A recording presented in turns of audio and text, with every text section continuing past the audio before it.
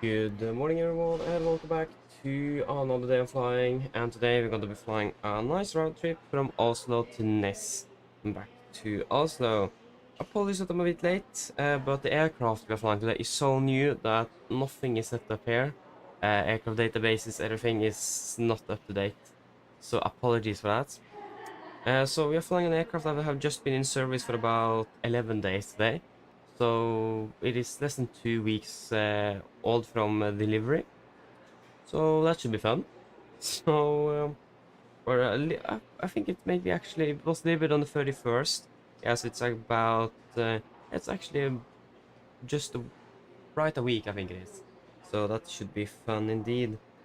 Yeah, but yeah, so before we start with the briefing, we'll introduce the members of ATC Sweden, Lars, Miller, and Martin. So shout out to all of you, and as always, thank you for the support. It is really appreciated.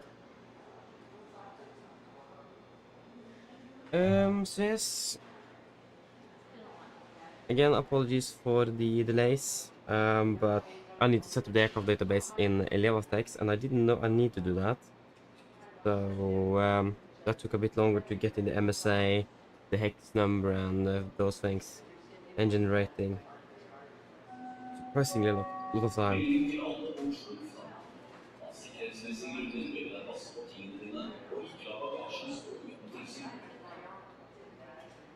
Attention everyone at Oslo Airport. For security reasons, please look after your personal belongings and do not leave any baggage unattended. It does have one there.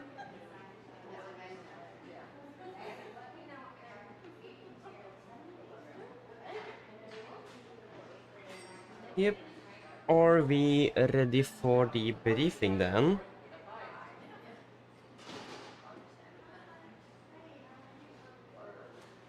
If that also won't work. There you go. So, wait. Today, on the 15th of August 2025, we're going to be flying 2 sectors between Oslo Gardermoen and Nice in France. We're going to be flying under the Norwegian Air Shuttle today with the MAX, with Sierra Echo Romeo Tango X-Ray. And I'm going to be pilot in command today. So for the first flight to Nice, we're departing at 500 Zulu. That will be in approximately 53 minutes. With a flight time out to Nice at about 2 hours and 50. And the scheduled time for arrivals at 7:55. We're expecting flight of 37 and 37, 38 and 39 today. With no dispatch remarks en route, no dispatch remarks today at all. Block fuel. We're expecting a minimum of 8.9 tons today, but again, we will decide on the final fuel in just a few moments. With Marcel, I think this is as our alternate today. We do not have any nothing on the MEL or CDL today. Expecting 141 passengers with a take weight of about 67.7 tons. We're going to be a little bit heavy on this one today. Maximum share value will be 3 at top of climb, so doesn't really look like expecting much turbulence from that, at least, from the share value. For the weather at the Gardermoen, this is the 20 meter. Let me just get the latest because it is a little bit foggy today. For the weather at Gardermoen, this is the 350 meter. Winds are 190 at 4 knots with 1000 meters in visibility. It's 450 meters in the southeast. At 190 left for departure today. Will be 1200 north, or it's downgrading. We have fog, vertical visibility of 100 feet, and 14 degrees. The point is 14 degrees, and QNH 1016 with a temperature of 300 meters with visibility and fog.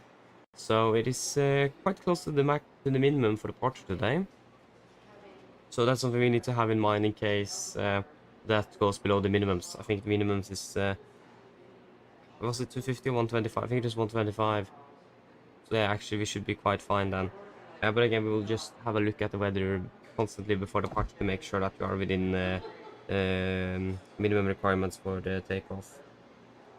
Throughout the day, we expect winds variable 3 knots with 8,000 meters visibility, Fiat 3000 and broken at 2005. With yeah, again this morning expecting 400 meters, fog broken at 200 feet. And when we're landing back at between 12 and 9 and 1100, winds 180 at 10 knots. And then we have the weather for Nis. This is the 30 meters. We should have a new one there as well, actually. Let me just get that.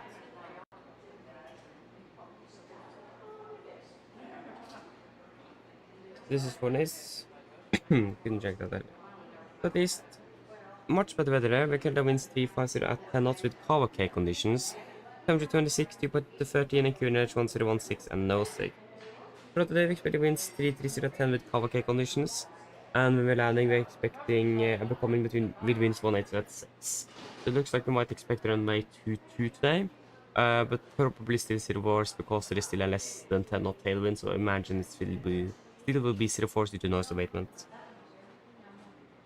And then for alternates, looking good there at the moment. We'll take the forecast. So expecting winds variable at 5, good with the Fiat 4000.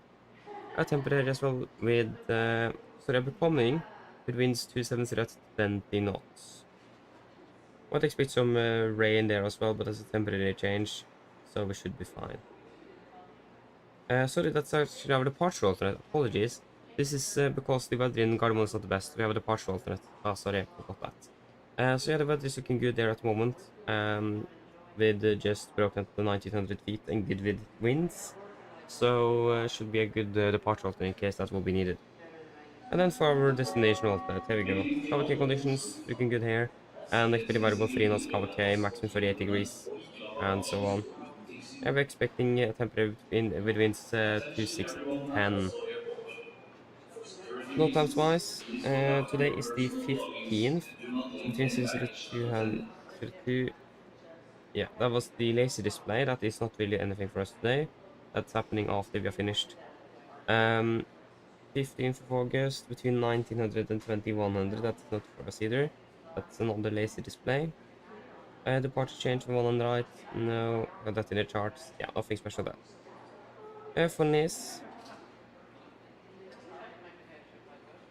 there'll be some modifications at the airport with some lighting, secondary power supply, grounds procedures, noise abatement procedures.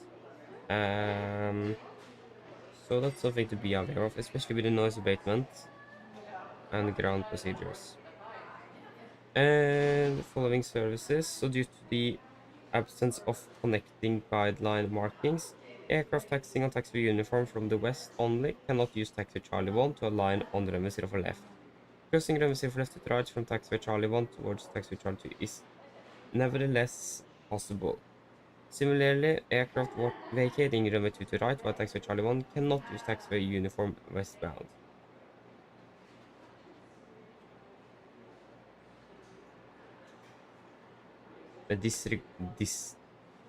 Disregard the following sentences.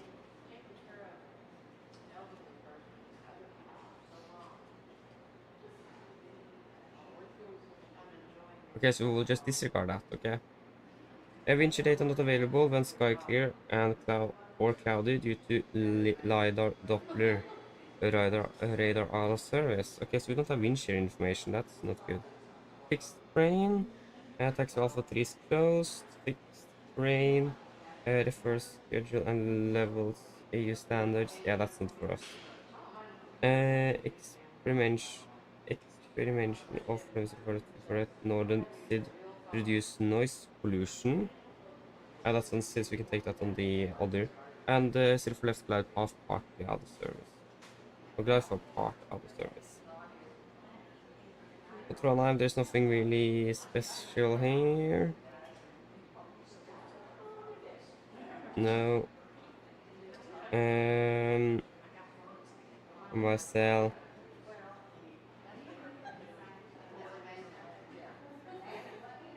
It doesn't look like there's anything out of the ordinary operational wise. So for the significant weather charts, this is valid 6:60 on the 15th of August 25 between flight of 100 and 450 for Washington. We do have a little bit of moderate icing north of Gardermoen between 240 and below flight of 100. And continuing southbound, we don't have anything en route today. Wind-wise, we are for the most part expecting a little crosswind over Denmark, Norway, and Germany before gradually moves to headwind over southern Germany, Switzerland, Italy, northern Italy, and then it will be a little bit variable around in over Ness.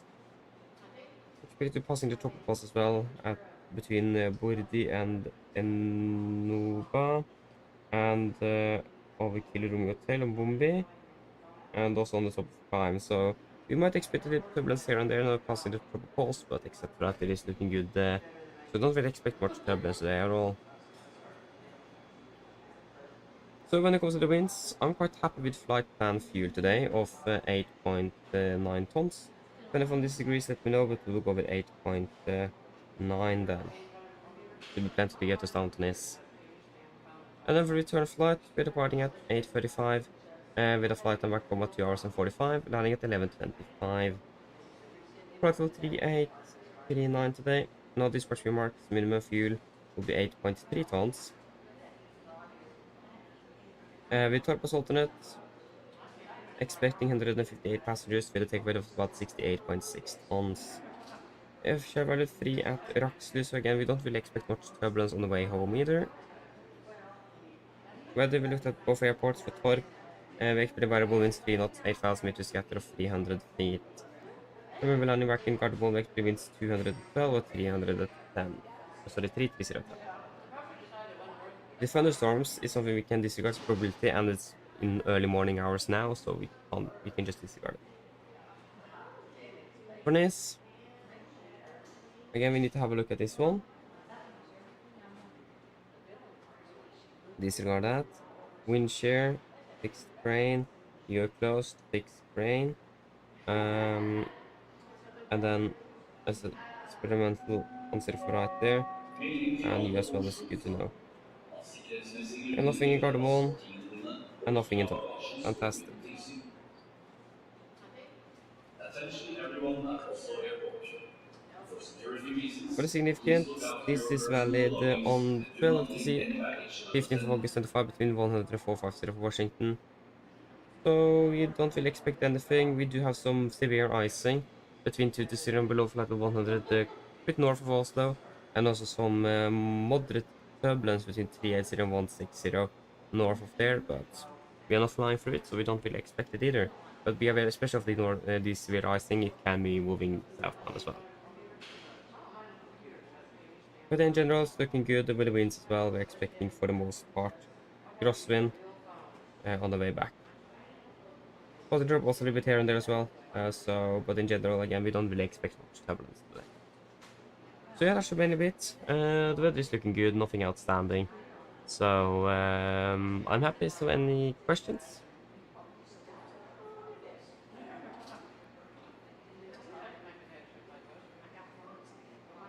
Probably not. Then our briefing is complete then.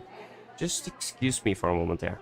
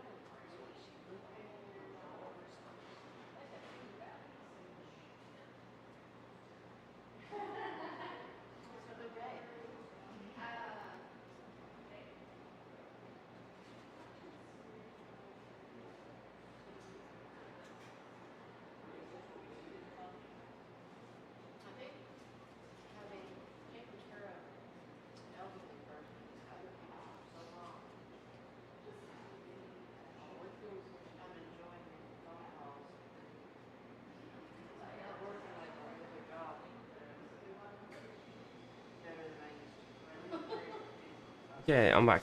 Again, apologies for that. But yeah, are we ready to move out to the aircraft?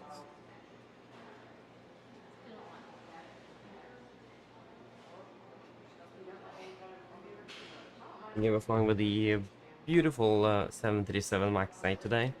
It's brand new Boeing as well. So yeah, should be fun.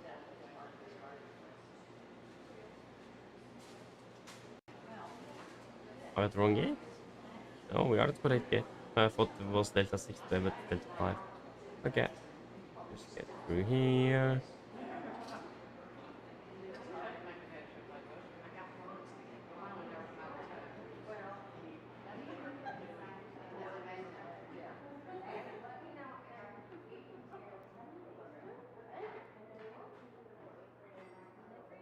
You definitely see that the visibility is not good today.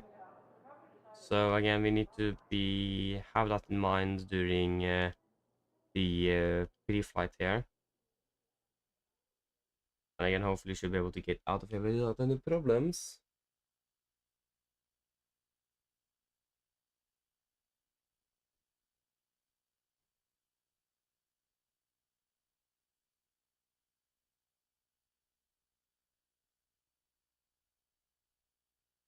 Again, it's a fantastic looking aircraft, isn't it? Love it.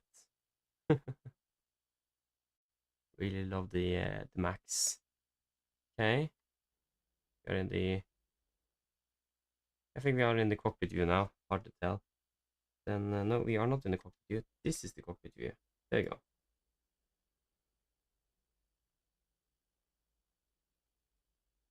Fantastic. And let me just turn on the... Should actually probably turn on the dolly before I open the door because you can hear the door open. So, yep. That was unfortunate. Then I'll know that until next time. So yes, again, I don't really like the cabin layout, but iFly will actually... got an update yesterday, I can talk about it later, but they will actually then include more cabin layouts. So that will get the 189-seater at Norwegian. Why is the door closed? Shouldn't it be open? I don't know. Here we go.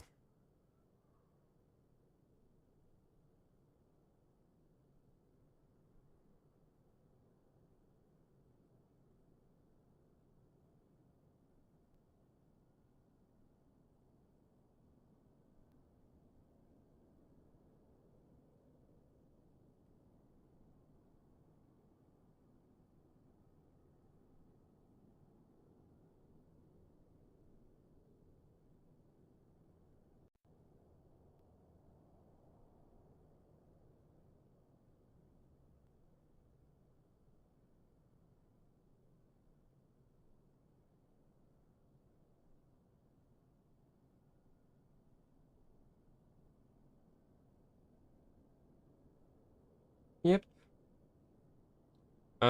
So we have the crash axe on board, of course. We have the fire extinguisher, so these circuit breakers. Looks to be all good here at least. Same here. We don't have any gear pins in here. Not really sure where they are. They're probably outside then, I imagine. Or most likely I don't model it, unfortunately, but like hitting the roof here. But yeah, we'll take a look. But most likely outside at the moment. Yep. Set, cut off, idle, down, up, and park. Fantastic.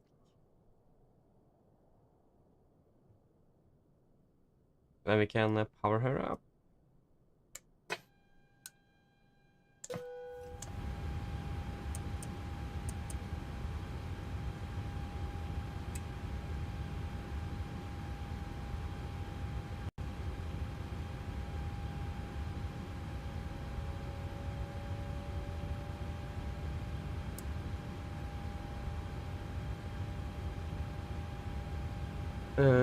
You take the door to the battery and get on power.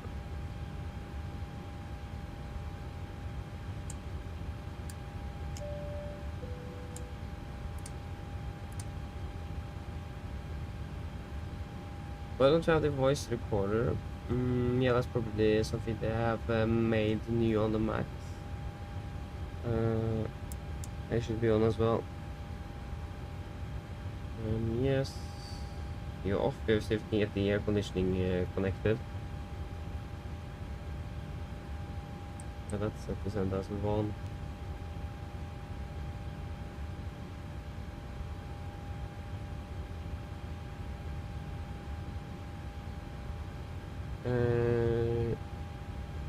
Yep, everything looks to be good at least. So then, let us see if we can get that air conditioning up and running.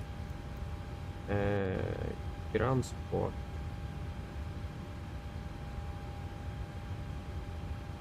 Air conditioning.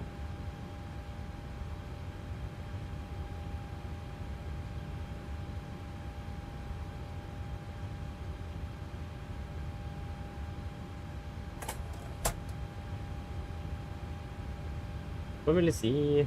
I mean, the jetway's in the way. I do see something that could look like an air conditioning unit.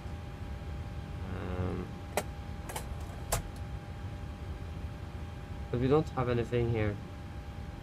Doesn't look like it is actually connected.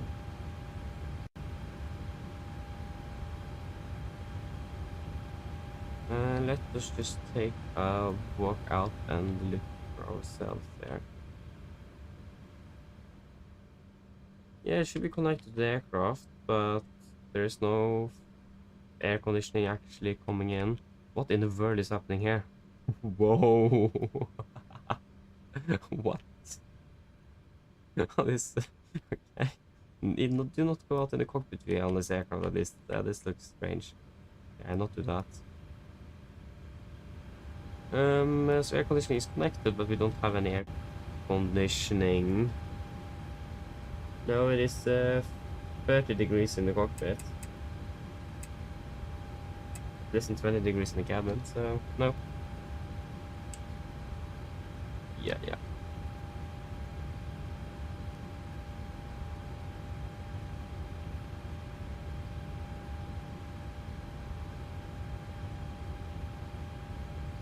Now we get the fuel then up and going here.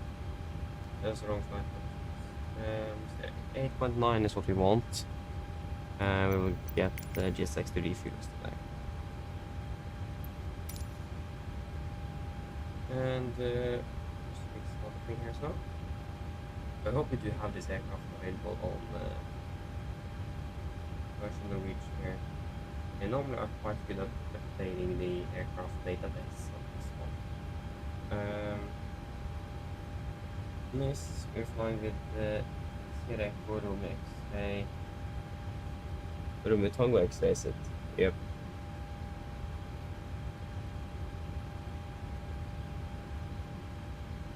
Yeah. And they have that here, so they have updated the database. Love that they're so up to date with new aircraft as well. Fantastic.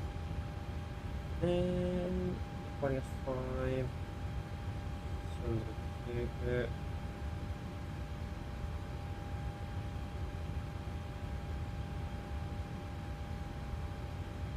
Stop here.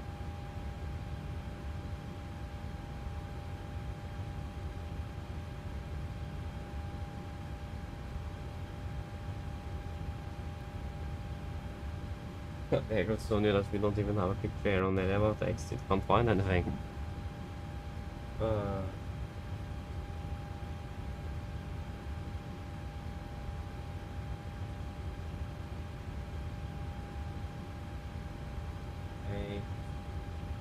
35. Yep, and that is all good. We get the correct airframe here in VNPC as well. Sorry, virtual performance. So, and we are 728.2. We had 20. Doesn't this end ones have 27K?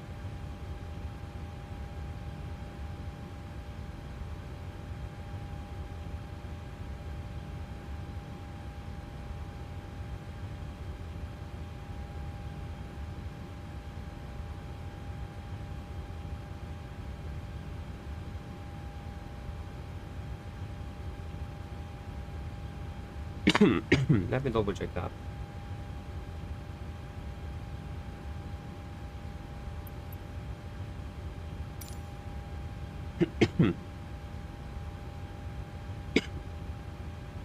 Because I think they have 27K on this one. Then it's wrong in the FMC here. Incorrect.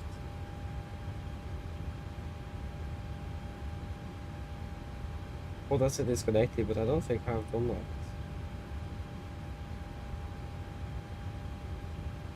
Yeah, yeah, we have 27k, and this one is 28. So let me just fix that. Apologies. General, we are 27. There you go, we are 27k. Iraq is up to September. Why is the Iraq from 2023? So the Iraq is not up to date. We have Iraq from September 7th to October 5th. 2 years ago. Haven't I updated the Iraq for this aircraft? There is no way to update it now though, that's the thing. Because you can't do that like you can do on a PMDG.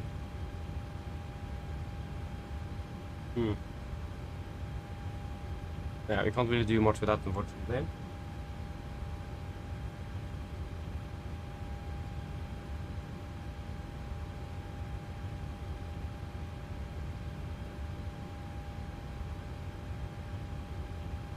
We'll just disregard that then. We can just send it in Gardermoen using GPS left. Gardermoen to Nis. We will be Nordic to Whiskey Zulu. Okay. We are Nordic to Whiskey Zulu. Departure will be out of 190 left via the Vippa von Charlie. Vippa will be direct to Arthur. Direct to Amrag. Direct to Whiskey Romeo Bravo.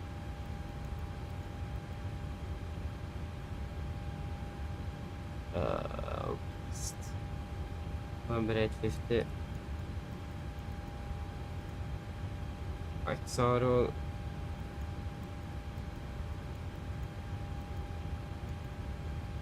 Direct Bombi. Gigat.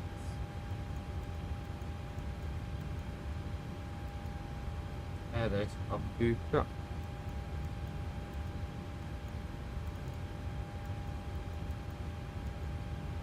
Direct Kilo Romeo Hotel. Direct Detonator.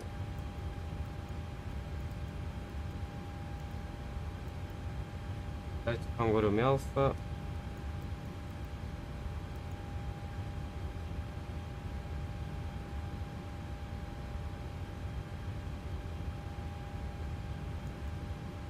Direct Ripus. Direct to Gersa. Gersa direct to Soso. Direct to Odina. Direct to Enoba.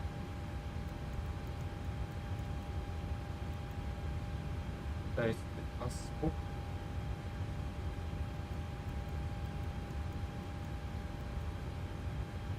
Zulu 185 to Bordi.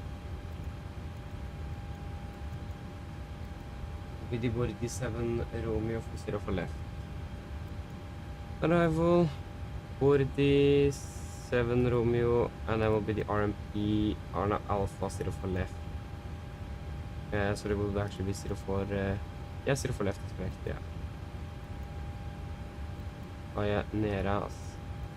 Before we continue, one thing I forgot is actually to test the do the tests. Apologies for that. There have been so many abnormal things to be done with this aircraft lately that it is quite easy to forget, unfortunately.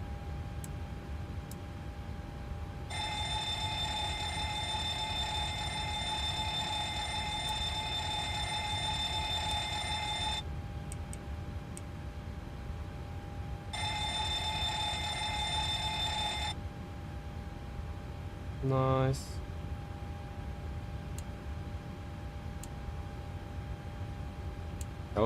That was yellow. There we go. It was just a bit orange there, okay. And then we'll have light tests.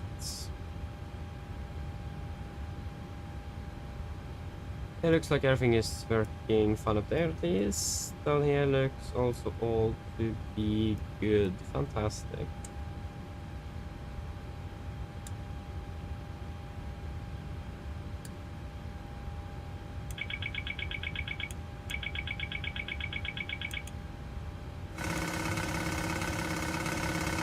Was a bit slow to react.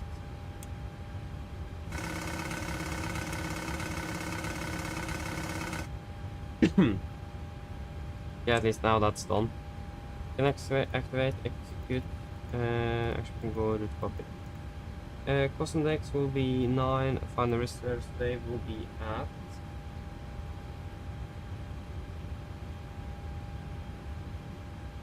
Final reserves. That's 2.2.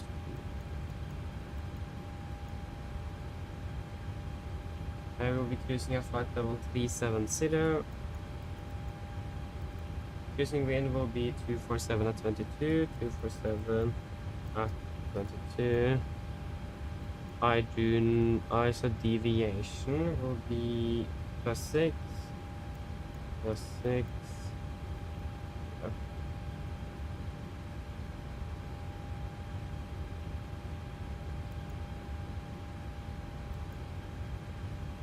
And then descent 250. 310, 200, 100. Just start up self-running cargo here.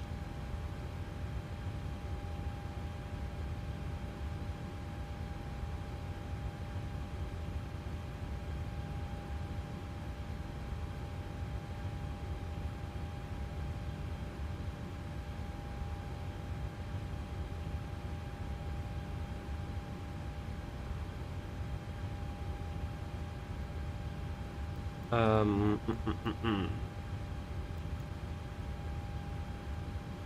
Finish this flight. Hopefully that will then make it possible for us to. I have set that the application preferences.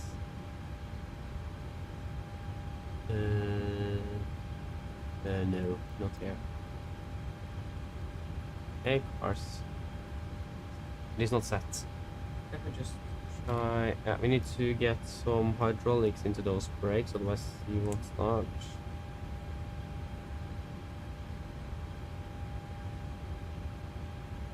That's the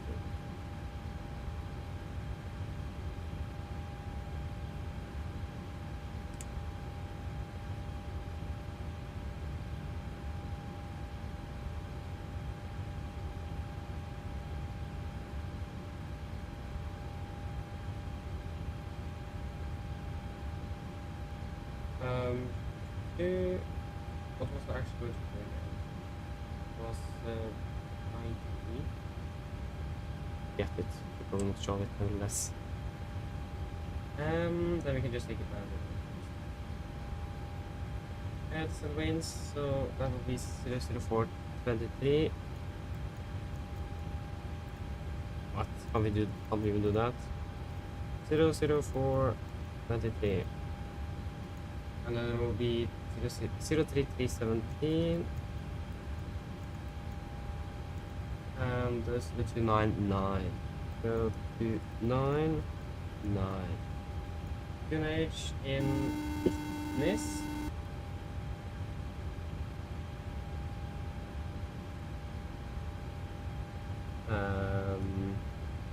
Hello? Hi.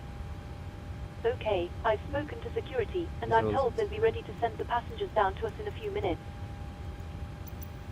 Okay, thank you. No problem.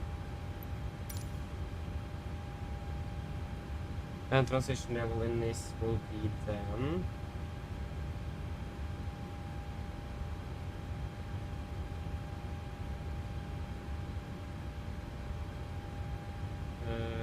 Transition level is 5,000, so transition level 6. Good. Just make sure that we have 7,000 here. Fantastic.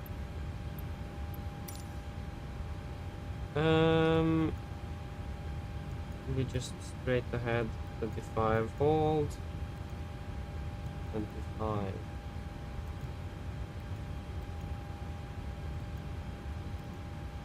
Yes, fantastic.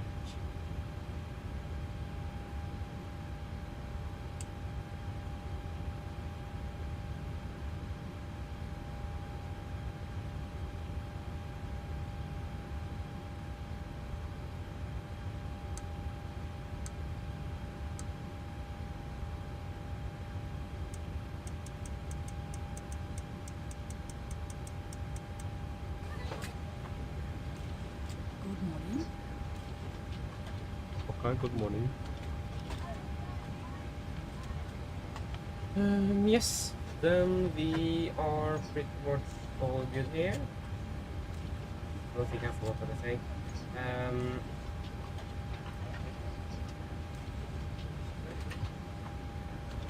US 59.2.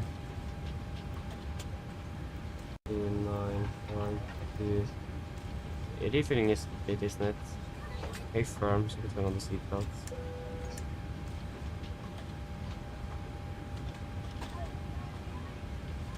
Yep. Hello. Of course, you're not working. Hello. Yep, are we ready for the departure briefing? Welcome aboard.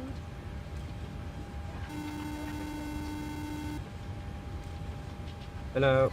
Hi, Captain. We've started boarding now, and the passengers are being seated. This way, please. Thank you. Okay, so one thing that is the first here is This way, please. village is 50. Good morning. 151015, and it will be at 1700 Good feet. morning.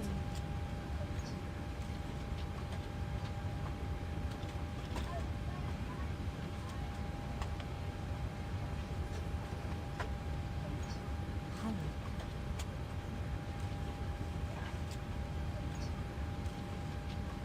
Yes, then we're ready for the party briefing. Oh, sorry.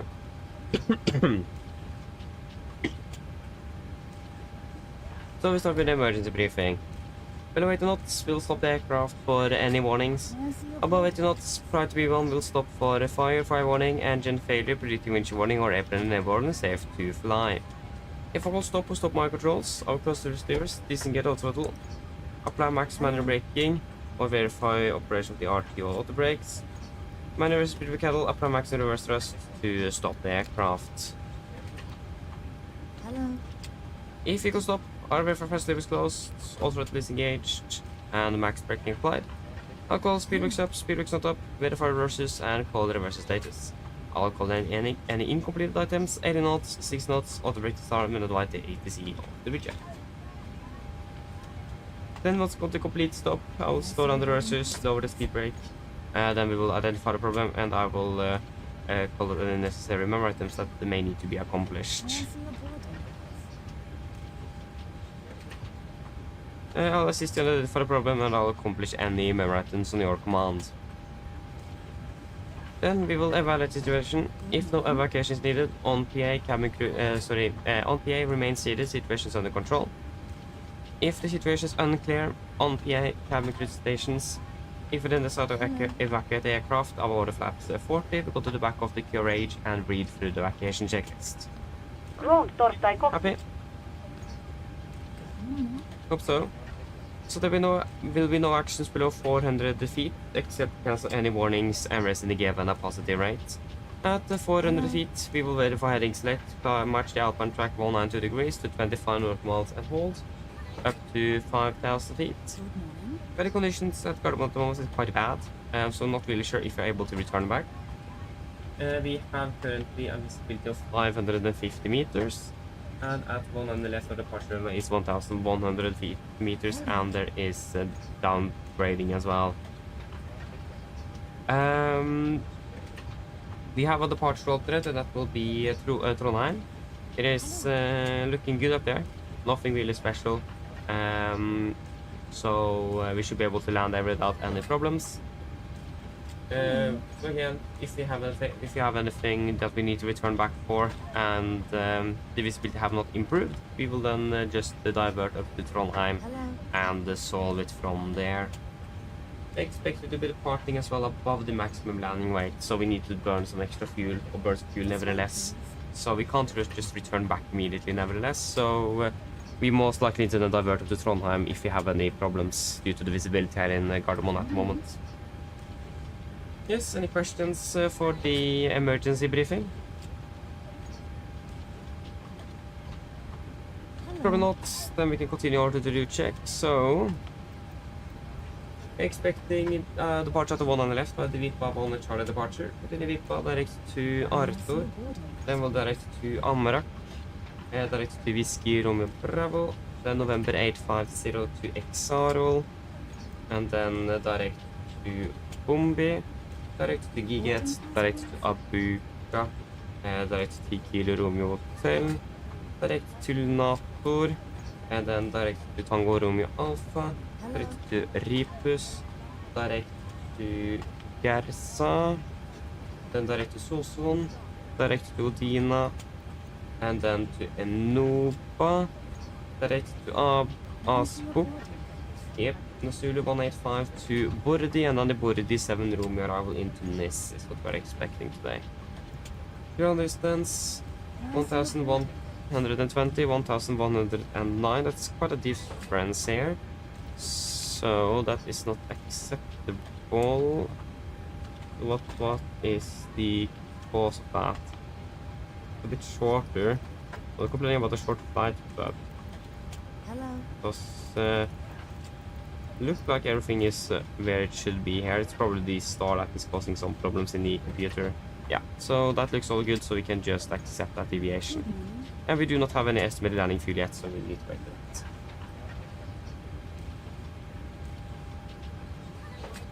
Then for the taxi, this is our airport charts. 10-9, effective 20th March 25. We parked over about here-ish at stand 69er. You could expect a straight push. Take a right turn onto Romeo, right on Richter, left on Sierra, and we'll do a calculation full length to the one on the left by Bravo 9. And on hotspot, tax restrictions or any notable no-comes Gardermoen today. Travel condition is 666 drive, last time I checked, so double check later for the performance calculation. And threats for Wednesday is not good. It is low visibility. It's quite close to the minimums for departure at the moment. So we will then need to have an eye on that to make sure that it is above minimums before departure. But it looks like it should be good. But definitely visibility will be a problem here today. And for the city, we're expecting the Vipa 1 Charlie departure. Chart 10-3 kilo from 18th July 25. Reporting initial revealing 192 degrees, the Gulf Mike 604, maximum 230 knots. Then the Gulf Mike 602, then towards Cuba, Elvira, and the Vipa. MSA will be 3,100 feet, maximum 250 knots below flight of 100 unless otherwise instructed. Initial climb today up to 7,000 feet as usual. We will be using an DP2, so that means after passing 15 feet AGL, we go speed into vent, back up to 220. Return to flap scheduled, and also passing 3,700 feet of clearness, we count so close speed window and continue accelerating the aircraft. And we also have a warning as well, and that is actually for the other state, so just disregard that. For the threats today, the threat today will be the visibility. We have again 550 at the airport. It is 1,001 at the runway, if I'm remember correctly. So we will definitely be careful with the taxi to make sure that we don't collide with anyone or anything here today. Especially a threat on if you have an engine failure or generally a technical problem, you need to return back to the airport. Then we'll most likely divert it to Trondheim due to the better weather up there. So yeah, we need to be very careful on the taxi, and especially when we're landing up and departing, to make sure that the runway is all clear and that we do not that we listen to AC instructions and so on. So yes, that should be it. Any questions? Probably not, and our briefing is complete. Hello. Hi, Captain. Everyone's on board. Thank you, just give sponsor receipt to load sheet then. No problem. I'll bring it to you as soon as they send it up. Thank you. Sondre Barkmo, hello, welcome, Bring well. Hope you will enjoy the trip. Go ahead.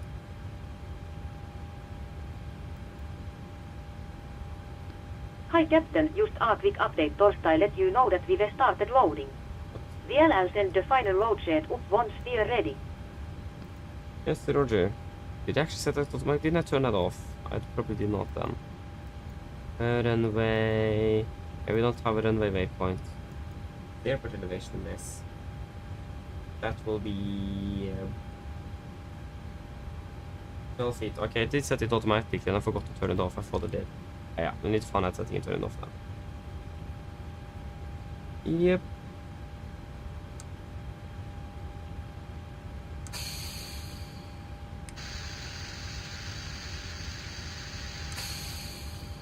And then pre-for checklist to the line. Pin scores are removed. We don't have them here, but I have not modeled it, so we do not have them, but they should not be on the aircraft at the moment. Let me just double check here. We should just have trucks are even not set.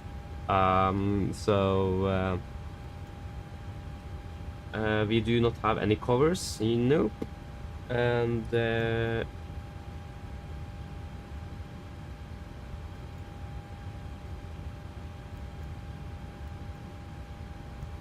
yep, everything is looking good. So pin scores are removed, oxygen is tested 1%, and our transfer and display switches. All normal auto, window heat on, presentation mode selector, auto flight instruments. We are tracking 281 degrees, QNH is 1015, we are reading about 690 feet, and that is 798, 97-ish. I will be, yeah, I'll say +8 on the standby then. Park brake is set, engine start, levers cut off, and taxi takeoff briefing is completed. Before checklist to the line is complete. To the PA, so that will be a flight time of... what is the flight time again? Flight on towards 50 minutes, flight level 370, and there should be quite good weather in... quite nice weather in this. Mine damer og herrer, god morgen. Mitt navn er Fabian, jeg er kaptein ombord i dag, og på vegne av Norwegian og resten av besetningen så ønsker vi dere hjertelig ombord denne flyvningen fra Oslo Gardermoen til Nis. Flyttet til Nis i dag er forventet å bli rundt ca. 2 timer og 50 minutter. Vi begynner snart å bli klare for avgang her fremme. Vi forventer å dytte gaten og starte motoren om rundt ca. 5-10 minutter, så hvis dere kan være så snill sette dere ned på tap av sikkerhetsfeltet, og så for egen sikkerhet og andre som bor, så anbefaler vi dere på det sterkeste å følge på den veldig viktige sikkerhetsdemonstrasjonen som kommer fra kabinbesetningen om å få straks. Vi forventer ikke så veldig lang taksttur i dag før vi er klar for rullebanen, klar for avgang ved rullebanen, utenom hvis det blir litt mye trafikk. Det er jo som dere ser også noe litt lavere sikt for øyeblikket, så det kan også kanskje forsinke oss litt grann ut fra gaten og ut mot rullebanen. Avgangsruten vår i dag er ganske så grei. Vi tar av egentlig rett sørover nedover mot Nis. Vi forventer en marsj i dag på rundt 37 000 fot, og så venter vi å klatre litt høyere gjennom flyvningen, så brent noe drivstoff og flyet har blitt litt lettere. Vi forventer gode flyforhold gjennom flyvningen, men som alltid vi har på sikkerhetsfeltet på bare sånne tilfeller vi kommer bort til noe uforventet turbulens. Og været i Nis for øyeblikket ser ganske så bra ut, med litt grann vind fra nord for øyeblikket med 26 grader, og så ser det ut som det blir fint og skyfritt.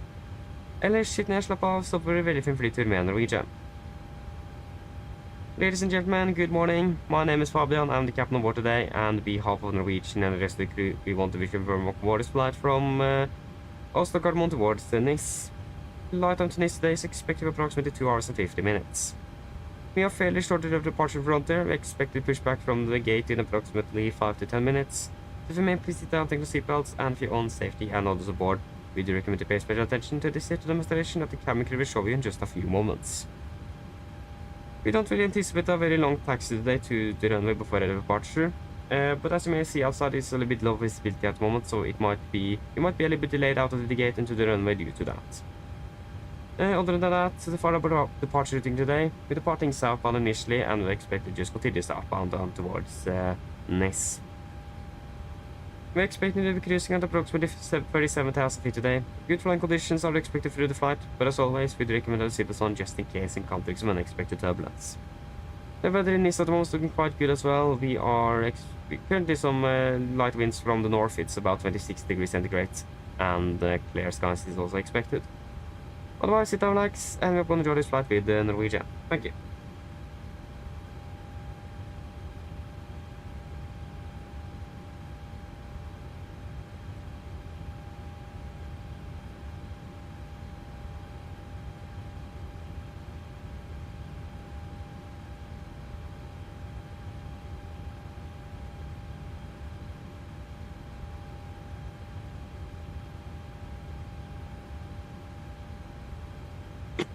Okay. Yes. Then we are. Did I finish loading the aircraft?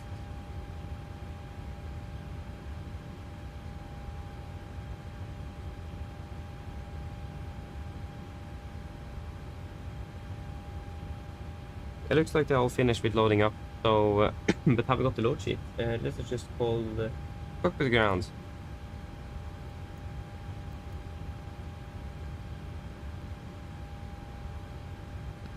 Go ahead. Yeah, how is it going with the loading of the aircraft?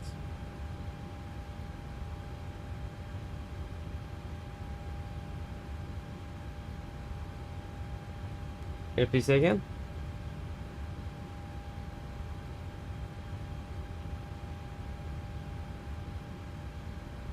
$8,900. 8,900 we will have on board today. Okay, Roger.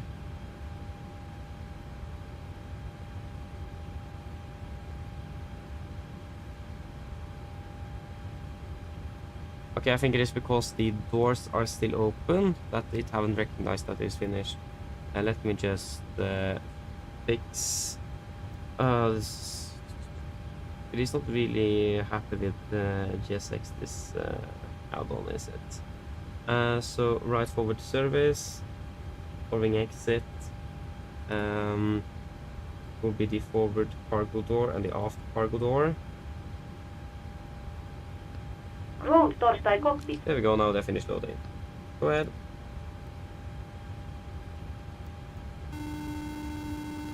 Loading has been completed. We are sending the road share up Torstai you now. VLL contact you for pushback once you're closed up and the beacon light is switched on. Roger. Hello. Hi, Captain. Okay, we've received the load sheet from ground.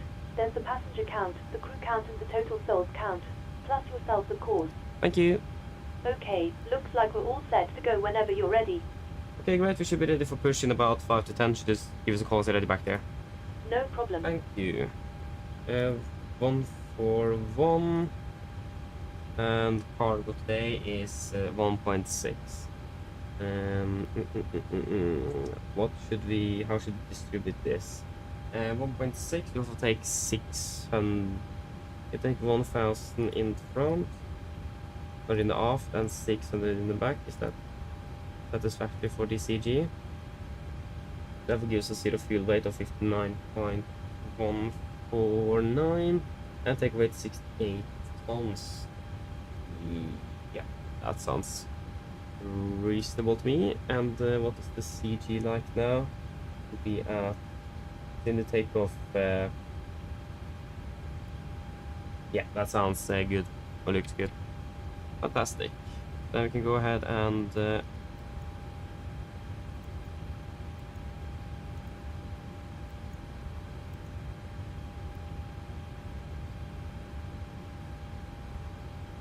acid fuel weight will be 59.1, 59.149, 59.149.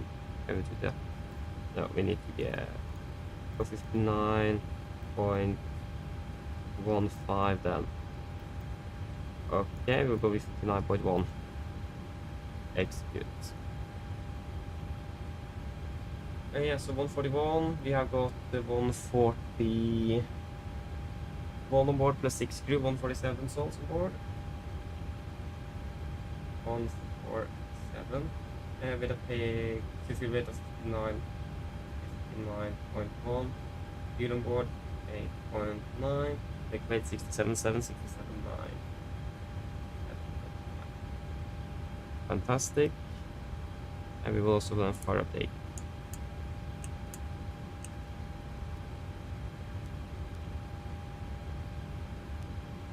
So that will be, yeah, the visibility. Why did it get the meter from NIS? I don't know. Visibility is 350 meters, yes, that going down. On the left will be 1707. Temperature is 14 and UMH is 15. Up 5, takeoff weight 67.9 and a CG of 23.9.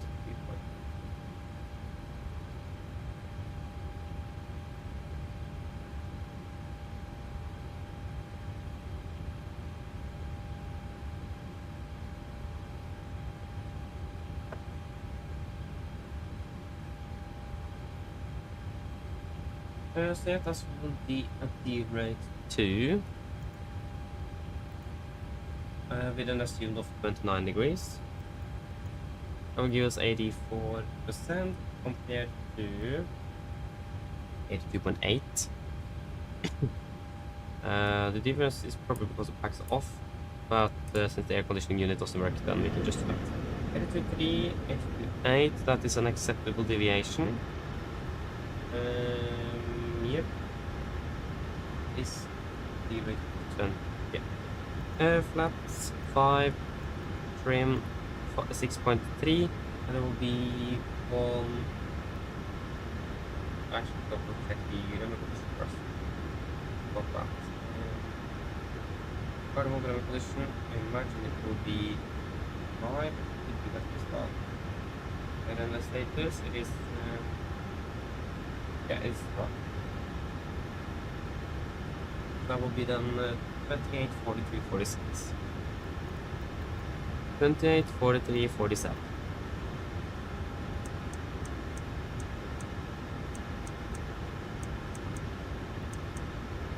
And we have 1.6 in there.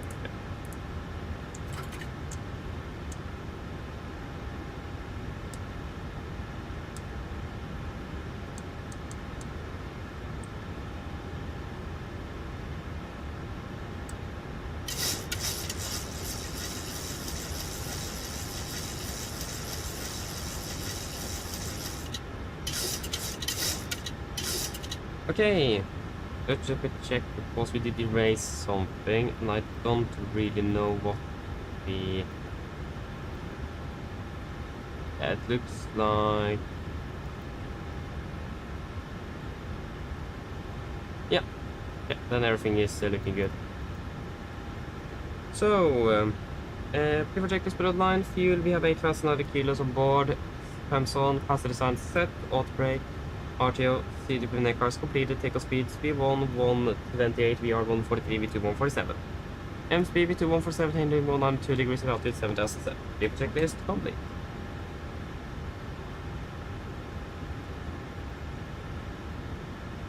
Cockpit to ground. We can close the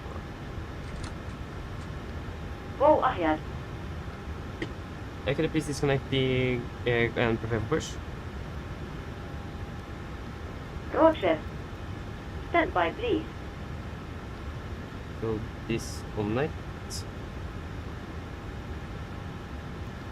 Ground power has been disconnected. Thank you.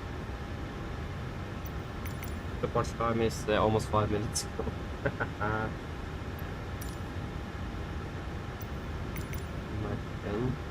Need to do additional services and dismiss ground power unit.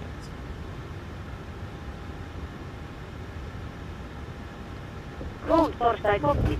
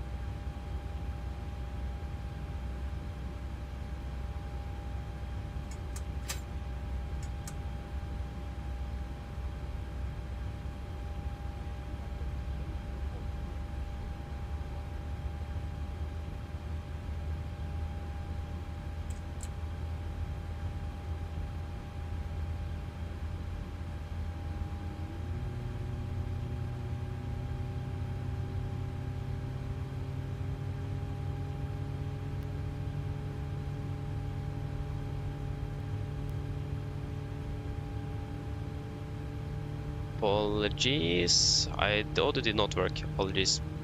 My fault.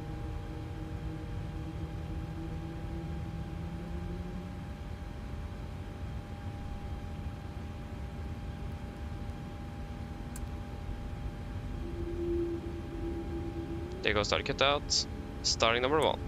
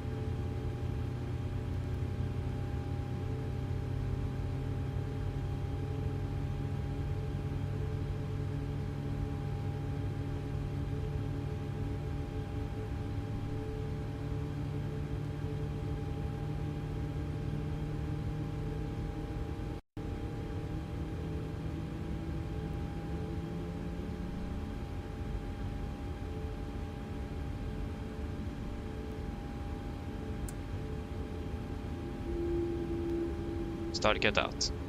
Cockpit grammar to good and start so you can disconnect. Unlocking gear.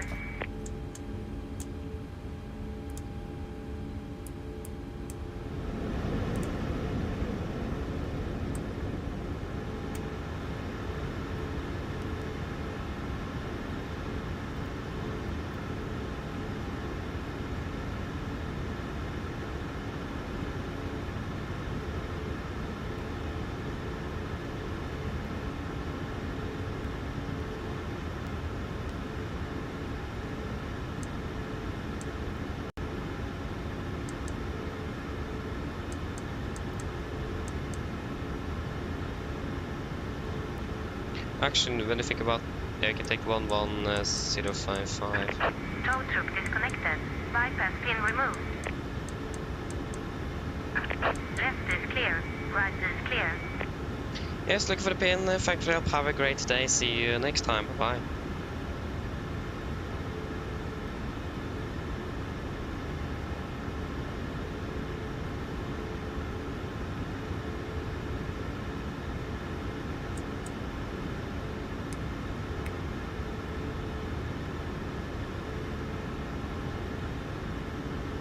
There you go, got the gear pin. Laps 5. Full alcohol check.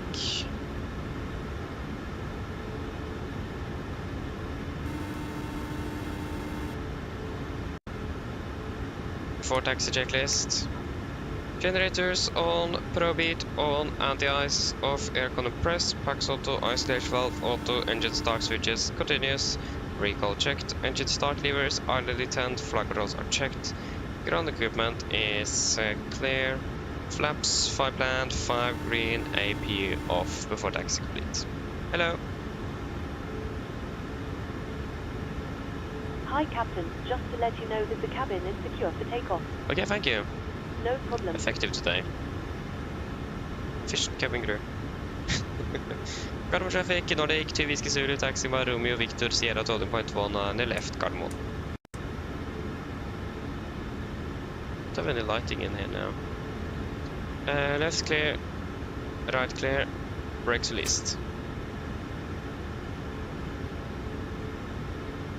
Yeah, there is no one in here. Should be fine.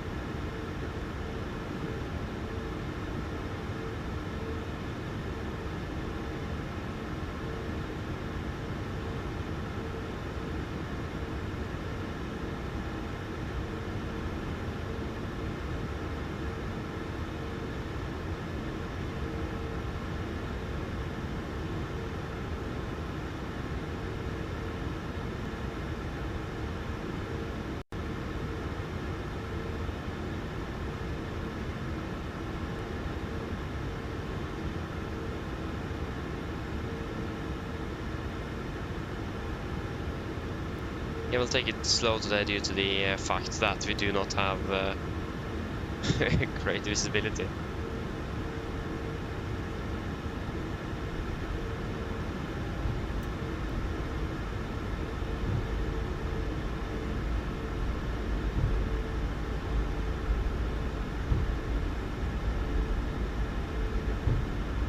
Left is clear.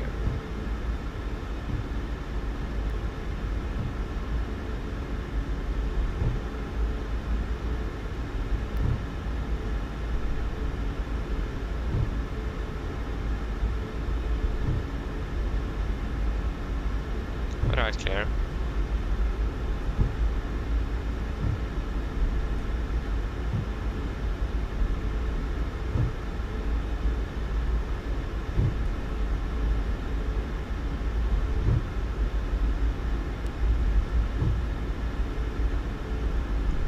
Okay, left is clear. Right is clear. Hard to see.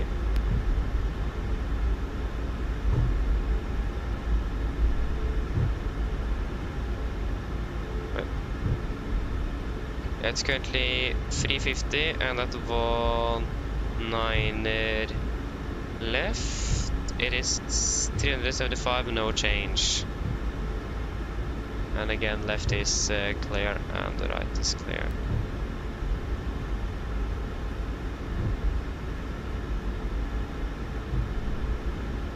Right clear.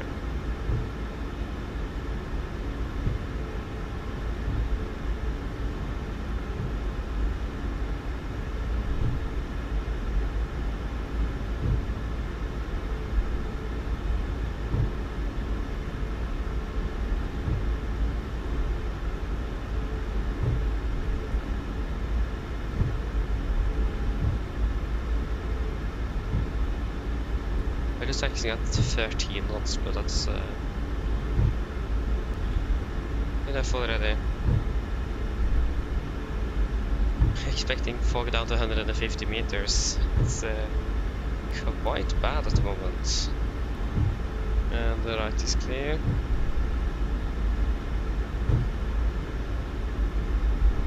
And the this light is already up in the air.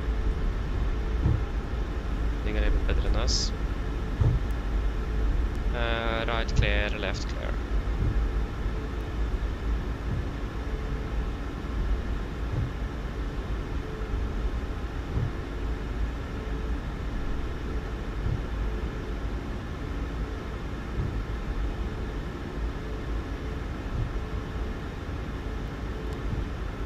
Left is clear.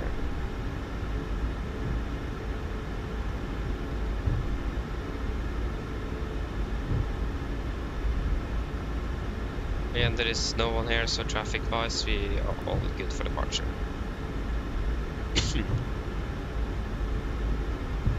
One thing to remember during takeoff is that we do not have the standard call-outs that we have on the PMDG, so that means we need to call out 80 knots and rotate ourselves, but we still have the V1 call. Left is clear, right is clear. Let's take weather radar here, and we can go ahead and take the terrain there.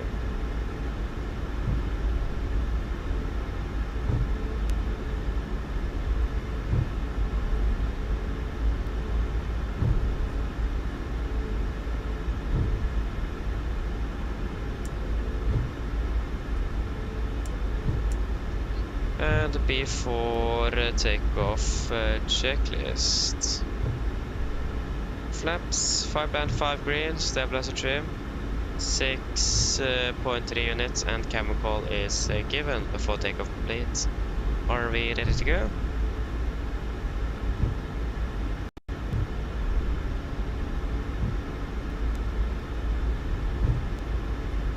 Cardamom traffic, Nordic to Whiskey Zulu, leading and departing 19 left, Bravo 9, Cardamom.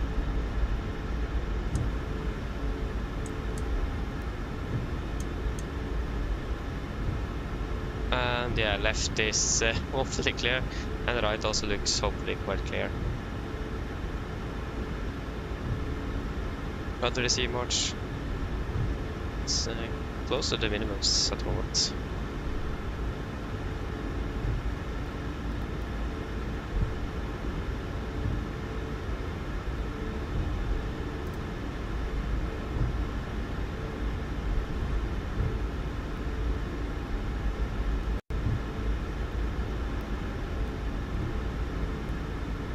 There we are ready.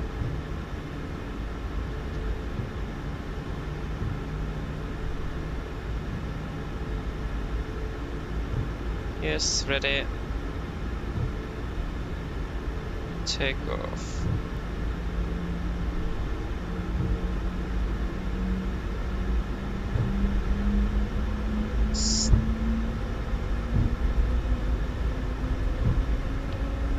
Stabilize. Setting just.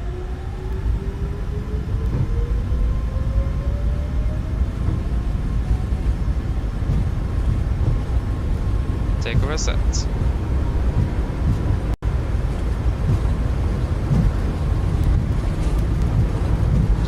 Yeah, sorry for that.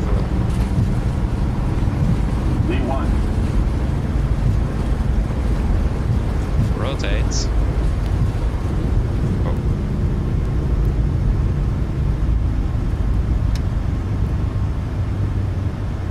Passenger rate.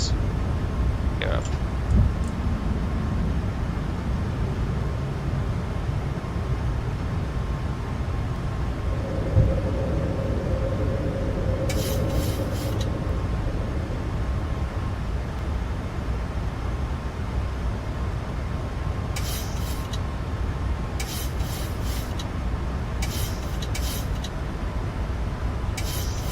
Speed increment to 20 knots. 20%.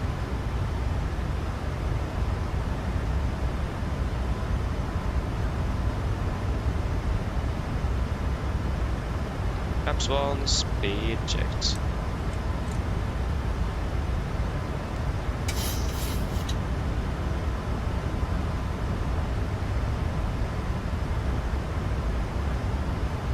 Perhaps up speed checked.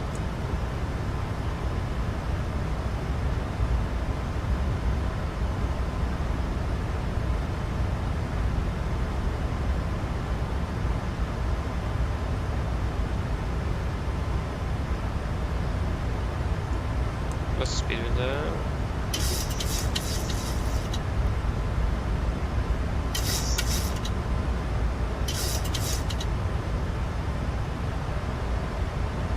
And delete the dealer to climb.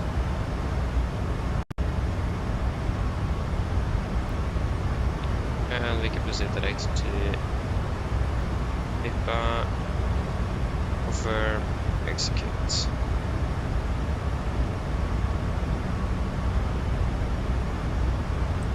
And we continue climbing up to flight level 1705.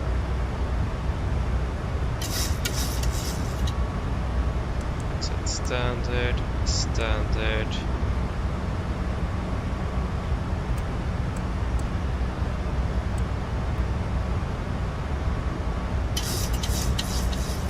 After table checklists.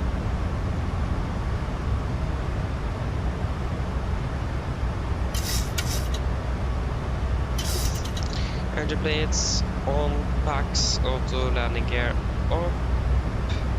Flaps up, low light on altimeters as standard. Set cross check, passing through flight level 80. Now, press minus 0 after takeoff checklist complete.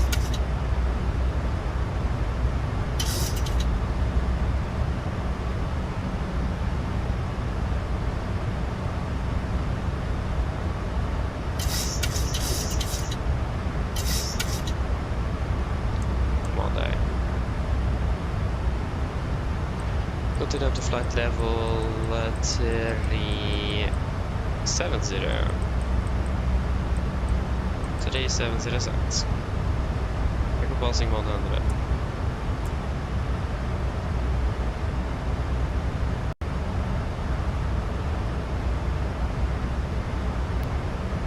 Yep.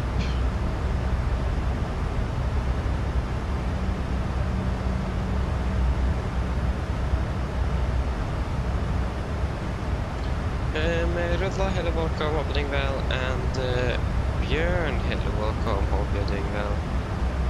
Apologies, I'm a little bit occupied with the departure here. The aircraft was very sensitive there on the just slight crosswind there. wasn't really a crossfit either. So that was a bit strange, but it worked fine. So yeah, it's a bit different hand flying this aircraft compared to the NG. So yeah, haven't flown too much with the Max. I have quite limited experience on it, but it's a fun aircraft to fly. Really like the Max. Again, I do forgot that we don't have the 80 knot call, even though I said it right before departure. I forgot to actually call it out. But yeah, I probably forgot a bit of things here, so let me just catch up here. Oh, there's a lot of people have school today in Sweden. Interesting. Oh, yeah, so this is the first day of school. Aha, I see. And you had your yesterday, aha. Already? I don't have mine before Monday.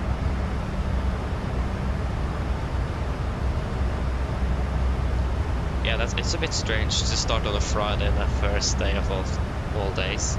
Yeah, that's a bit strange. Yeah.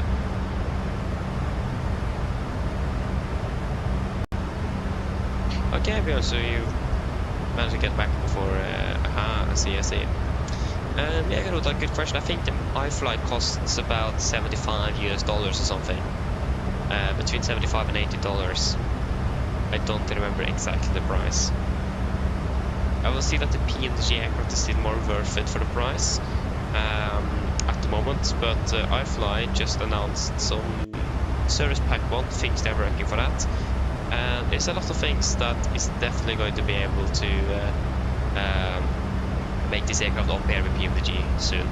Because there is some small things here and there with the systems and things like that that is not working at the moment, or that needs some fine-tuning that doesn't really make it the best aircraft. So I would say that PMDG is more worth it for the price, because you get, when the variants with the Dash 8, the 800, you get like 4 different variants. With this Max you just get the Max 8, and it still has some things that can be improved on a little bit, but so yeah, but that's my opinion though. So again, the aircraft will be improved in the future, so yeah. Yeah, I also really like PMDG. I've also been used to fly the PMDG so much that flying another aircraft with another developer is quite a bit different, even though it's almost the same aircraft type. That is also a problem as well. So I will probably still buy the PMDG aircraft when they release the Max, or their version of it, just because the inconvenience with having the same developer on both aircraft variants will just make it a bit more convenient and easier to transfer between. Because I see that I struggle a little bit with switching between the iFly and the PMDG. I can probably see that on here as well. So yeah, we'll probably switch over to give the PMDG a shot once they release their Max aircraft. So yeah, again, the iFly has some significant updates planned. Like for example the EFB, because they have got so much criticism, I imagine, for this EFB, because it sucks, and it's really bad. No one likes it. No airlines in the world is using this anymore. It was probably more of a standard in the earlier days of the NG, but not with the Max. So that they made it, people was not very happy with it, so they're making a brand new EFB. So that is something people are looking forward for. CPDLC will be implemented. They will get new cabin layouts, so not just the 178 we have here, but also 189 and Norwegian, I say. So we get the correct amount of seats and all the economy, because now it's first class and economy, and Norwegian just have economy, so it's actually the wrong layout. What else did they announce? Some changes to the aircraft modeling, textures in the cockpit, a lot of things, and also bug fixes with LNAV. That's one thing I've been a bit, is that the aircraft at high altitudes is turns quite steeply, and it also overturns. We need to turn back again to get on course to get some small S turns. Sometimes, so the L nav needs some perfection there with turns. And also some FMC updates need to be implemented as well, with especially regards to the progress page. It's not really working correctly. So yeah, but again, it is a fantastic aircraft to fly. I really like flying it, the Max in general. So and the iFly is not a bad aircraft, you know, at all. It is a good aircraft. It is that it's just those small minor things that need some improvements, and then it's a really good aircraft.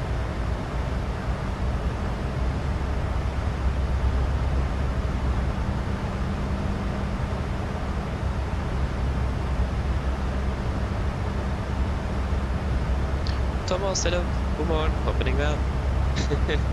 Thank you. Yeah, I think it is. We don't really have. I think that we should fly there almost twice daily, actually. The flew there last. Yeah, I don't remember, but they do fly there at least once a day, I think. So this is quite a popular route indeed. So, so yes. So yeah. So it is a nice route indeed. I really like flying this, especially with the because normally we'll take a visual approach in for an S04, so 2-2s, due to noise abatement. So you don't really go for a standard ILS approach. You will normally fly in a visually. So that's a bit fun as well to fly something a bit different. So I really like that.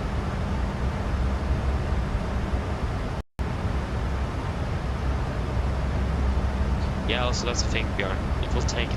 This also said that they don't have any expected release dates. This is just a plan they have made. That might be subject to changes as well. But yeah, it will take its time indeed. Nothing about the beta. It's still under development, so yeah, it will take its time. But the fact that they actually are doing it is a good thing. So, but yeah, nevertheless, I will still just use the PMDG, and again, the simple reason that it is easier to use the 800 and the Max 8 from PMDG, because it is then quite similar to how they are managed with weighted balance, ground services, stuff like that as well. And they're quite similar in system that compared to this, all that is a little bit lacking compared to PMDG. That makes it a little bit harder to fly the Max now due to the things that is not working correctly. So they will basically be a little bit more how should I say it? Fuel master caution. It will be a little bit easier to fly both types in between each other when they have at least the same aircraft developer. Again, in real life it is Boeing that makes those aircraft, so they're quite similar as well. So it's not hard to transition between.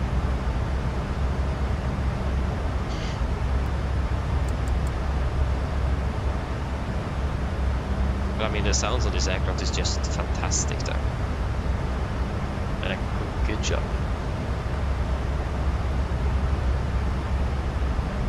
Yeah, of course, and as well, that's a positive thing as well. The iFly is 24 compatible at the moment. Still in experimental mode though.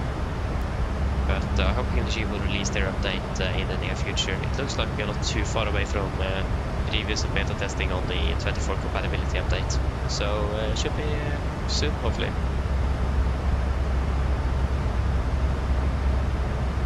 Oh, I don't have 2023 anymore, so yeah, they're stuck with the Max. I mean, I still love the Max. I would probably say that the Max is my favorite of the NG. It's just a fabulous aircraft to fly. I really love it. And the setup pilots as well love the Max compared to the NG.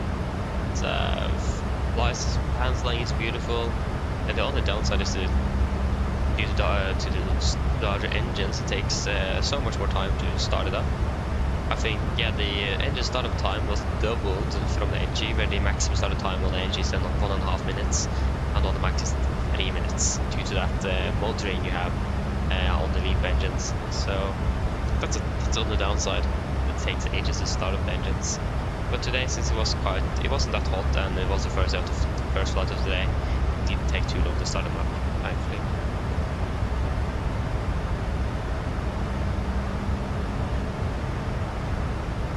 Oh yeah, I changed over to Copenhagen. Yeah, of course, that makes sense due to the amount of maxes over there. And then switched back to Oslo once we got the max up and running, or the NG. Yeah. So there you can see the aircraft overturned. It turned to the left and now it turned to the right again to correct itself. It is just things like this that is a little bit annoying. And just minor things that can be improved.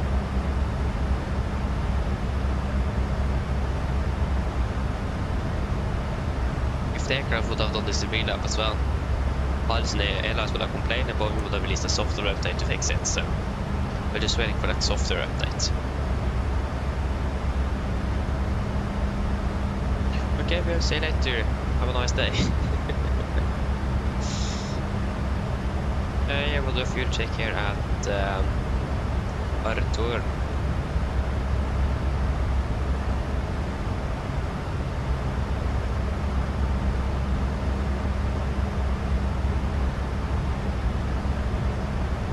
One thing we need to check though is, if you take the same flight plan and just apply to the NG how much more fuel the NG would have burned.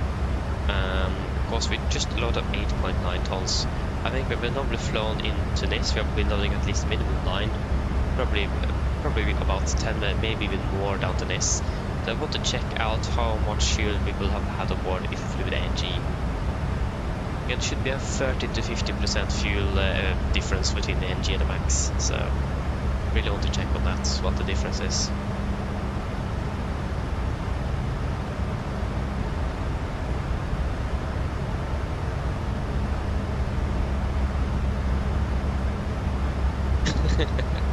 Yeah, it is really easy to misunderstand indeed.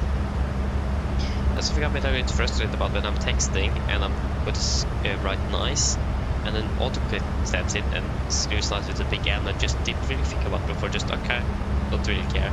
And then just yesterday, just fell in that, yeah, of course it is because it thinks I'm screwing this. City. So that's why I always want this large N in the start. So yeah, that makes sense. So yeah.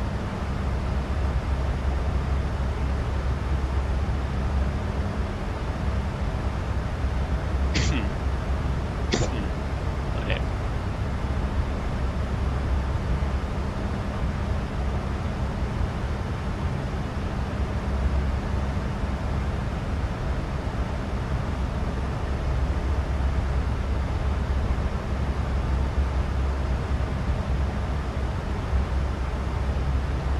So yeah.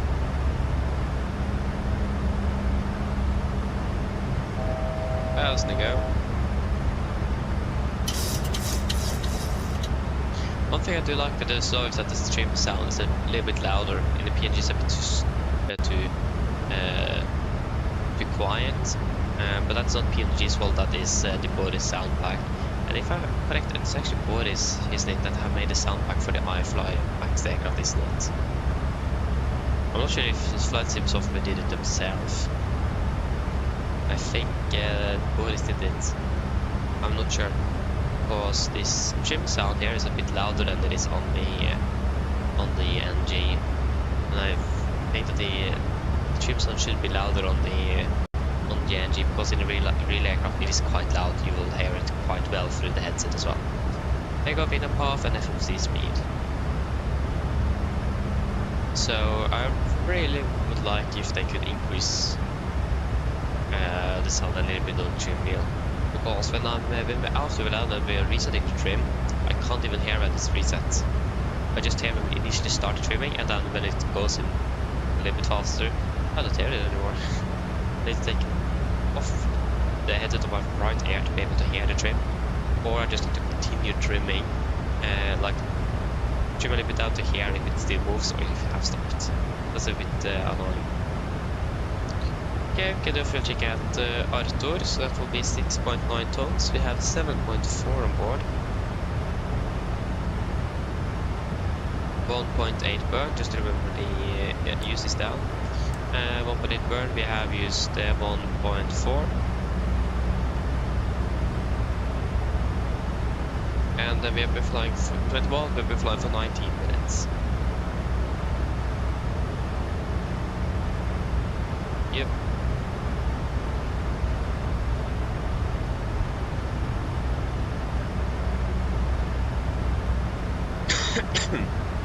That is good.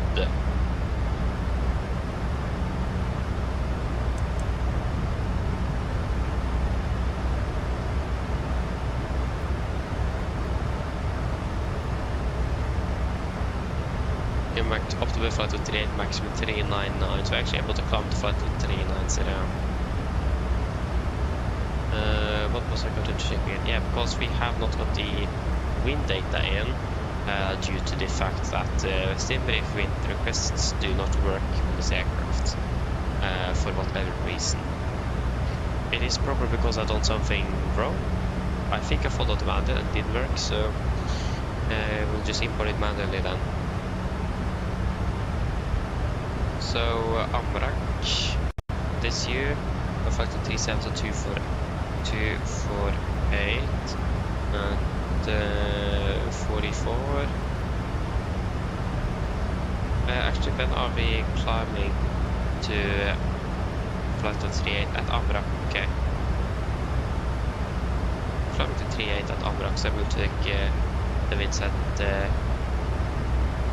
37 and then 38 at Whiskey Romeo Bravo 24225 225, and then after Whiskey Romeo Bravo flight to 390 will be 23920 23970, and then it will be 24915.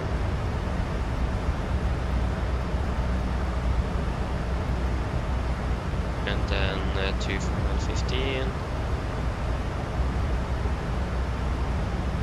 and then 22712 at Abuga, and Kilo Romeo Hotel will be 22812. This is unfortunately for flight level 38, but that is the closest, so 2748 2748. I'm gonna go for 2689 9 22710.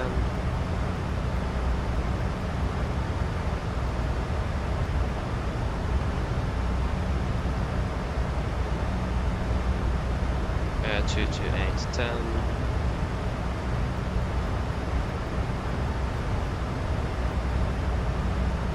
And then 22810 and 2456.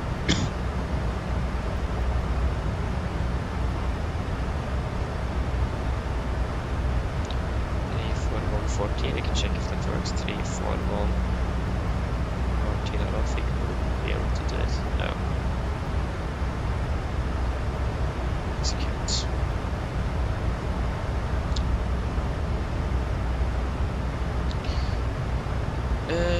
Yes. So what is our schedule of arrival again? It is at 7:55, landing 58.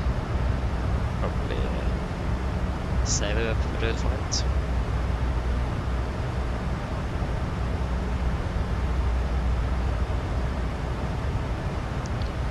Yeah.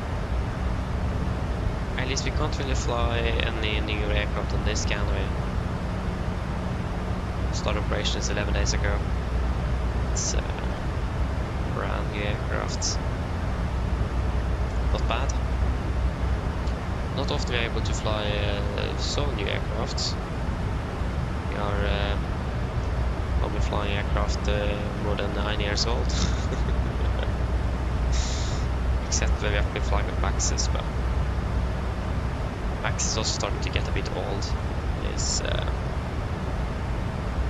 It was first delivered in 2017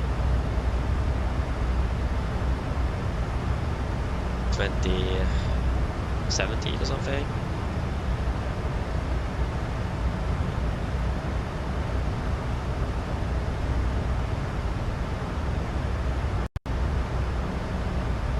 Yeah, something like that. Yes, Pickle One will coping well.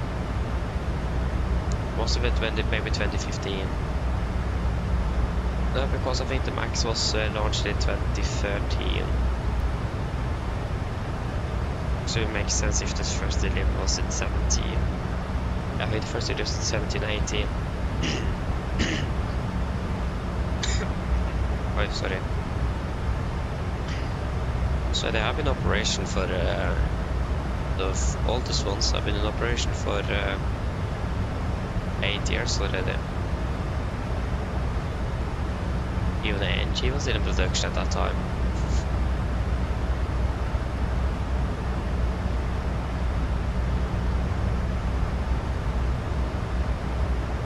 That's up to you though. Yes, but didn't you just randomize the weekend? Or was it next week? I don't remember. Maybe both.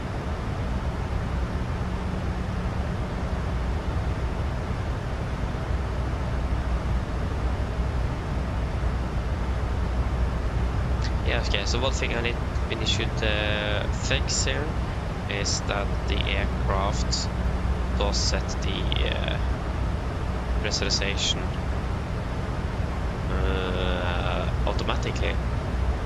I did just turn off onset trim, I think. I think it is probably under the control display unit. Because the radio auto tuning is it off, enable quiet climb, and fuel there. Goes with takeoff bump, auto set altitude data to date. Yeah, forgot to turn it off. Yeah, sorry for that. That's some of the things I don't like either.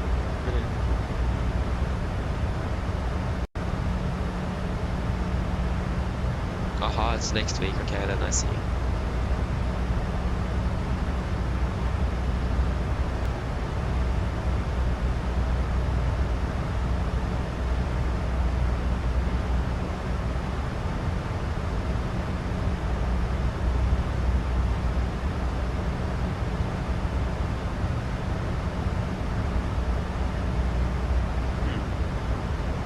Now you're flying this morning, or where are you flying? Where are you flying today?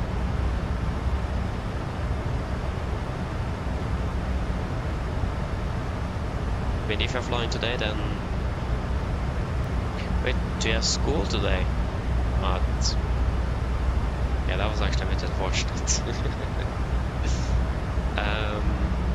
Yeah, then probably go with a morning flight tomorrow. Then, if you have, unless you're flying this evening. If you're flying this evening, then go with a evening flight tomorrow as well. If not, then you can take the morning flight tomorrow. In case you are flying today, yeah, then I would probably go with a later on today then. You need to get some sleep as well.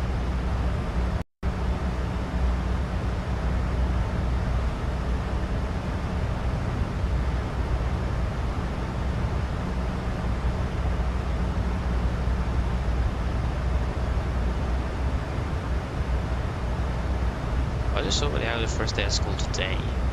It's a bit interesting choice of day, but okay. Why not?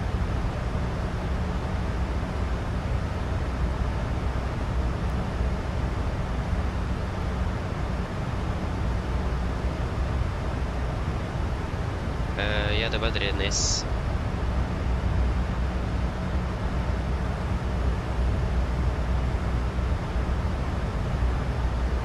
it's looking good. It's 10 watts, 28 degrees. Sorry, it's 26. It's fantastic weather down there today, so it's fantastic.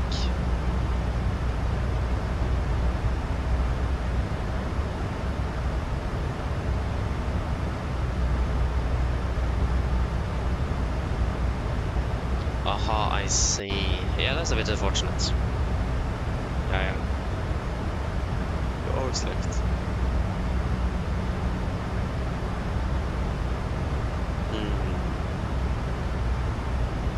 But what else are you supposed to be flying today then?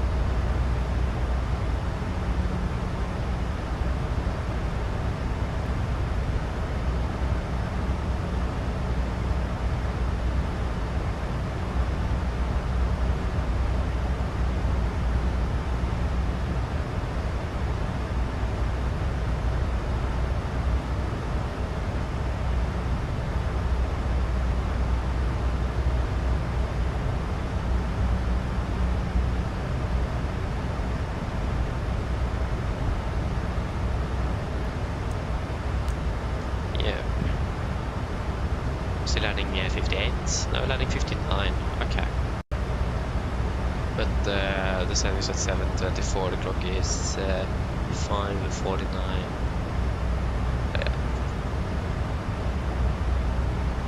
Well, hello, welcome. Good morning, everything well?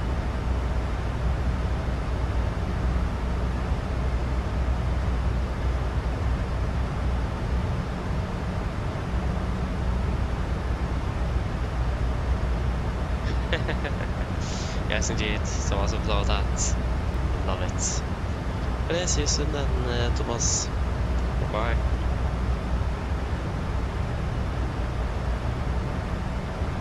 Not have any to see energy today, do we? No. We have Sager Radar. That's really it.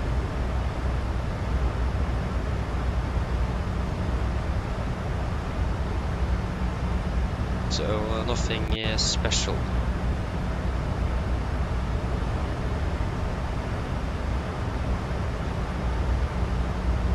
It's nice weather today though. It's a little bit foggy as well over Denmark, but other than that it's looking really good. Sorry. At least the fog that we encountered in Gardermoen was quite expected with the no, that was a TAF we had on Wednesday, wasn't it? That was the last time we didn't fly yesterday, of course. But it was a really good weather day yesterday. It was 24, 26 degrees and the clear skies. It was fantastic weather. And then it started to cloud up a little bit at like 5,000 feet or something. And then it got foggy this morning.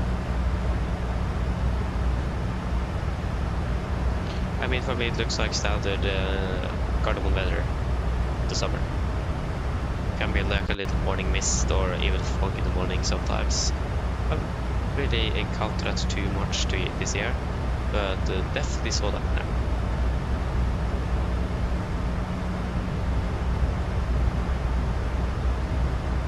So, but that works fine.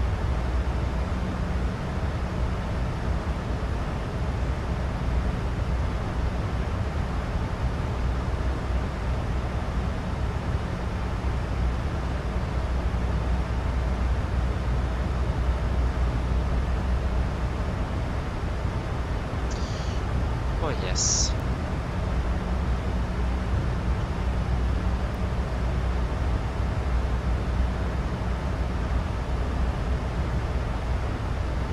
It's a bit strange to look at the Elevatex without a aircraft picture. But again, the aircraft is so new that the Elevatex doesn't even have that available in the database.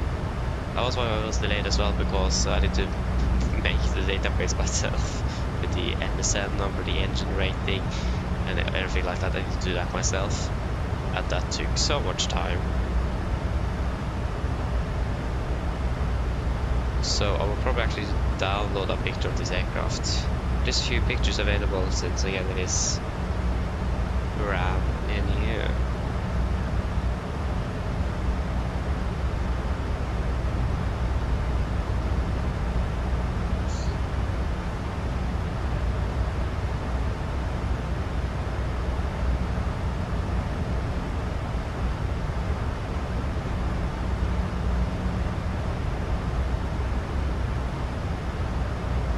Norwegian now, a few Maxes that is almost 7 years old already. So they're starting to get to see a little bit of an age. Start being a bit old. Yeah.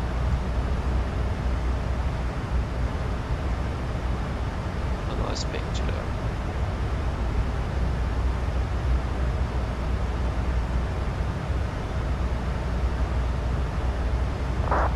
Save image. What is the Elevatex says if it is in a PNG or .pmg?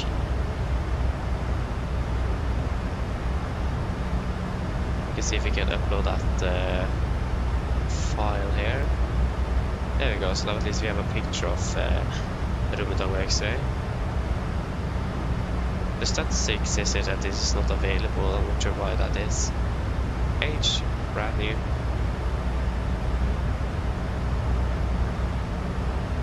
Go here, new.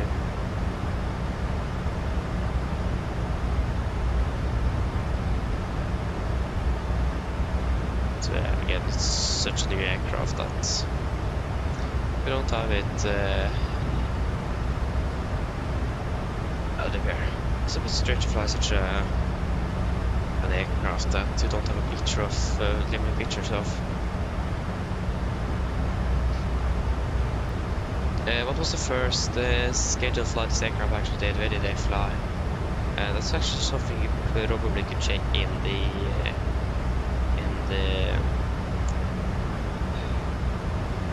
not sure, can you check the label on the aircraft? Not sure.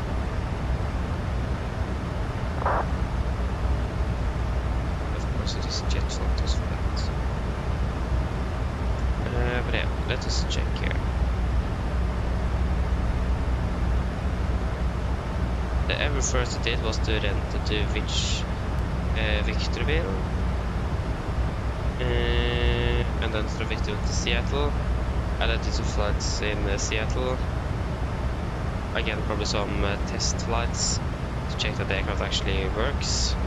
Probably an acceptance flight as well from Norwegian before they accept the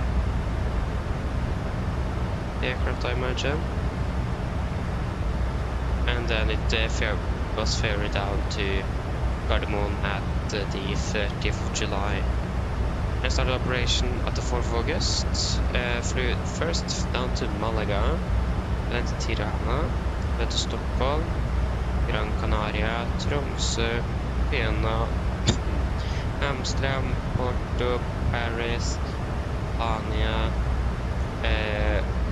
Bordeaux, Billund, Budapest, Kristiansand, Tromsø, Stockholm again, Budapest, Ålesund, Alicante, Navigraph, Volanta, Dubrovnik, Harstad, Basel yesterday. Yeah, so this aircraft have been flying everywhere already almost. I've already unlocked quite a few destinations. That's not bad.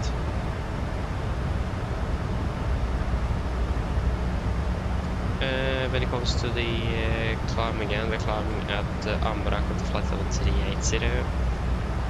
And the Skirbo Bravo is going to be flight level 39. But why are we climbing the 38 in the first place?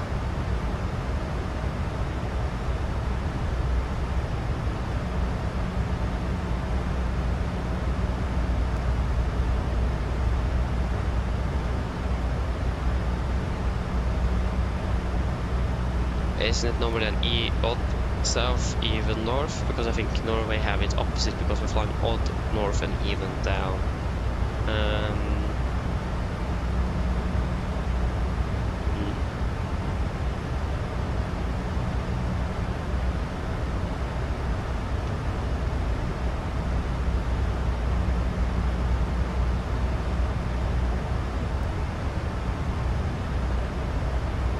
If you're supposed to fly at an even level, also an odd level from the flight, have you been able to climb to 39? Not yet. Yeah, so we are able to climb to 39. Or we should just climb the tree now instead of that.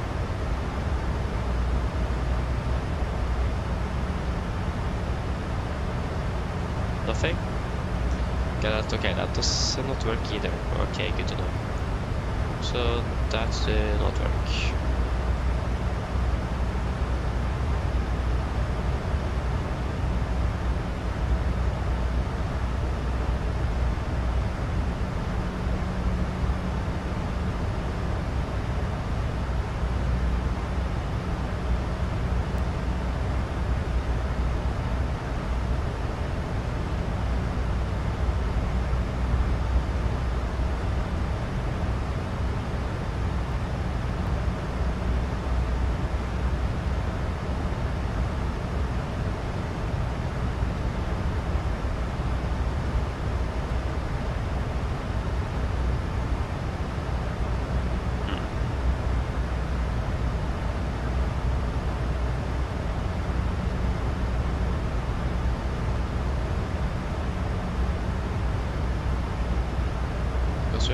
It is 3.7 in the...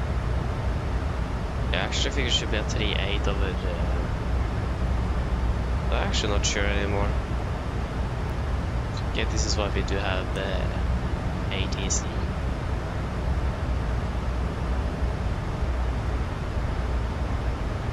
I'm not really sure if we can trust SimBrief that much in regards to the altitudes, because we generally have a standard on what levels you should be at depending on which direction you're flying, but some countries have it opposite. So yeah. Okay, Rudla, see you later then. Have a great day. Bye bye.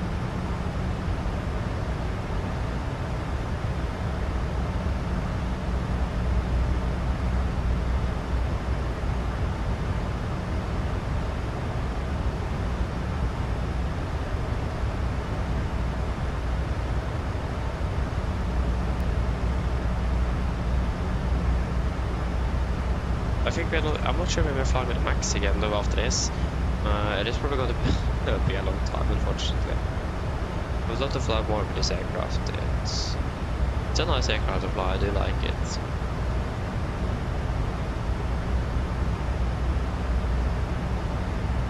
Except for the things that is not working in exactly this air or with the iFly, but that's fine.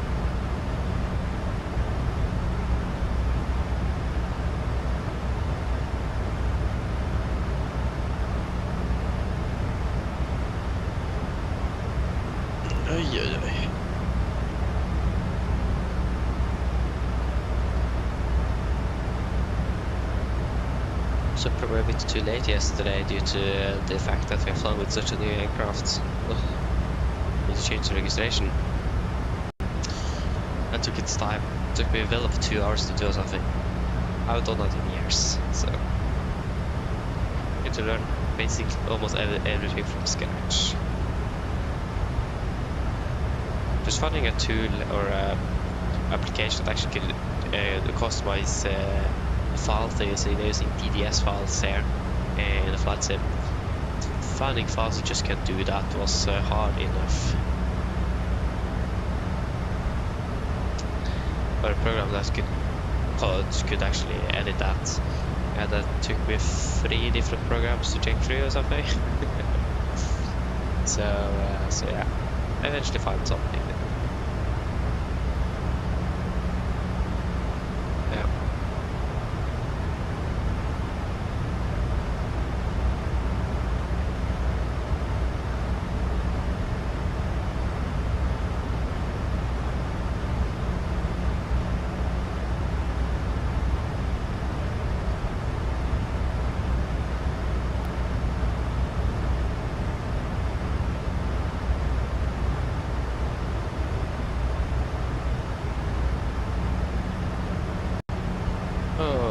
Why are you not working?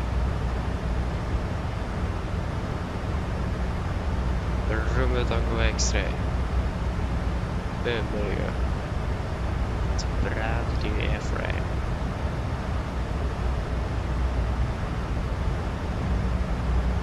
I forgot that that's also one thing I don't like at the moment is that the iFly, this is a compatibility issue instead from cargo though, so I'll change this from the stereo cargo's side. They need to fix it, but at least the seatbelt sign does not work, so you need to manually turn it off and off from the application itself. That's a bit annoying. It's just a little annoying, not really anything that is necessary for a flight. Just a little bit inconvenient.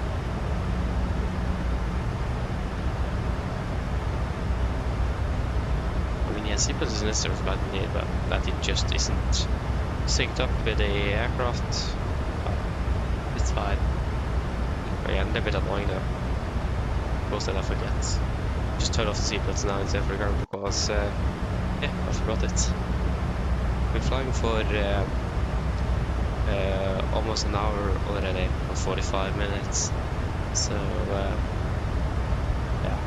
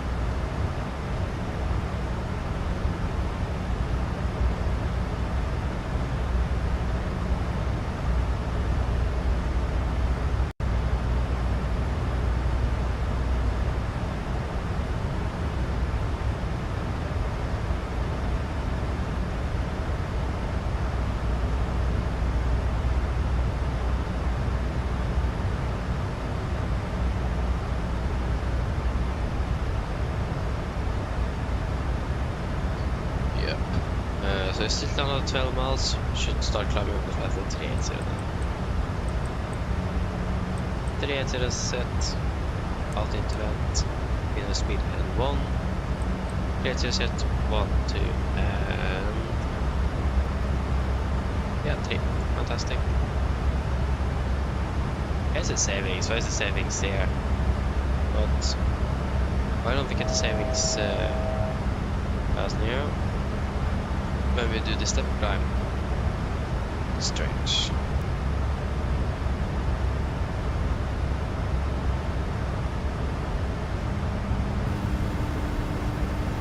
Hello. Hi, Captain. Just checking to see if everything is okay. Yes, everything is fine here, thank you. Give me a call if you need anything else. Of course.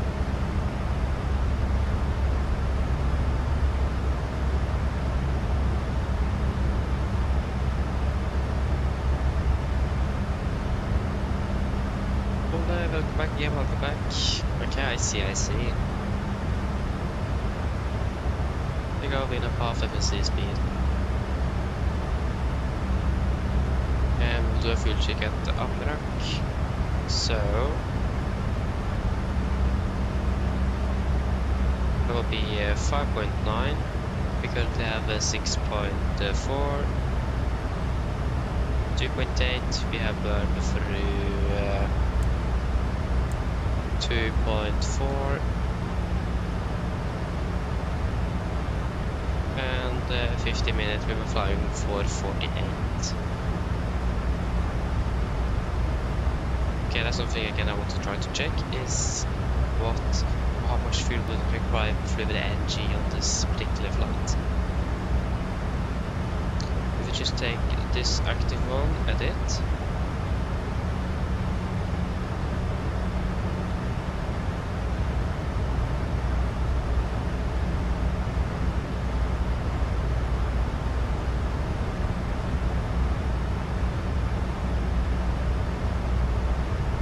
Changes from max to the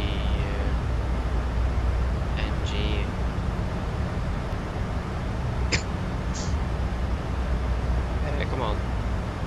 will be the briefing preview. So we requested minimum fuel is 8.9 tons on the max.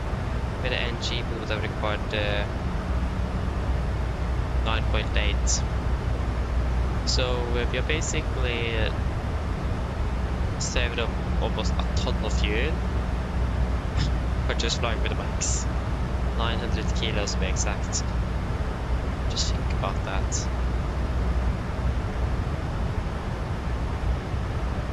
That's a lot of fuel. 900 kilos is a lot of fuel. And this aircraft is definitely more fuel efficient, that's for sure.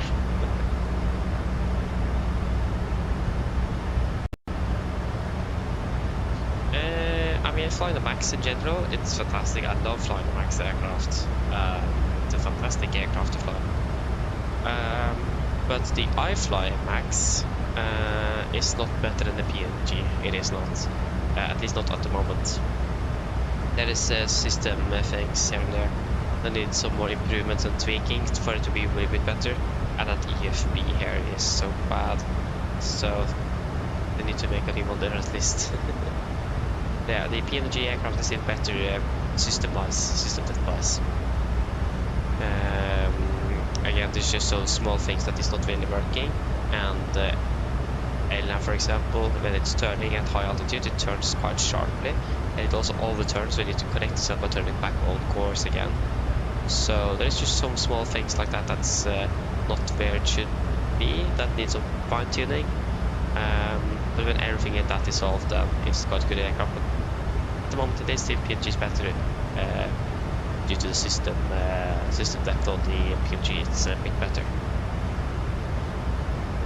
But again, otherwise, the Max in general, I love flying the Max aircraft. It's a fantastic aircraft. Really like it. Tomsa, hello, good morning. Hope you're well.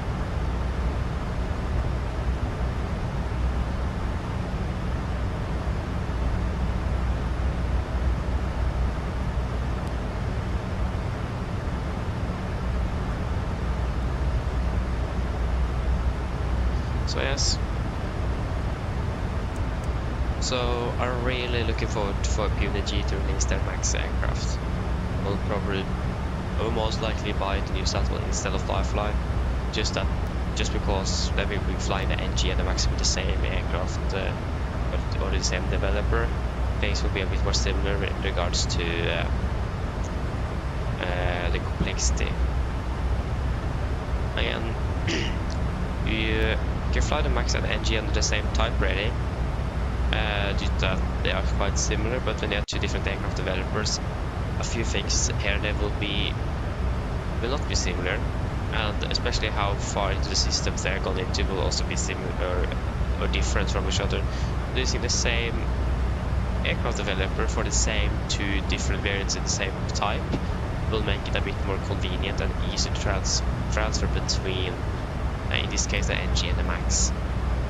So it's just because that it is more basically compatibility. It is the difference will be smaller between the both PMG aircraft compared to PMG and iFly aircraft. Again, not saying that the iFly is bad. In any means, it's a really good aircraft, but it is just that it's a bit more convenient to use the PMDG Max when they release that, and it will also be slightly better, at least at the moment. But iFly have given us an announcement about the Service Pack 1 that will see some quite nice improvements that is definitely needed, but we have no clue when that's going to be released. It's probably going to take its time. So yeah. So at the moment, just really waiting for PMDG to release their aircraft. Again, iFly is a good aircraft. It does what it's supposed to do. So, and a little bit more. So yeah, you can do almost everything you could do on the PMG with this one, except for those minor things in the FMC, for example, that is not working, like the updating of the progress page. You need to execute things for that progress page to update, not how it is in real aircraft, but okay, that's a bit annoying. So, so at least that is not how it is in the NG. If they've changed it on the Max, I don't know, at least I have not heard about it. But, yeah.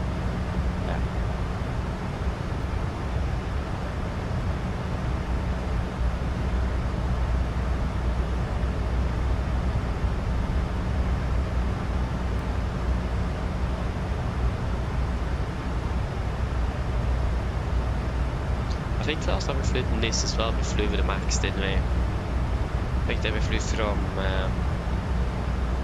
Stockholm.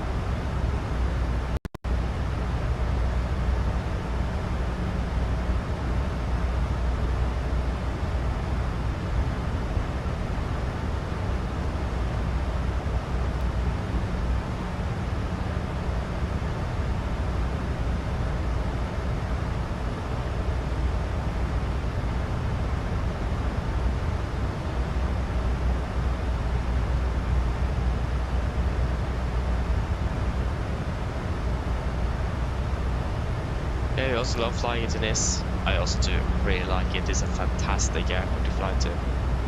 It is, especially that the standard approach position in this is not a standard ILS approach, but it's actually a visual approach, and that also makes it even more fun to fly. Many people actually don't really know that, that they prefer using an RNAV approach, with then transition from IFR to VFR, basically. When you hit the RNAV waypoint, then it will transition over to a visual approach in the for 04s. And again, that makes it just much more fun to fly. So yeah, I really like that.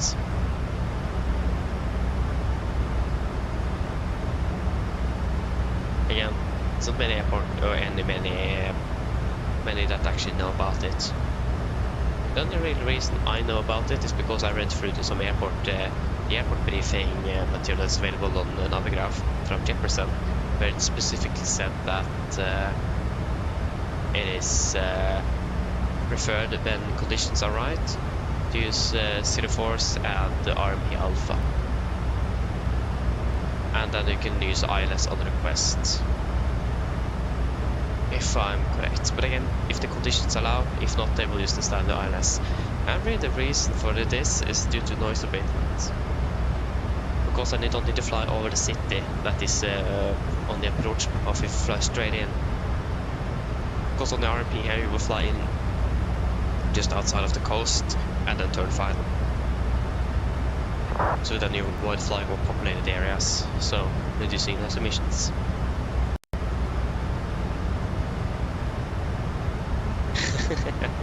From most in this, one of the different was to I say, again, it's a fantastic airport though. Really like this, so yeah, that's nice. Yeah, it's a fun airport to fly into. It is. It's a nice airport. Slipan, hello, welcome, obrigado. Of course, you can just do it online after you pass over to German airspace. No, we can see over Denmark first then.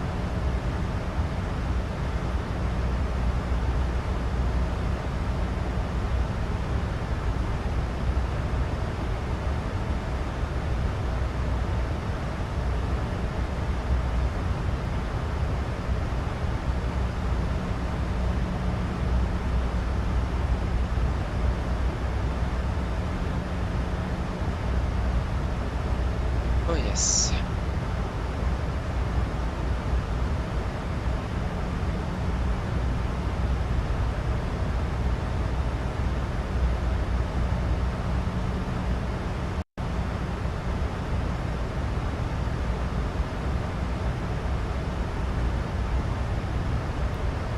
I wonder what the airport I've flown to most outside of Gardermoen.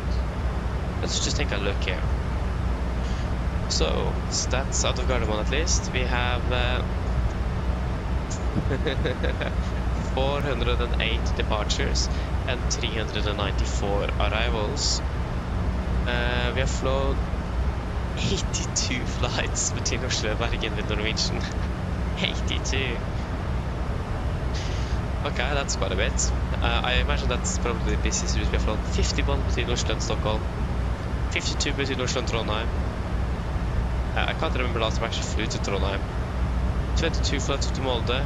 Just 17 up to Ålesund. I thought we had flown more up to Ålesund, but okay. So yeah, we have flown quite a bit between. Yeah, I imagine that Bergen is the most busy route we have flown. How many times have we flown down to Nis? We have flown 8 flights between Oslo and Nis, and 2 flights between Oslo and Arlanda. So again, down to this from Stockholm, with the max there as well. I need to double check if the last flight we did to this was from Stockholm or if it was from Oslo. I don't remember. Yeah, we have flown quite a bit. How many flights do we have total? Total flight, yes, a total distance flown 284,395 nautical miles. This is only with Norwegian. Hours 1,267 hours and 1 minute. Total fuel saved, we almost saved a ton of fuel, 975 kilos. Yeah, that was actually a bit less than I expected, but again, if every pilot in Norwegian saves this, and they have, it was actually one day they posted they had a total of 520 flights a day. That's a lot of flights for, I didn't think the Norwegian fleet that much, but they had to do. So that if everyone would have saved this much in a 2-year period, that's quite a bit of fuel. And total fuel burn 3,169,788 kilos.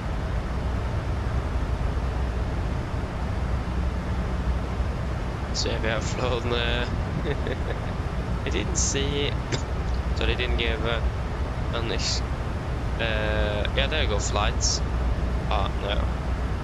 It didn't really give. Oh, there you go, flights. 861 flights from with the 59 of their aircraft. So yeah, we still have a few more aircraft that we have not flown with.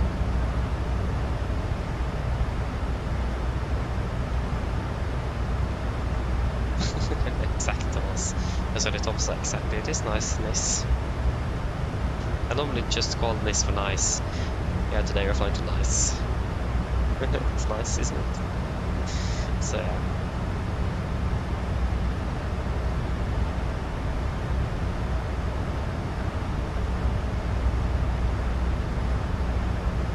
Thank you for that. I mean, 82 of them is just with Norwegian, and I think I probably have, I don't know, way too many with SAS as well. I did fly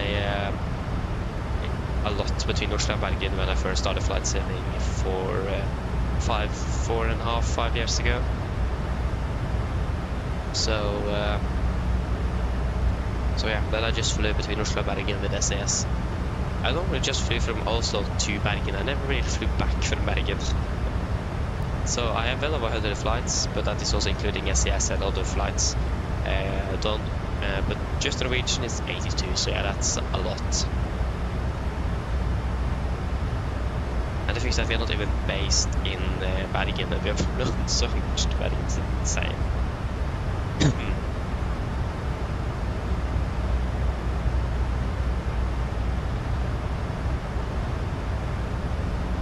Oh, I've flown 11 times to Kjevik. Oh, nice.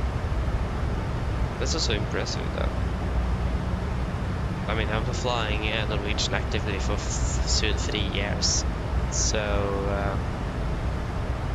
yeah, be able to accumulate a lot of flights and hours over so many years. So yeah. Yeah, we're going to check when we when we last flew to Nis, if that was from Stockholm or if it was from Gardermoen. I think it is from Stockholm.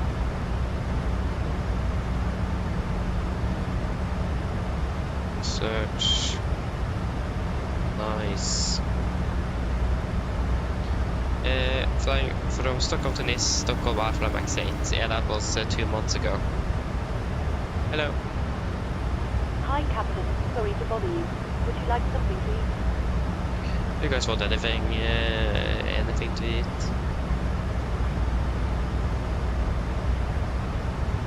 Yeah. So 10 flights in total between Oslo and or down to and from Nis. So yeah, we're flown to Nis then.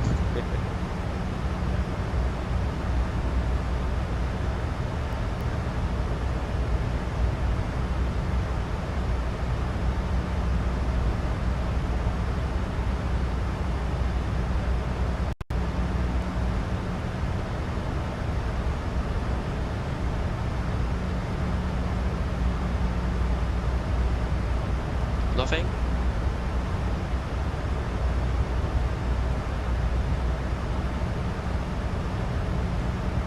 Okay, no thank you. No problem. If you change your mind, just give me a call. Of course. Oh yes.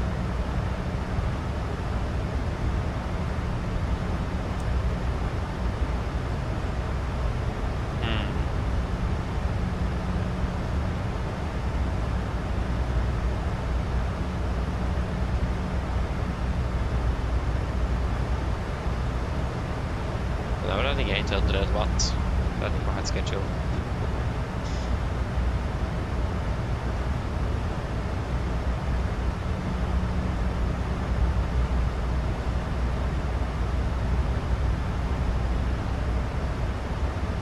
Oh, you have?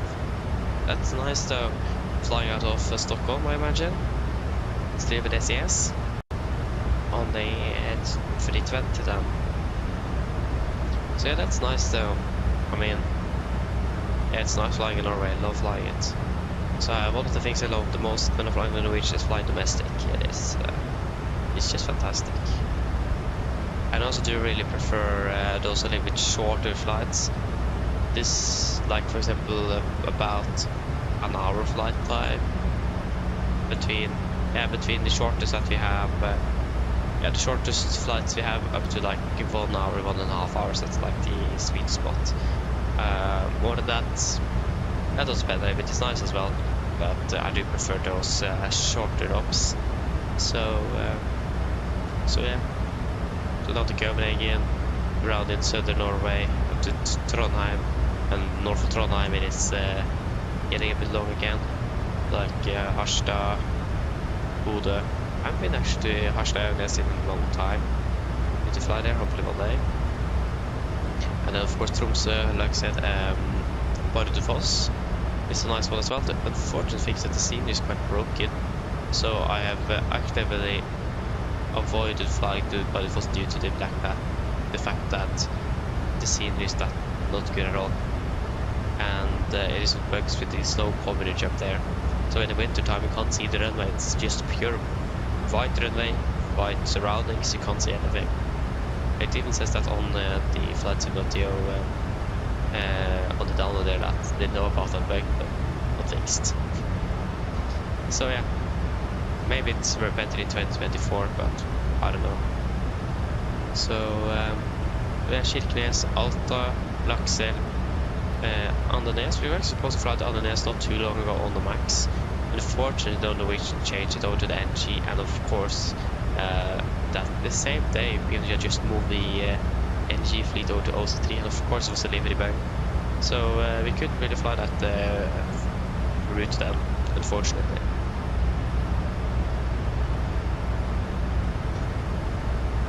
So that was a bit unfortunate.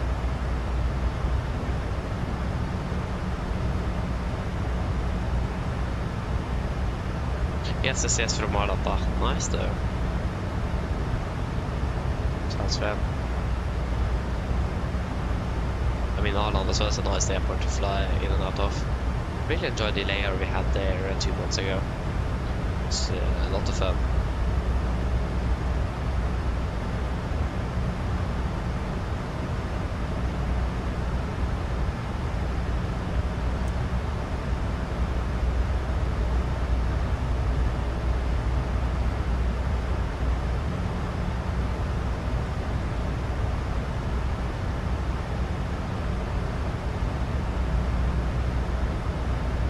I see, yeah, you do like that.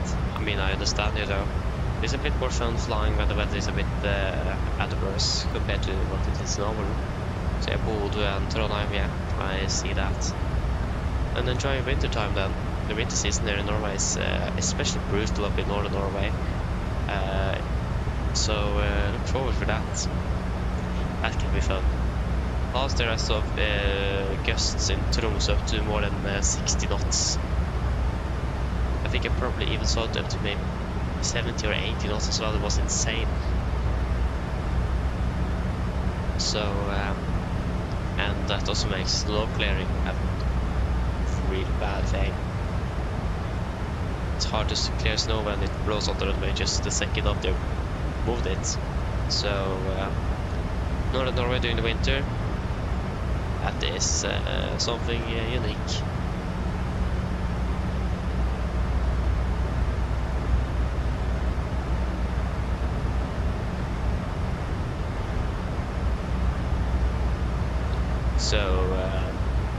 So yeah, should be fun flying this winter season. There'll be a lot going through though regards to when it comes to winter operations. It's a lot to refresh on. The unfortunate thing is that the simulator, I'm not sure if 2024 have that simulated, but in cold temperatures the air density changes. So that makes the basically that even if you have the correct air pressure set, you still have the wrong altitude readings. So you need to correct the altitude with the temperature. That is also the same with hot temperature as well, but it's normally done in cold temperatures because then it will be a bit lower compared to hot temperatures where it will actually be a little bit higher. So, but unfortunately, at least this simulator doesn't have that, so we can't really do those cold temperature corrections. So, but I know that these Active Sky have that or have that simulated. But buying Active Sky just to get so that you can do cold temperature corrections is probably not really worth the money, is it? Hello. Sorry to bother you, Captain. I was just wondering if you'd like a drink. Do you guys want anything to drink?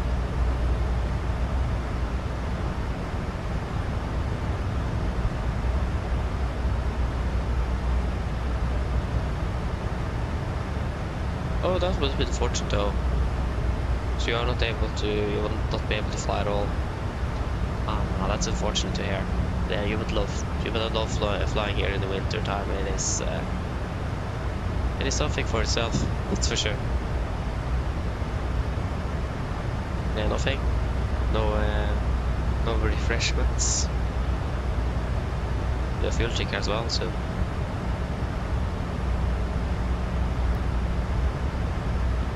Coffee?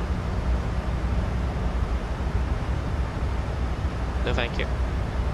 No problem. If you change your mind, just give me a call. Of course. We're climbing at 3 now at Whiskey Room Bravo, that's the next waypoint here. Varburg. VR. What's it? Okay, nice.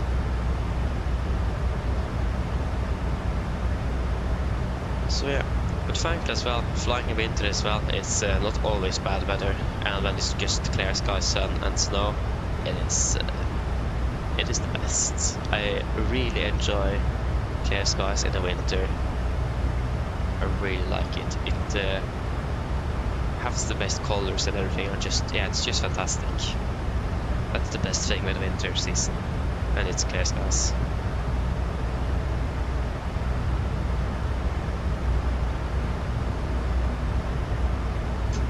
And it's just something else.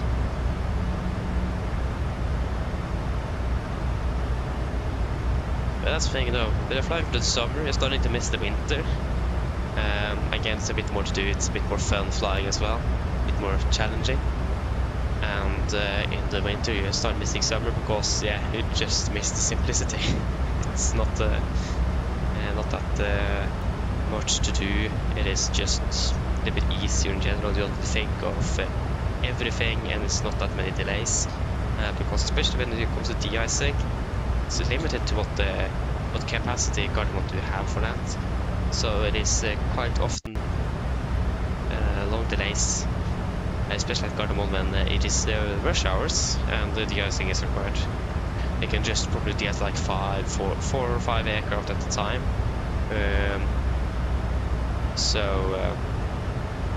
Yes. And also, if they need to de-ice, everyone needs to de-ice, that also for the most part means bad weather in general, low visibility and so on. And that also makes it a bit more tricky when it comes to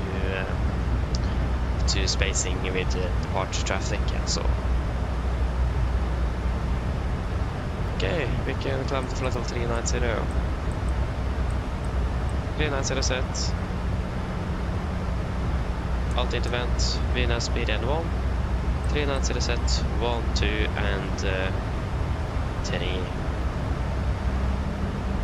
And we'll have, yeah, we have a screamer blow already here.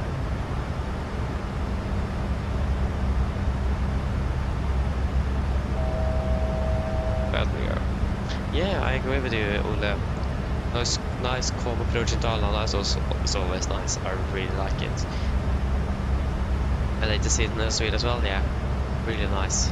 I like to see them. Really like them. At least I don't have anything against it, or against them in general.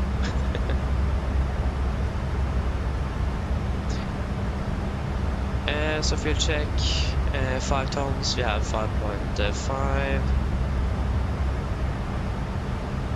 3.7. We have 2. That is, yeah, it's almost 1.7. Yeah, so 1.2, 3.2, 3.3, and 1 hour 18. But we've 1 hour and 15 minutes. So you're looking good on fuel savings and time as well. Thomas said it is no, it is not the control that decides that, it is all the pilot's responsibility there. Most things regarding weather situations and so on is actually not the air controllers that decides, it is the pilot. So for example, if the visibility is not good enough for the landing, it is the pilot's responsibility to take a decision here, not ATC. So that's the same with de-ice. It is not the ATC that decides if the aircraft will need to be de-iced, it is the pilots that request it. So in Oslo, always when you request your IFR clearance, you also need to advise if you are required to de-ice or not. So don't do that on pushback. On taxi, you will do that when you request the IFR clearance. It's quite easy to forget. I've forgotten multiple times, but many of the controls in Oslo is quite helpful with having that note in the 80s. To remind people that you need to request de-ice on when you request the IFR clearance as well.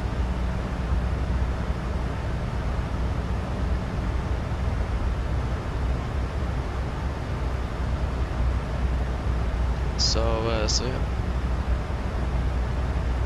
it is the pilot's responsibility, not the controller.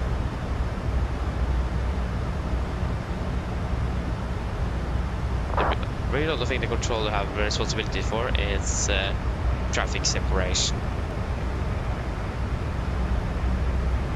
and to help the pilots out.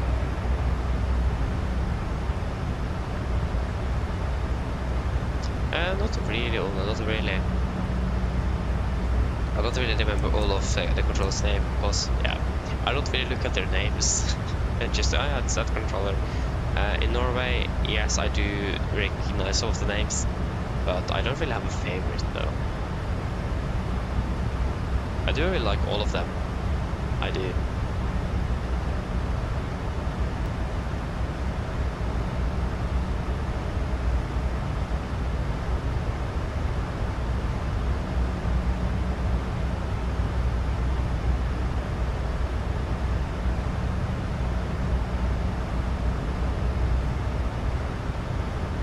So some of the airports here, also over Germany, doesn't have the best weather. That's actually just 2 of them from what I can see. It's Hamburg. Isn't it? No, that's not Hamburg. It is something something.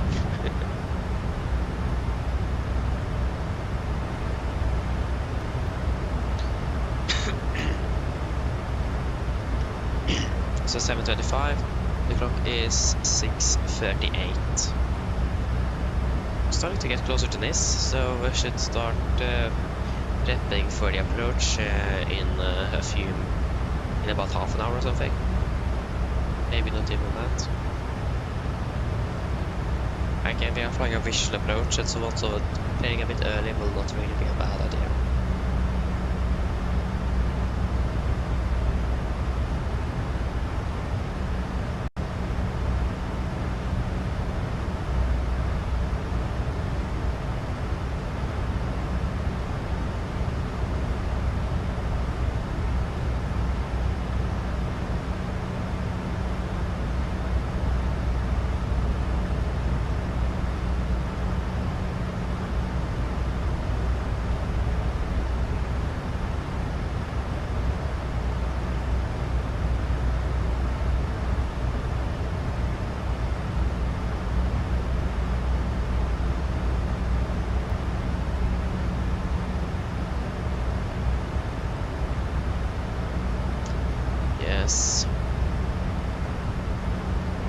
Again, the weather should still be quite good in Nis. It is 348 to 27 degrees KVK, so yeah, it's fantastic weather. Are they using 22s or yeah, I imagine they're using 04s. It's probably preferred nevertheless.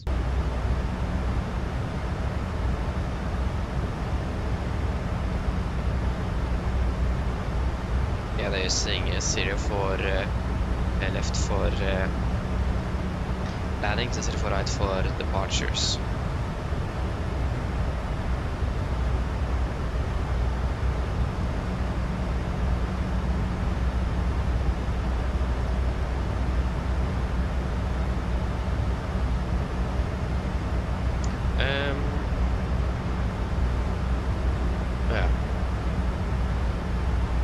I was thinking about something. Yeah, we had some sort of interesting note times that I just want to take a closer look at now that we're in the air. So I took a note time from ARAC AIP AMD T0 EAEF 7435.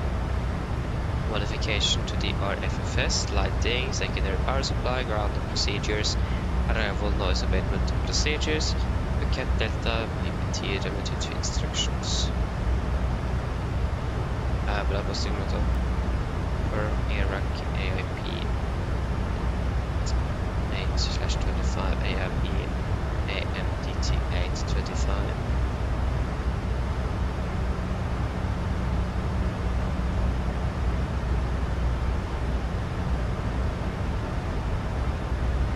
It's 08/25 08/25 08/25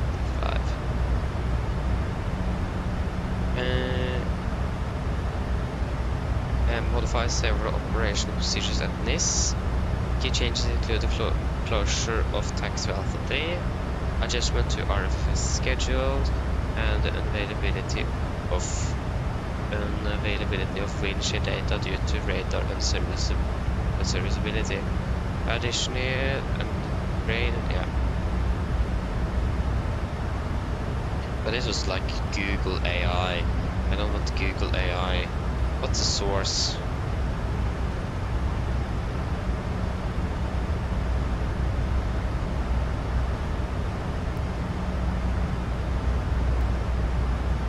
Link.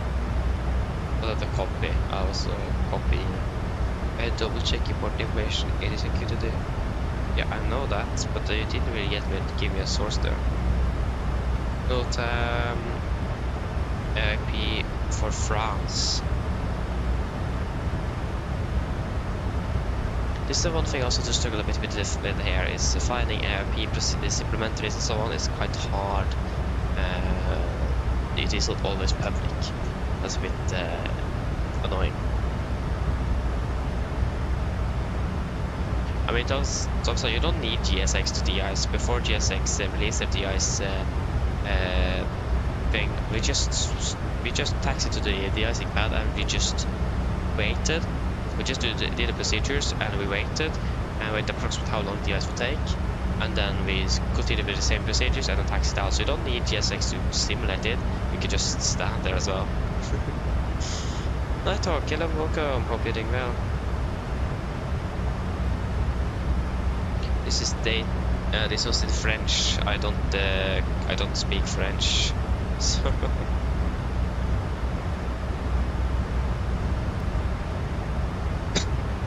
There we go. Here we have some an AIP here. Let us see what it says here. So this is ground movements. NIS. Go to the Azure. This is Addon to 7th August 2025. Yep. So what it says. Pushback clearance is valid only for 1 minute. Of course, everything is still in French.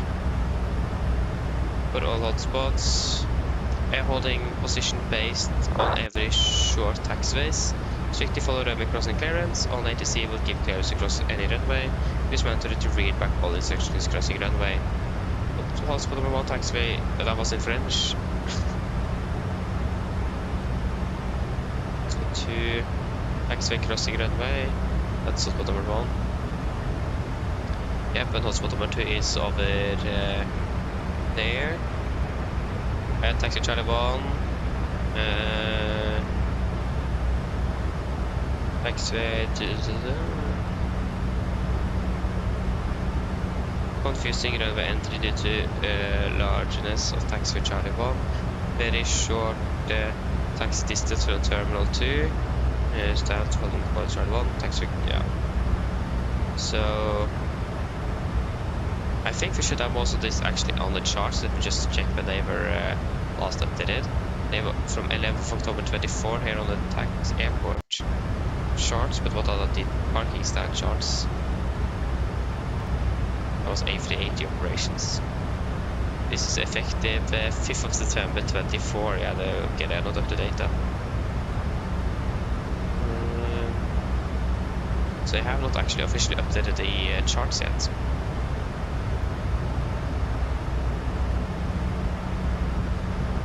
So Charlie 1 should be closed. I think Charlie 1 is permanently closed, but this is closed now on the note tabs. Possible 3 taxiway crossing runway with aircraft flaring out. Very short distance from parking stands Kilo to holding point Golf 1. Taxiway Tango and entry. Specific instructions.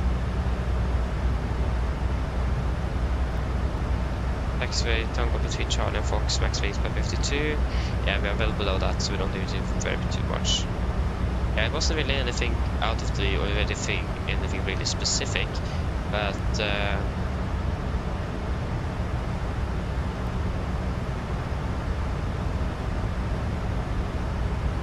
so it looks like we should be fine here. This is what at least I could find. I did set something else on the note times here as well, and that was refer airdrop to AD2 LFMN. Was that the one thing I just read, wasn't it? This is airdrop to AD2 20.3.1. Disregard the following sentences. Due to the absence of connecting guideline markings, aircraft taxiing on taxi uniform from the west only, not just taxi channel. So disregard the following sentences, which you can just disregard it. Okay. Wind shear doesn't cranes, Charlie 3 is closed, and so on. So nothing really, really outstanding. Okay, thank you, Leb. Have a nice day as well, and see you later. Bye bye.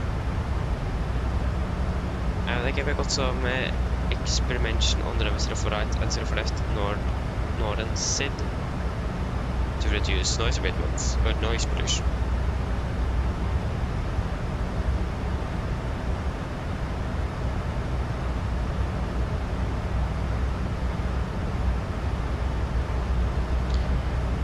There's a lot of different things here then, but doesn't look like there was anything outstanding this supplement or AIP here.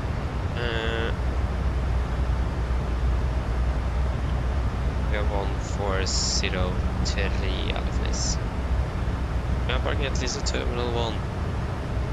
That's good information. But all of the information I wanted to know. Didn't get gate.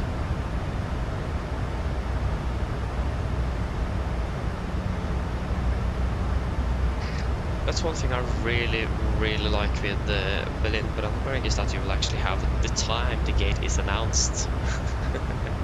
Easy to find the correct gate for parking. For the parking stand in our case, but the gate for the passengers. But yeah, let me just see here. If we just search nice airport. This airport. This. Go to the Azure. I don't think I said it correctly. We are Delta Yankee 1403 to Oslo. Check in. Takeoff type of aircraft 737. Yeah, I mean that would make sense. I have not really seen Norwegian use any other aircraft types.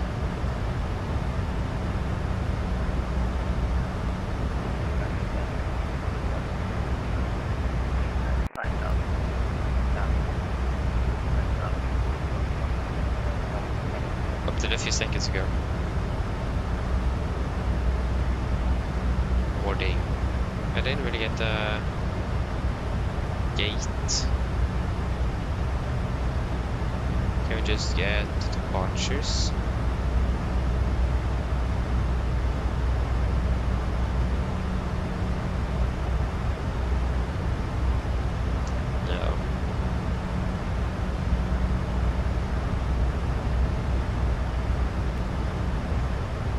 I want to depart. Okay.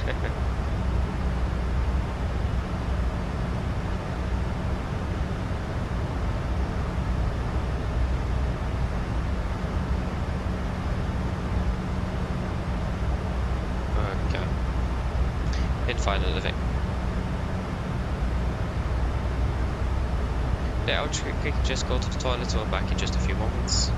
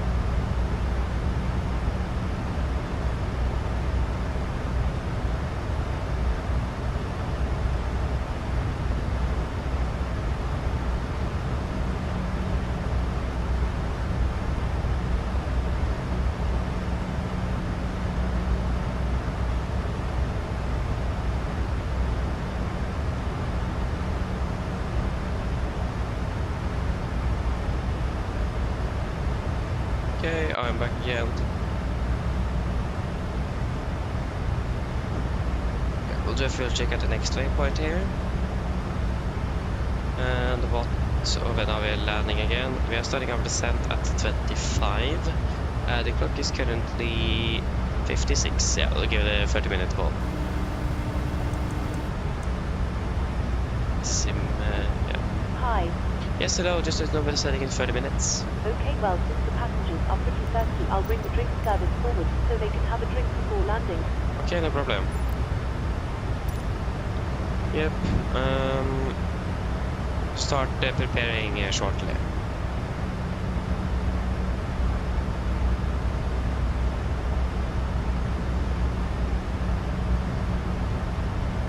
So again, what's the weather like in Nis? It's looking good. 2-4 at 6. We will probably require the APU for the air conditioning. I don't think we have air conditioning available at the stand. I don't think I should freak down. No, I have not. So start doing that again. It's really handy. Lima Fox Mark November. See if we have anything regarding noise abatement. There we go. RP Alpha reverse 0 followed by a wish by VPT Alpha 0 for left, 0 for right. 0 Alpha followed by VPT Alpha. Yeah.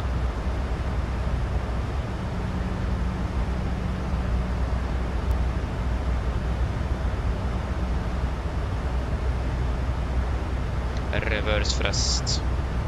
Reverse thrust must be used. Must not be used for landing on a car exit for operational safety reasons.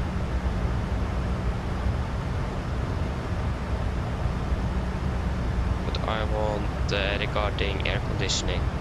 Do we have any information about that here? No. No. No.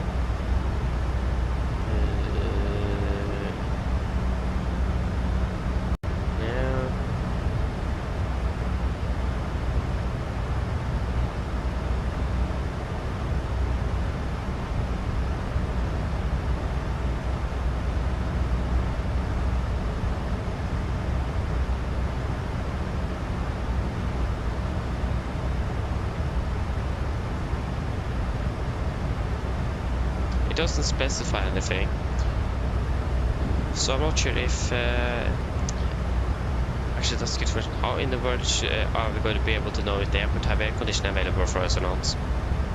Hello, good morning, I'm doing well.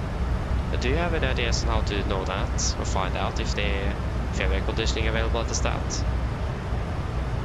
That's something I've always wondered about, how in the world I'm able to find that out.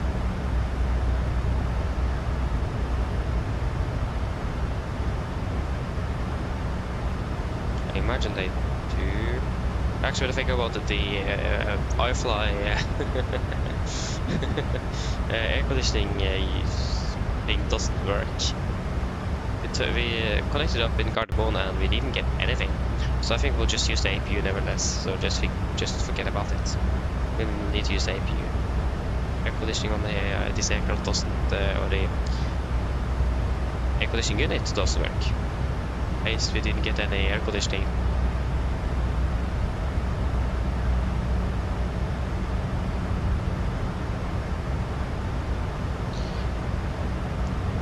Yeah, that's also what I think. I don't think it is forbidden. I didn't find anything, at least. It didn't say anything about the APU usage.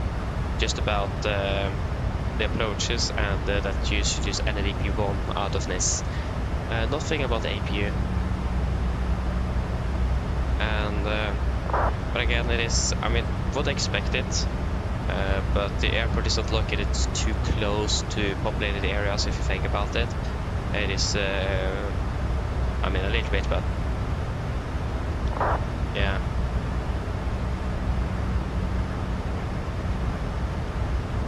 Again, I'm not sure, but again, the air conditioning unit is not working on this aircraft. I'm not sure if it's because it just doesn't work or because iFly modeled the air conditioning system incorrectly, but at least it did work. So we used the APU. Because when using air conditioning unit, you should have packs off. Packs should be off. but the backs were off and we didn't have anything. So that's a bit strange.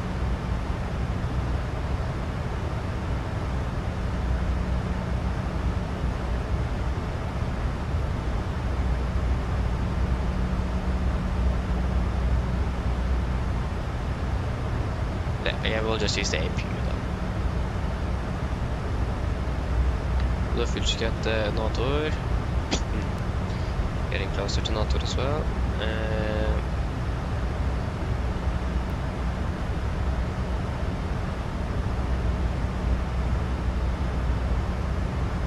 Yeah, we have Nator.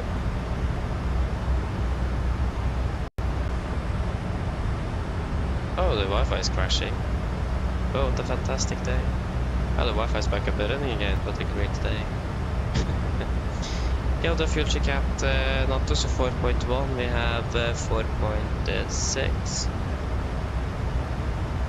4.6 burned, we have burned through 4.2. And 1 hour 46, we will fly for 1 hour 41.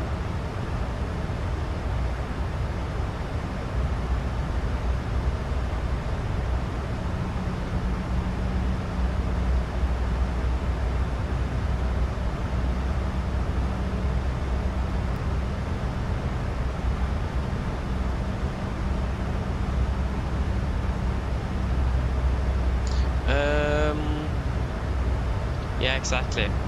Again, I don't know. I have no clue. I know that they're using it in Gardermoen at least. That's the only thing I know. So, yeah, but we'll just use the APU. And there's probably so many aircraft at NIS that will require the air conditioning in general, so it's probably not enough units either. So we'll just use the APU. So though I don't know that. Infinite runway, det var kommet väl.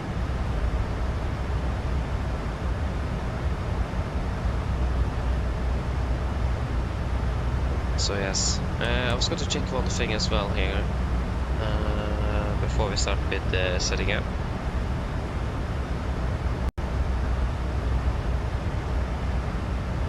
It was regarding you.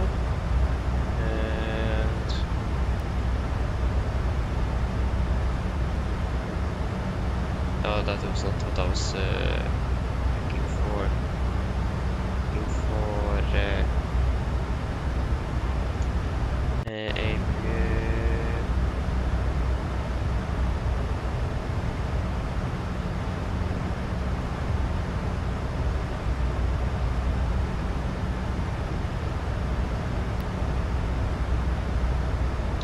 where do I check this then?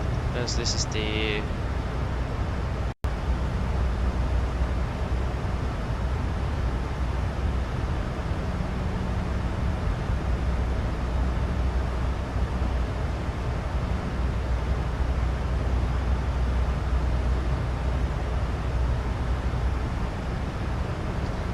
where do I see this then? It is the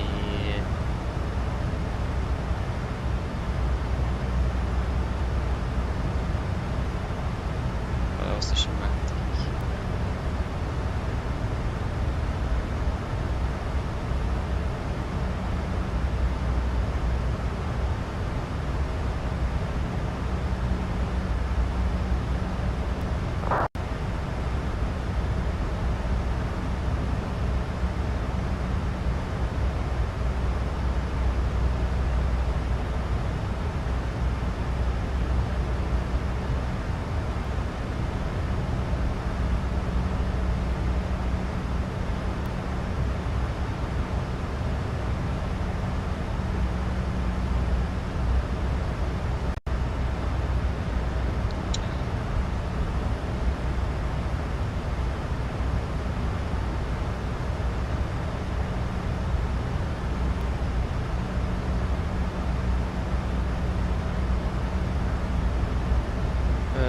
Where is the what?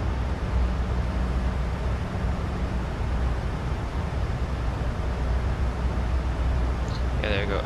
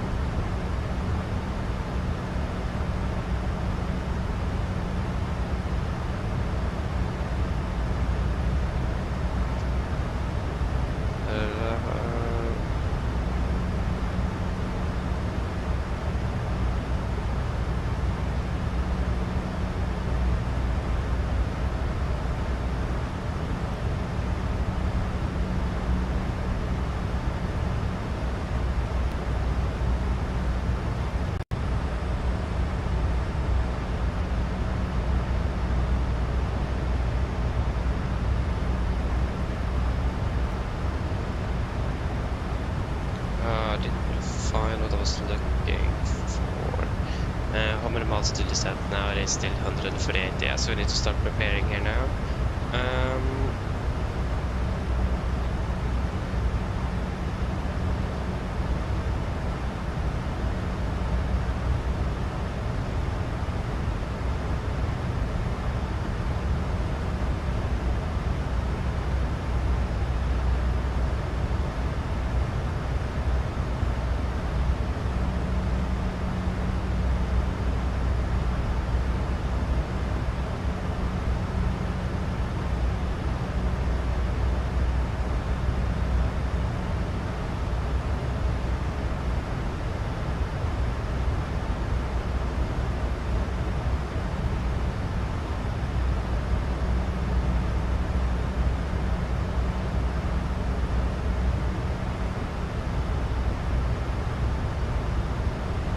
It's going again.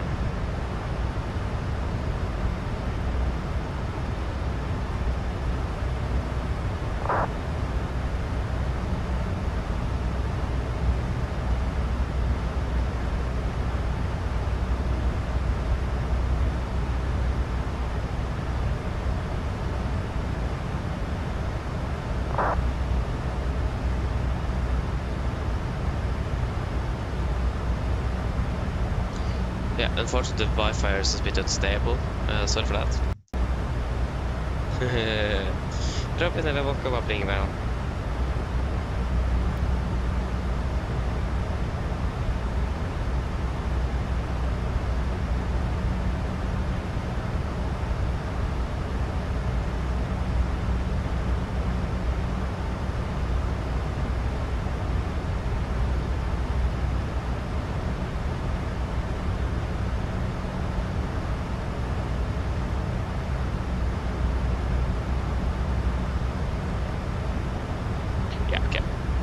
That's all good.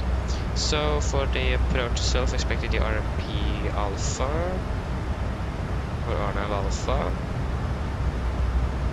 404 left.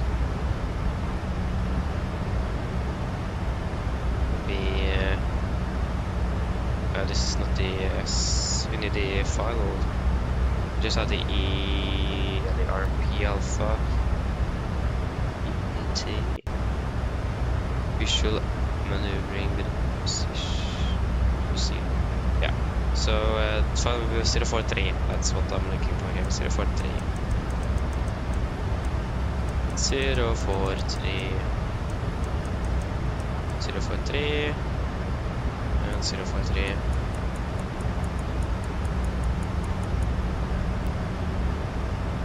We can set that's 401 left with landing, so 10995 on standby.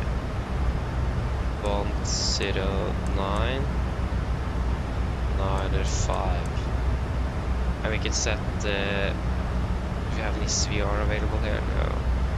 Not on this plate. We can set NIS VR on 109.65 on standby number 2. 10965. Wait. 10965. This it in no, this it was not in the correct position.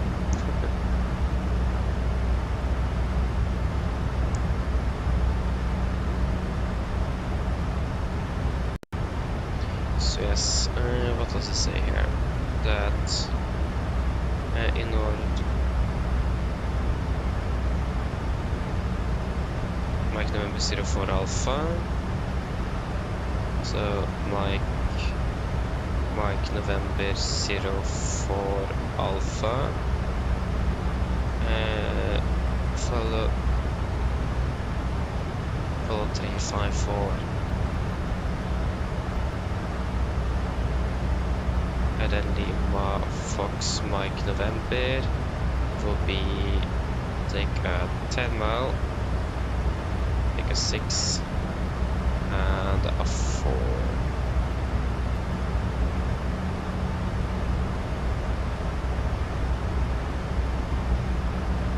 Yep, that looks good there.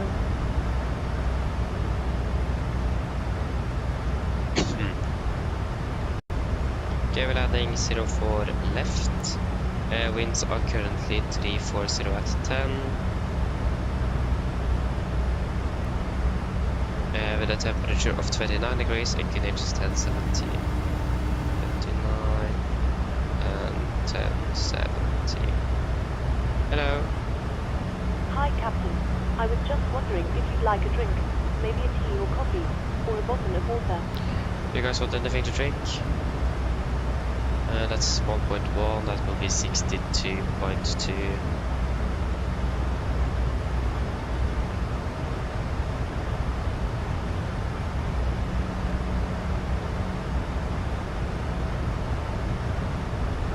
Yeah, I know it's a bit more accurate, but yeah. I'll show you why I took the airport. To the airport actually. Probably used from the engine outside. If we will get the, I have a feeling that we might even not even get the threshold. Oh, no. Yeah, okay, we did. So it would be 4, 6, and 10. So yeah, thank for that reminder. I'm not sure what happened there, but I just totally forgot about it.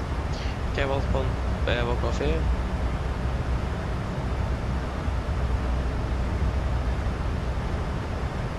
Anything else? 141. 140 is also acceptable.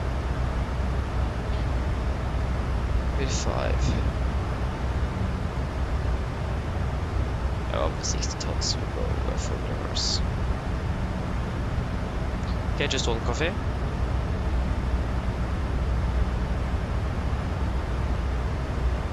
Can you please get one coffee?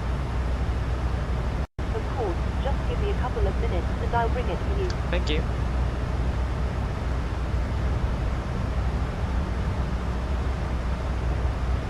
Oh yeah, Joris, that's what you meant. Ah, okay.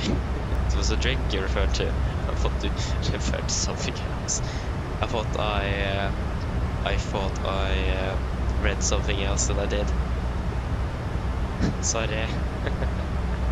Unfortunately, we still don't have that on board though. You're going to ask all the time.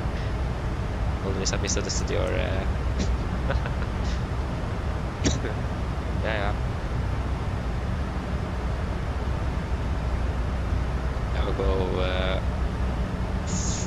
We'll go reverse there. Yes, that should be everything there.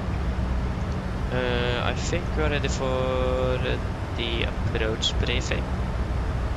And I have no clue where we're parking, but that's fine. We'll find out one way or another.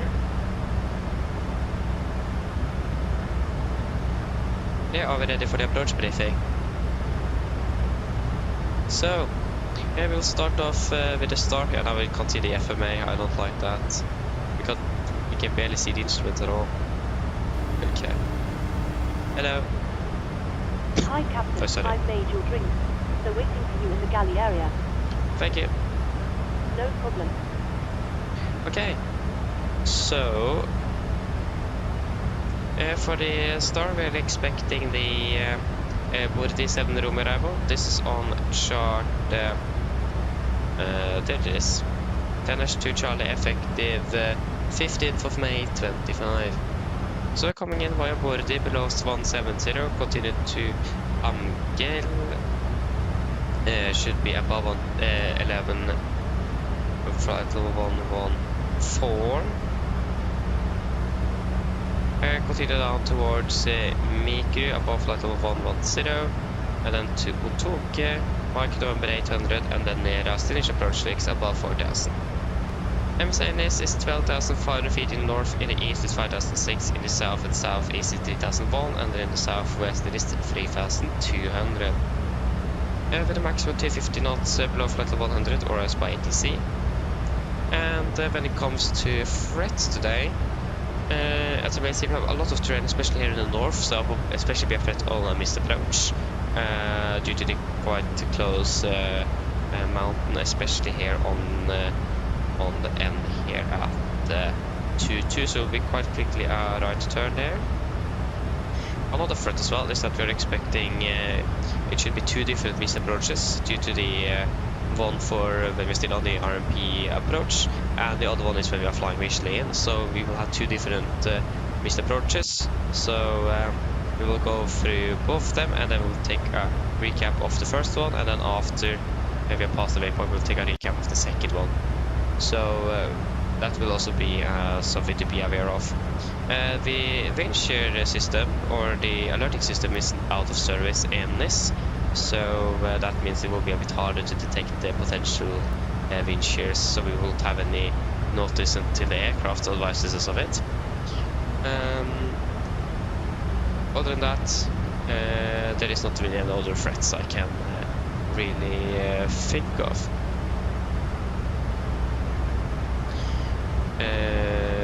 Yes. For the approach itself, expecting the RMP Alpha for runway 04 left, chart 12-3, effective 15th of May 25.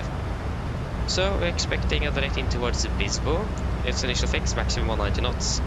Continue to Fox to November 04 Alpha, and then to Mike November 04 Alpha. Before we then disconnect, recycle flight directors, continue in visually. It will be a standard 3-degree glide. Minimums will be at 2040 feet. Corrected. Transition will be flight level 60 and for the mist if you need to go around before Mike November 04 Alpha.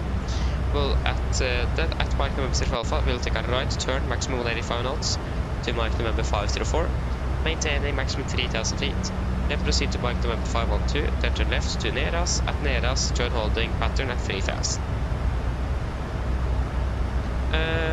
So again, everything there is we have that all in the FMC, so we have LM available for that, so it will be a little bit easier to follow it compared to the other missed approach we are going through soon. So yeah, in order to not overfly the Cape and city of Antibes, avoid deviation to the west after Mike November 04 Alpha. Follow 354 degrees from Mike November 04 Alpha if equipment permits. Again, we'll follow 354 again and try to avoid deviating to the west due to noise abatement reasons. And again, we will then start at 3000 feet mounted 3000 Fox November 04 Alpha, and then continue down to the MDA, and then continue or go around as needed. For the final track here, the visual maneuvering with the pre-described tracks, can't read today. Prescribed, not pre-described, prescribed. Yeah, prescribed tracks. This is chart 3 Alpha effective 15th of May 25. Again, starting at Mike November 04 Alpha, maximum 185 knots at 2000 feet. Flying visually out, not deviating west of 354 degrees. Until we are close to the runway, we will then turn the final for runway 01, 04 left. So final track is 043 degrees at the courses already. I will also set the ILS for 04 left on standby on radio number 1, and we will set the Sur VOR on radio number 1, sorry, radio number 2 on standby.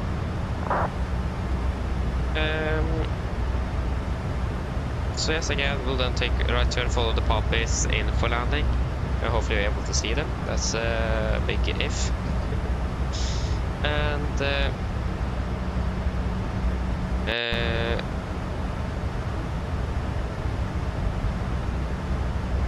yeah, this is a visual bulked landing, so you can go through that. So for a visual bulked landing, climb straight ahead when passing Hospital Lenville, 2.5 DME November India. Turn right 110, climb to 3000 max 220. So, but for the most part we can just disregard that. We don't really expect to be doing a bulked landing. But that is in general also the missed approach procedure, though, when I think about it for the after the turn here. So that's actually the missed approach. Just forget what I said earlier. Okay, so at least in order not to overfly, yeah, again this is the same, that we're not deviating to the west here. So yeah, we'll go through this again. So if we go around after we have reached when we're turning onto the visual, we're climbing straight ahead. We're passing 2.5 DME November India. Turn right 110 degrees, climb to 3000, maximum to 20. It's quite a straightforward one, so we should be able to do that. We just need to get down and actually switch over the frequencies on the nav radio. Yes, there's not really anything else specific to say. We've flown this one before, and again, it's just a visual approach, and there should be a lot of fun, so try to enjoy it as well. We're landing at least with flaps 30, 140 on the VRF, with a wing correction 5. Final speed will then be 145 knots with flap, with manual braking and full reverse thrust. For the taxi, this is our airport charts 10-9 from 11th of October 24. Landing cell for left, we will make it via either Echo Golf or Hotel Fon. We will try Echo Golf, and then taxi via Golf, Uniform, and Foxtrot and Sierra, perhaps to our parking stand. Expecting to be parking around this area here somewhere. We have one hotspot along our taxi, that is hotspot number 3. So hotspot number 3 is as follows. Confusing runway entry due to large enough taxi with Charlie 1. Short taxi distance from Terminal 2 parking stand to holding point Charlie 1. And taxiway crossing runway with aircraft flaring out. So not really anything specific for us then. Yeah, after that, no other hotspot taxi restrictions. Not on Mars, there's a little bit of cranes around in the vicinity. Again, the wind shear equipment is out of service with Doppler radar, so we will not be able to get any early warnings except from what the aircraft will give us. And there is not really anything else specific on the known times today. Alpha 3 is closed. That's something to be aware of as well, but this is over it's actually Alpha 3. Yeah, that's there. That one is closed, so it is fine. Yeah, that should really be in the bit. The condition is 666 drive, and the conditions are looking great, so it should be all good. So then, are there any questions?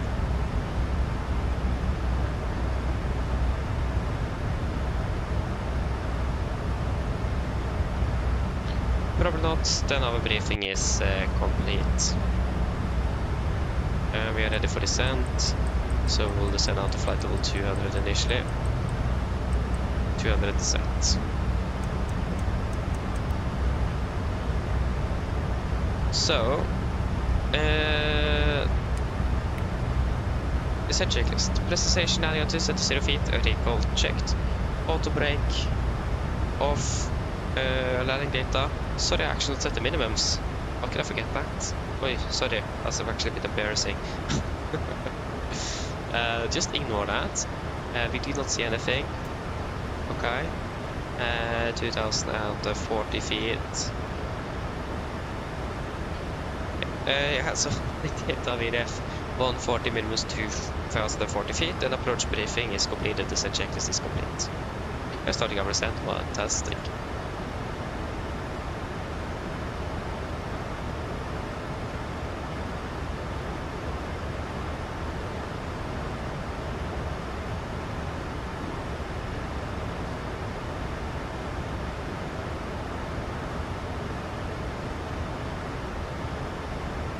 Yeah, I know it is. It is a bit, yeah. This aircraft is a bit weird when it comes to that. Again, it doesn't update the weights correctly, and again, if you take a direct or enter something in FNC, and then you will expect that it will update the progress page, it doesn't do that. So yeah, I know it is a bit strange. That's one thing I don't like with this aircraft. That needs improvement on is exactly that. It is not good. So yeah, again, our estimated landing weight is 61.6, but our takeoff weight was about 200 kilos more, and we saved some fuel. So what did I say our landing weight was? 62.2. Yeah, that will be approximately what we could expect, actually. Due to that, we have saved a bit of fuel. So yeah. Yeah, I know this aircraft is a bit weird. It is.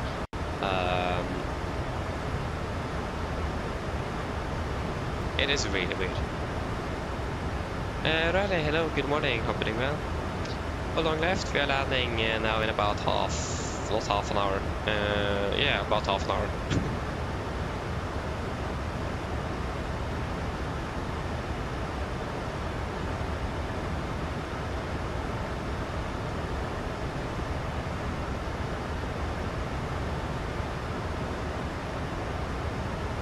I'm flying, jag ska efter lov åka till flying around trip Lux efter den Tromsø tomorrow.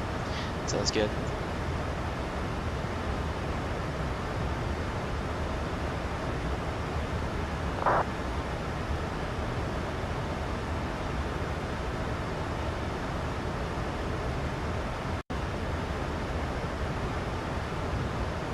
Yes, should we do the PA? So we're landing at about, again it's hard to say since the FMC won't update. But I think we could probably subtract like approximately 5 minutes due to the interesting routing we have here that might be a bit changing. But I think, what does it say? 8, we can take, I can just take that we're landing at 800. Make it easy for us. So yeah, winds are 3, 4 and 10, so with some light winds from the north, 29 degrees, and it is clear skies. Mine damer og herrer, dette er en liten oppdatering her fremme fra cockpiten. Som dere kanskje lagt merke til, så har vi byttet nedstingen vår ned mot NIS, og vi har forventet å lande rundt ca. 30 minutter. Været i NIS for øyeblikket ser ganske så bra ut. Vi har bare noe litt grann vind fra nord for øyeblikket. Det er ganske så varmt med 29 grader, og så er det skyfri himmel. Ellers hadde veldig fin flytur med Norwegian. Vi takker alt å fly med oss. Vi håper vi ser over neste flytur, og så ønsker vi dere en fin dag videre. Ladies and gentlemen, so this is Captain speaking. As we are not soon as start to stand down towards NIS, and we're expected to land in approximately 30 minutes. The weather in NIS at the moment is looking quite good, with just some slight winds from the north. It is quite warm already, with about 29 degrees centigrade, and it is clear skies. Otherwise, we'll enjoy this flight with Norwegian. We thank you for choosing us. We'll to see you again on the next flight, and we do wish you a pleasant day. Thank you.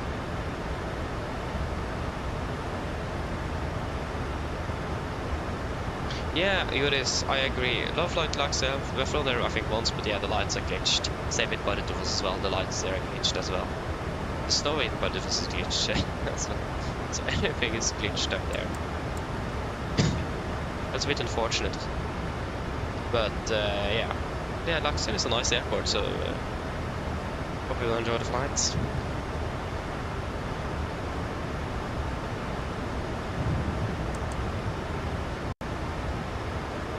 I just turned it off, okay.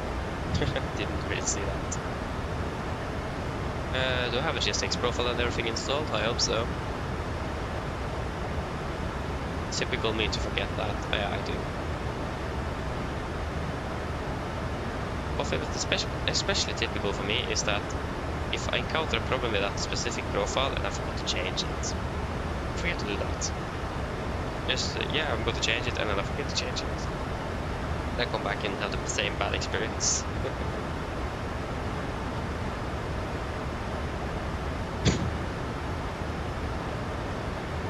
The unfortunate thing is that we're landing behind the ring aircraft.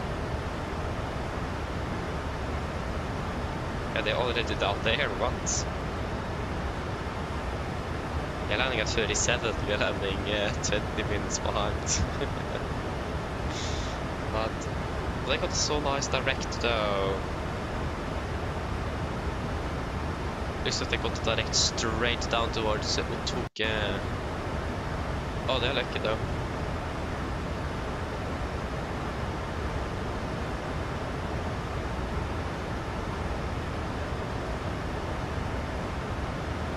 We found what yesterday? Oh, you miss X-Plane sometimes. I mean, yeah, I can understand that. To be honest, it looks like X-Plane in general have less bugs than Microsoft have. But again, I haven't really flown much with X-Plane. Oh, it's a screenshot. Ah, okay. I see. Should we take a direct towards Tokyo? Are we guys happy with that? so it's tempting. See, we're landing 5 behind, and the real aircraft is landing 15 early. It's a bit annoying. Just want to check the at least the arrival traffic into this. I don't think there's many inbound, but there's a few aircraft on the ground there already. We have 2 arriving aircraft. And the other arriving one is entered from it's a Norwegian. No, it's not a Norwegian. Where is it?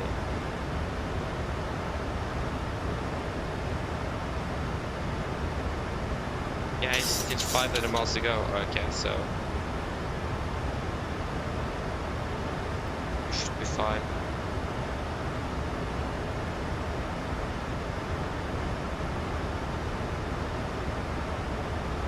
I need to fly FSIPanel X. Aha, back to days. Nice. Oh, you don't miss that. Okay. Fair enough.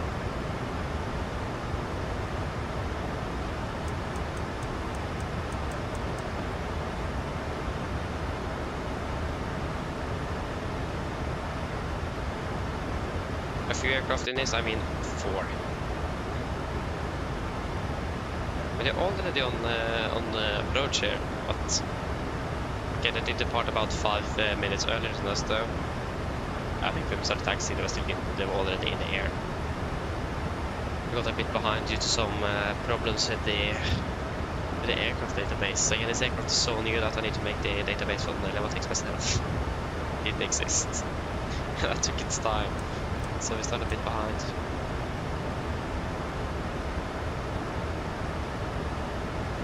Yeah, Joris, I started with this simulator about 4.5 years ago. I think I bought it in January, like 1st of January or something. I think I first flew in January 2021. But I may have bought it in 2020, I don't remember, but it took me 3 days to download that simulator. So yeah, my Wi-Fi was very bad at that time. So yeah, it took me 3 days to download, so so yeah. I started with this simulator. Yes, indeed. I've just been flight sim about 4.5 years, so I haven't. I did start a bit late. I started my passion about 6 years ago, but it took its time to get a computer and start flight simming on a PC. But I did use some mobile flight simulators, but I really started with MSFS. So yeah. Now to flight level 100.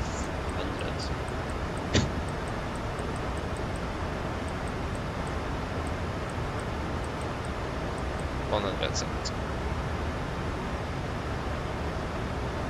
So yes, that was of my experience on this specific simulator.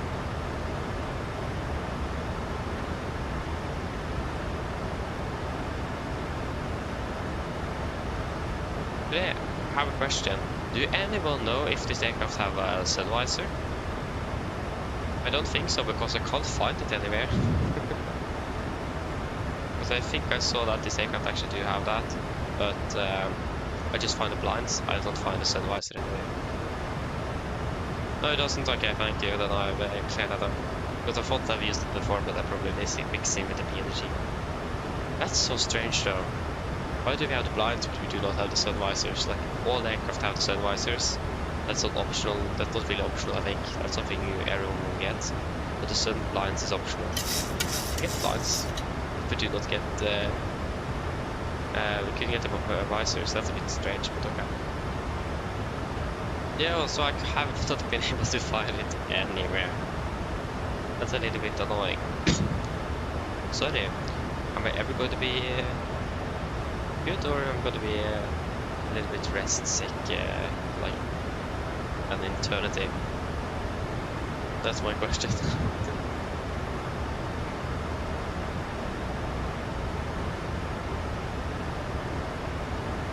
Yeah, exactly. It's gonna take its time to release that new update, but I mean, it's some great improvements and features that's coming.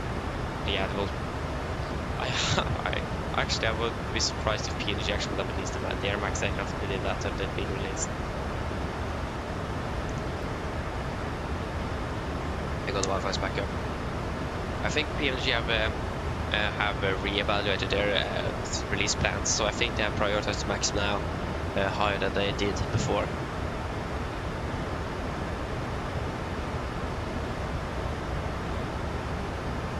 So because it was the wording Runtatsu used in one of their updates that in regards to the 77 for 2024, the NG, that they have used many things they have been accomplishing with the Max in 2024 into the NG, and just the wording, it was something like that. The wording just sounded like they're also working on the Max alongside the NG at the moment, and to be honest, I would love that. So again, I wouldn't be surprised if if the iFly will be delayed and the PMDG aircraft will actually be released before they can release that update. But I mean, I probably think that PMDG have a larger development team than iFly have. I'm actually not that sure though. But I mean, iFly just have one aircraft to be working on, and PMDG have like multiple aircraft families they're working on. But again, I imagine that PMDG is a bit larger team than iFly, or Flight Sim Software, Flight 1 Sim Software or something like that. Oh, excuse me. It's a bit annoying, but hope it will be well soon. So I will just wait to see how it goes with that update, but at least it is some nice things that we have been waiting for. Oh, there you go, now the Wi-Fi is back up. Happy with the Wi-Fi error is just completely stalled out.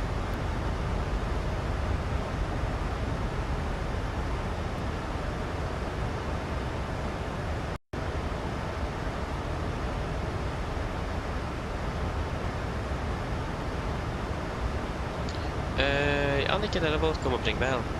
Yeah, exactly. So you also got it, okay, so...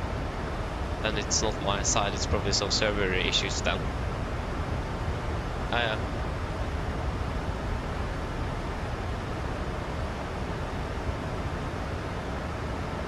Oh yeah, it's correct, they did make plates for P3D, they did. They go back online again. But yeah. But again, it is... But why does it take so long to give us updates? That's my question. Again, if you just see the pace that PMDG is working, that yeah, they do things faster at least than iFly.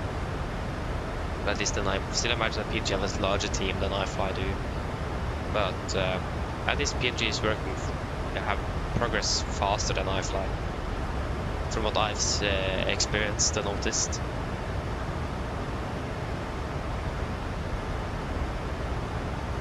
So I mean, it could be different reasons for that though.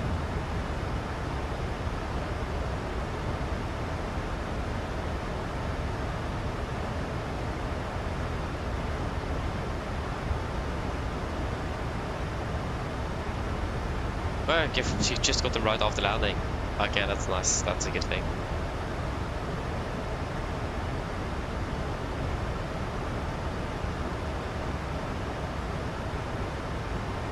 So yeah.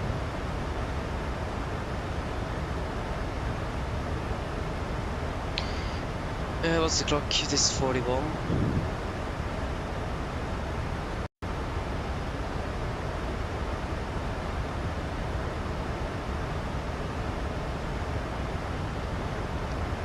What I mean with not just like one update pack. Like the phase for like the pace PMDG is working at or progressing at. Because if I'm to be honest, I think that's insane how fast they're working. Yeah, things take time, of course. I mean, it does that for everyone, but the fact that they're working on like the 737 NG, the Max, and the 747 family at the same time, it's a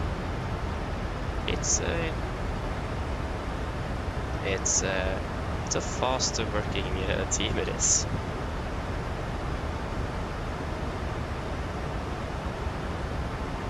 Yeah. Exactly. So yeah. So I mean, iFly takes its time, but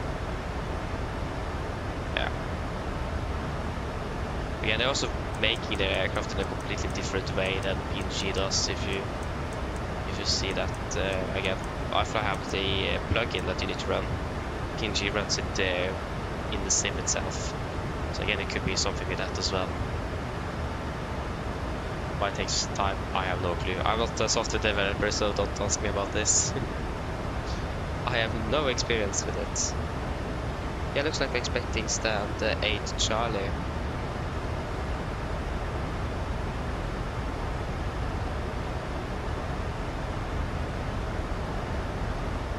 Yeah, that looks like 8 Charlie for me. A bit sad though that the relay could have landed already, we are still here. I think we'll do a direct towards Neras after we've done this turn, so it's a little nicer slick turn over there.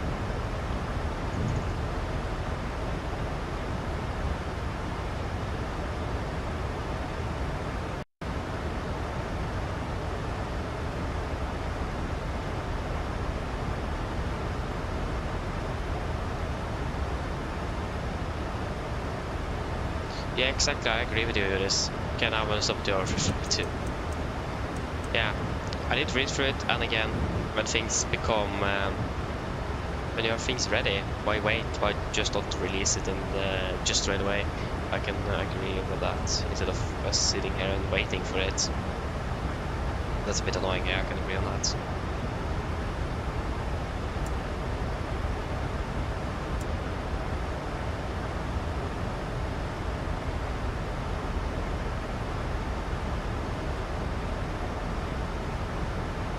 Haven't if we probably noticed that we started descending. Can't ask for them to prepare for landing. Some communications problem with the iFly, they found that up.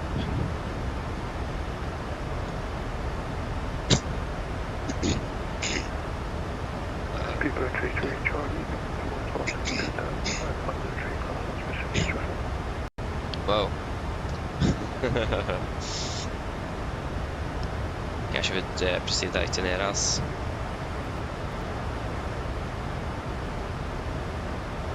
Or how will that look actually?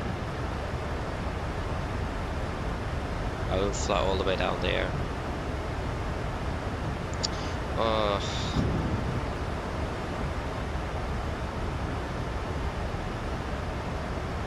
Retro eller åka mobbning väl? Yes. Yes.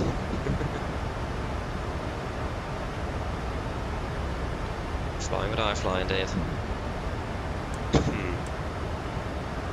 It does arrive with its own problems, but that's fine.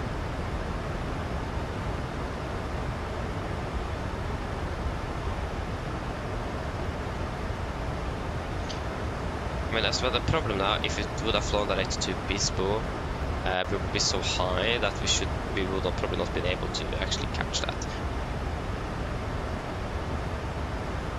But we're not descending that quickly at the moment either, though. Yeah, we'll be landing behind schedule level less, so. Oh, there we go. Now I can finally prepare the cabin for landing. Oh, that took its time.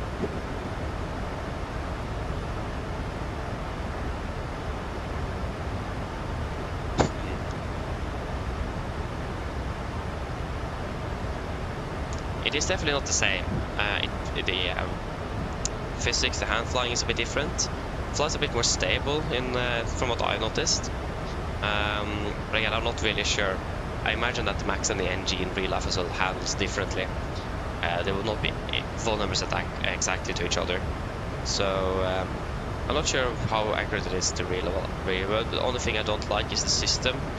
There's some things here that I need improvements, and things that need to be added as well that is not working.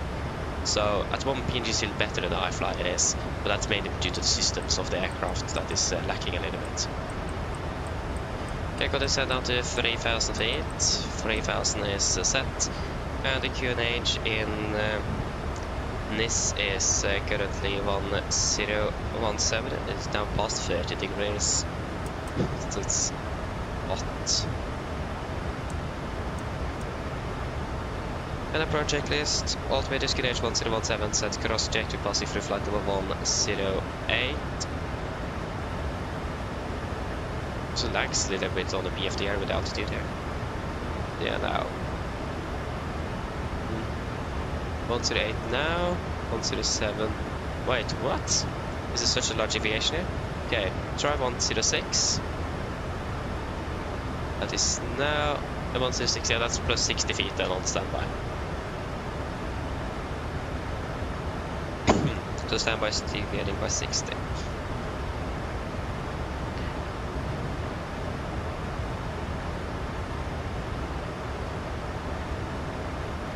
I think we should just do a direct to Bispo after on the turn here. Then we'll be in a better position to do that. Regarding the so we don't get a really steep turn and so on.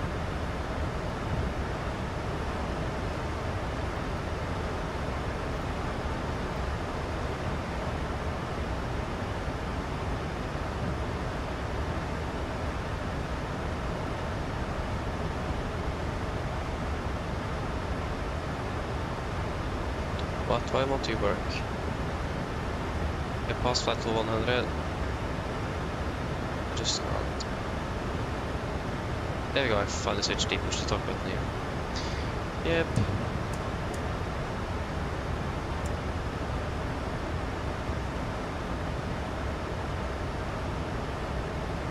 Yep, looking good. And then we can continue that to Bispo, confirm, execute.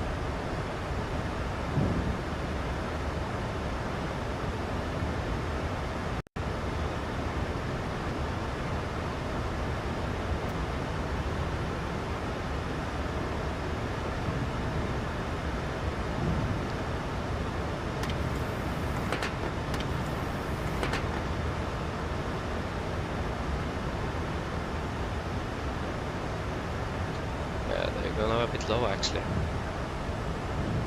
We can go speed in 12 to maintain its maximum Bispo, it is maximum 190.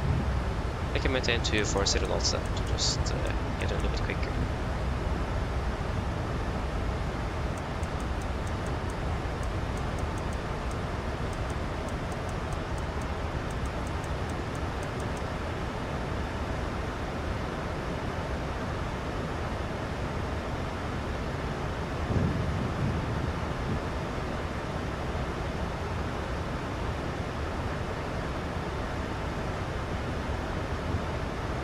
Now we are arriving at, yeah, approximately still the same time. We're still landing at 8:04.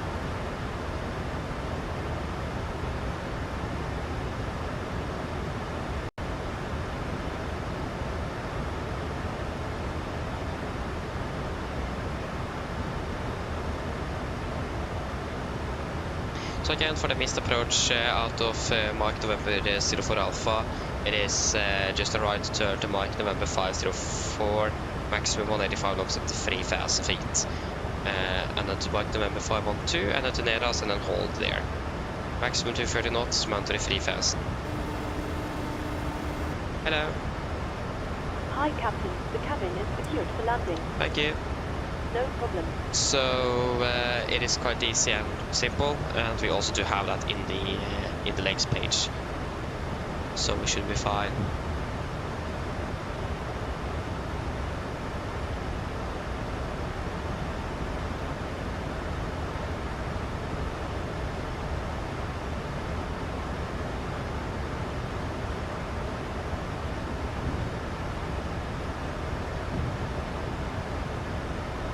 Okay, a tailwind of 10 knots, not bad.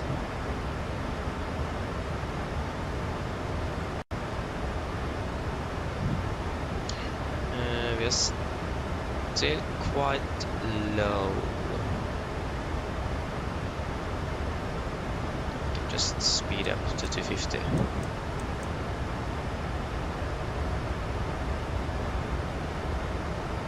I could go vertical speed as well.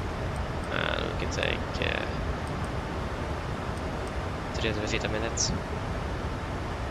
So there you go, MCP speed, vertical speed. And we have Ella armed.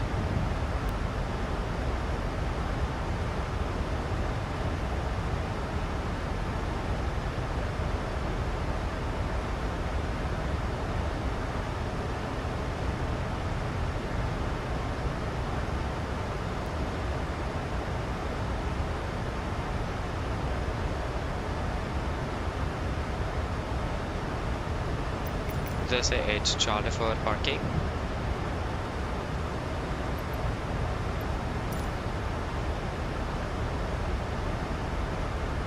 Yep, 8 Charlie for parking.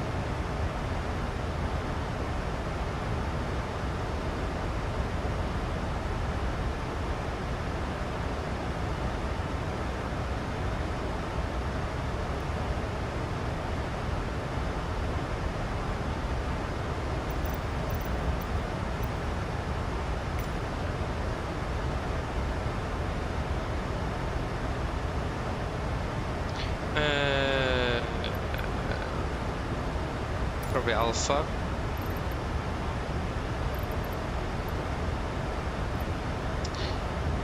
What? Sorry, we are using the Charlie.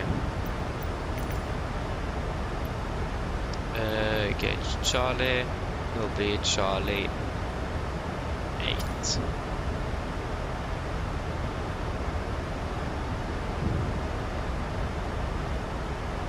I wonder if we could open up the cockpit window here.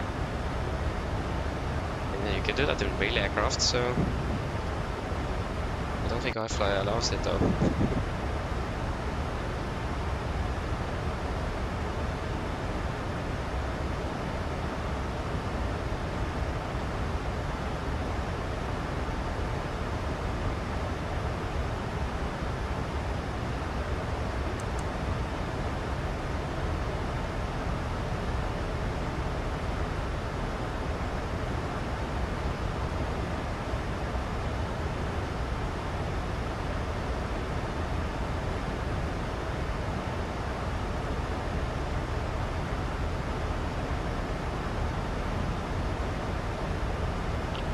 We nav within 10 to 50 knots.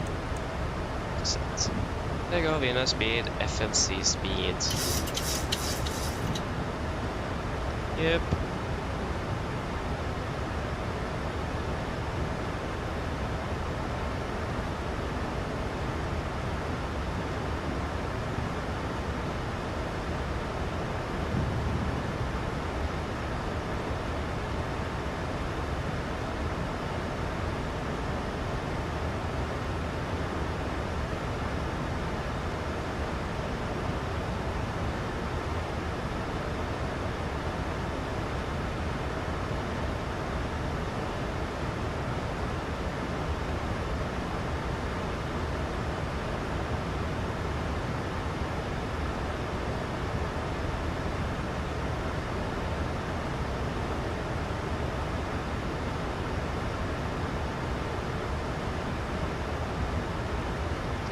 Yes, getting closer.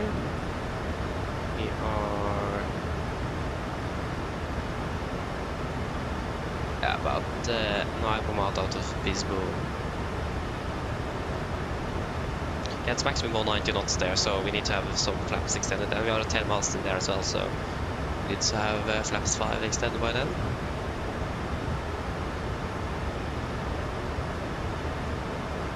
We have an aircraft coming to our right as well. It's probably climbing out. I hope it's from this. So reduce down to 220 knots. Yeah, we can go down to 210 actually. I will do that.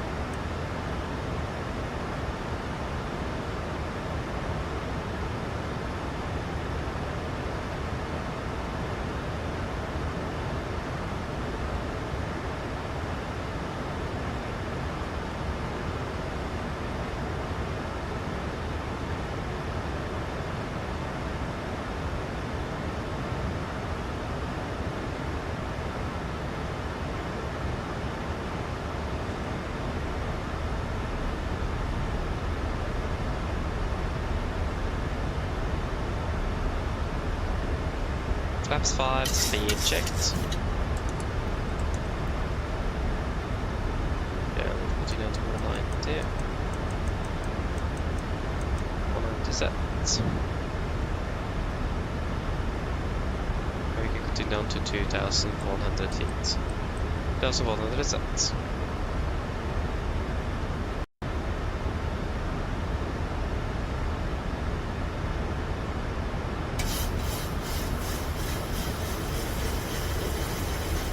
shooting at 180 knots.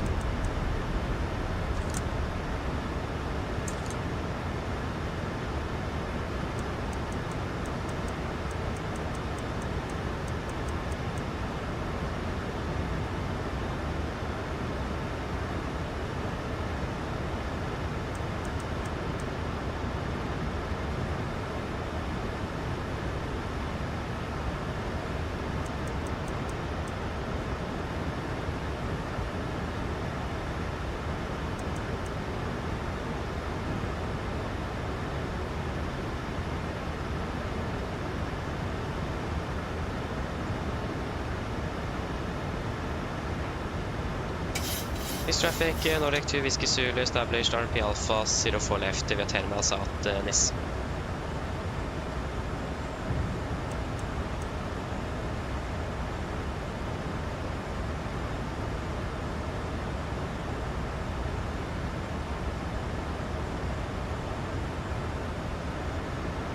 Okay, get out, flaps 15, speed checked. Fast and go.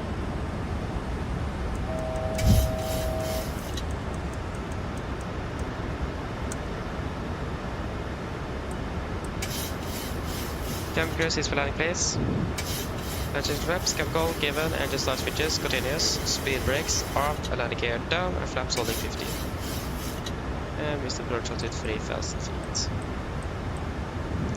Again, for the mist for after we are flying visually now, it will be just straight ahead 2.5 miles from the ILS to me, right turn, track 110.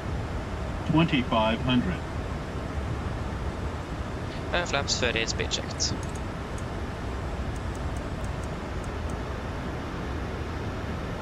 Complete line checklist. Flaps 30 plan, 30 green, line checklist complete.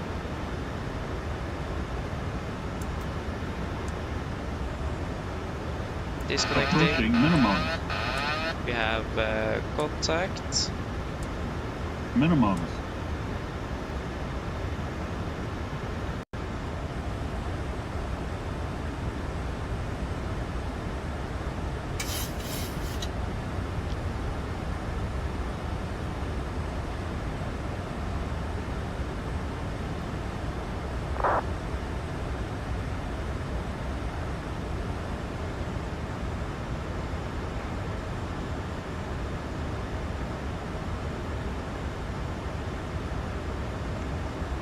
Unfortunate things that can't really see the purpose.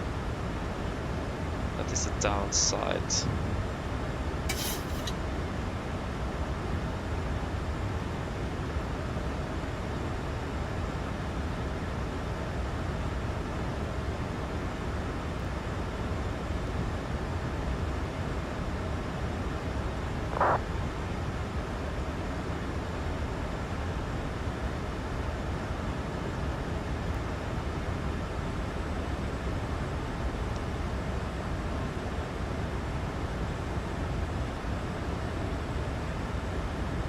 $1,000. Yeah, we're stable.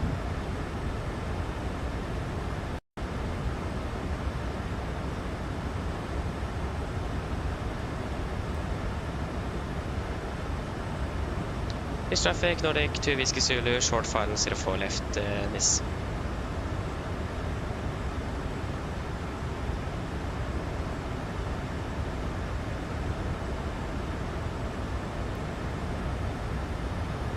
Don't see the poppies.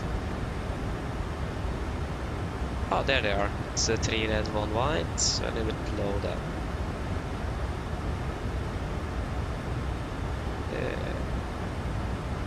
500.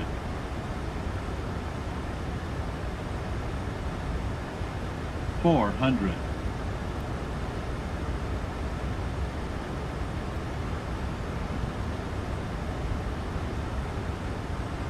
$300.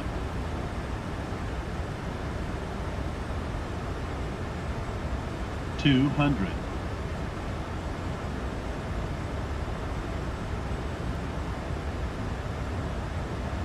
$100. 50. 40. 30. 20. 10. Speed brakes up.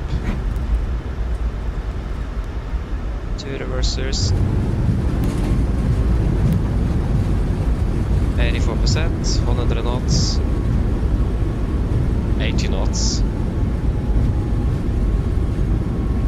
60 knots. There you go, welcome to Nice. Flight time, 2 hours 41 minutes. This aircraft is so sensitive to crosswinds. It's so hard to maintain center line with this aircraft, it's insane. It struggles so much. Just a slight crosswind, it just veers off the runway. It's not good. But does the speed, there's something wrong with my speed brake this aircraft. Just it's very sensitive on the peripheral here.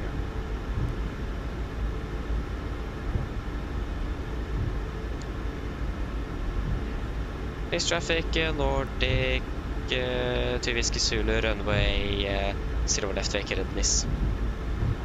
Left is clear.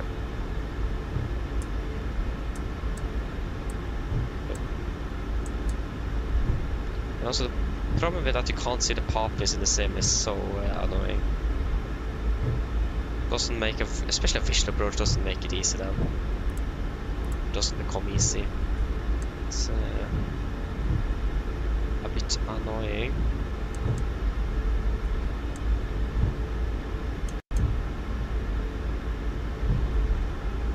Again, we'll take a right turn onto Foxtrot. So left clear, right clear.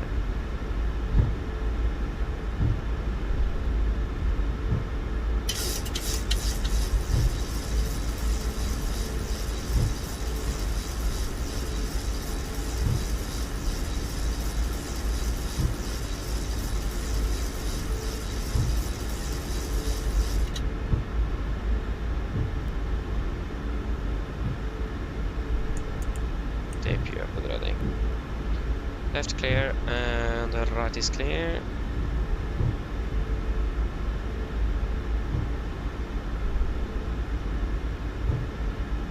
And here we have 8 Charlie, and it looks like they're ready to take us in.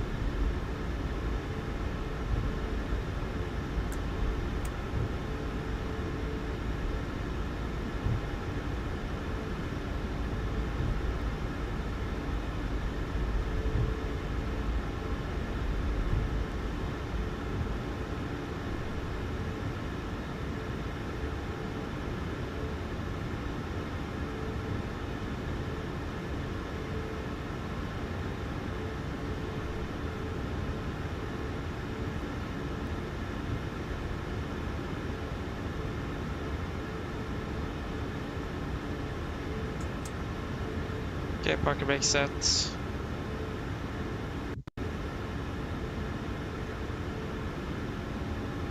Just wait for AP to let engines spool down a little bit. AP available. And I can shut down 2 more.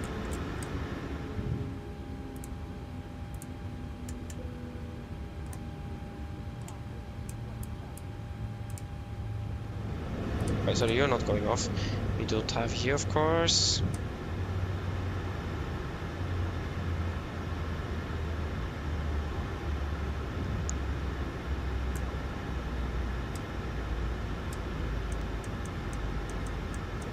Ground to cockpit. Go ahead.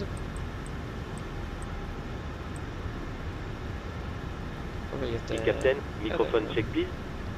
Yes, radio loud and clear. Roger. Okay, Captain, ground power is available. Stand by, we'll start getting you offloaded in a couple of minutes. Roger. So, not used to this transponder here. Yep. And then shutdown checklist to the line.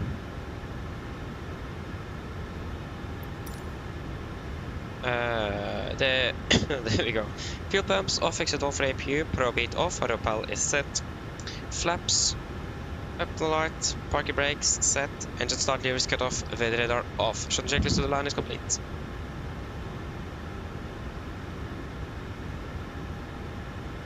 Nice.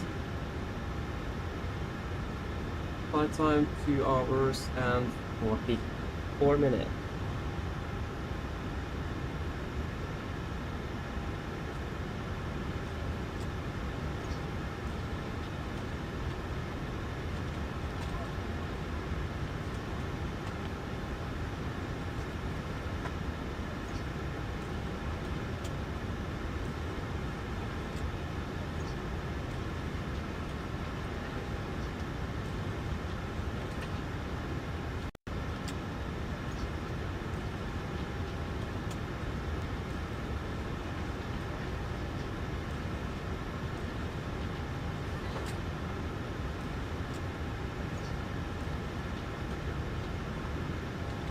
Yep.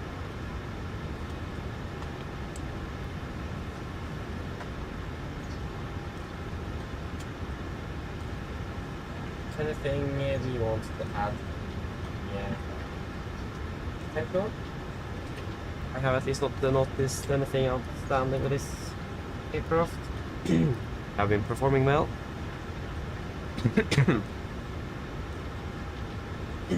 Oh.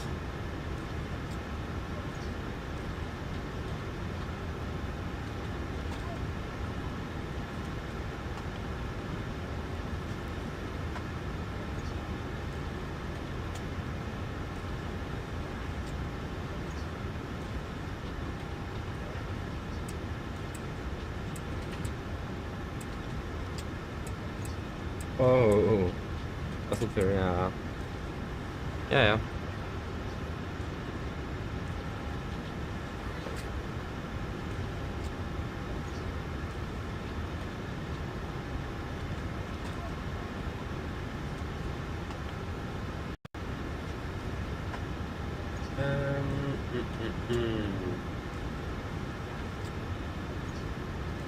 Nothing we wanted to add in the tech log.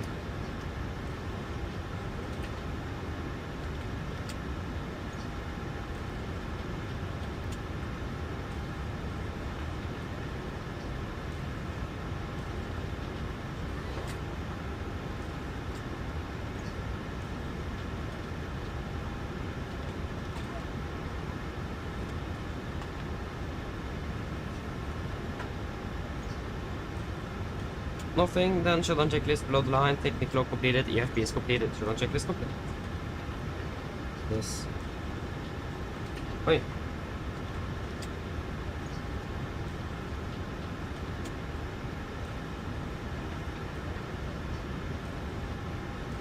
Just wait a moment here. Alright.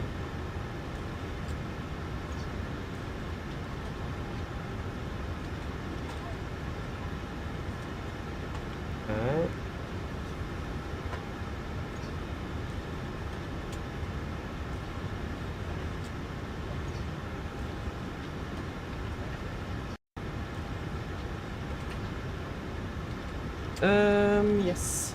Then we are ready for the return trip. What do we think about fuel? We need a minimum of 8.3. What's the level like in the carbon?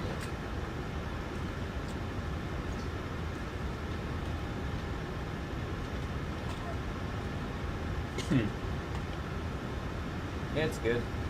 Are we happy with 8.3? Nothing outstanding in Gardermoen, nothing outstanding en route, nothing outstanding in this. So 8.3 should be fine.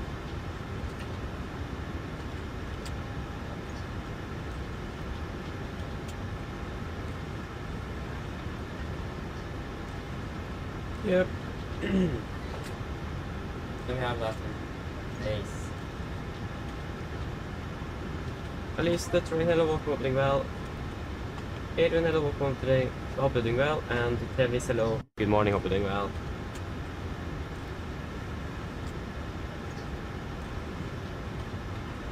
Yeah, we'll answer probably everything after we are in the air, unfortunately. I'm sorry, but we are a little bit behind schedule. Not a little bit, even. So, we're quite fast. This time, what is the seat I'm expecting?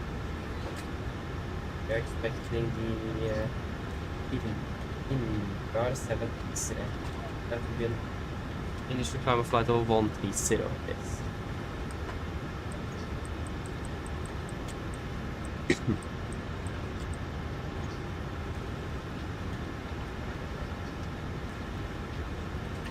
Okay, so flying from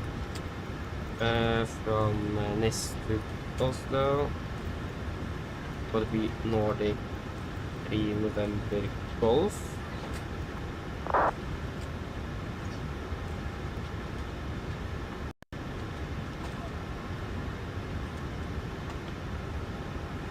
Yep, it will be the departure of the V04. Actually wrong runway, the flight plan.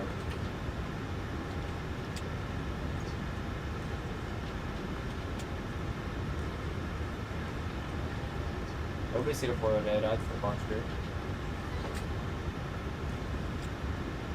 It will be 04 right, and then it will be via Irmar. 7 Alpha, 7 Charlie. Yeah, this is for the runway. And this is for the guy.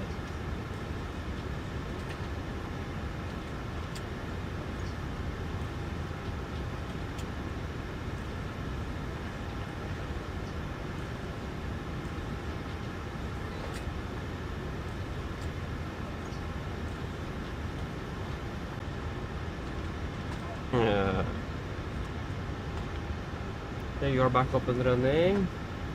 You're back up and running. You do not want to go back up and running.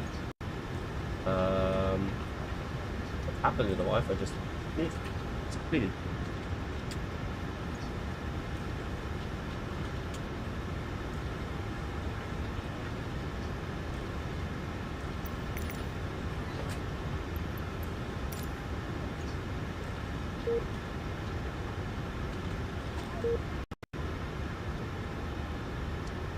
Right, there we go. Now we'll control set back. There we go. Nis Oslo and it minus 7 Alpha. Yeah, fine, 2 things I'm back up and running.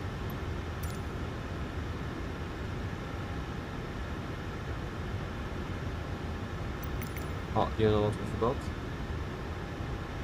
That. It 7 Alpha.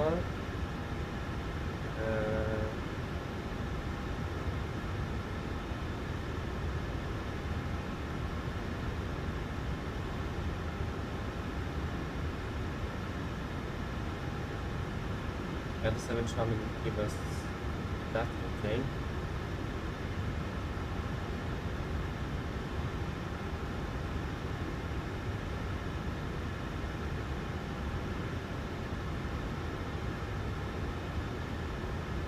Maybe they can Charlie. Irma 7 Charlie. Get fuel up here as well.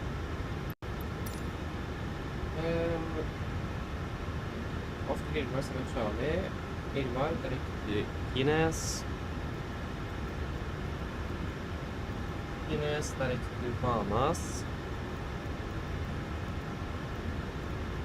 Direkt Soko.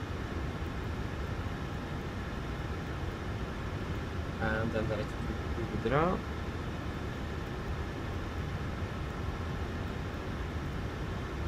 And then direct to Ukta.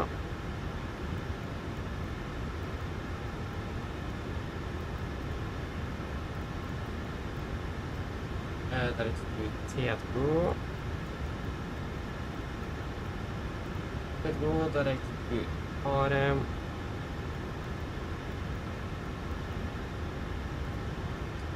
Direkt Lofre.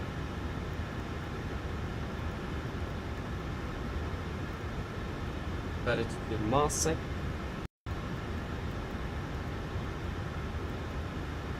Direkt till Elnat.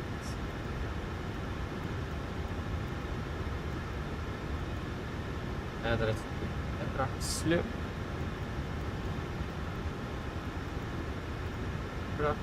And then Sabak, and then Lima 9. Yeah, okay, it's you. And then Lima 997. There we go. And then Lunip. And then we're expecting Lunip for Mike, isn't it?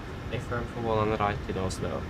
Minus one on the right, Lunip for Mike, right hitler. Cost days will be 9, final reserves for today. Will be 1.8. It will be flight level 38.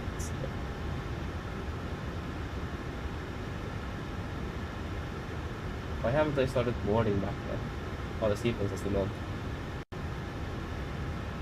Again, this is the problem with the seatbelts connected to the aircraft itself. 380. There you go. Hello. Hello, Captain. Wind will be 21. Yes, how is it going with boarding and so on? We're busy deboarding the passengers. I'll let you know once we're done. Okay, thank you. No problem. What did I say? 270.21. 270.21, and the average by deviation is plus 6 degrees. We'll take plus, just yes. Okay, let's just, yeah, okay, fine. And descent 250 below 10,000 or 100. Forecast will go flight level 80 in Oslo, and will be flight level 310, 200, and 100.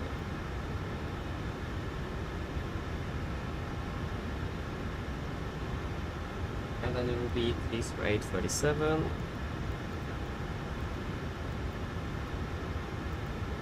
27531, and the ball 28721. And then the QNH in card 1 is open.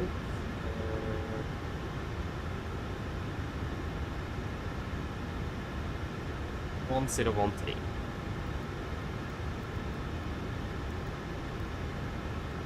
Excellent. The engine altitude today as well will be a little bit different. We'll be climbing straight ahead 1 DME Azure VR, Alpha Zulu Romeo, Miss VR, 1 DME. Then we will take right turn, track 140, Alpha Zulu Romeo 043, 1, and then it will be 50 degrees bank, 140, maximum speed 175 at all turns. Okay, nice, that is it for that. We're departing in like 10 minutes, and we have then we finished deboarding. Why does that take so long? Hello. Hi, Captain. All of the passengers have been offloaded. Thank you. Give me a call if you need anything else. Of course.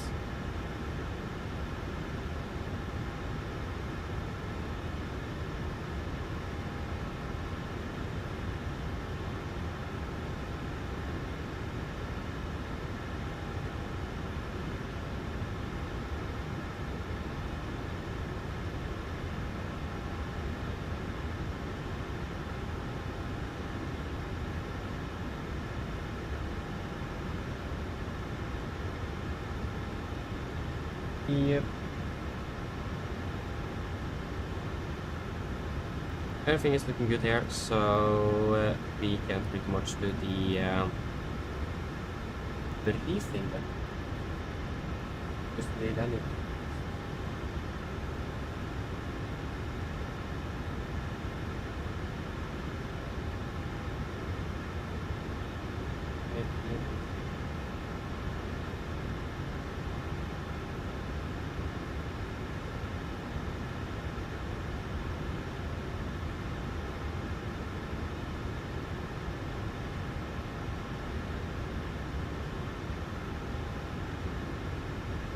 Yeah, I'm very curious, yeah.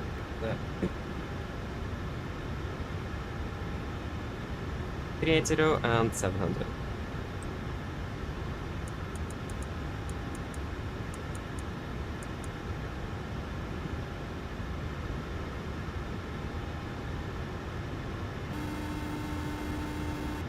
Hello. Hello, Captain. Okay, I've spoken to security, and I'm told they'll be ready to send the passengers down to us in a few minutes. Yeah, thank you. No problem.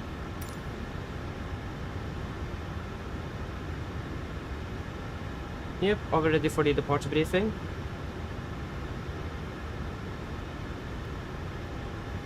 You're not set though.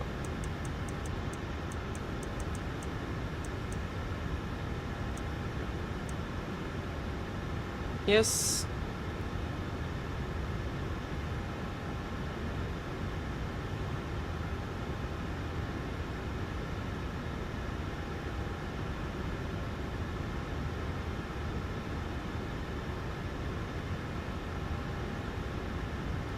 So, we can start off with the emergency briefing. So the procedure will be the same as we discussed in Oslo this morning. So of course, any question for that, feel free to ask. But for the engine outside, we're going to be climbing straight ahead on 043 degrees until passing 1 mile from Azure VR or Nice VR. Then we'll take a right turn to a track of 140 degrees. Continue climbing straight ahead up to 40 speed. There's nothing really outstanding. The only real thing here, real threat on the engine outside here is that we have the terrain right on the end of the runway 22 right. And that's why we do this early turn at 1 DME due to the terrain to avoid the collision with that. That's really only the threat here is that we are going to do quite quick a right turn, and then we also had downgrade performance on the aircraft due to a loss of an engine. So yes. But except for that, we don't really have anything else significant on the engine outside today. But if conditions are good, we should be able to return back without any issues. The only thing is that we do not have the glide slope for MSFS for left, if that will be required for a return back. So that means we will go for either a localized approach, or we'll probably request it for right instead, and if we will require ILS. Because then we'll basically reduce the workload quite a bit. So we'll wait to see on what we will require for that. We also do expect to be departing above the maximum landing weight. Wait, is the maximum landing weight at 517? That's... I don't know. At least we are not expected to be departing. We're expected to be departing above it at least. So we should be. So yeah, we will need to perhaps burn some fuel before returning back, unless it is really necessary to get down as quickly as possible. Any questions for engine outside?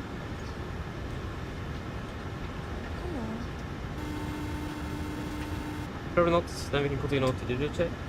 Just wait a moment. Hello. Hi, Captain. Just to let you know, we've started bringing the passengers on board. Thank you.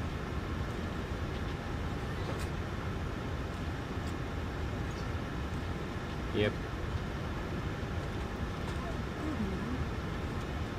So for the route check then, so we're expecting the Irmar 7 Charlie departure at 0 for left. Correction will be 0 for right. Because it's 0 for left. I got 0 for right. Okay. It's 0 for right for departure. Irmar 7 Charlie. Continue to direct to Kines, then direct to Vanas, direct to Esoko, direct to Bodra, and then it will be direct to Lukta, direct to Tedgo, direct to Arem, direct to Lore, direct to Mase, direct to Elnat, direct to Saba, correction. Sorry, I missed a waypoint. Rakslu, direct to Rakslu, and then it will be direct to Saba, and the Lima 997 for Lunib, and then Lunib for Mike into Gardermoen for Felix. Ground distance to also 1124 compared to 1119. That's an acceptable deviation. And we do not have the landing field yet due to the aircraft not being the... Yeah, it's a bit... Yeah. Yes. So... Then we can continue over. Nice. Oh, this is the wrong airport. Ah. Hello.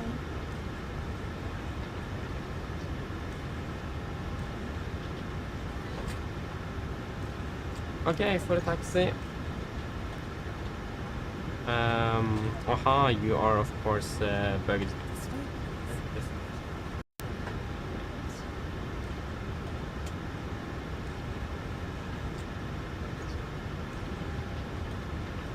This way, please.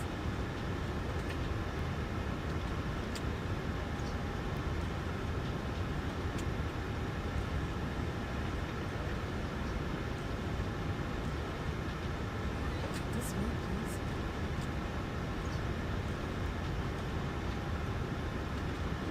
So there we go. For the taxi. Boarding pass, please. Of course you reset like that. There we go. So for the taxi, oi. This way, please. And this is the airport charts. Correction center, parking status. International Bravo, effective 6th September 24. The parking standard Charlie, we can expect a push facing south west, is it? And you probably expect taxi on Tango and then out of Foxtrot. And then on uniform all the way down. With the airport charts here, International from 11 to 24. Taxi all the way down, uniform, and then to holding point on and left.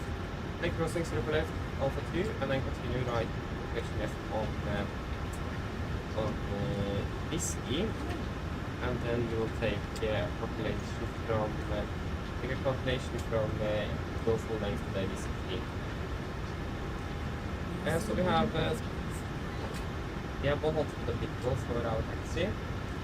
Hotspot number 1. That's as follows. On to Taxi Cockpit. crossing crossway. Easy and simple.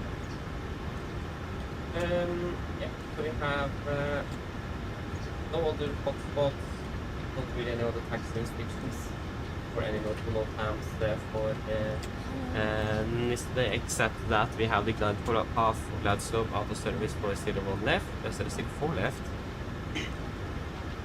And we do have some turns as well, or cranes, I mean, in the vicinity as well. But we don't really anticipate that to be causing any problems. The condition is 6 drive, but the condition is also looking good, so nothing outstanding in yesterday. For the city, we're expecting the the Mars and charter departure, charter NHP hotel effective 24th of March 2022. Departing over the wedding 040 degrees, we're passing 420 feet, we'll take a right turn to track 130 degrees. And then we'll continue to Mike November 149, maximum 2 knots. And continue around to Nice, November India Sud, New York, close by to 100.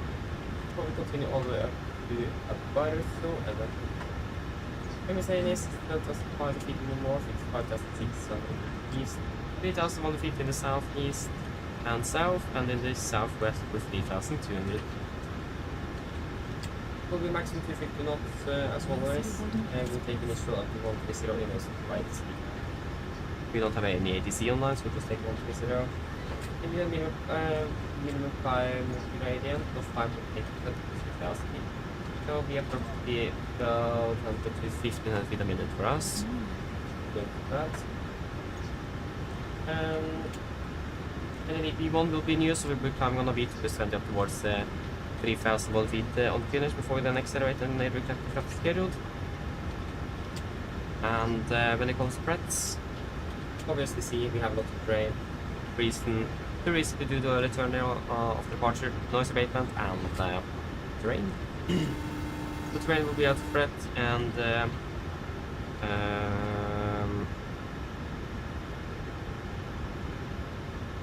I think that will mainly be it. It will be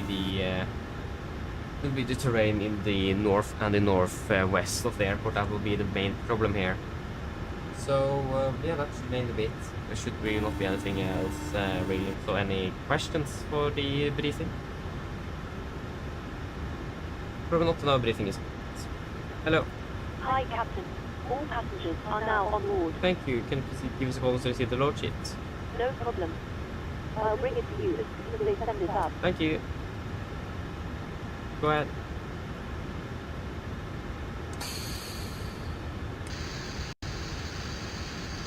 Captain, just a quick update to let you know that we've started loading.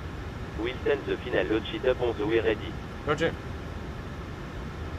Okay, so flight time back to home will be about 2 hours and 45 minutes. That was the 80. I did quite cold right I did in Oslo. Quite winds from the south and it's 80 degrees. Mine damer og herrer, god morgen. Mitt navn er Fabian, jeg er kaptein om bord i dag, og på vegne av Norwegian og resten av besetningen så ønsker vi dere hjertelig om bord denne flyvningen fra Nis til Oslo Gardermoen. Flytid til Oslo i dag er forventet å bli ca. 2 timer og 45 minutter. Vi begynner snart å bli klare for avgang fremme. Vi kommer til å dytte da gaten litt bak skjema, dessverre. Vi forventer å dytte ut om rundt 5-10 minutter. Vi beklager for denne lille forsinkelsen, men vi håper skal ha tatt den så mye som mulig gjennom flytruppene oppover mot Oslo.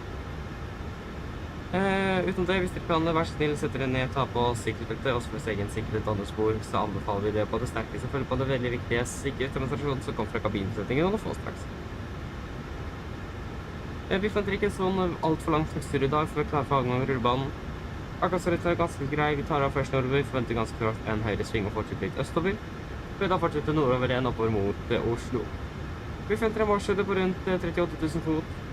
God flyforhold er forventet, mens Volanta vann på sikkerhetsventet på, bare sånn til vi kommer bort til uforventet turbulens. Å være i Oslo blir ikke så ganske greit ut. Vi har litt grann vind, svak vind fra sør. Det er rundt 18 grader, og så er det bare litt delvis oppskytt. Ellers sitter jeg slapp av, så håper vi det veldig fin flytur med Norwegian. Ladies and gentlemen, good morning. My name is Fabian, I'm the captain aboard today, and we hope Norwegian and the rest of the crew. We want to wish you a warm welcome on board this flight from Nis to Oslo Gardermoen. The flight up to Oslo today is expected to be approximately 2 hours and 45 minutes. We are fairly short of the departure front here. We are expected to push back from this gate about 5 to 10 minutes, so a little bit behind schedule. We do apologize for this flight today, but we hope we will be able to catch up as much as possible during this flight back towards Oslo. At least if you may please sit down, take the seatbelts, and for your own safety and others on board, we do recommend to pay special attention to the safe demonstration that the cabin crew will show you in just a few moments.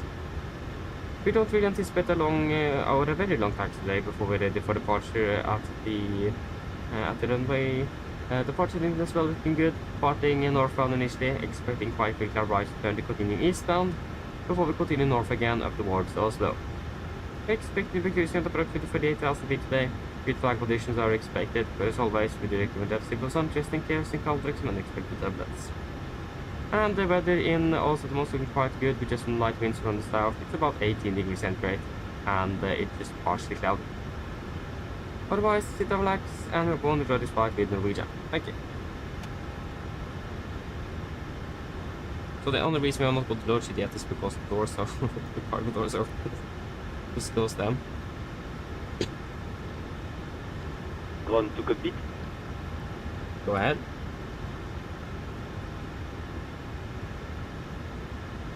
Loading Asha has been completed. We're sending the load sheet up to you now. We'll contact you for pushback once you're closed up and the beacon light is switched on. Roger. Hello. Hi, Captain. Okay, we've received the load sheet from ground.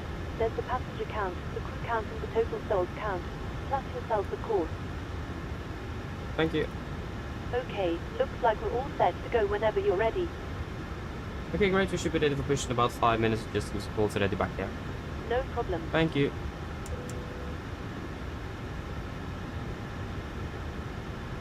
And then the packs we are expecting. We'll confirm the 158. We'll confirm that. Confirm, and the one is split up into 164. So 158. 1 cargo. That will be 1.6 again. Yeah, then we can just leave it as it is then. So payload, you see the fuel weight, 60.5, but actually 60.6. Yeah, we have 60.6 here, 60.6, fuel board 8.3, and take the weight 68.6, go to 68.5. Just confirm that through the FMC as well. 60.7. 68.9. Yeah, that's acceptable. Don't even execute it. Okay. So takeoff winds are going to be the 50 at 9. No, it is 50 at 8. Temperature is 33 mph. 33 and 107. Weight 68.9 tons. And trim will be, so the TG will be 23.6.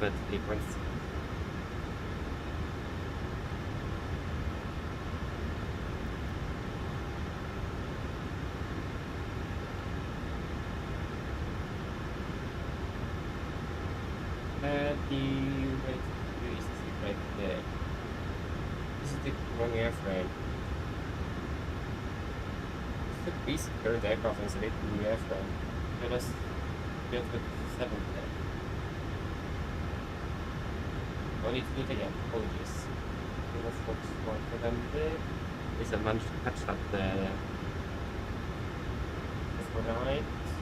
Winds 3.8. The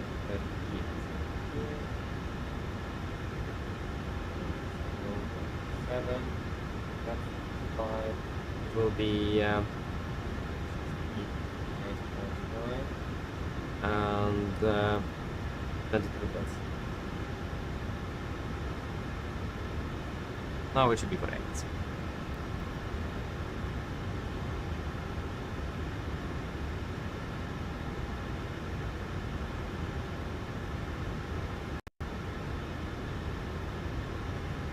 There we go. That will be a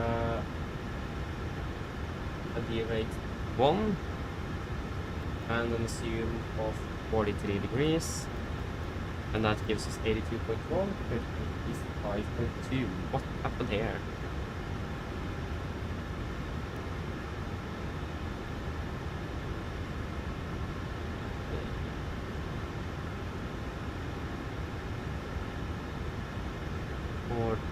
Three.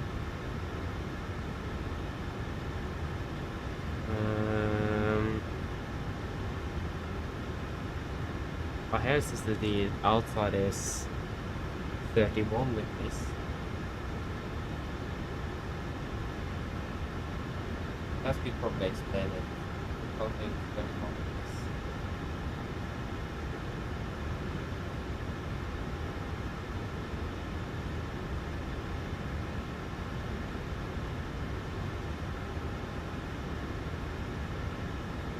this. Is 31 degrees.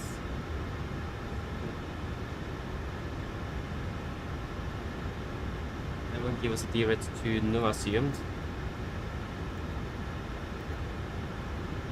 That gives 84.7, 84.7, fantastic, then we go with that. I don't think the simulator is up to date because of the server issues. 6.3 and V speeds 27, 43, 47, 27, 43, 47. Good.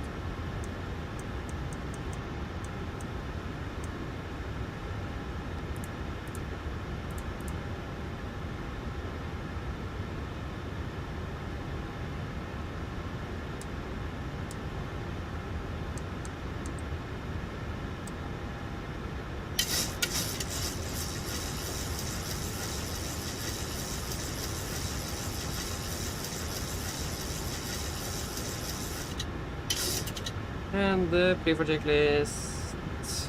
Gamble the to the line have it? No. So then we'll do the prefer checklist.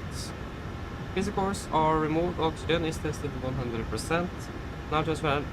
Now transferring display switches. Normal auto, window heat. Why isn't the light on?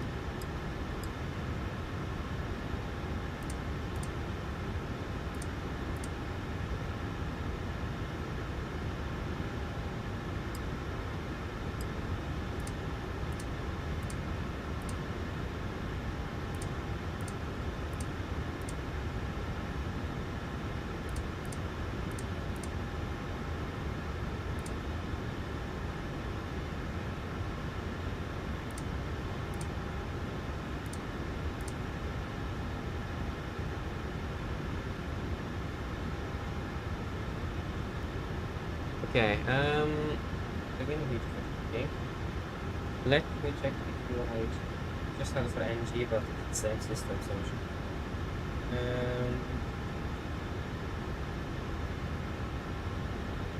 I imagine this is here. I've heard that the window heat on the 17 normally fails quite often due to the outside temperature. It's hot. And window damage, window open.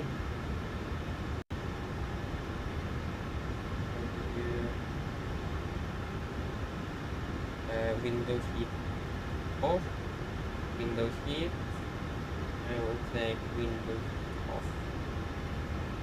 So, condition of the following occurs: an overheat due to high ambient temperature or a system failure. Choose one: on ground, window heat switches all on, window heat test switch power. Okay, so all on and window to power. That didn't do anything. What step 2?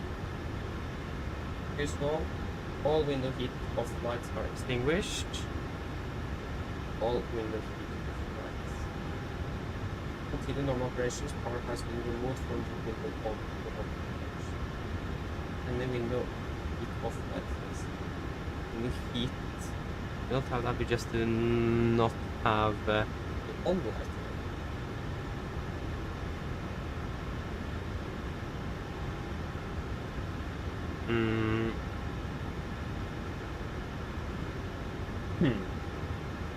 So just on the ground, window heat switches, all.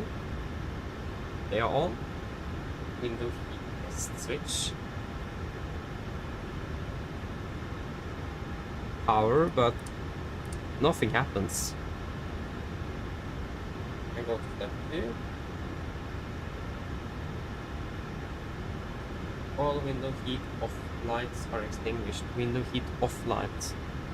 Don't have that up here.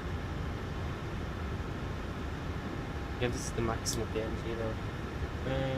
Window normal operation power has been removed from the window heat off lights. And the third is that. I'll be up here. Or any window heat off lights basically.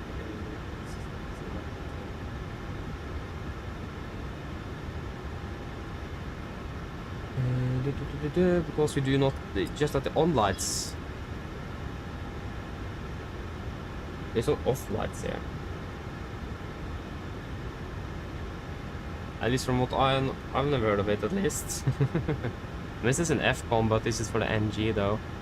So we just try to turn it off for a second and just leave it off.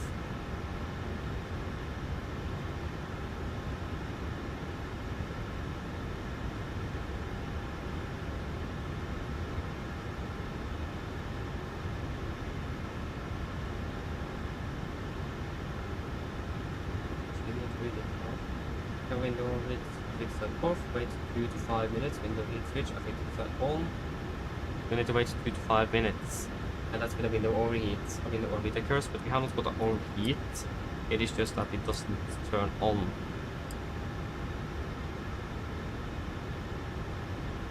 Window heat light stays extinguished, continue normal operation, window heat light switch minute again, 90 minutes again, window heat switch, I think the window off, limit air speed.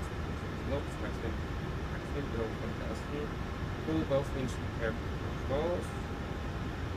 This vents air inside of the windshield control beam.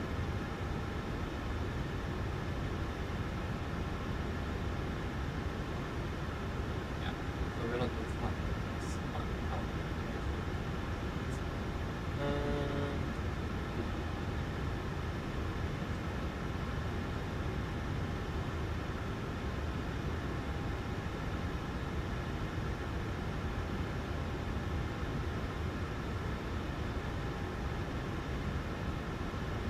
And I imagine, because I've heard that the 77 normally have this problem where the window heat fails due to high ambient temperatures, that like the most normal failure is the window heat.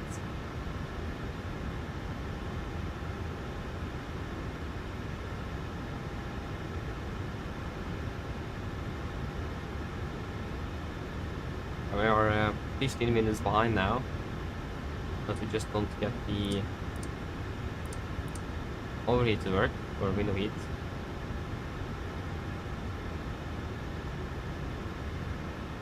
Why won't it turn on? Is that bug with the aircraft, or is it actually something wrong here?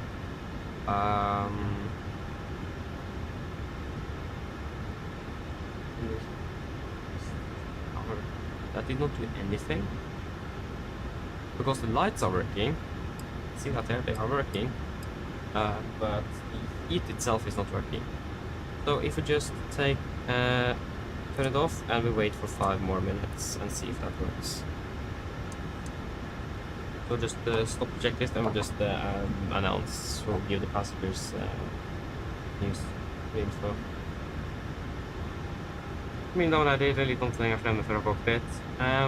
Vi har ikke fått startet å dytte gate ennå. Grunnen til det er fordi vi har noe feil med vindusopphetingsystemet for øyeblikket. Det vil av en eller annen grunn ikke slå seg på. Vi driver så godt vi kan og prøve å fikse dette problemet her fremme nå, og vi forventer forhåpentligvis det skal bli fikset så fort som mulig, så vi kan komme oss av gårde opp til Oslo. Vi beklager da for denne lille forsinkelsen vi medbringer, men vi håper vi skal få ha dette fikset så fort som overhodet mulig. Så takk for deres tålmodighet. Ladies and gentlemen, a quick update here from the flight deck. As you probably noticed, we are not start our pushback yet. The reason for this is due to the window heating of the cockpit windows is not turning on for some reason. So we are troubleshooting now and trying to fix the problem, so we hope that we will be able to get off the ground as quickly as possible. We do apologize for this flight today. This will encounter with that, and we do thank you for your patience.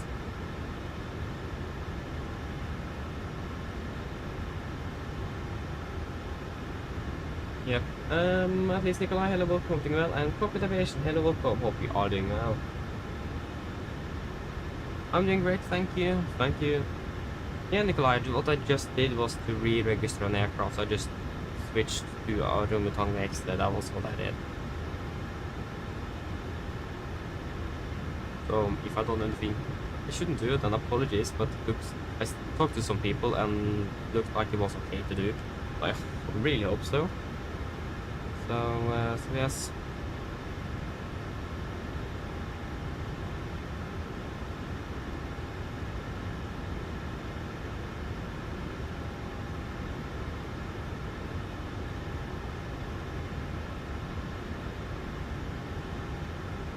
Yeah, Travis, hello, welcome, hope you're well. All this morning. I probably said morning to you already, actually.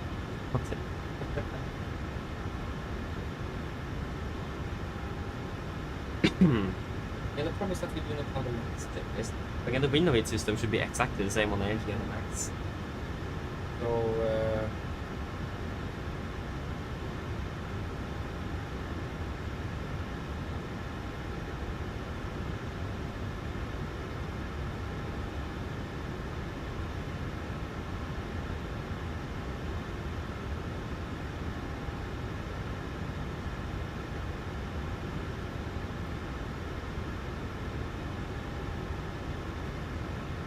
you need to wait another 2 minutes, and I hope this will work.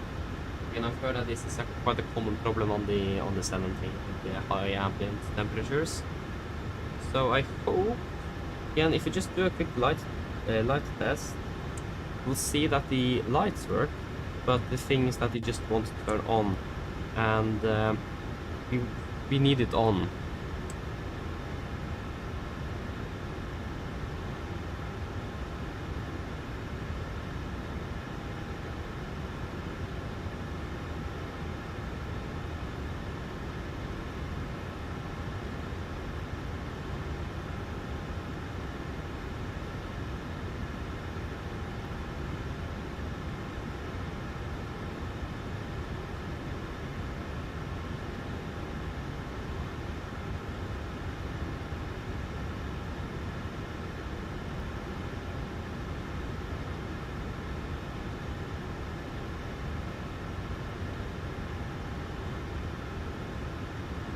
Wait another minute.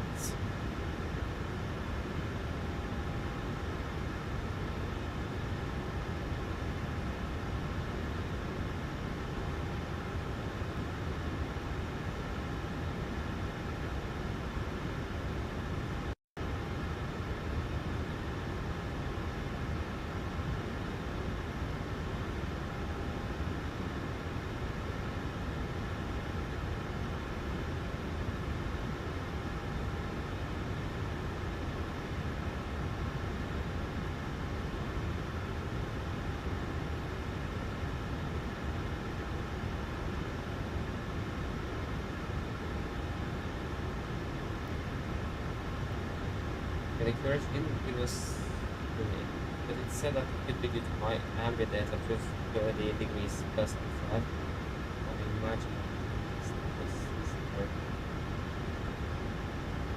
Okay, gone 5 minutes. We'll try again then.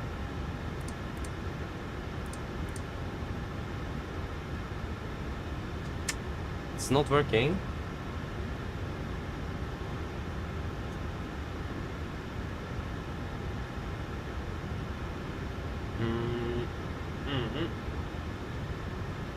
That's interesting.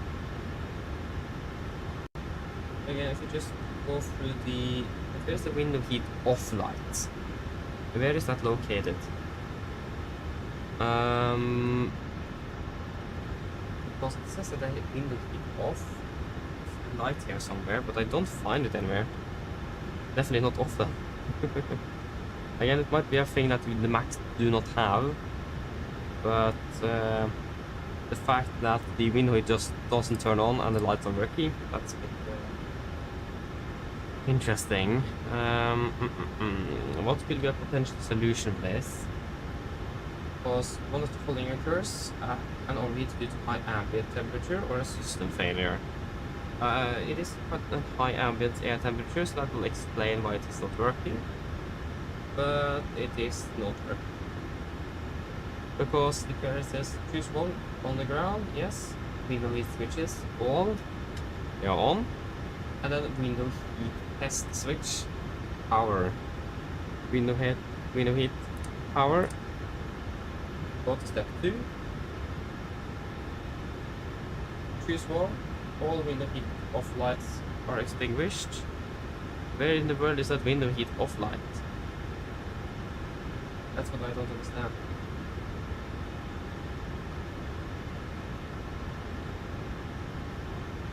But are we allowed to fly with the window heat? I don't have the MEM though. Where is the window heat? Let me check the F.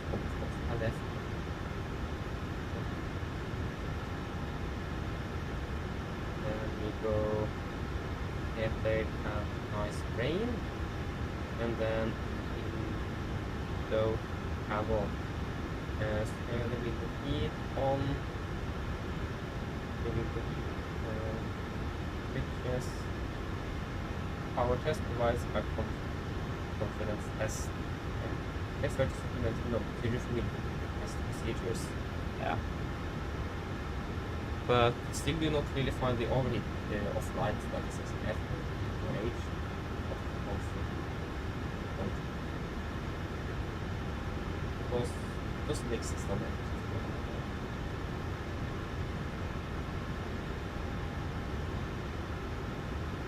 Because we have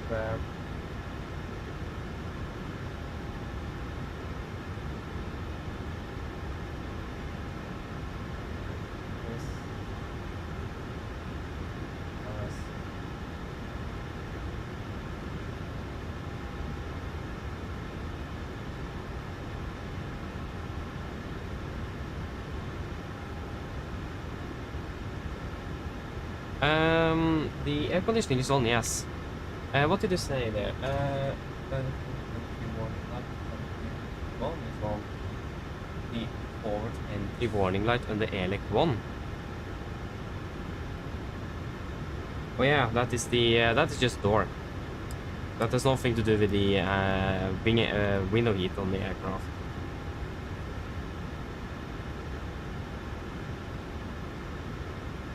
Yeah, I mean, we have AC power. We have the APU on up and going. We have APU Gen 2 here. But yeah, if we then just try to connect, maybe it's a bug with the aircraft. That's the thing. So if we just try to see if we can, if it works with ground power, maybe that could solve the problem. If we just go over to ground power for a moment.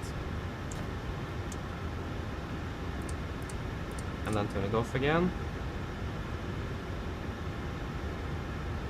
I mean, we will not really have much to do in the cockpit without the AC power. So it's still not working though.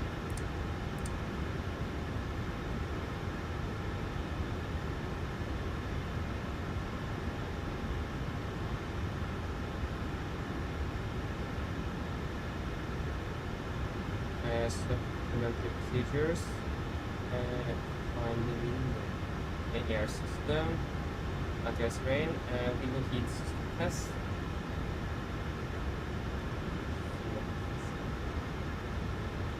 It's on, window heat.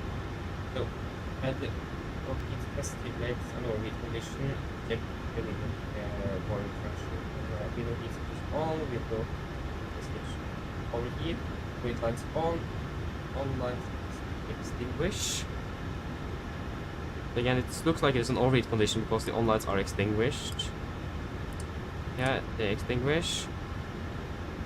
And lights extinguish after approximately 1 minute.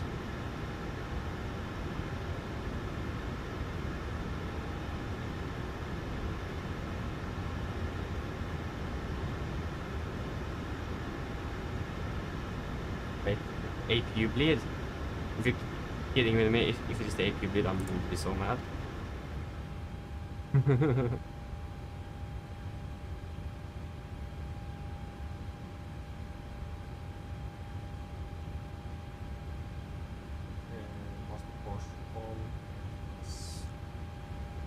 Master portion on, the ice, the system on, window heat switch is reset, position window heat switch off, then on.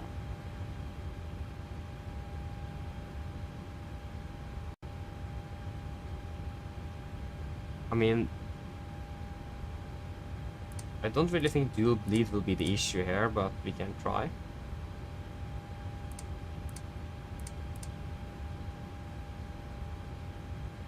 No. Yeah, and the dual bleed is just because the otherwise you will damage the APU if you use too much engine thrust into the APU bleed, because there is no physical stop for the bleed, so they can go a back pressure into the APU bleed, and that's something you don't really want.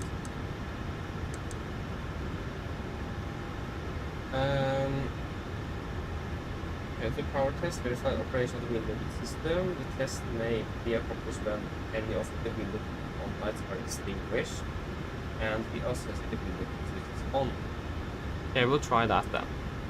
So window heat switches on. Note: do not perform the power test when all on lights are illuminated. We do not have any illuminated. Window heat test switch power. And the controller is forced to full power by passing over temp control or protection is still available. Window heat lights illuminated.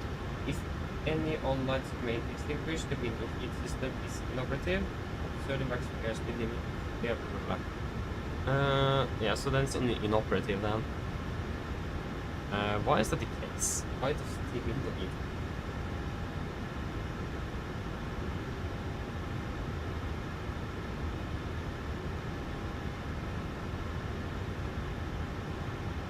Of all things, the window heat will not work.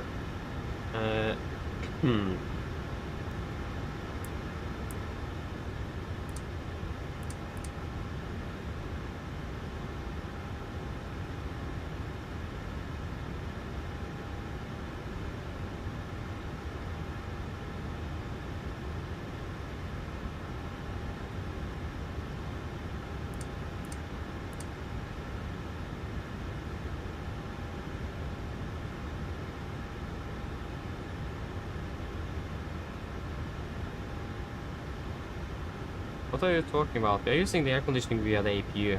We are using APU for air conditioning. Again, if you turn off the APU bleed, nothing here really changed. The window heat still doesn't work. So again, the APU bleed shouldn't really have anything to do with the window heat. The window heat is electric. If I remember correctly. We have been sitting here on the ground for half an hour now trying to solve this issue, so this is getting a bit annoying. I mean, we can... But why doesn't the APU or window heat want to work? Do we have MEL or something? for that. 77.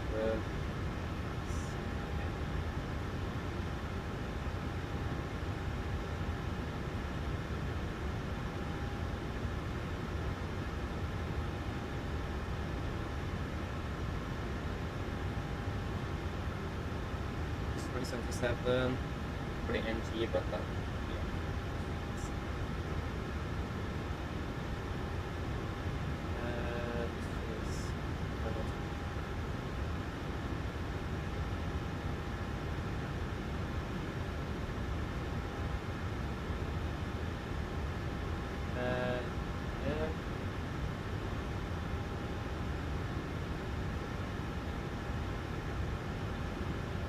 Air conditioning, no.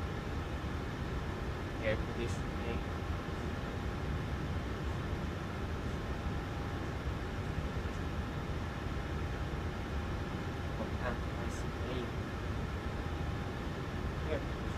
Air.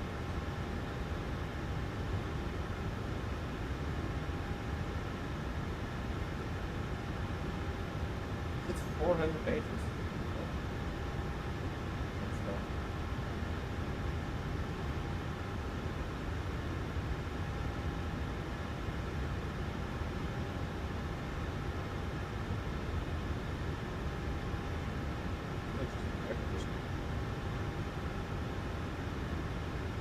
Communications, focus line,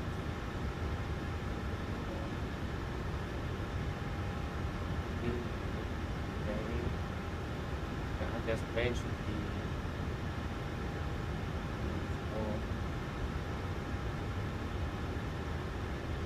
maybe not.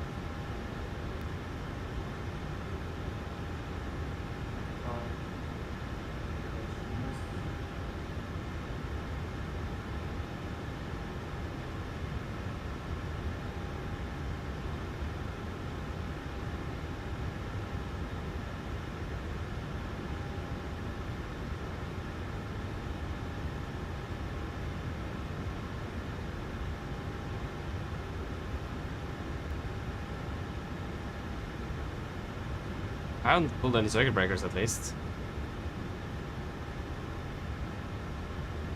Yeah, it says something about a window heat off light, but I don't really find that there, but it might be a NG thing. I've never seen it on NG either, so... yeah, I don't really see anything that's wrong here. Yeah, this is so typical that when it's part of the engines, it starts working again. Like it is probably a bug. I think it's a bug with the aircraft.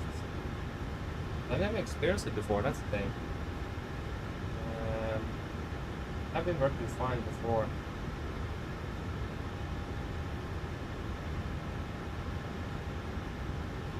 Electrical power.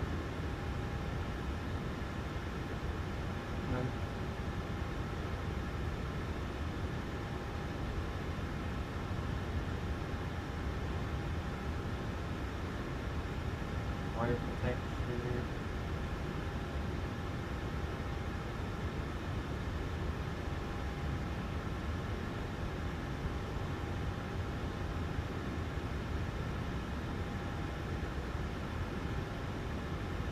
Light controls.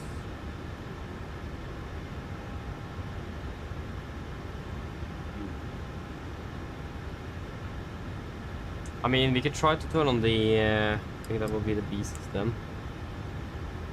Just turn it off. I could turn on both hydraulics and just, again, I highly doubt that will fix anything. Again, the aircraft is electrically driven.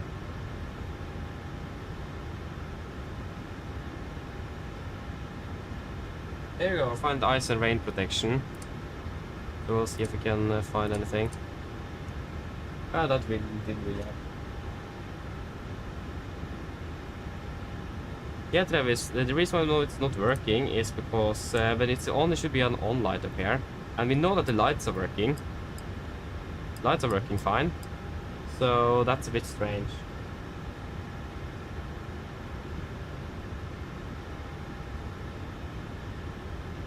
We got cooled them down for quite a long time, but we'll turn them off. And I will check the MER here.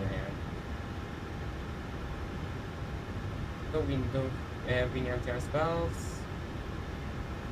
Wing anti-ice valve, position light. One window heat.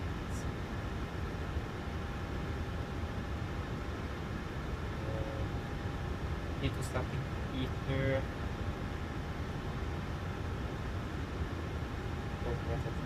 Heater.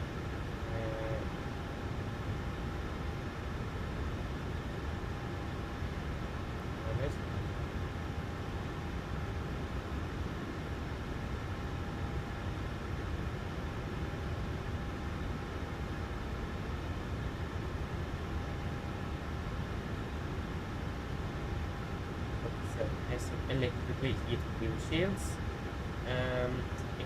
Except for ER burst within 120 minutes. One may be inoperative provided airplane is not operated known for forecast icing conditions. Both number 2 window heaters operate normally. A windshield defog system operates normally. Airspeed limited to 250 knots below 10,000 feet. MSL and associated switch remains off. But that is one. That is not the entire thing. Number 1 window, number 3 window, number 4 and 5th window, number 3 window, heat system, windshield defoging, heat wiper.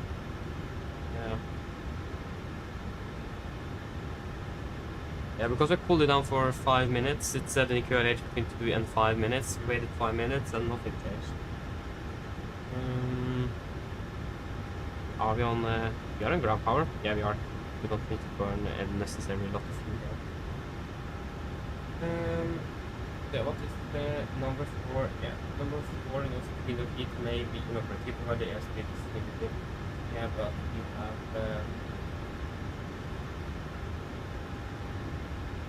number 1 window because this is side forward. So this is probably number 1, number 2, and then number 3 and number 4. I don't imagine. I don't think it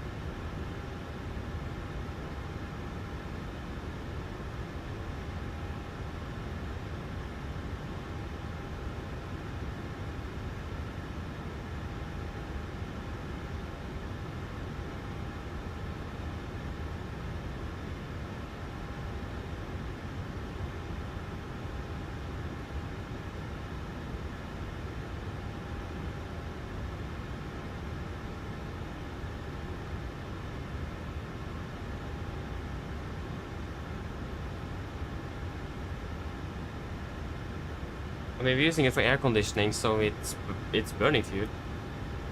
We have the air conditioning on.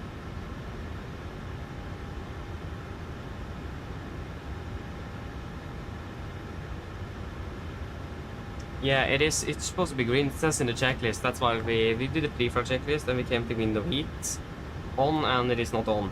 So it needs to be on.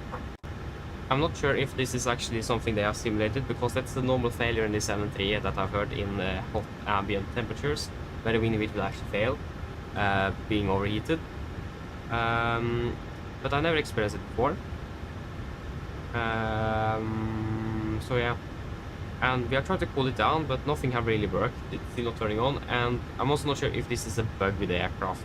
I have a feeling that this might be a bug as well. But I'm not sure. We can't really do an aircraft change, that's the thing. We are in NIS, it's not really any Norwegian aircraft available.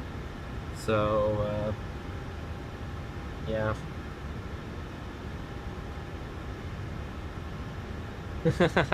Yeah, wait, yeah, then our duty time will get close to the limit.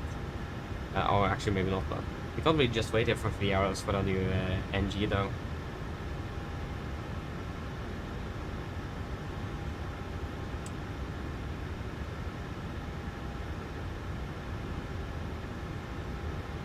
Again, we can't fly with the... any of them inoperative. Not allowed to.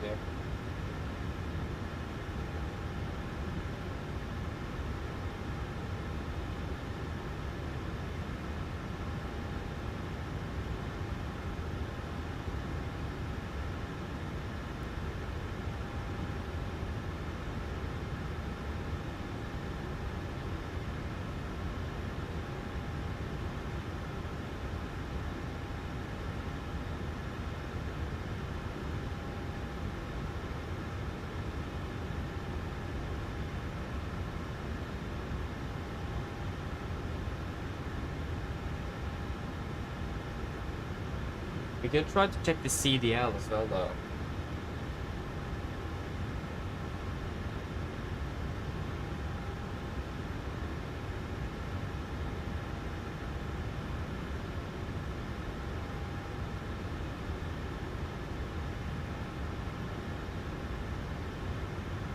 So maybe walk to service more.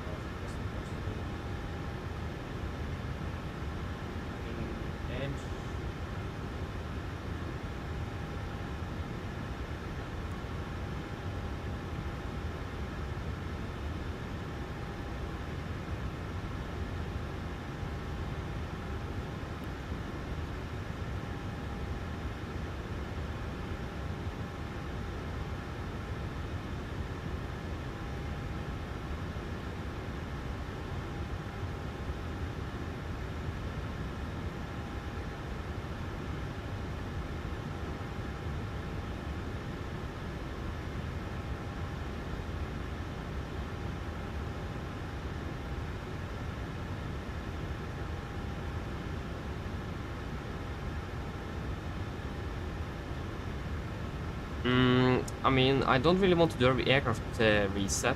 I mean, the thing we can probably do is perhaps to just fire up the engines, push back, fire up the engines, and see if it is working. And if not, then yeah, we are a little bit screwed then. And yeah, unfortunately, circuit breakers are not modeled, so we can't really do that, and we are not really allowed to do it either. But I mean, we can probably fire up the engines and try, but the thing is that we need, yeah, then we need to disregard one item in the checklist there, that's the thing.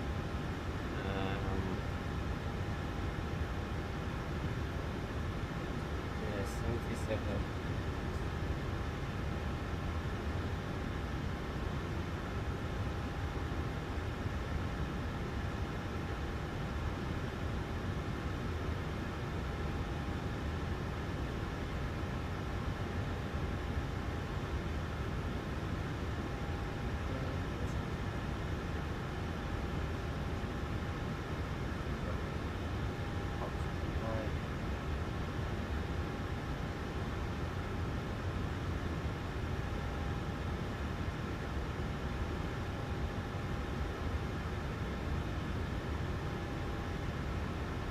Yes, if the windows is more than 63 degrees centigrade, then they will trip off. But I don't think the window here is 63 degrees, is it?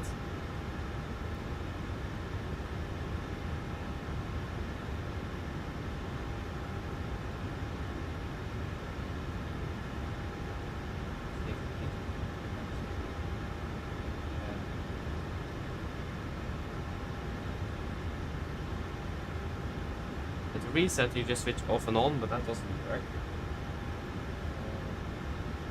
The window heat control unit.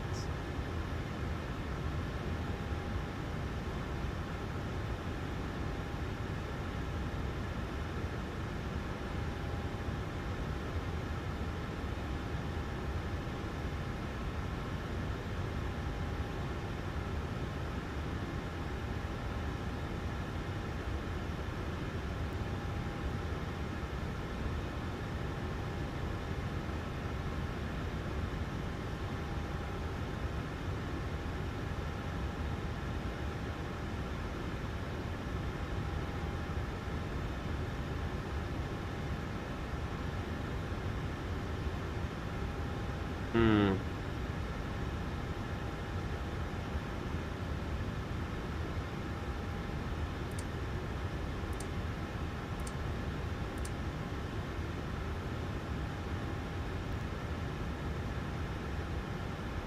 What's the outside temp? It's 33 degrees outside.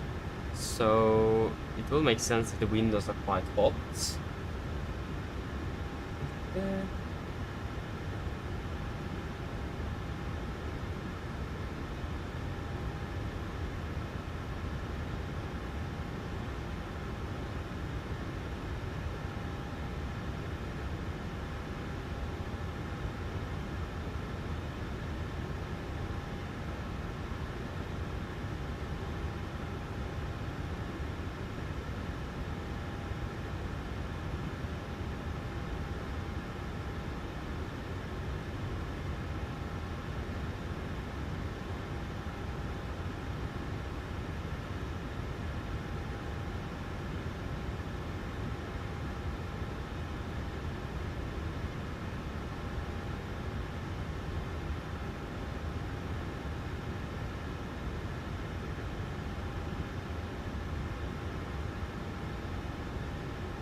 Yes.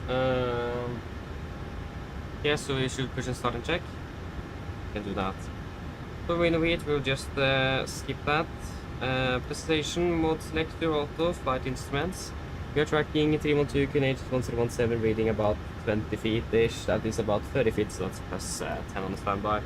Park brake set and start levers cut off. Taxi deco briefing completed. River checks bloodline fuel. We have 8,000. We are now 8,200 kilos on board. And pumps on, passenger sunset, auto brake, RTO, see the fuel cars completed, takeoff speeds, V1 137, VR 143, V2 147.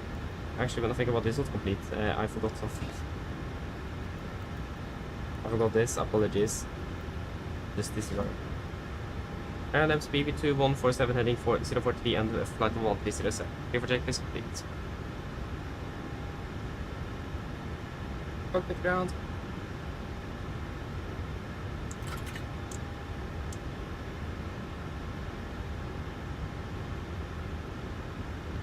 Go ahead. Can you please disconnect and prepare for push? Oi, what in the world happened here? Roger. Whoa. Stand by, please. Can we? Close the door. Okay. Ground power HA has been disconnected. Thank you. Okay.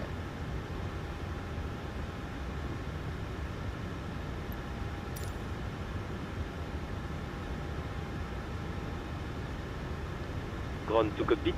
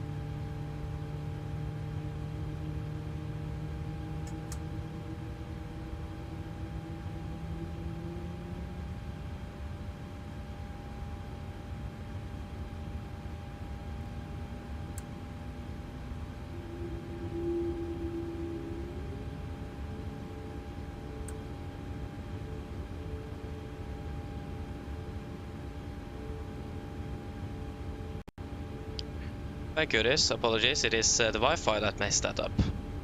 Second time already today. On the push.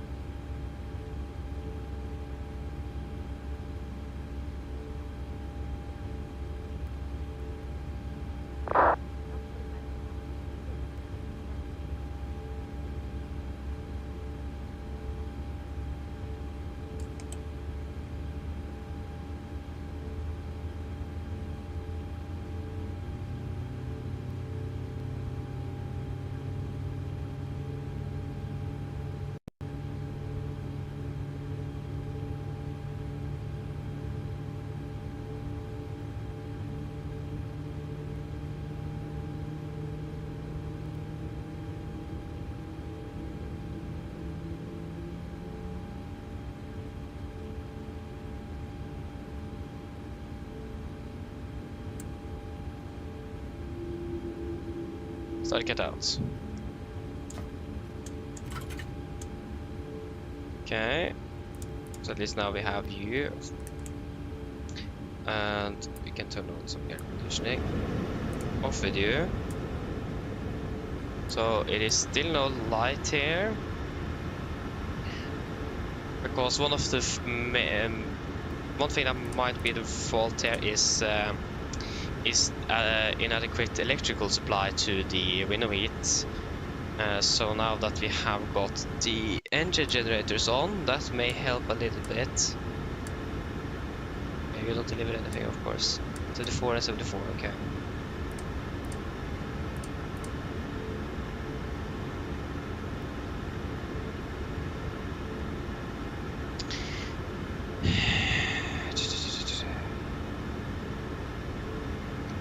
Turn it off again just so we can cool down a little bit and net to mid check.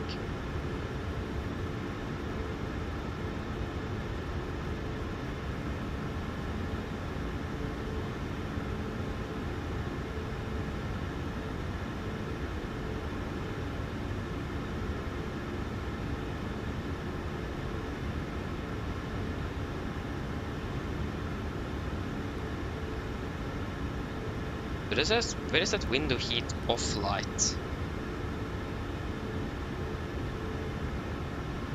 Yeah, it looks like they are heated indeed. But again, it should reset when you turn them off and turn them on again. It says that it should reset. So that is the thing. It doesn't reset like it should do. But again, where is that overheat off light? Yeah, remember this is the NG checklist or the QRH though, but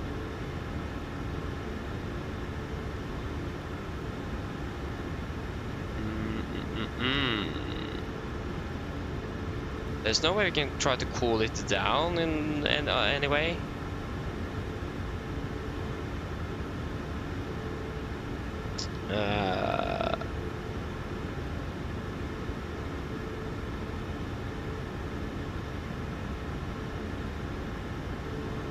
Could have an overheat due to high ambient temperature or a system failure.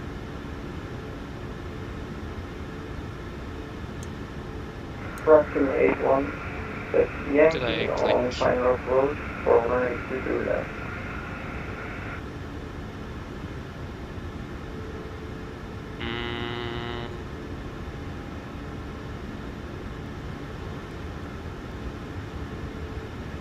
I don't really have that. We don't have that maintenance thing either.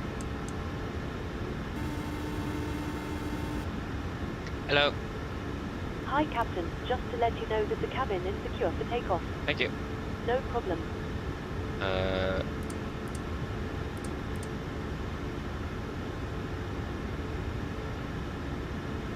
So on window heat test switch to power.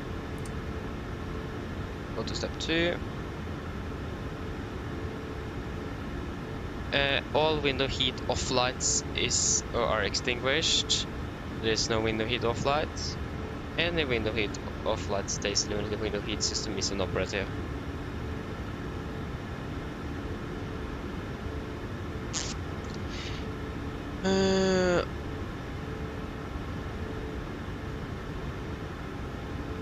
Yeah, Travis, they are. They should be on all the time. So it is a bit weird that it is not working.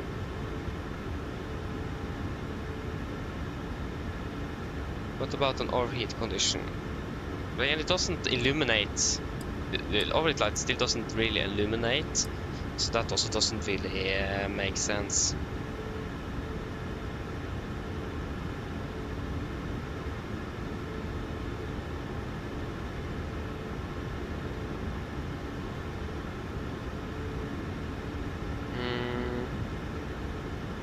Just change you again.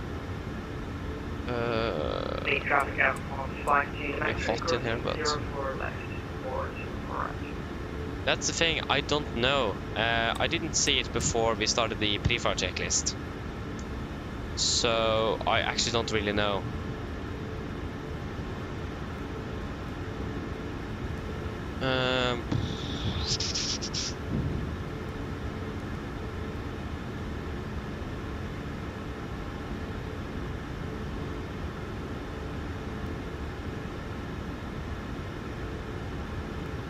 Just do the normal setup.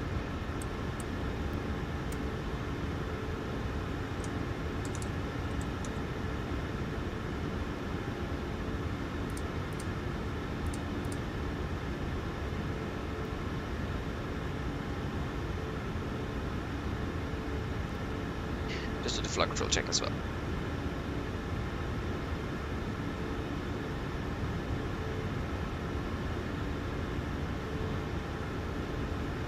They haven't given us the real pin, gear pin though, but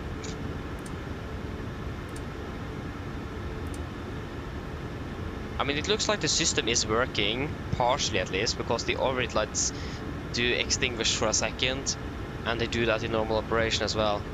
So it looks like it is working, but they don't turn on.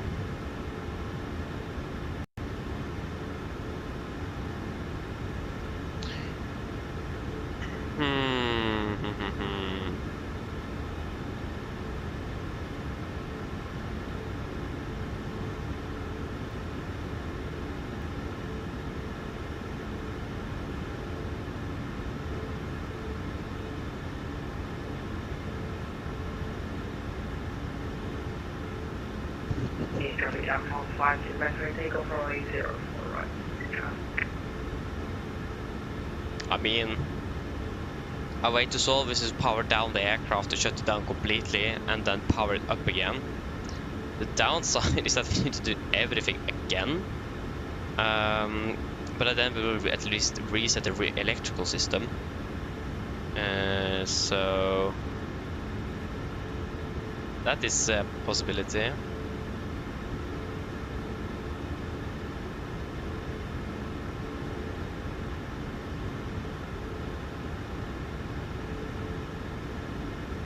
I mean, yes, it could be a bug, but again, it is a thing with the real aircraft as well, that's the thing. And I'm not sure if the iFly have modeled it or not, so it would be nice to know if they did. I mean, the thing is that we are not really allowed to dispatch the flight without operating window heat, so pushing back in itself is not something we are really allowed to do in the first place.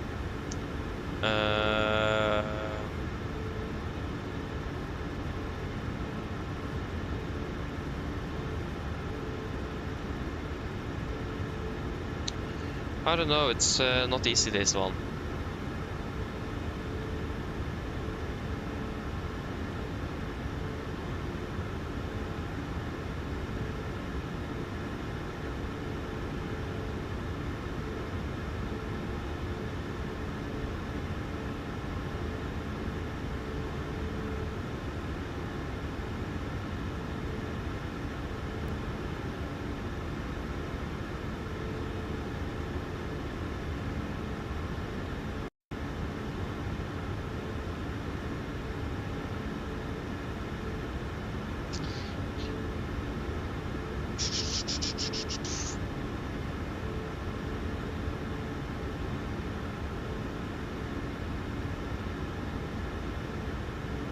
thing is that I don't really want to do anything we're not allowed to do.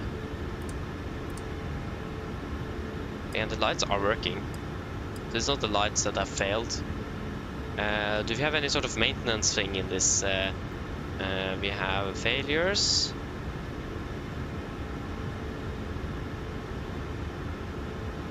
Do we have anti-ice rain? And then we have window left side overheat fail, right side left forward overheat fail.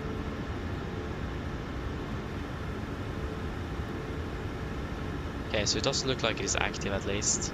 But if we just take you, click active, and set, what happens then? Then we have an overheat condition.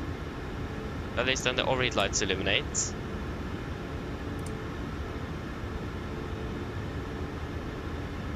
And then we will then off. And then if we clear the failure, well, what happens actually if we go out here, go to clear all failures? Does that help anything?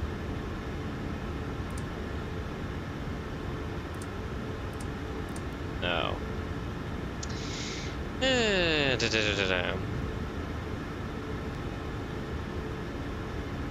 What to do then, what to do?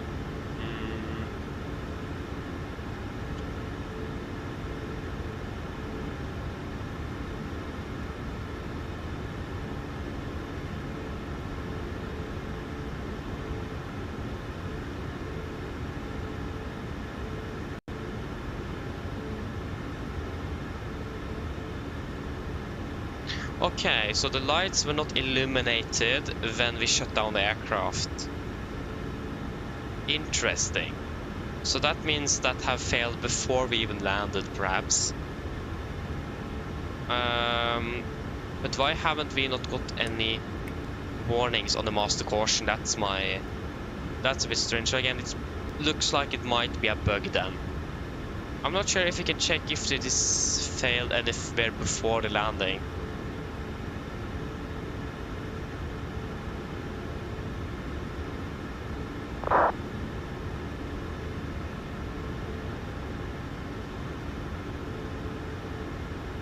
I mean, yes, I mean, that will also make sense, Nikolai, but it should still be on, nevertheless, shouldn't it?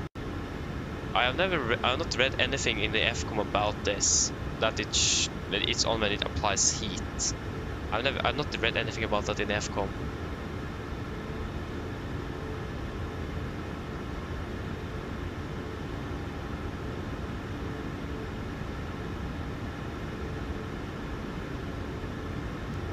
I mean, yeah, but we can't touch the window though. Now we're burning FF8. What's the minimum takeoff fuel? I think we need to return to stand and let's refuel the aircraft. Because we have burned so much fuel now. Minimum takeoff fuel out of here is 7.9. We should be able to perhaps.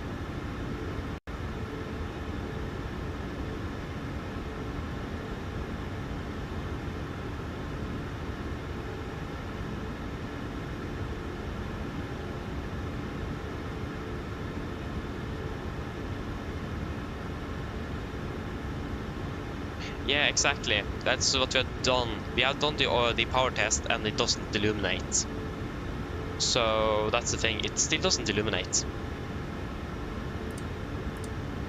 There's nothing. It's completely dead. But I mean, the lights are working.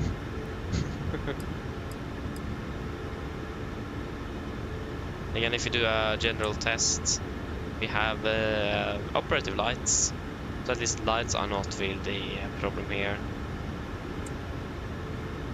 I mean, the window heat is on, that's the thing. But again, the lights are working, but they're just not on. That's also what I'm wondering about, if it is a bug or not. It's hard to tell.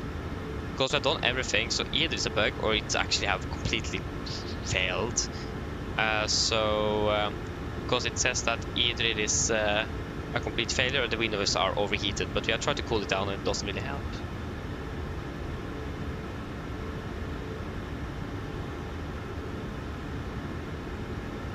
Okay, but are you using 2020 or 2024?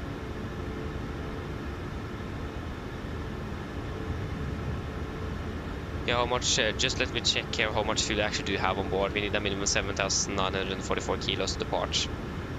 So we may need to return to refill a little bit. 3.85, 3.86, and 0.24. Yeah, we have 7.95. So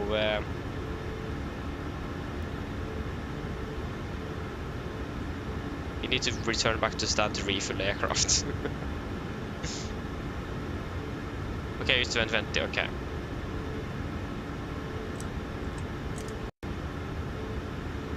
We will turn on the APU again.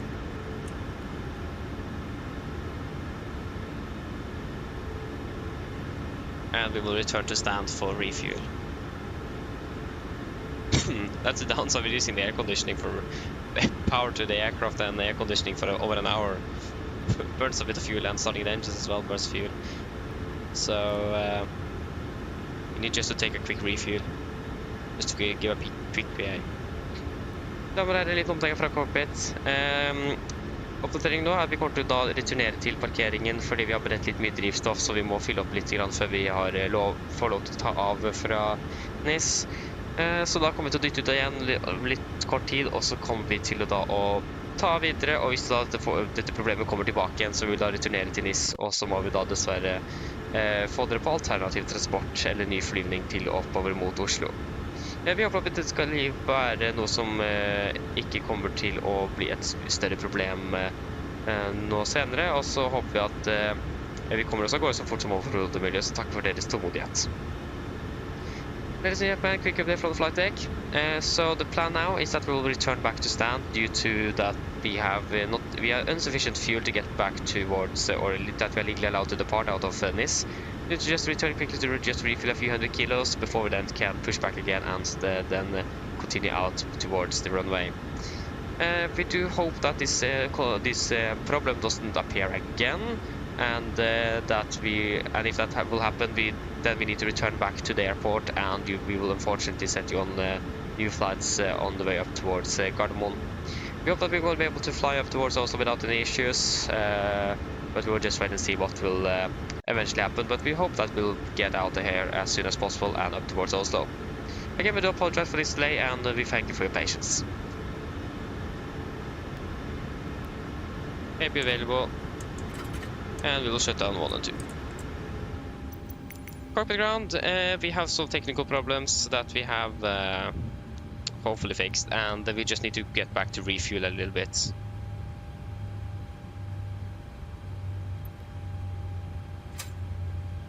But why can't we return to stand?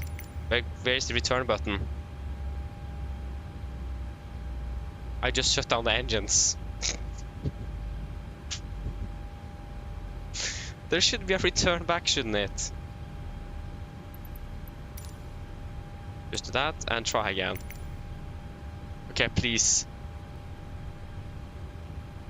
What happened with that option?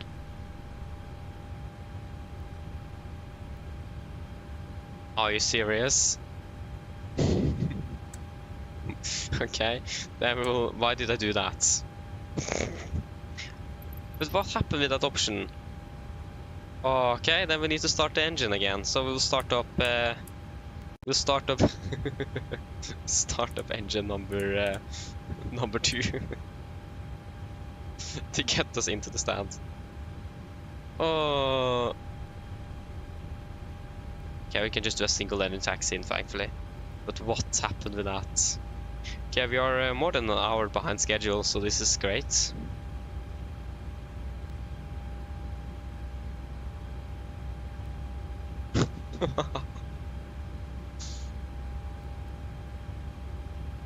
But what? What?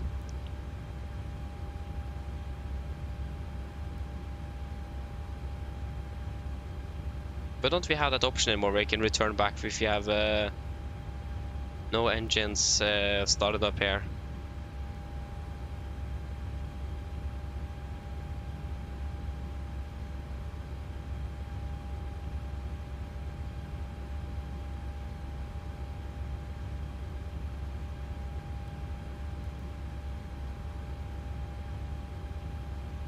This motoring took a long time now. 24.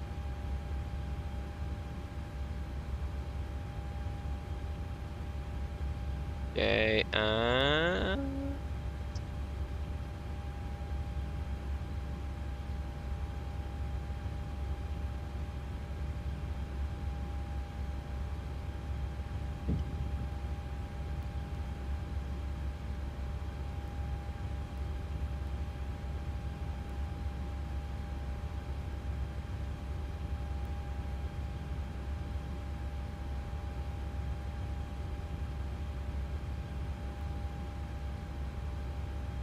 wasn't it 175 or something? Then it starts up again? No, it wasn't.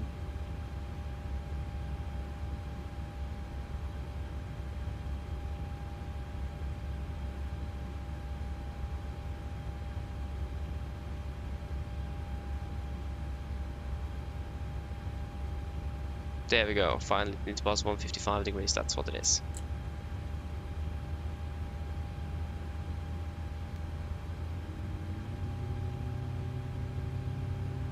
So yeah, we're just taxiing on a single engine. Not start up the second one. I don't even see the house. There we go.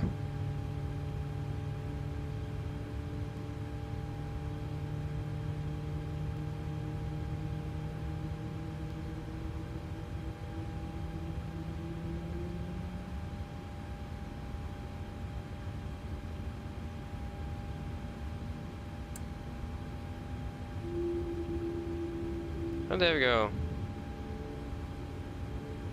Started cut out. Good engine start.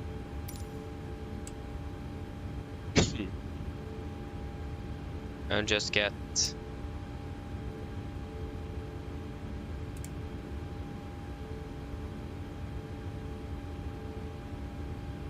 we need to have you open and the packs up.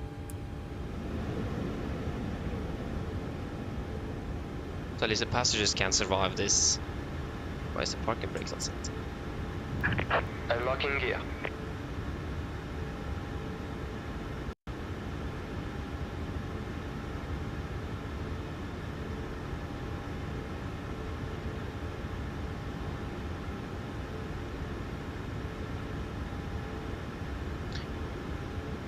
Yeah, that's exactly Track bad. disconnected, bypass pin removed. We can't verify that it's working, that's also the problem. If we could have verified Left is it, clear, would be right nice. is clear. So I imagine it will fix itself after departure, I hope, but let's see. Yeah, look for the pin, thank you for the help, we'll return back soon.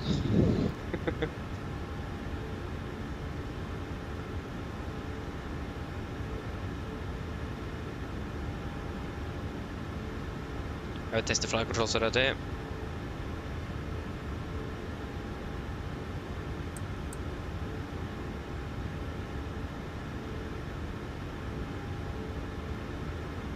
Got the gear pin. Okay, before taxi checklist, generators. We have the APU generators on, probe heat is on, anti-ice off, air compress, packs auto, isolation valve is open. Can we set it auto? Yeah, we can. Engine start levers, continuous. Recall. Checked, we have an ELEC, that is due to the, and we have ELEC and hydraulics, you can disregard that. Yeah, idle tent, plug also checked, ground equipment is clear, flaps up, and the APU is on for taxi complete.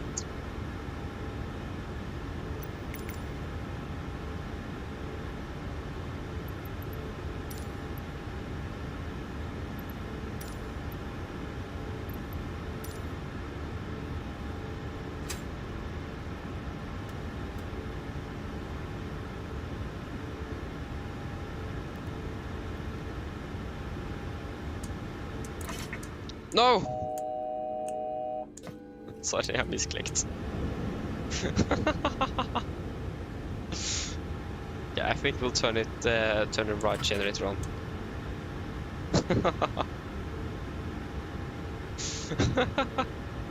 How did I manage to misclick so badly?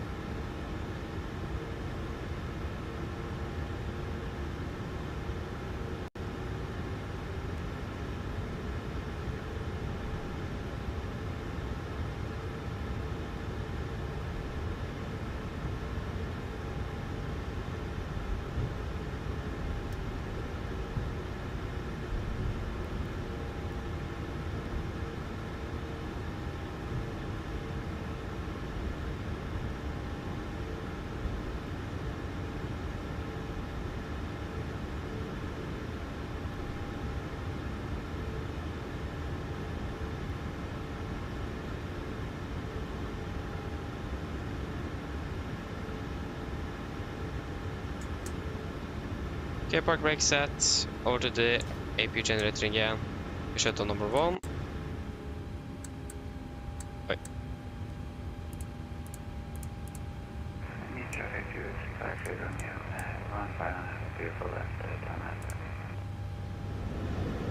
Let's just turn off the window heat as well. See if we can cool it down itself a little bit.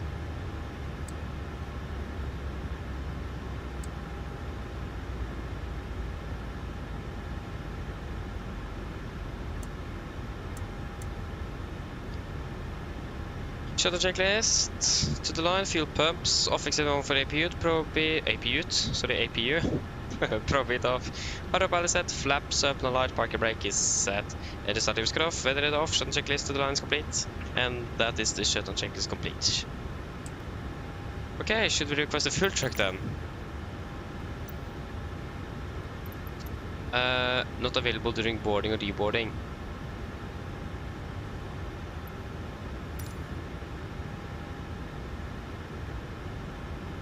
Yeah, we're missing like 500 kilos of fuel here now. Oh.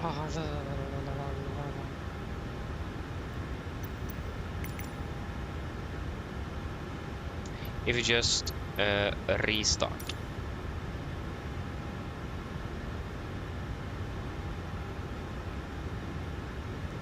Yeah, Travis, because the thing is that the lights are working, they are.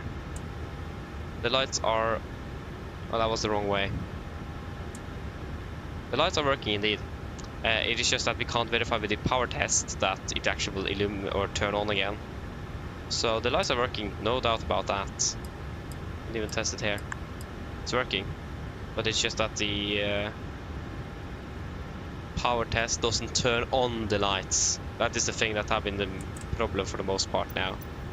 Because when you take the power test, the lights should go on nevertheless. To check that you can verify that it will turn on. And then you can fly, but since we couldn't verify it, that was a problem. Refueling truck is on its way. Yeah, there you go.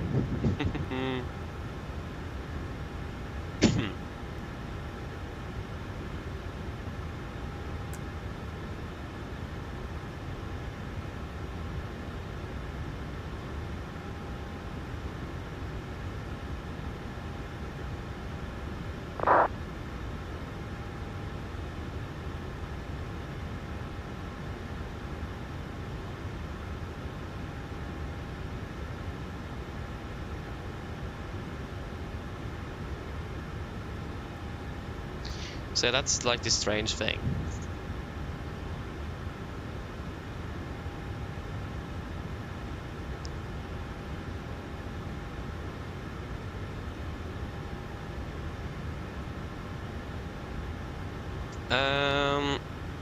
Let me check it, because we went for a supplementary procedure on the overheat test for the I think we just did it for the NG supplementary procedure, and then anti-ice rain, and then window heat system test, and then we have the overheat test and the power test of the overheat test.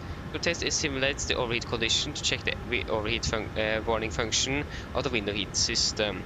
So window heat switches on, window heat switch, overheat light on lights extinguish after approximately 1 minute.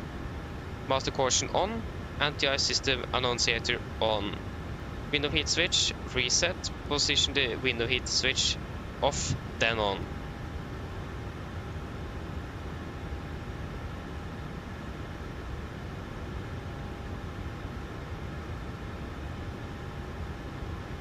So we can try to do it again. So again, window heat switches on. When is the fuel truck here? Hopefully soon. And then window switch. Wait, that was the wrong way. Overheat will take the time. And then it should lights extinguish at approximately 1 minute. So on lights extinguished, they are extinguished. And the overheat lights are on. Master caution is on, and annunciates anti-ice. So that is the looks like everything's working. And then after a minute, They should turn off, and then we should just reset, and then it should work. Fuel truck is in position. Oh, thank you, the fuel truck is here.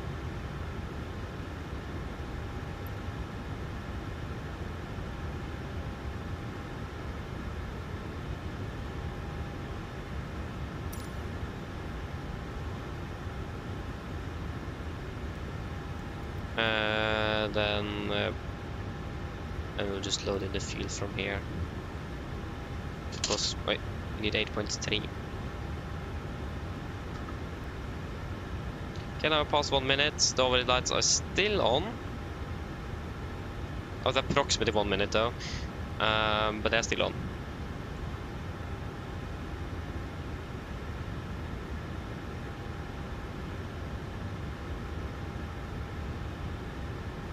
So lights extinguish after approximately 1 minute. Then I'll go on 1.5 minutes. It'll pass at least the 70 seconds.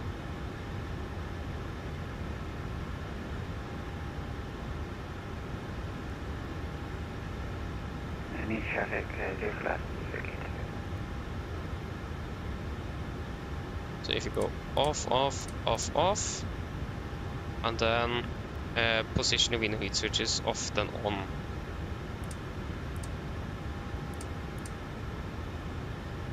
Yeah. Hopefully it solves itself after departure. As you can verify, the lights are working, but that is not really anything that helps too much though.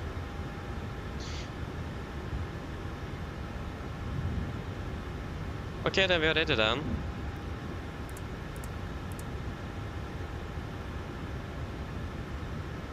For push.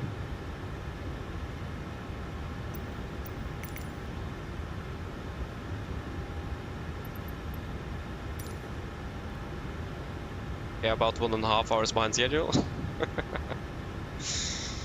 Yeah, it will most likely, but again, iFly is bugged. If the flight time here from the last flight is still here, that should reset itself. So it is a bit bugged, it is. So it's most likely either a bug or, yeah, most likely a bug, or it's actually something wrong with the window heat, but I imagine it's most likely a bug or something. We will find out. One way or another. Departure check completed. Bypass pin inserted. Oh, the simulator froze. Quite badly as well. There we go.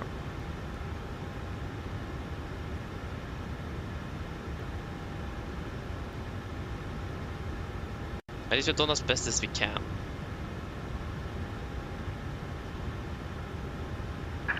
Locking gear. Yep. That is there. Yes, before start checklist, flight door is closed locked, doors windows. Closed locked, anti-collision light is on, and transponder altitude off. And rotor trim free and 0 before start complete.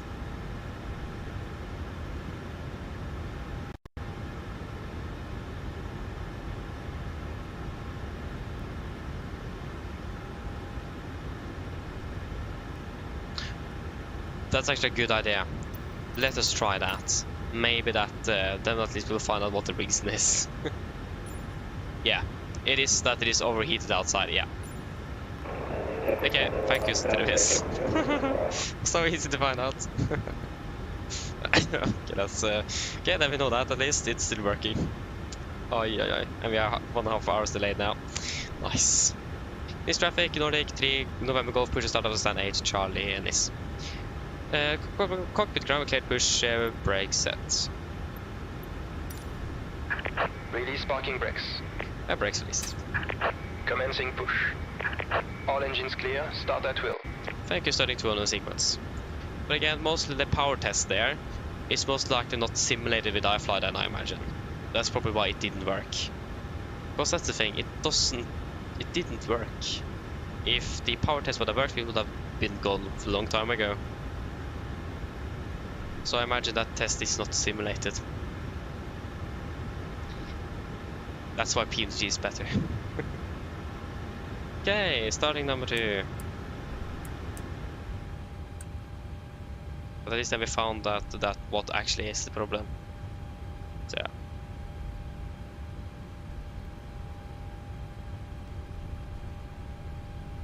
So at least now we know that it is actually working.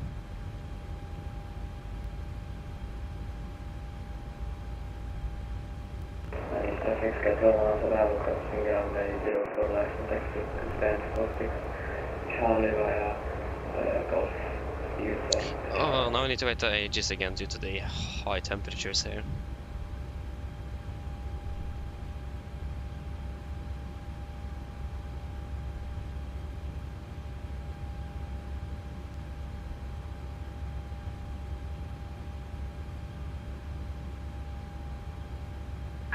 Set parking brakes. Park brake set. Waiting your confirmation for a good engine start. Roger, standby.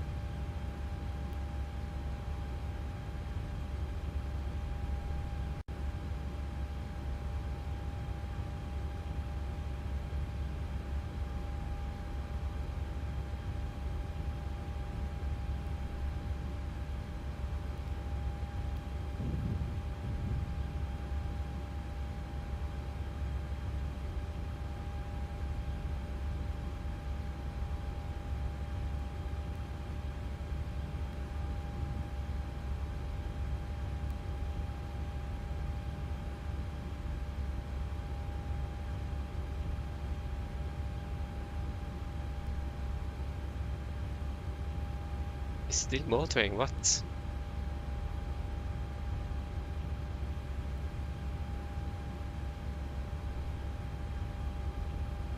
It's 36 degrees outside, yeah, that would make sense.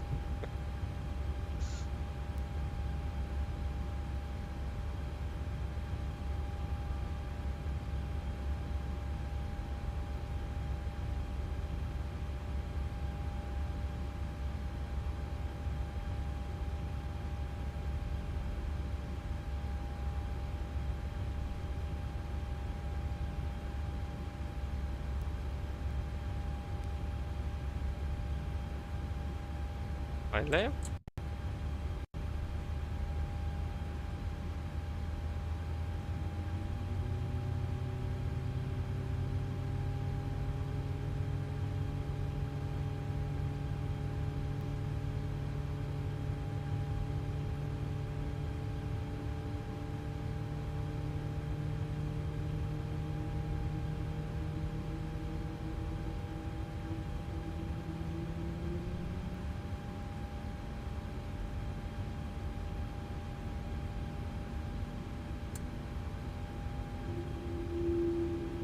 Starting it out, starting number 1. Thankfully it's not that hot.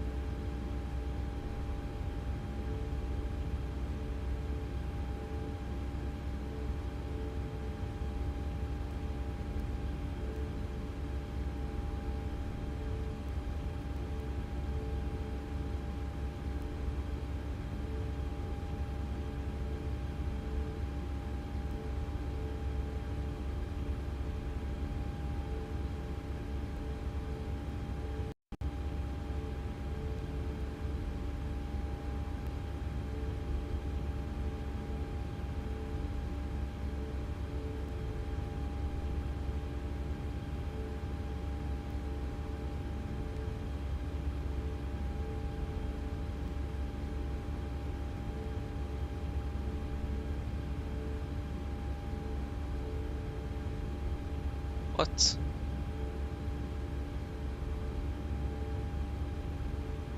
There you go.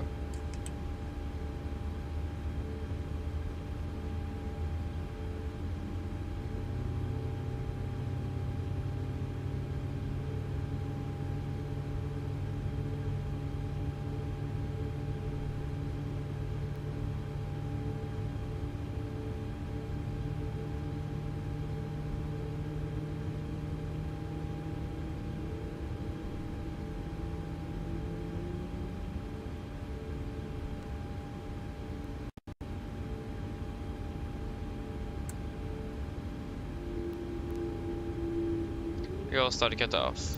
Cockpit grab a toolkit and start so you can disconnect. Unlocking gear.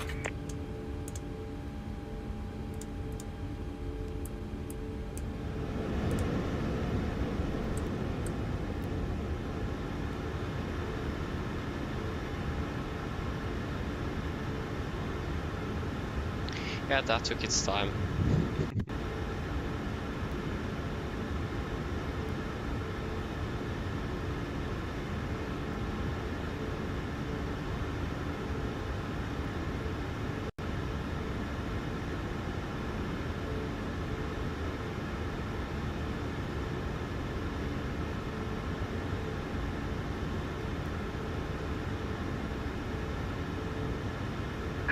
Tow track disconnected, bypass pin removed. Left is clear, right is clear. Okay, thank you. Looking for the pin. Thanks for the help. Have a great day. See you next time. Bye bye.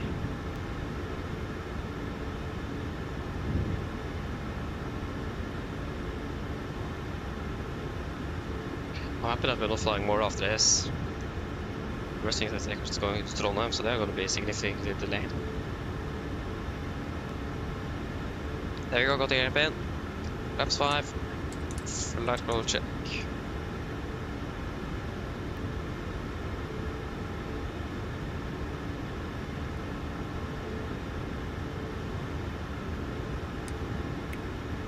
Flight controls. That's why in the world have you turned off?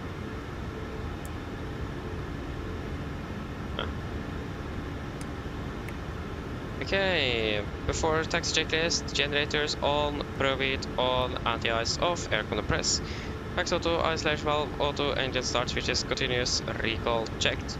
Engine start levers are detent, flight controls are checked, ground equipment is clear, flaps, 5 plan, 5 green, APU off before taxi complete. Taxi my Foxtrot and uniform. NIS traffic, Nordic 3 Golf November, taxi by Foxtrot and uniform to holder point 04 right NIS. Right clear, left clear. There we go, we can finally move.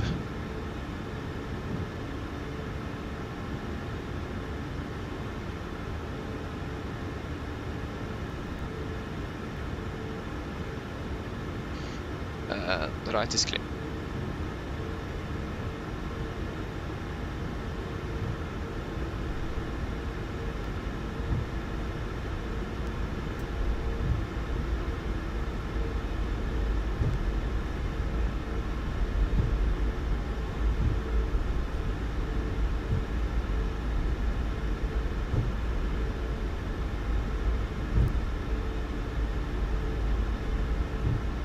Left clear, right clear.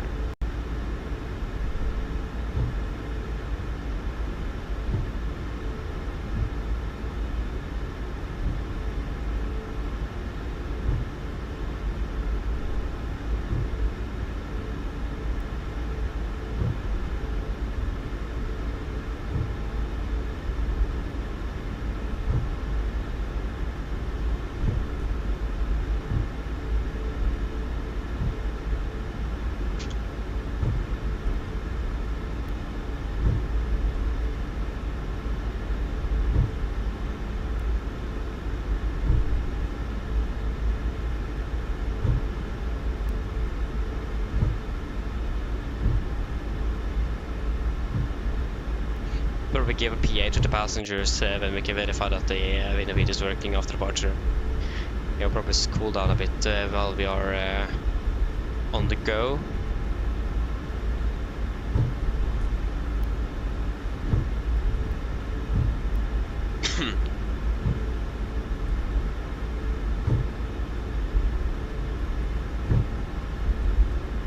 Right is clear.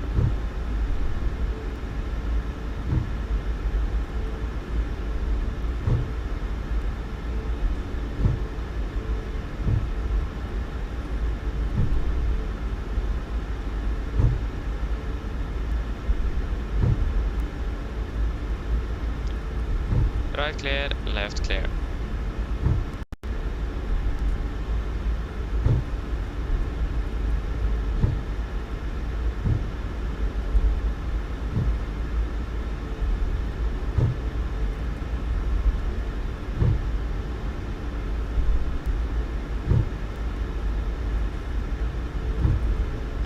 Right clear, left clear.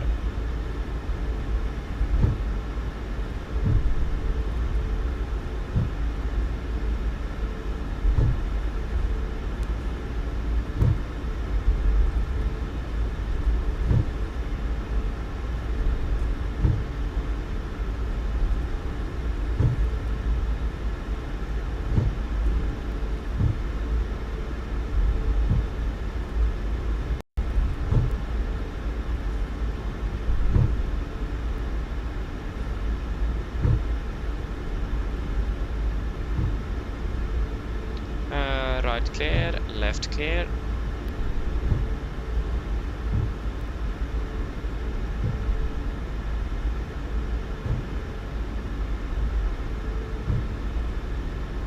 This traffic, Nordic 3 Golf November crossing runway 04 left and continue taxiing to holding point 04 right. This.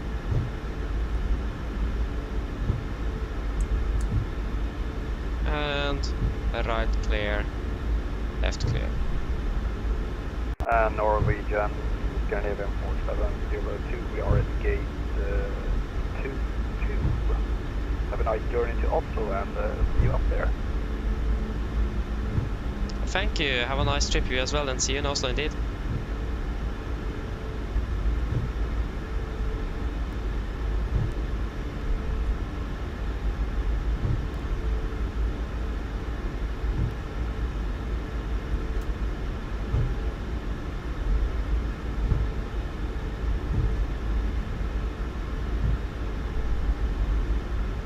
I'm struggling with this taxi as well.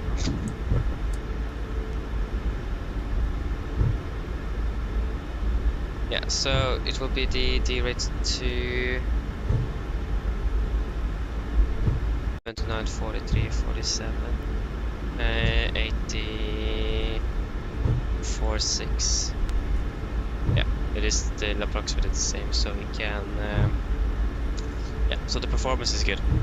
We can continue what we are using.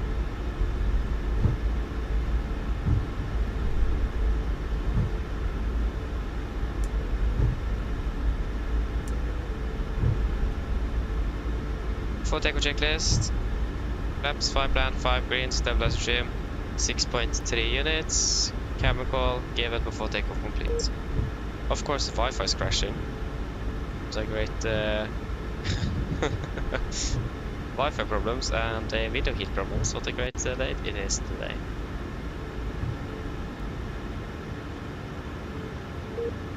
I mean, come on.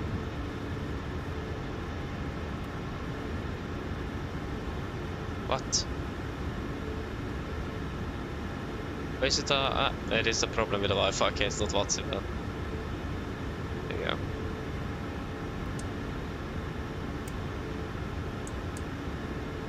Nice traffic, Nordic 3 November Golf, landing departing 04 right, miss.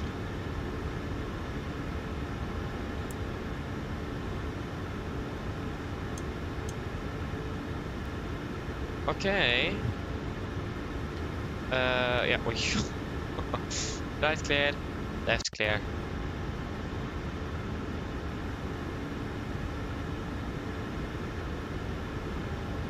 Safe traffic, Canadian 4701, Airbus A320 at gate 22, pushing back and starting up.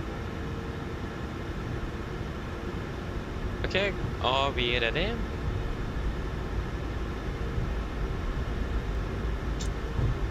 Wait, what did I hit there? Probably the parking brake.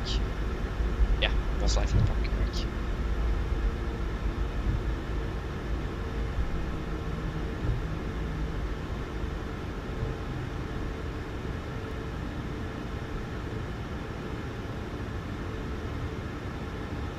Okay, are we ready?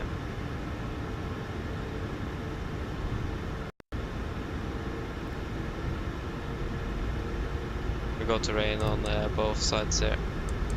Yes, ready.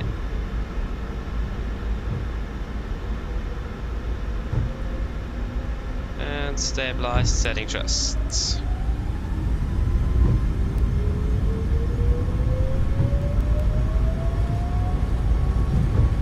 Take for set. 20 knots.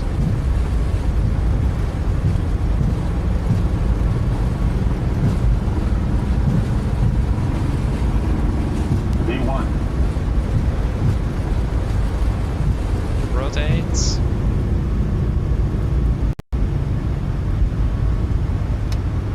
Oh. Positive rate. Yep.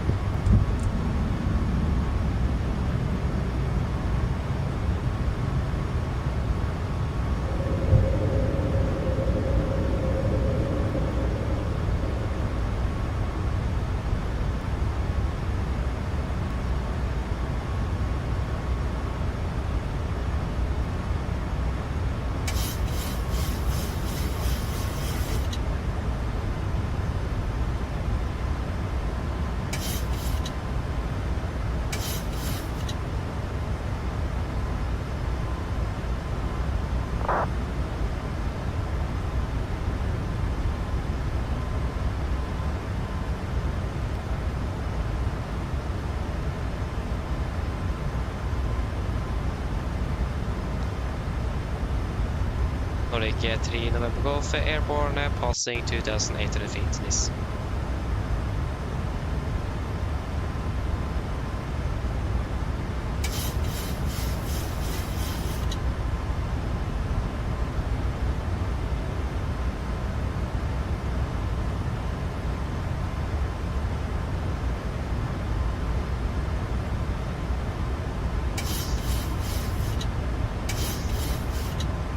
Day.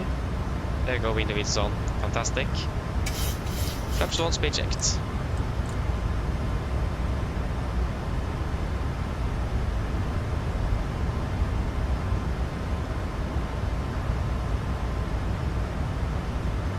Flaps up, speed checked.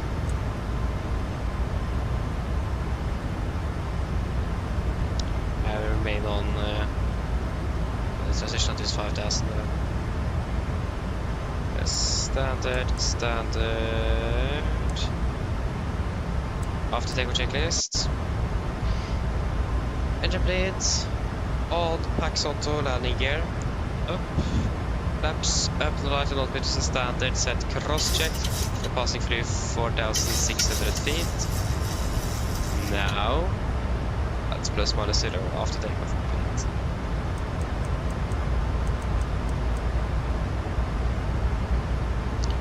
Continue climbing up to flight level 380. Yeah.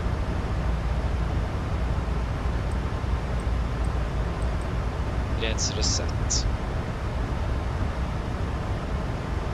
And we can remove the dealer decline. There you go, fuel master caution. That's the center box there.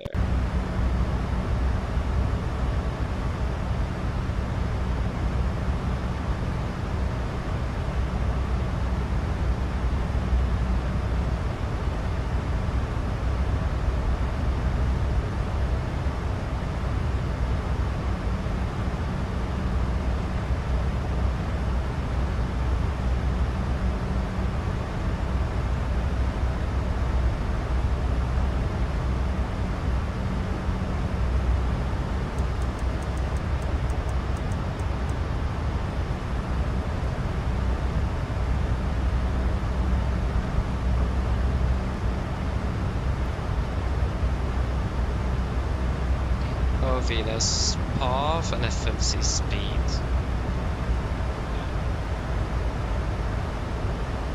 We can proceed direct to Irmar.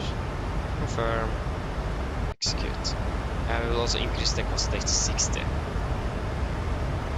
60. Confirm. Execute.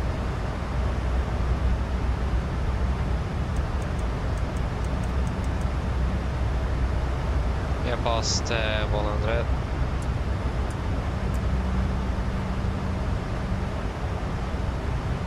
And again, the way this is open running. Fantastic. Just unfortunate that we couldn't do the test. If we could have verified it worked for the test, then we would have departed a bit earlier. It's great to see that it's working at least.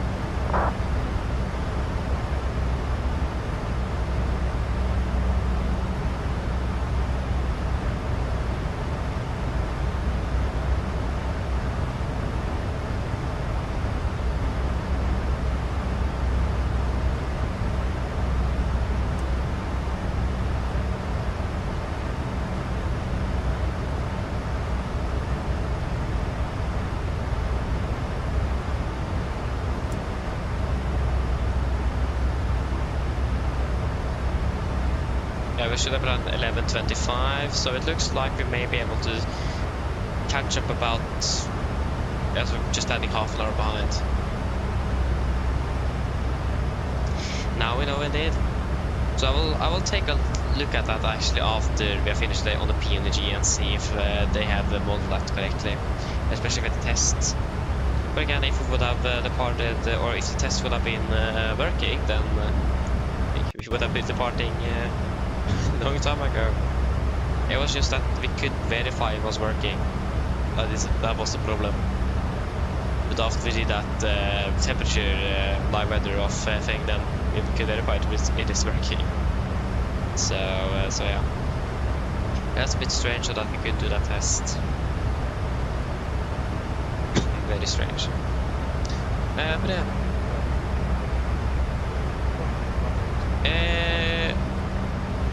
Yes, indeed. Look, like I've seen the update, or the updates they are working on. Should be a good one indeed, especially with the EFB. So yeah. But it probably will take its month to get that update out. It will take its time. I am flying around to the Haugesund and then to Nice with Economy Romeo. Aha! That's good, Nikolai, enjoy it.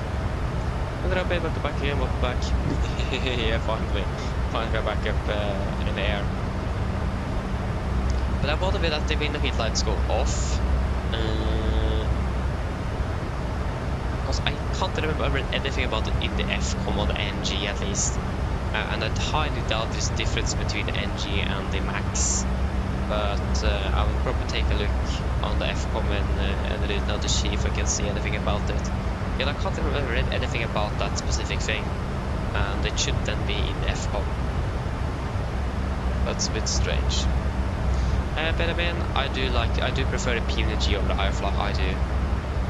Especially now. So yeah, looking forward for the PMDG Max to be released. It will be a little better than this one indeed. Not that this is a bad aircraft at all, but PMDG is more complete than this one.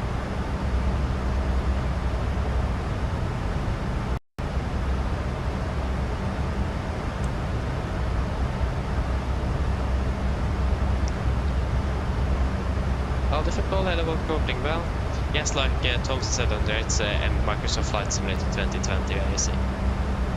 That's the game. Yeah, so it is 3.8.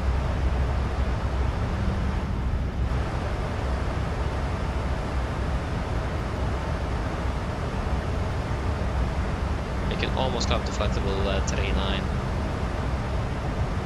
Yeah, always forget the auto brake on this aircraft. I hate the location of it.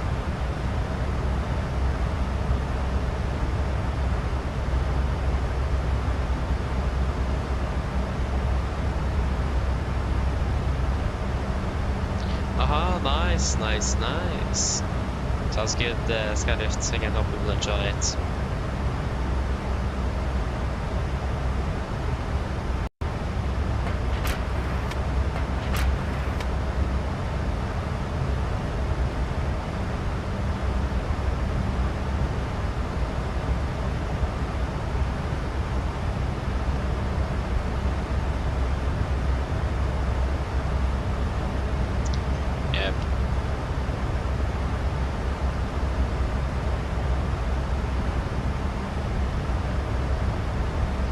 Again, we'll do a PA as well to just explain to the passengers what we are moving over to Gardermoen, and a little bit of just what happened. So the update just after this, everything is working. We'll continue up towards Oslo. It's going to be behind, just half an hour behind-ish, yeah, we don't really need to be that long. Mine damer og herrer, en liten oppdatering her fremme fra Cockpit. Det virker som at denne vindusopphetingen funker som det skal for øyeblikket, så det betyr at vi kommer til å fortsette oppover mot Oslo. Vi kommer til å lande litt bak skjemaet, åpenbart, men vi kommer til å lande bare cirka en halvtime bak, så det virker som vi får tatt hjem en del flytid igjennom flytiden oppover mot Gardermoen for øyeblikket. Jeg vil beklage for denne forsinkelsen som det har blitt medbrygget med denne lille feilen vi kom bort til, og så takker vi da for deres tålmodighet gjennom dagen. Ladies and gentlemen, this is a quick update here from the flight deck. And it looks like everything is working with the wind lead at the moment, so we will then continue proceeding up towards Oslo. We are obviously going to be landing a little bit behind schedule, but it looks like we'll just be landing half an hour behind, so it looks like we'll be able to catch up quite a bit of flight time on the way back towards Oslo. Again, we do apologize for the delays with the problem we encountered, and we do thank you for your patience through the day. Thank you.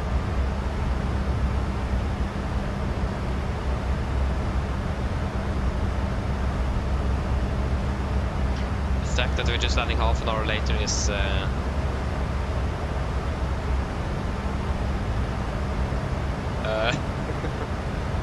we're not landing half an hour later, we're landing 1.5 hours later.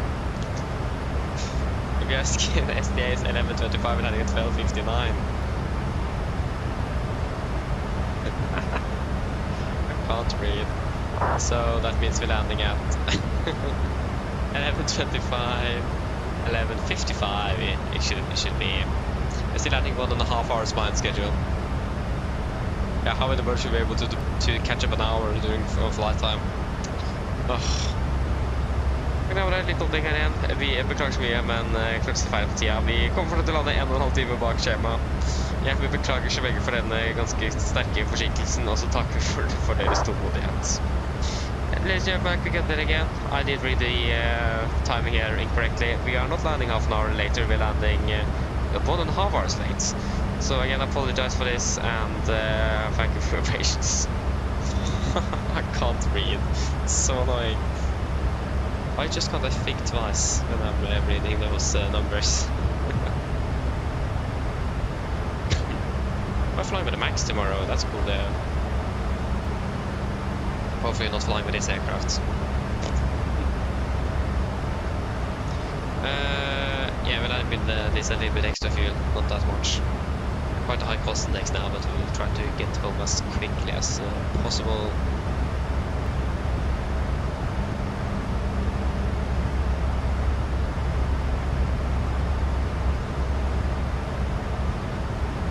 Yes, indeed, Anniken, indeed. That's again, I still don't understand why that happened, and again, if this aircraft was just been a little bit more better in the system, that it wouldn't have happened. Yeah.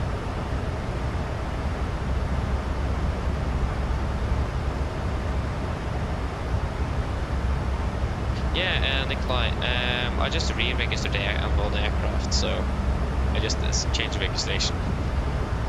Like I said there as well, Apple is limited something I shouldn't have known, but I did talk with some people, and they said that all the people had done it, and it should probably should be fine.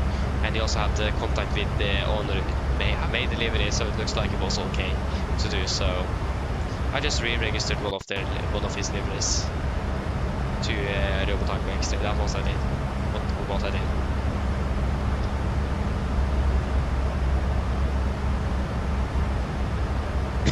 Okay, there we go, passing 300.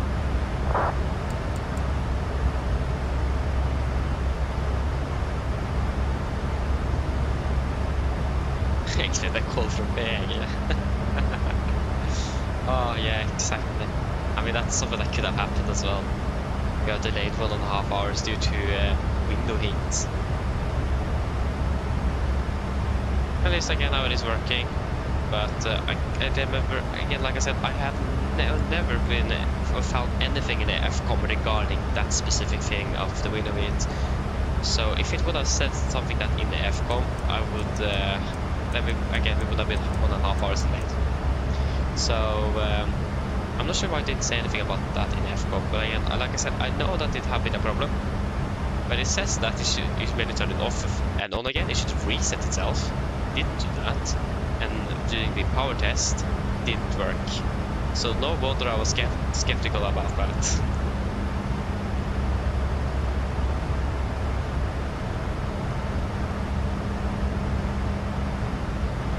And Nikolai, yeah, it isn't easy. It took me almost 2 hours yesterday to do it. It is quite hard because you need to repaint.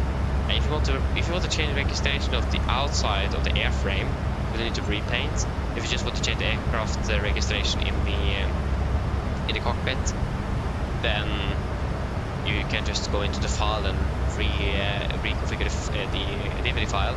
So, but I've repainted the aircraft as well, and again that took me over 2 hours to do. I have made some deliveries before, but it took me, but I haven't done that for like 3 years, 2.5, 3 years. So also I need to learn a few things from scratch again. So it depends how we want to change the delivery. That really depends. Because I need to download some special applications that you can do it at, and then I need to learn that application as well. And that took me so long because I could use the thing or the app I used before, but that did not work. I need to use another one. So yeah.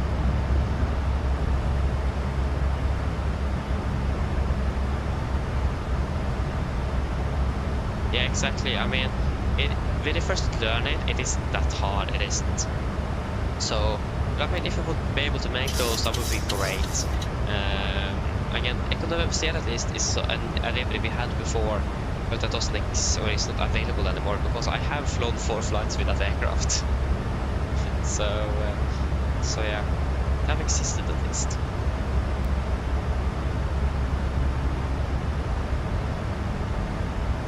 But I mean, if we would be able to do that, that would be so cool though. And again, it is too hard to learn. If I'm not mistaken.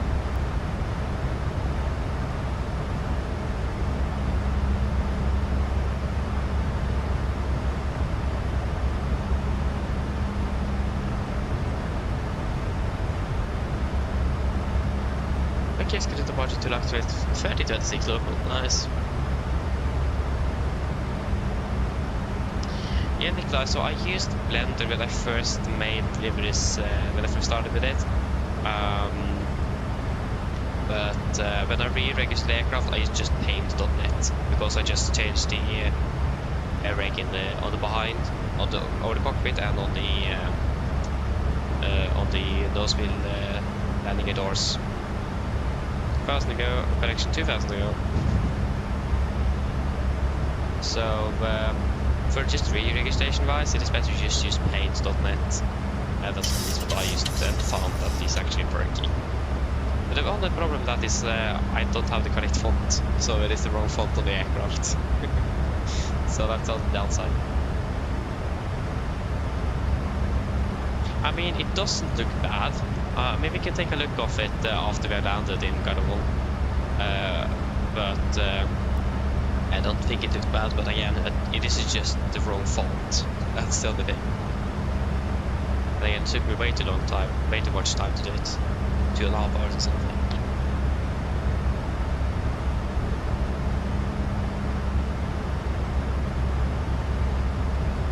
Thousand to go.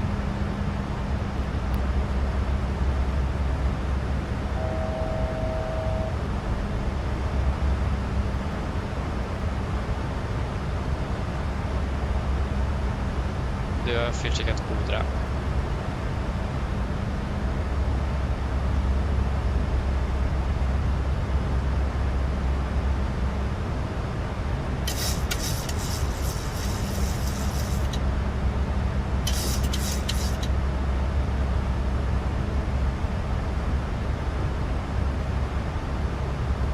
Yeah, exactly. That's also what I thought, but since we're starting in the terminal and walking out to the aircraft, it is probably a good idea to have the registration outside as well. So yeah, but if you go into if you just found the livery folder, and there should be an aircraft CFG, there you will find all the information of the livery, like the creator, the name of the livery, and also the registration and so on. So again, it depends if you want to change the iFly or yeah, because if you want to change the iFly, doing it inside the cockpit, just do it from the aircraft file. But if you want to change it in the PMDG, then you need to repaint, because the iFly is, or the MX at least, is digital. And then you can just change the what happened with the registration actually? What happened? Didn't it say the registration here just a few months ago? What? Okay, maybe I didn't make it then. I thought it said Sierra Echo Tango Extra here when we started today, but maybe not. But I think on the iFly or on the Max it is on the screen here, so you can just change the registration digitally or through the file, but in the PNG it's like a painted strip, so yeah.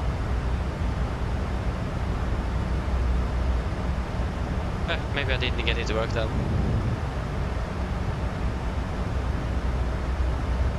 Okay, so it said that when we started, so we said Sierra Echo Romeo Tango X3, and then say again a bug with the aircraft then. Okay, it disappeared when landing this, okay. So that, okay, maybe iFly have done that incorrectly. They removed the registration of the aircraft, but they let the elapsed time stay, because the elapsed time had not been reset yet. That's interesting.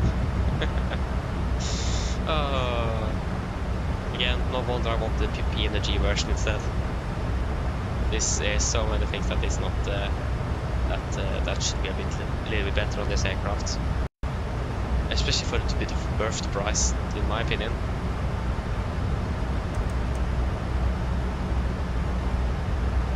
Or should we just do a fuel check at this now, because I'm getting hungry? I need food. I do a fuel check at the Esoko instead.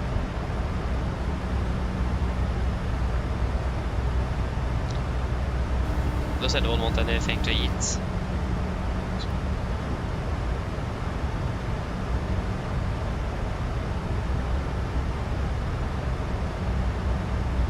Hello, Captain. Nothing? Is it possible to get a meal in front of here? Of course. Just bear with me while I serve the passengers, but I'll bring it to you as soon as I can. Okay, thank you. Okay, we need to wait. That was a bit unfortunate.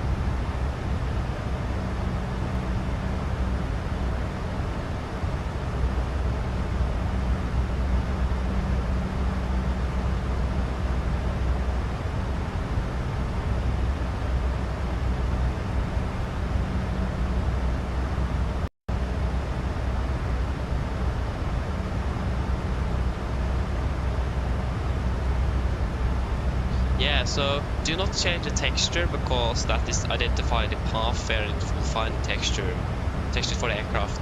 But everything underneath HC IT, I think you can just change. I'm not sure which one actually changes the registration inside the aircraft. I don't know which one it is, but I just change all of them except for again the Nordic, because that is the again the texture file is have that name, so it's for the file for the aircraft. We're same to find the texture files. So everything underneath the whatever it says there with the ATC ID, then just change everything to the registration, and they will probably find out. Hopefully one of them should change it. Ah, we forgot to. Okay, we missed the fuel check. Oh, I was taking the next waypoint then. We take Gondra. We need to wait for the food. Yes. Yeah, see how hopefully it will end then, or we will find out. And why don't we have any? Hey, hello. Hi, Captain. Your food is ready for you. I put it in the galley so you can grab it whenever you're available. Thank you. No problem. Seriously? I just said we're delaying the fuel change because we're waiting for that. Oh, here's my plate. What's the clock? It's supposed to be finished in 45 minutes. That definitely did not happen.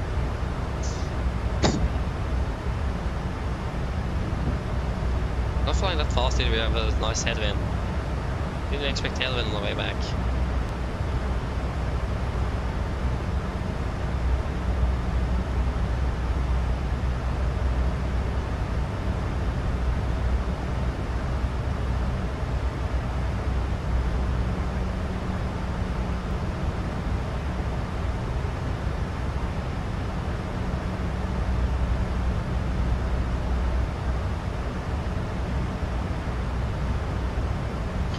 Also, we have got to change altitudes here as well. Let us just check that.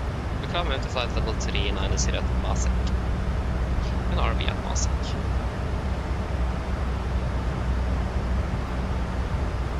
Masek at 11:24. Yeah, that's 1 minute before our scheduled time for arrival is. Yes, it's about 35 minutes, 40 minutes.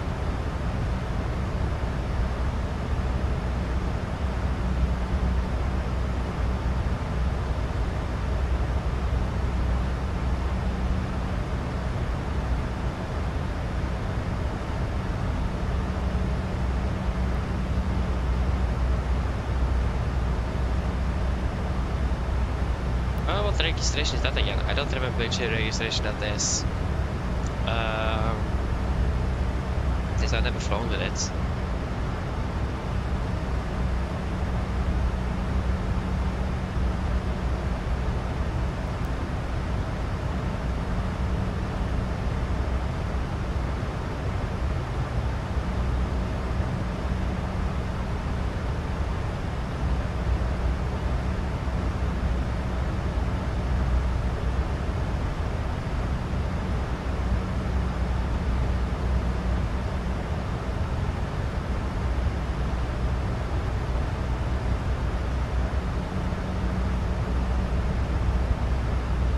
It's flying for Smart Avia now, but yeah, because it flew for Norwegian until 2016, but it was moved to the air into Norwegian International.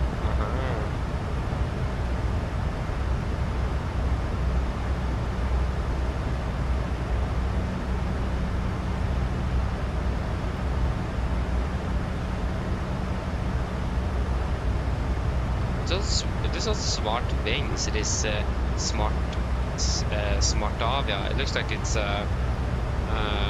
what's the?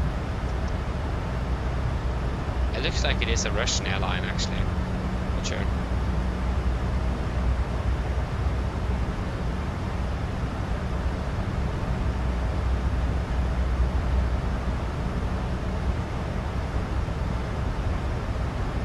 I'm actually not sure. It looks like it.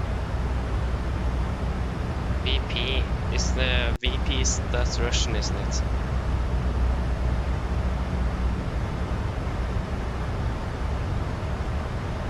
Or is that BV?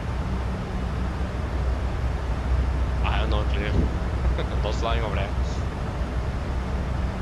Yeah, and then they re-registered it in 2022.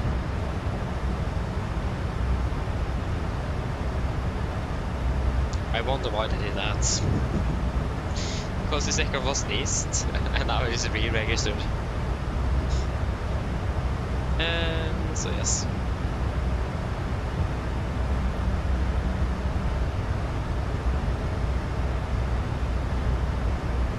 Aha, just landing at 1500 local. Okay, I see. Nice.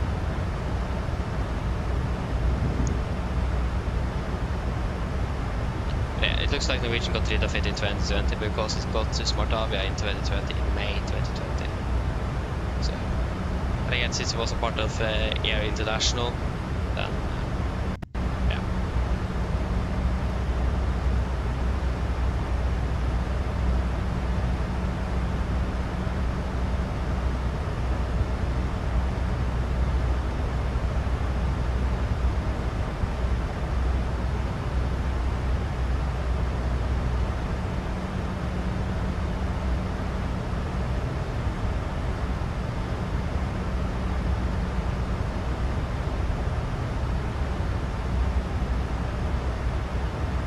Okay, so fuel check. 5.8, we have a 6.3. 2.3, we have burned 2. Yes, the difference there. And we burned 2.2. 34 minutes, we were flying for 30 minutes. Yeah. I've never experienced that the max engine I've been motoring for so long like it in Addons. Like it wanted the temperature down to like 60 degrees or something. That's okay.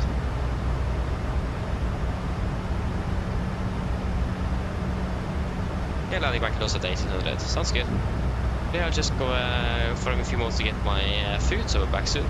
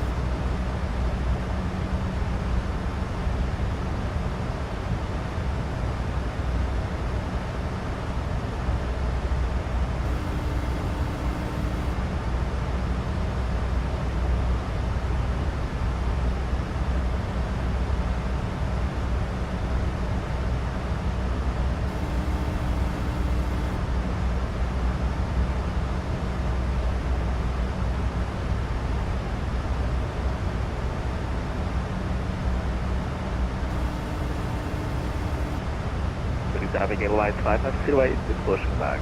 Okay, so 6 Sherry traffic with for Mike Alpha inbound runway 14 left.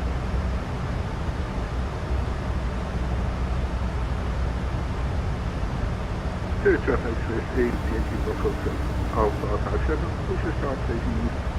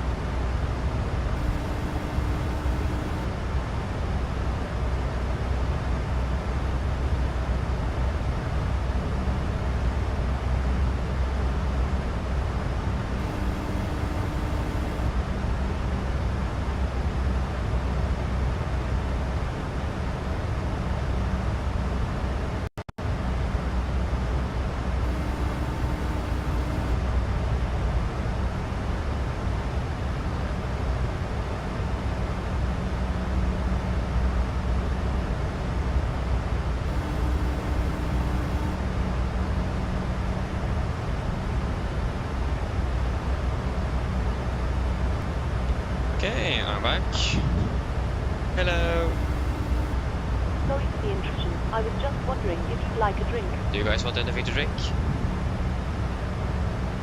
Or is there no requests? Oh yeah, we're already over here. Oh.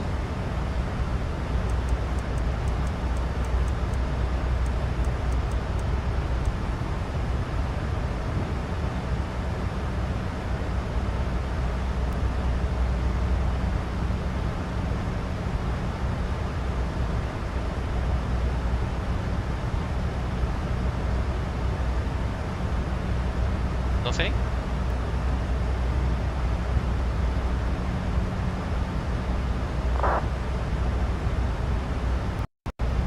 Okay. Then can I please have a cup of tea? Of course, I'll go and get it for you now. Just give me a few minutes. Thank you. Yeah. So, yeah, to be honest, I'm quite nervous to leave the aircraft. I have no clue what this aircraft could think of doing. I was a bit nervous leaving this aircraft, to be honest. But yeah, it looks like everything is fine. I hope so. Yep.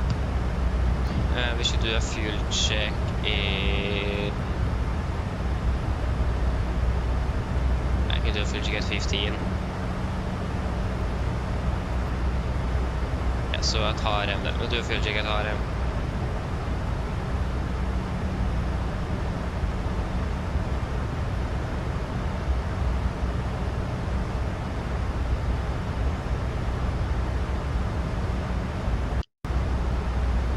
Okay, we're burning a bit less fuel than the 73, that's for sure.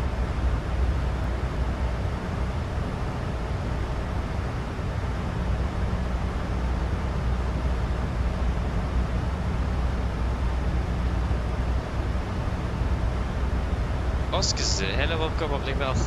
Apologies, I definitely didn't pronounce that correct. Apologies for that. To correct me. So yeah, again, I apologize, but it is in the description. I think I have a 75700X with a 6700XT. Hello. Hi, Captain. Your drinks are ready. They're in the storage compartment in our galley. Thank you. No problem. So, but yeah, so frames are not good. That's a bit interesting. So, do you have any information on from the FPS display of what is causing it? Like what add-ons are using, airport sceneries, and things like that on the... Why is the Wi-Fi here so bad today? What's happening with the Wi-Fi? Just randomly disconnects everything here. It's quite annoying.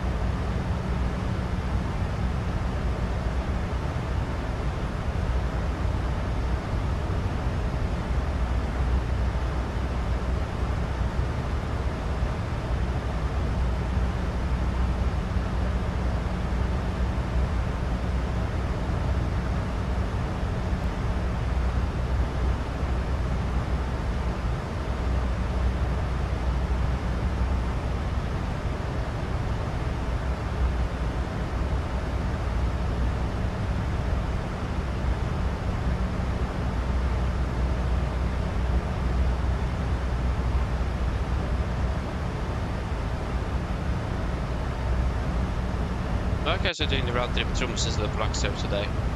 Okay, I see. Enjoy it though.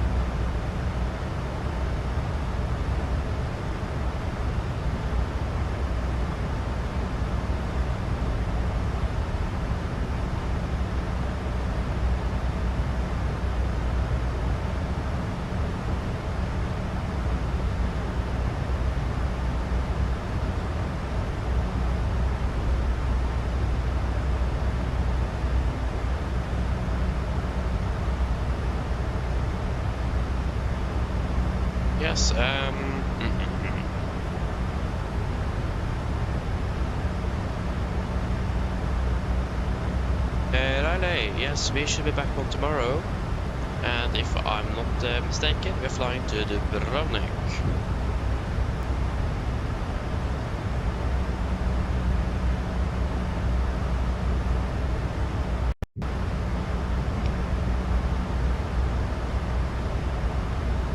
Yep, it looks like it is Dubrovnik.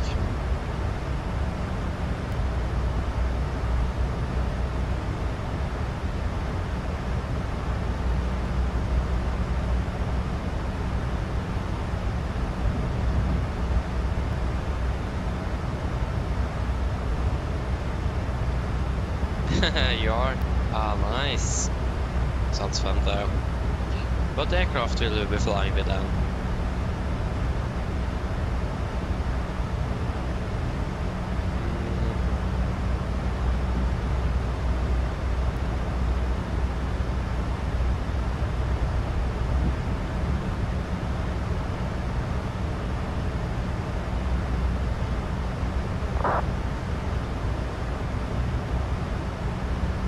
Aha, nice though, enjoy it. Yeah, sounds fun. Hope you enjoy that trip then. Nice. This is a nice airport there, so we'll definitely enjoy it. Except for heat. The heat is a bit too much.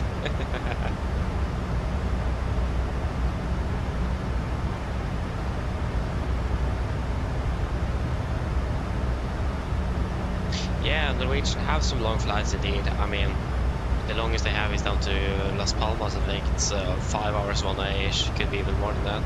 So it can be some distance indeed. So yeah, but that's better than many other airlines that fly even longer. Okay, so fuel check at Tarem. 5 tons, we currently have 5.4 tons on board. 3.1 burn, we currently burn through.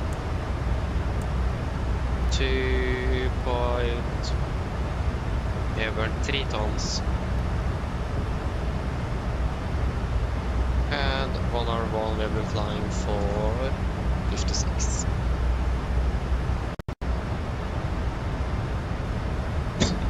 That's only a downside with that the elapsed time on this aircraft does not work.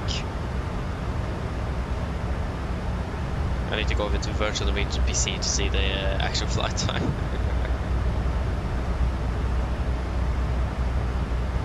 Yeah, I want to check something here on the anti-ice rain.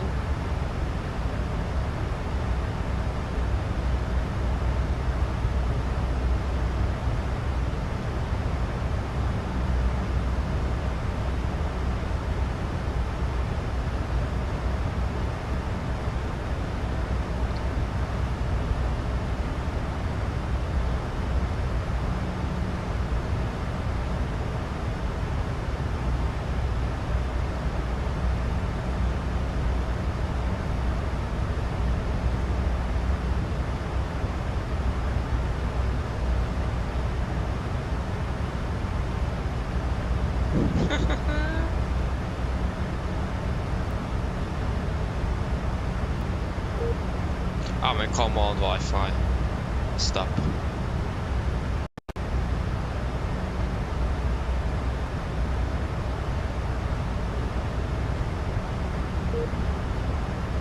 And now the Wi-Fi is completely dead again. Yeah.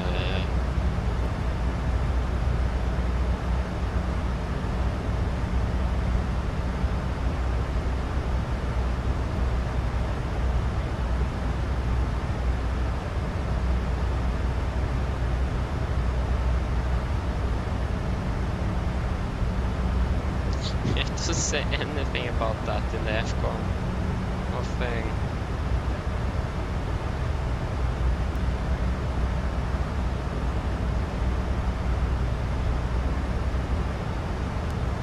But it does point an arrow on the temperature control to the on light though.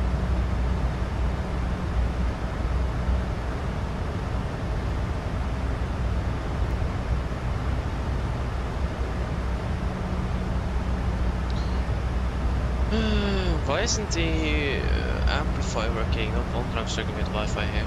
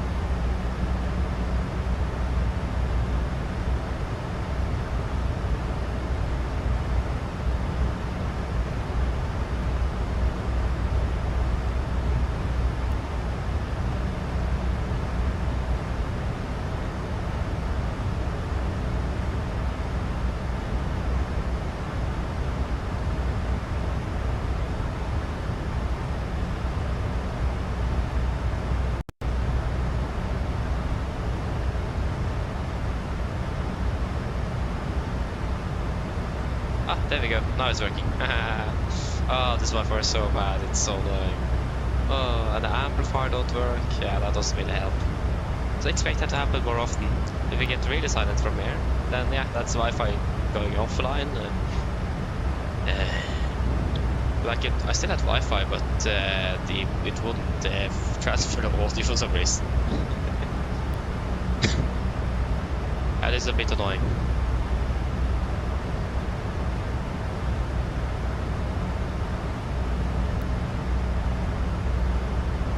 And again, I can't really do much because yeah, it don't want to work.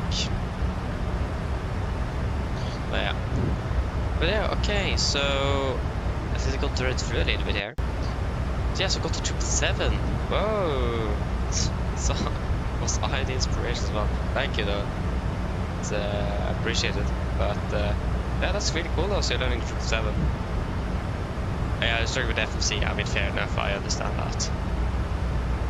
It takes you time to learn. It does, but when I learn it, it's go quickly through it. With the sun, that's the most important thing, isn't it?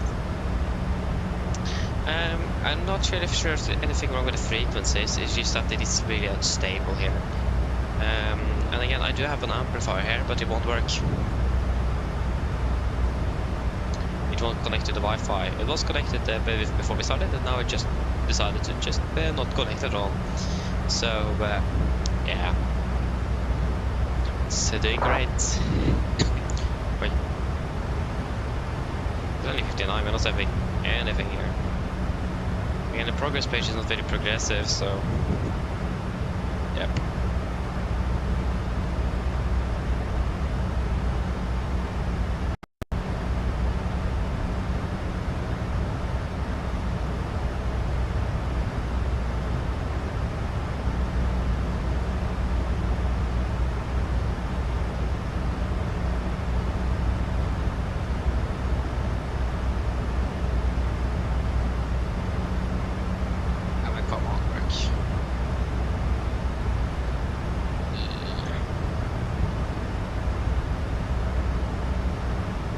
Yeah, there is other frequencies that is more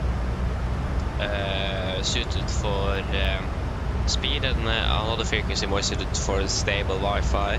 And I think our router is made or programmed so it will switch between what it feels is the most needed. So 5 GHz is for speed and 2.4 is for stable. And I think we are using both at the same, or like it's switching between automatically.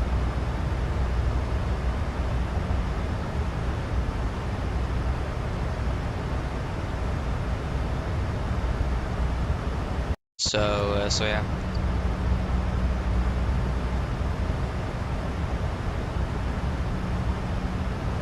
Because again, like I said, the 5 GHz is more used, is more known for being a bit more unstable, but it generally delivers on speed. But 2.4 GHz is generally more known for more stable Wi-Fi, but delivers a little bit slower speeds. But in general, it's probably best with the 2.4 here. I did not have fastest Wi-Fi, I just need the Wi-Fi to actually stay connected.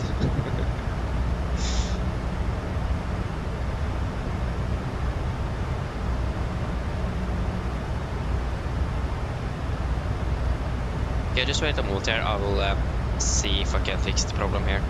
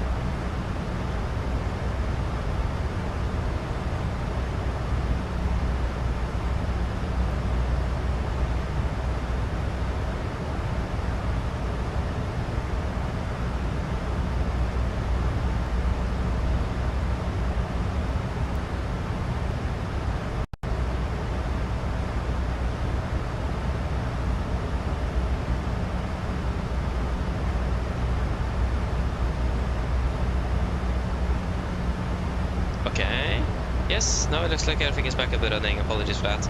It was a complete blackout here, almost.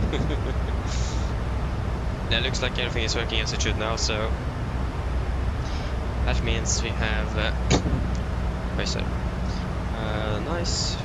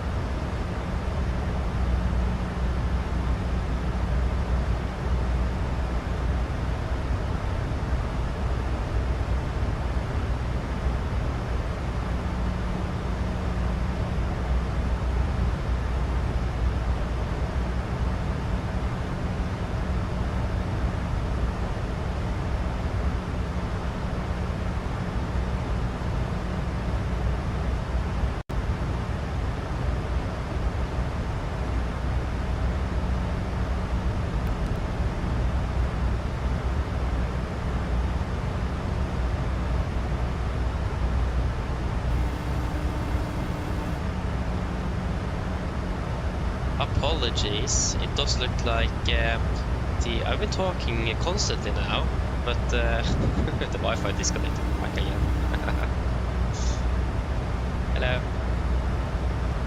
Hi, Captain. Just checking to see if everything is okay.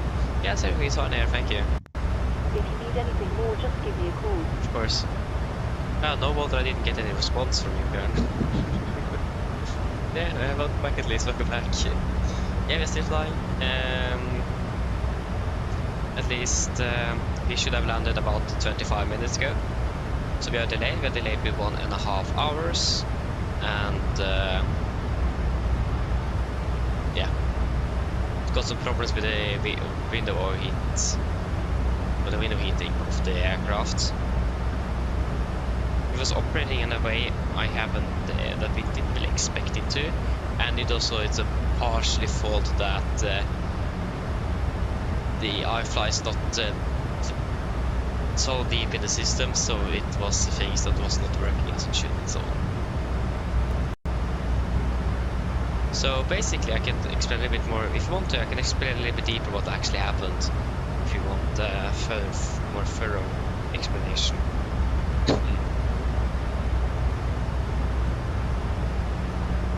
We do a future get to Roxley as well, so don't forget that.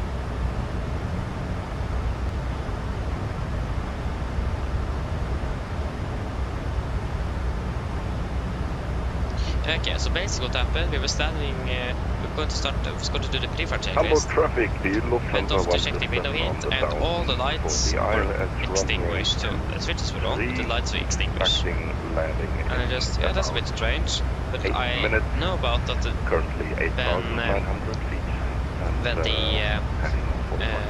when the wind is getting hot, it's hot outside, the ambient temperature is very high, the window heat will then overheat and fail. That's quite a normal problem, at least on the NG. So then basically what we did, we just reset it by turning it off and turning it on again. The thing is that it did not work. The lights still stayed extinguished, but when we did the light test, the lights are still working. So it was that it didn't really turn on. And that was a bit confusing, because when you turn it off and on, it should reset and should still get the lights illuminated. And we didn't get any overheat warnings either. So we went through the EQRH, the FCOM is a supplementary procedures to the overheat test. We did the overheat test. And the thing is that we also got directed to do a power test. And that should then turn on all the lights. So it should override the overheat protection and just make sure that everything is working. So, but it didn't turn on the lights. That was the thing. So it doesn't look like the power test is simulated, because it didn't do anything. So that was quite unfortunate. So we're standing on the ground and just thinking what in the world could this be, and then we just decided we can push back and see if it works from there. We did that. It didn't work, and then we found out most likely it's a bug. Or it's some strange feature of the aircraft that is not mentioned in the FCOM. So we decided to continue the flight, but then we have burned so much fuel already that we need to return back to standard refuel aircraft. And then Travis said that we can just go out of live weather, because then the temperature will go down, and then we'll see if it turns on. Went out of live weather, immediately the lights turned on, so it looks like that because this was not mentioned in the FCOM I've been reading through it, not on the MAX or the NG. But if the temperature is getting too hot and the overheat protection turns off, the electricity, the window heat, the lights go also off. But the strange thing here is that the power test did not work and the resetting of the switches didn't work. So if that would have worked from the start off, then we wouldn't have been delayed, because that would have fixed the problem, because it should reset the overheat protection when they turn off the switch and turn it on again. So because it didn't do that, it took us 1.5 hours to find out what the problem was, and to get out of the stand, refuel aircraft, get back in, refuel, get back out again, taxi, and get out of there. So really strange, and that took us 1.5 hours to rectify. So it's very annoying. So again, it is not mentioned in the FCOM about it, and at least the FCOM I have read through, not on the MAX or the NG. And the iFly that is not 100% simulated system-wise, that doesn't make it work. So I will check on the PMDG when we finish the simulator there with the power test. Because at least the power test did not operate as it should have done from what we read on the checklist. So yeah, very strange. So yeah. Now I see why I'm looking forward to the PMDG version instead. Because when things like that is not simulated, that causes problems. So, but I mean, this system level for an average flight sim is perfect. It's well enough, but when we're doing things like this, then it's actually not good enough. It isn't. We need more level of system depth in this aircraft.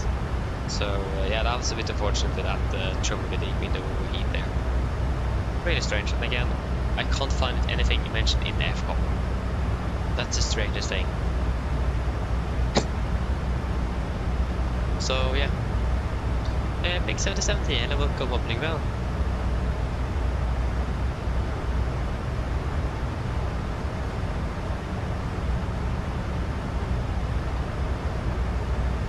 Ah, nice, flying round trip Oslo Brussels and Oslo Bodø. Nice. Yeah, we got the one flying directly from Brussels to Bodø.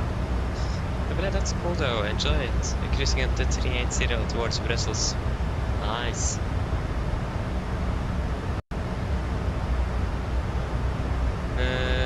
We should be ready for the fuel check at Rakslu.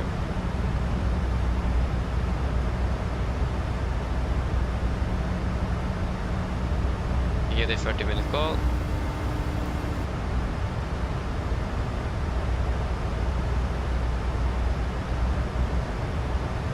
Yep. Hi.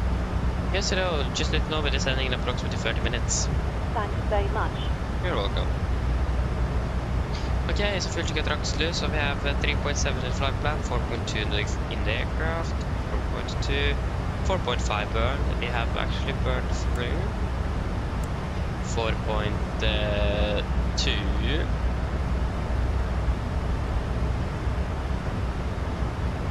And 1 hour 40.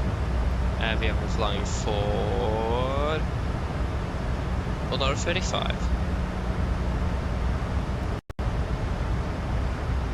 Yep. Looking good on fuel at least. We're still expected to be landing with 2.4 tons. Again, I don't really trust this progress page, to be honest. I don't really do that.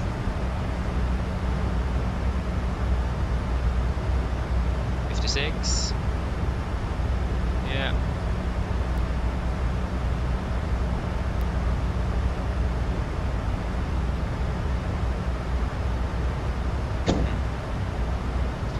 Yes.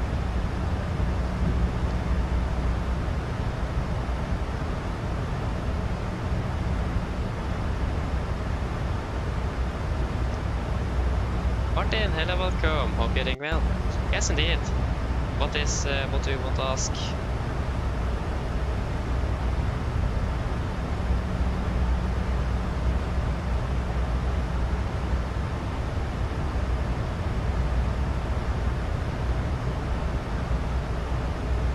What is your question?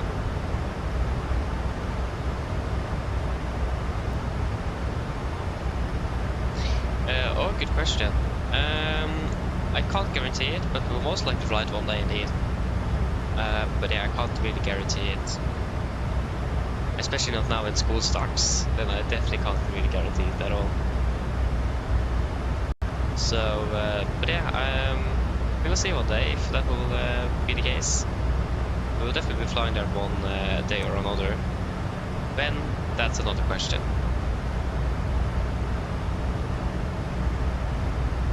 Yes, but welcome back again, welcome back. Everything is going okay. We are just 1.5 hours behind schedule. That's all the thing that really have happened. I guess still waiting. Okay, nice.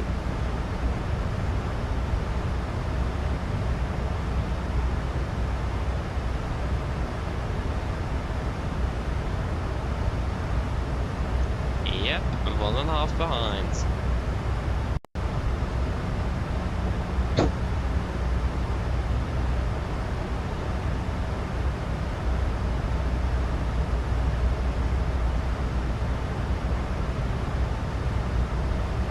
flying exactly, flying 003. Yeah, okay. I can take the short explanation here. Window heat, hot outside temperature, lack of stimulation in this in the iFly, and lacking information in the FCOM. Those 4 points that summarize this quite well.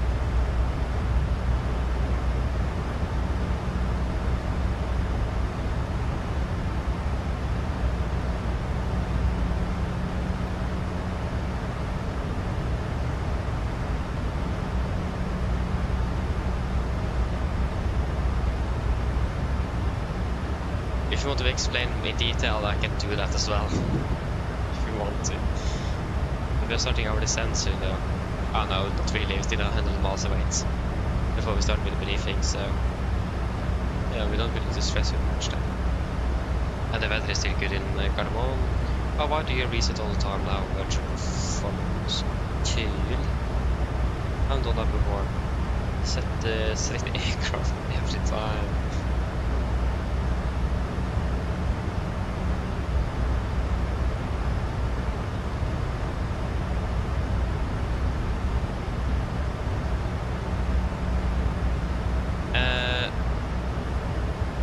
Passengers, there's nothing to do with passengers. They were on time and everything. Nothing to do with passengers. Just the window heat.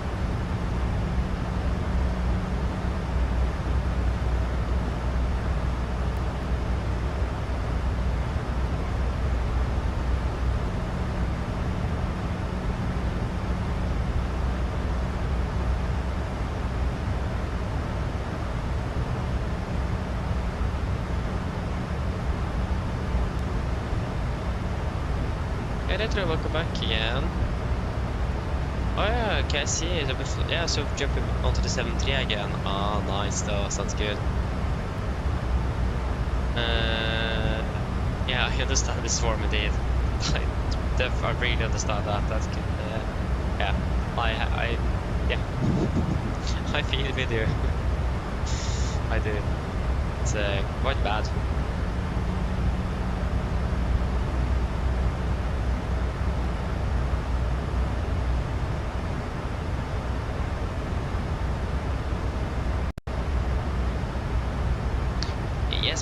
Both yes and no actually. The window heat wasn't really broken, it was just that there was lack of simulation from iFly's side that looked like it was broken. So yeah. If you would have followed the QRH, yes it would have been broken. But since it was iFly, we found out it was actually not broken.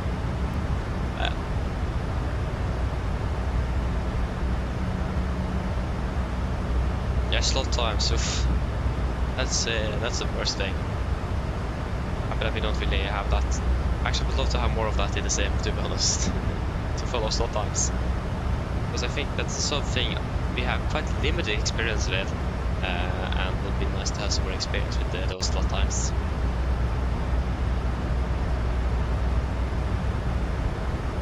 To be fair, slot times are quite complicated. So it's a little bit hard to learn all of the different timings that you need to have in mind. So yeah.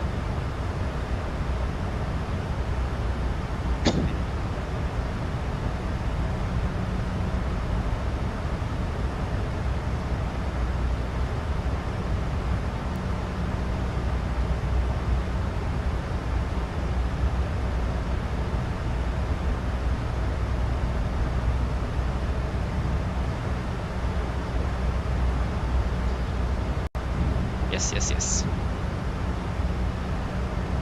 Still Elevatex in Gardermoen. We have 10 arrivals at the moment, but Qatar and us, and then SCS. But the Qatar is already there, and the SCS is there. Aha, so we are actually we are first in queue then. After Qatar is done, you know.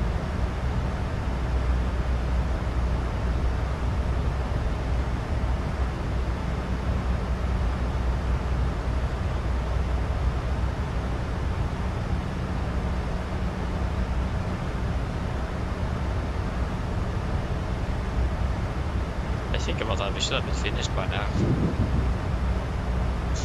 Oh. Yeah. Yeah, I need to take a look at the PMDG aircraft and see how that would have handled the same situation if it is simulated there. I think they have. I think I've done the power test on the window heat system before on the PMDG, but I might be wrong though. I might have done it at another aircraft.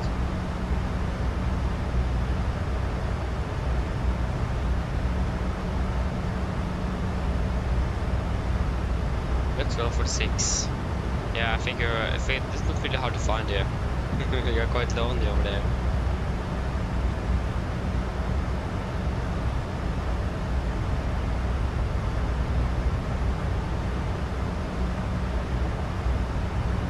Oh, that's cool. So starting to think about that. Aha.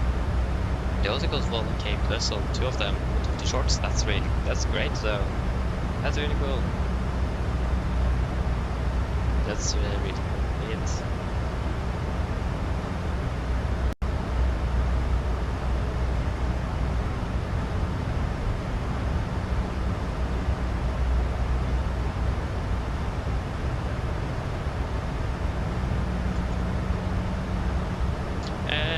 Both yes and no retro. So I'm not using Volanta when I fly with Norwegian, but I do upload all my flights that I fly with Norwegian over Volanta. So Volanta is always up to date with the latest flight we're doing.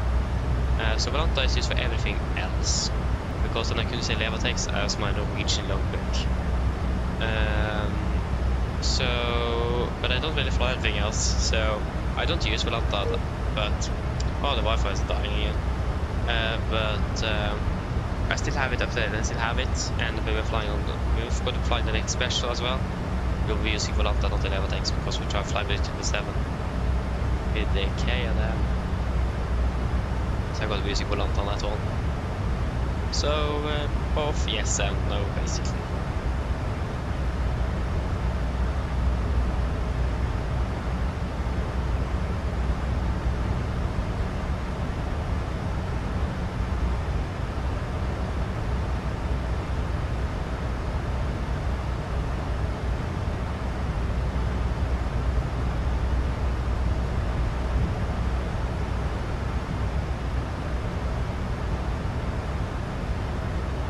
Nice, graduate to climb towards Tromsø. Nice.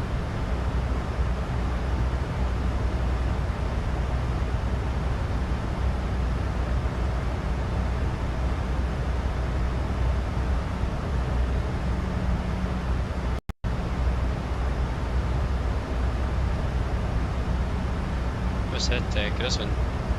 40 knots, thank you.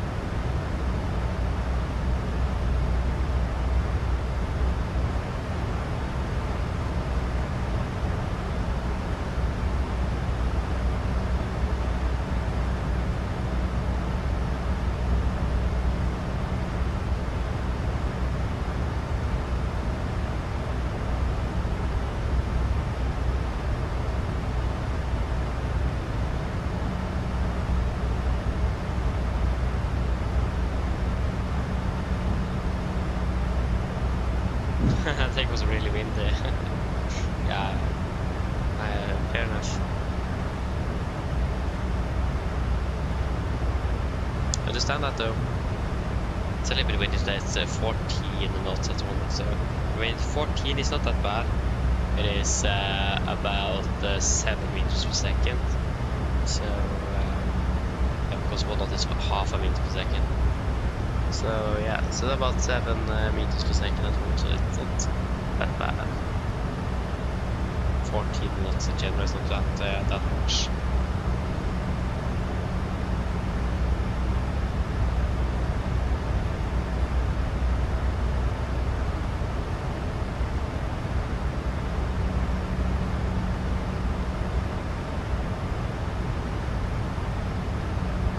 Yeah, okay, yeah, I see you don't have that, so you're using Volanta for that. Ah, I see, yeah, that's a good idea indeed. Yeah, that's quite smart. That's cool. Thinking outside the box, isn't that what it's called?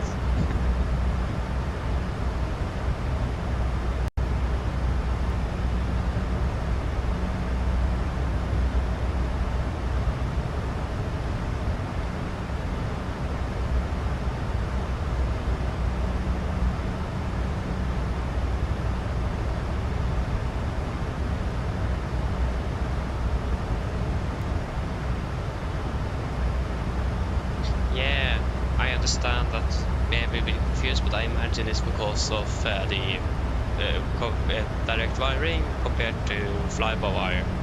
I also do the same. I smash my Airbus landings that I never actually do anymore. I don't fly Airbus at all, but when I smashed my Airbus landings. But on the 737 I got quite good landings indeed. And I imagine this was that on the 73 you have direct cables or wiring, so you will have a more instant, you have a bit more direct control of the aircraft compared to the Airbus, where everything goes electronically from the computers.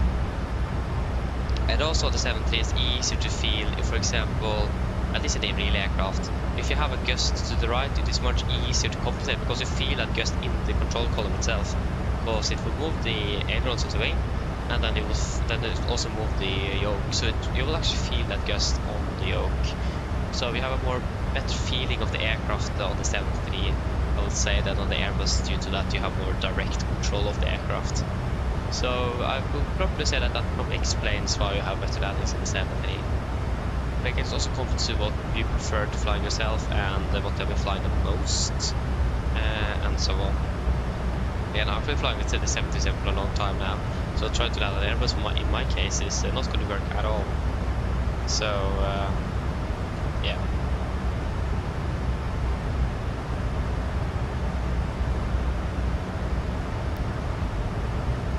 So yeah, that could actually explain it. If that's the case, that's something I don't really know. Could be many other different things as well, but at least that's this one possible theory that could explain the reason for that. Again, if I try to fly the 777 or the 787, I struggle so much because it is flight wire, not wired cable, wired flight controls like it is here. So yeah.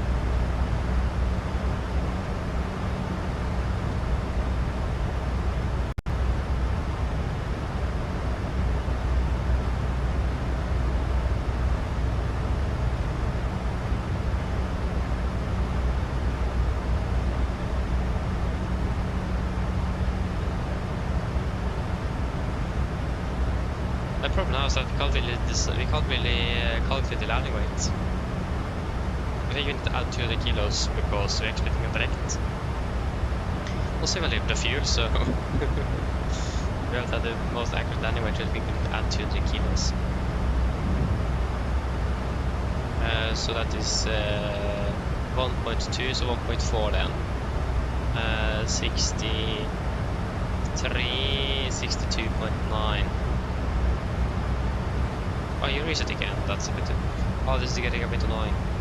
Why are you suddenly resetting all the time? You that never reset before.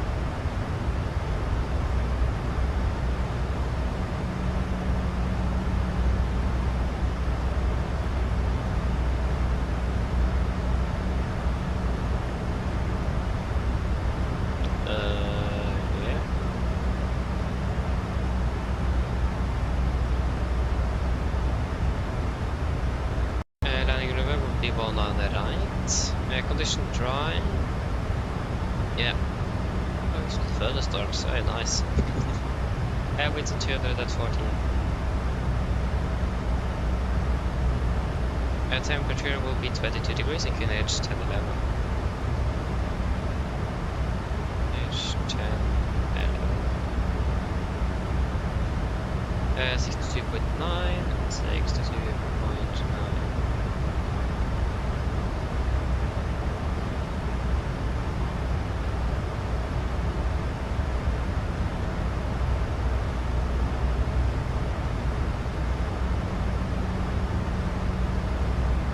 Because of the feet per minute as well, that also might depend on the airport flying into, because feet per minute that's how fast you've been descending, and if you have a downsloped runway, that means you will be descending faster, because you need to descend a bit so we can actually land on that downsloped runway. So when it comes to the landing itself, what you feel is a G-force. The feet per minute doesn't really have much to say, because again that just refers to the descent rate of the aircraft. Again, if you have an upsloped runway, you will have a quite low FPM. If you have a downsloped runway, you will have quite a high FPM. So the FPM doesn't necessarily have much to say with how smooth the landing feels like. It is more the G-force that matters on that. Not to say that it doesn't have anything to do with it, but it's mainly the G-forces that you feel when you're touching down though. So yeah, that could also explain it. You're probably maybe landing with the Airbus on just downsloped runways. That could also explain it. Yeah, 142 on the VDF with flaps 30. 141 is also fine. The collection is going to be 7 knots.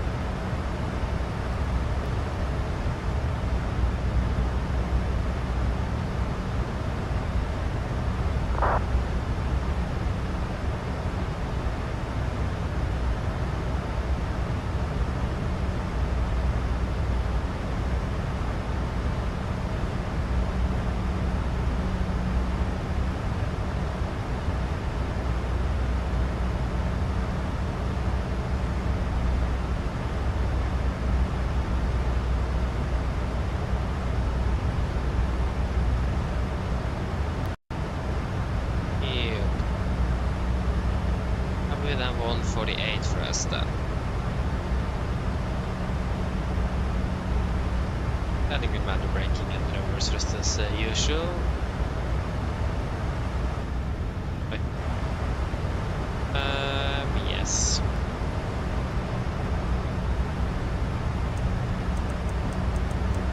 Oh, that was the wrong way. Oh, well, there, nevertheless.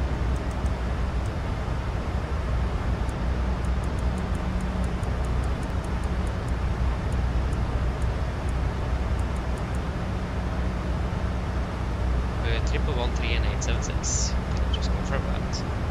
Triple 13 876. Fantastic. Triple 13.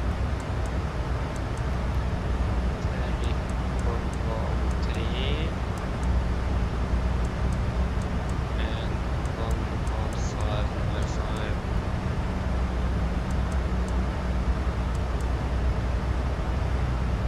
And 876. Oh, that was well past 876.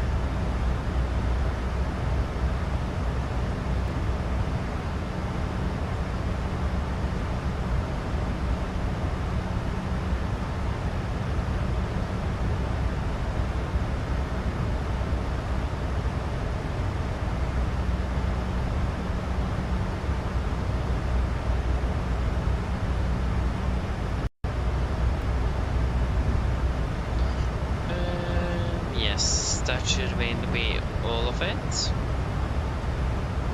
Yeah. Aha, on the way from Os to Oslo Copenhagen. Aha. From Copenhagen. Oh, what? Planning before you, that's interesting. That's nice though, not gonna lie.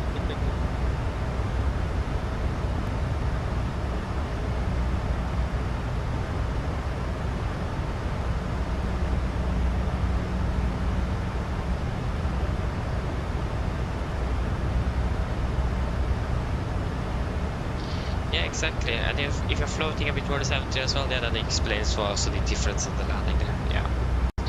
Yes, I did. We have flown here with the Horizon before.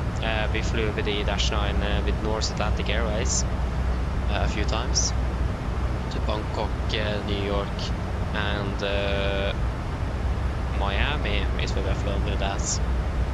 And Norwegian operated both the Dash 8 and the Dash 9. So both those two variants that they operate. But for the most part, it was the Dash 9 they operated. Today, should we do our approach briefing? There wasn't anything special in Perfermance when it comes to no tabs.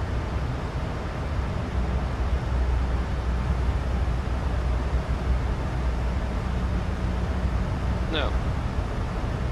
Then are we ready for the approach briefing then? So, I think you're bugged actually. Wait a moment, let us reconnect here. It is not connected. Yeah, of course the Wi-Fi crashed so many times now, that's why.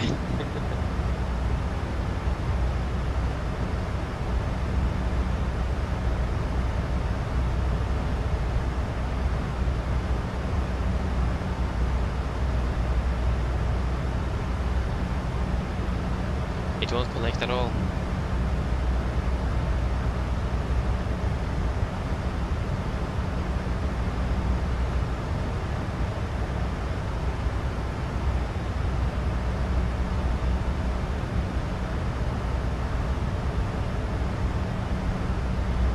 Yeah, okay, you did not, you stopped, okay.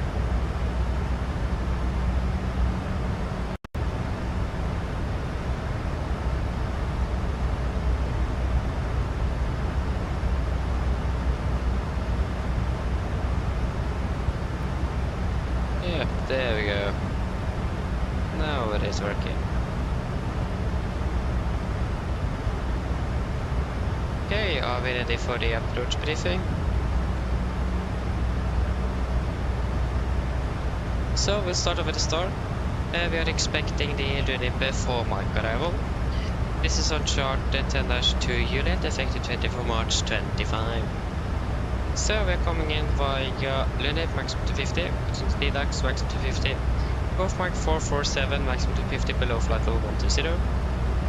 Continue then to Golf Mike 426 maximum to 50 at 90. And then at Golf Mike 422 to 20, or so 220. All this by 423, 424, 425 and 453. Before turning into the hit line, initial approach fix maximum 220 above flight test. MC in Gardermoen is 3,900 feet, maximum 250 knots unless otherwise instructed. And we do not have any threats for our arrival today. For the approach itself, we are expecting the ILS for 1 on the right, chart 11-4, effective 24 March 25. So coming in by Titla, the initial approach fix, max mandatory 225,000. Before descending to do the initial fix, maximum 240,000 feet. The wedding is 192 degrees, ILS to miss 3.1.3 goes in a whiskey. So 192 is set, triple and 113 is also then set. Triple, have we set guard? That is not set triple. No, it is set triple.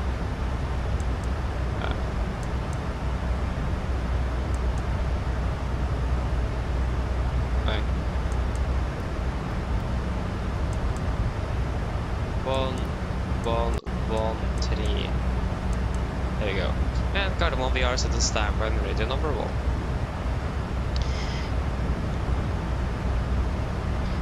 It will be a standard 3-degree glide, minimums at 876 feet, with a measured approach climb gradient of minimum 3.1%. Transition level 80, and for the means, if you need to go around, we'll be climbing on the river track 192 degrees to 2.5 DME, goes to risky. Then we'll take a right turn to track 2 to 3 degrees, climb to 5,000 and expect vectors by Oslo approach. Also, we will maintain a minimum 160 knots until 4 DME. We're landing with flaps 30, 141 on the VRF with a wind correction of 7 knots. So far the speed will be 148 with normal reverse thrust and in this case full reverse thrust and manual braking. So for the taxi, this is our airport charts 10-9, effective 24 March 25. Landing on the right, vacate via Alpha 5 is preferable, unless, or if you're not able to do that, we'll go Alpha 4. Alpha 5 taxi hotel to stand 72, Alpha 4 Kilo November hotel stand 72. No hotspots, taxi restrictions, and no times for Gardermoen today.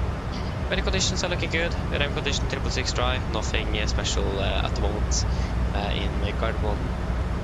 So that should be the bit. Any questions?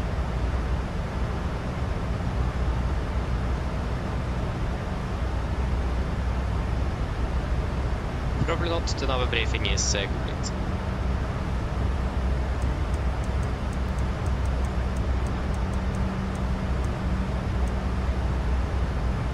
And this is a checklist. Rest station landing altitude set to 700 feet. Recall checked. Auto brake off. Landing data VRF 141 minimum 876 feet. Approach briefing is completed. This is a checklist complete. And we're ready to set out to flight level 210. To also set.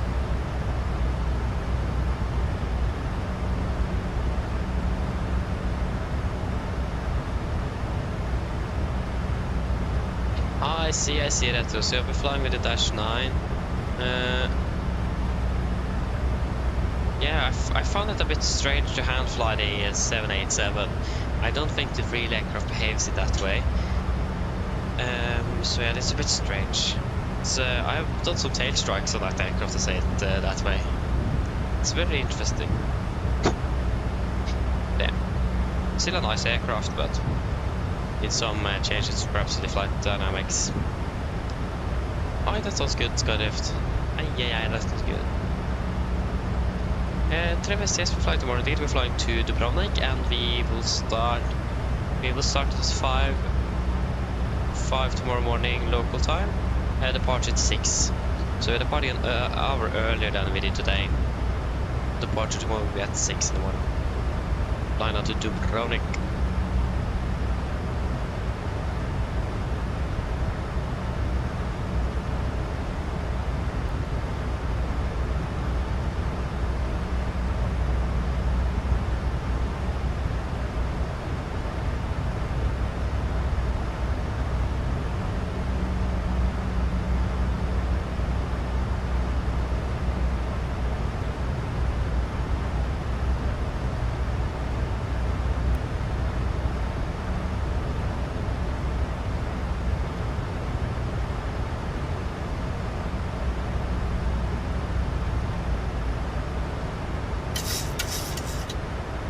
There goes another sand retard in our path. Fantastic.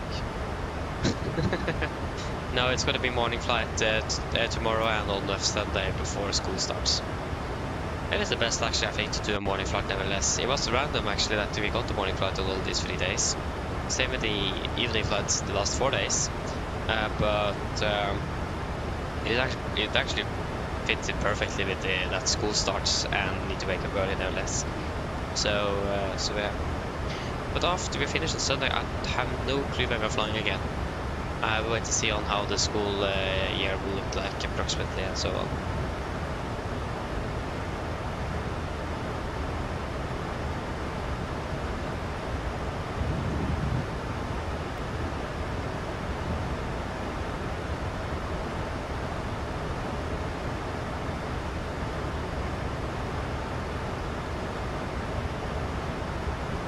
I go minus speed and a little bit of speed breaks now.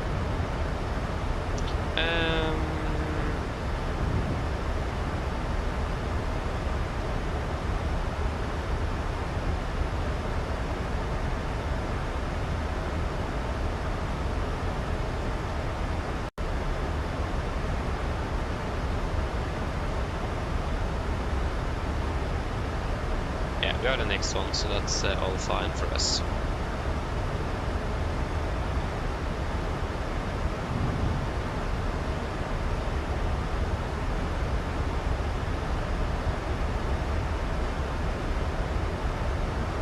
It's quite shaky, these speed brakes there. I heard in general though that the speed brakes on the Boeing aircraft generally is quite effective compared to Airbus.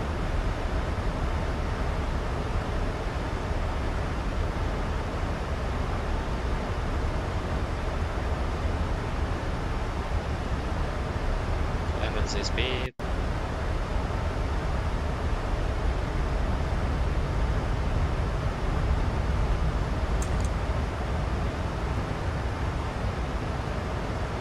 Melvin, hello, welcome, hope you're doing well.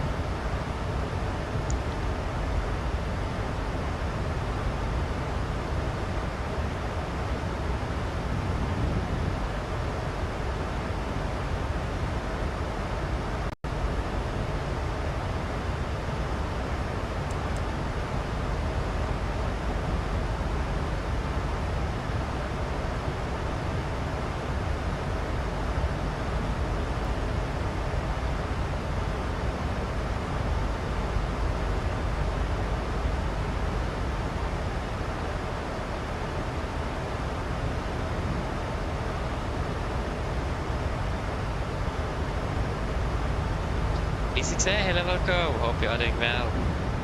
Welcome. Nice. Okay.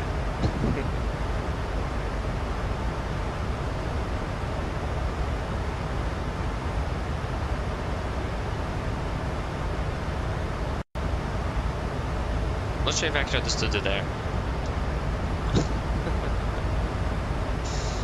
Yeah. landed on the 2.6. Ready to do PA.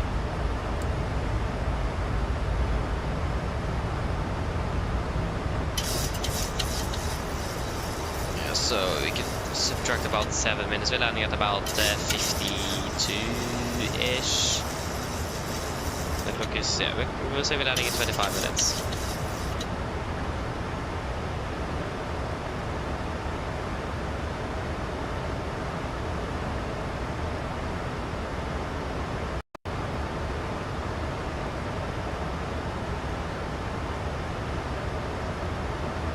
Okay, I understand. yeah, indeed. Looking forward to see you as an policeman pilot then. Perfect to go that for that. Nice. It's 22 degrees. Light winds now, it is 11 knots, so now we can just have an incorrection of 5 instead of 7. And yeah, it's just a little cloudy. Hva til det sett 22 degrees i? Mine damer og herrer, dette kapteinen snakker. Som dere kanskje lagt merke til, så nå med nedstigning vår ned mot Oslo Gardermoen, og vi forventer landområdet ca. 25 minutter. Været i Oslo for øyeblikket ser ganske så greit ut, med litt grann vind fra sør for øyeblikket. Det er litt grann varmt med 22 grader, og så det litt grann overskydd også i tillegg. Ellers, vi håper det fin flyt med Norwegian. Vi takker på at du flyr med oss. Igjen som beklager for den gode, ganske greie, fine forsinkelsen vi har hatt i dag. Og så takker vi igjen for deres tålmodighet om flyturen. Og så ønsker vi en fin dag videre. Ladies and gentlemen, this is your captain speaking. As we have noticed, we now start our descent down towards Oslo Gardermoen, and we're expected to land in approximately 25 minutes. The weather in Oslo was quite good, with just some slight winds from the south. It's about 22 degrees centigrade at the moment, and it's a little bit cloudy as well. Otherwise, we hope you enjoyed this flight with Norwegian. We thank you for choosing us. Again, we do apologize for the delay we had today, and we thank you for your patience, and we wish you still a pleasant day. Thank you.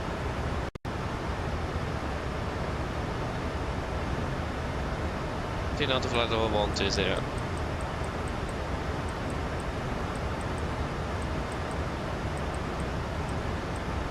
120 set.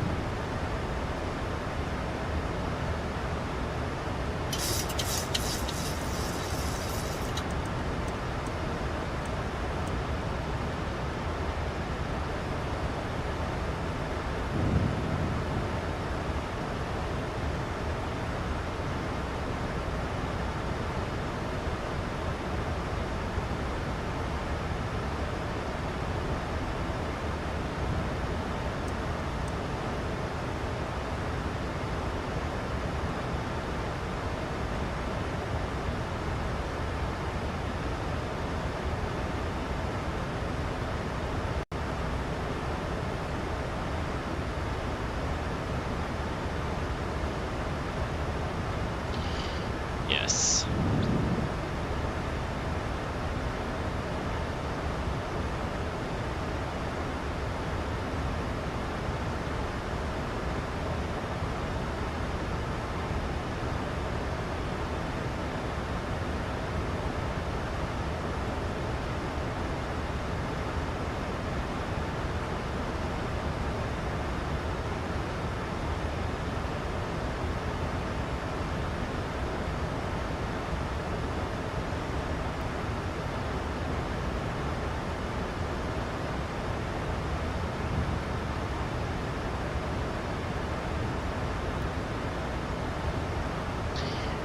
Yes, should be expected shortly then. Not really a point in trying to even check when we're approximately arriving. It's a little bit annoying, that one, but yeah.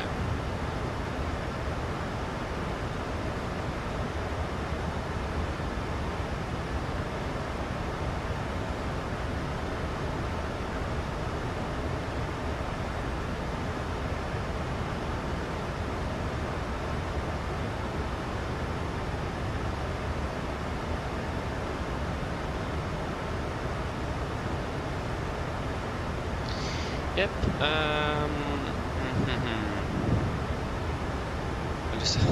Just the landings.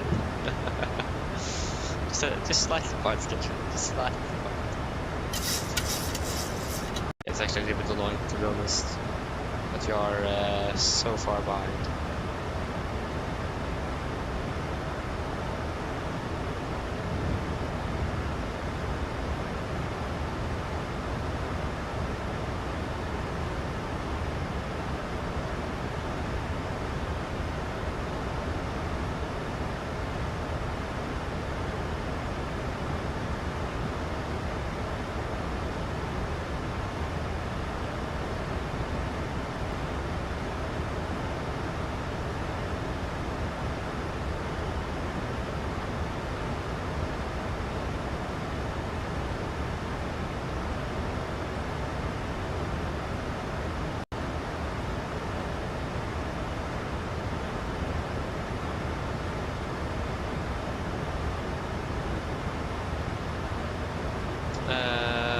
What does it say there? 5,000 feet?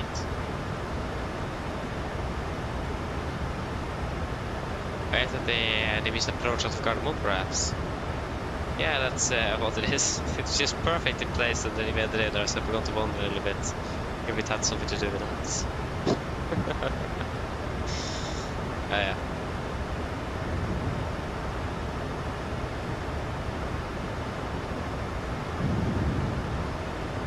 Yeah, no wonder that this is not working as it should.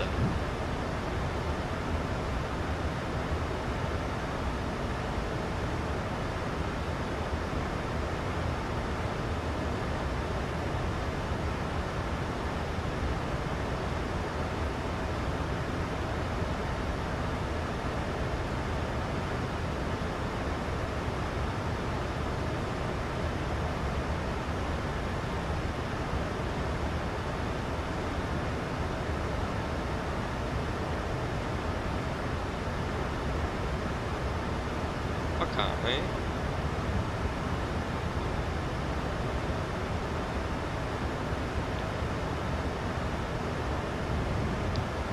Yeah, should we just proceed like to Hitler then?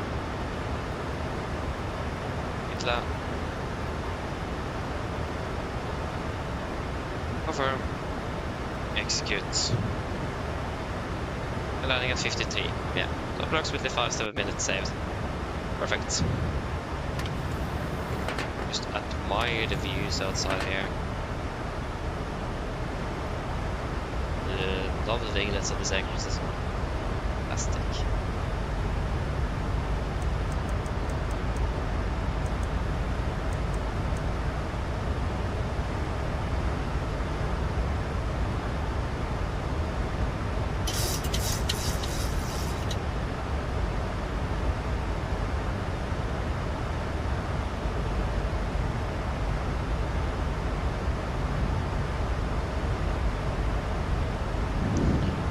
Speeding up to 300 knots. What?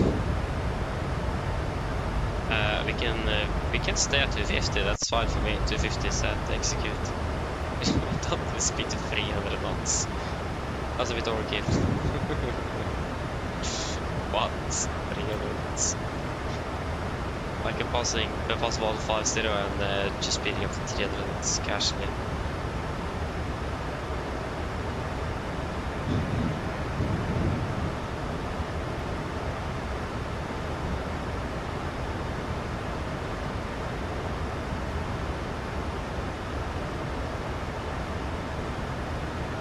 So yeah, if you're landing at 52, the clock is 42.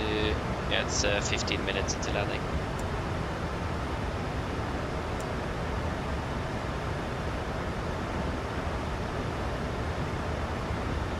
For some reason, still I don't recognize that we are descending.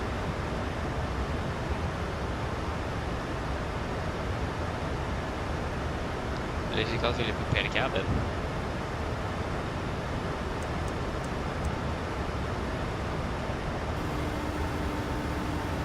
Hello? Hi, Captain. Just checking to see if everything is okay. Yes, everything is fine here, thank you. Give me a call if you need anything else. Of course. Where in the world did you come from? Scandinavian from Trondheim just suddenly appeared from nowhere.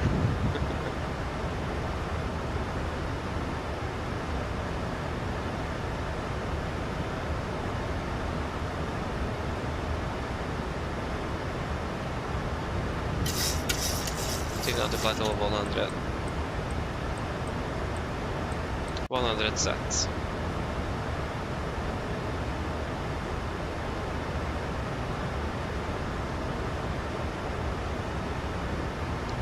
Where in the world did you come from, SCS?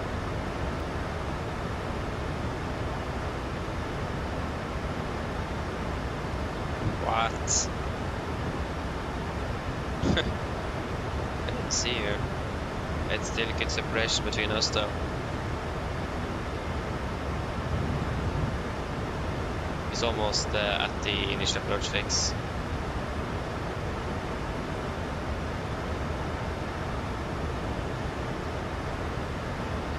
Separation wise, should be good.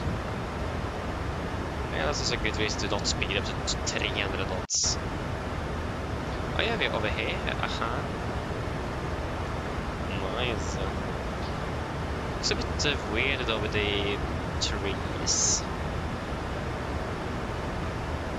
Because the terrain level of detail isn't good at all. I have a feeling that's actually my internet and my Wi-Fi that's causing the very ugly ground textures to me.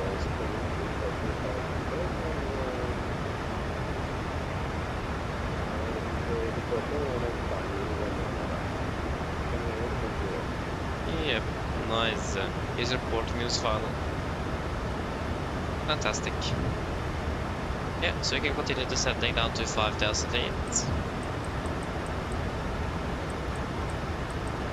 5,000 feet, and the QNH in Gardermoen at the moment is 1011. 1011. Approach checklist, QNH 1011, set cross check, passing through flight level 104. And now, plus 60 feet on standby. Approach checklist is complete.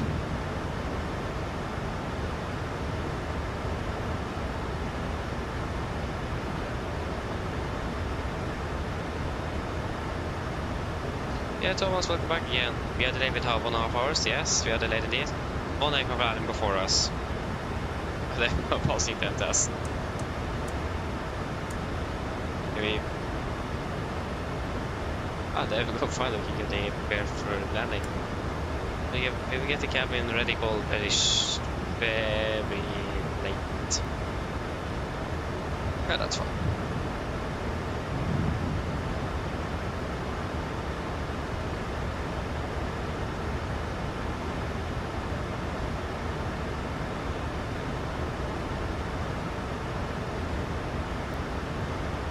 Yeah, again the winds are now at 11 knots, which is taking our standard wind direction of 5. So standard will be then 140, or final speed will be 146 instead of 149. Sorry, 148. So 146 instead of 148. We'll just open the speed below. Actually maintain to 50 knots. There we go, we now half an FMC speed.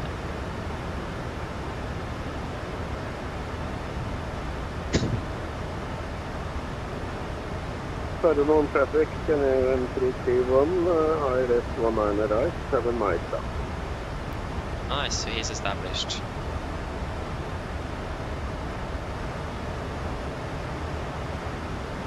Gardermoen in sight. And we don't have an SS in sight. No, we don't have traffic in sight.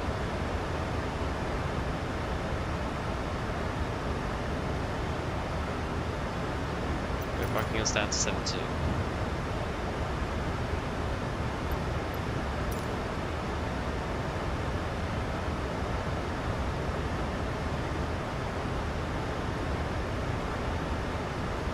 Of course, the errors of the VDGS does not work.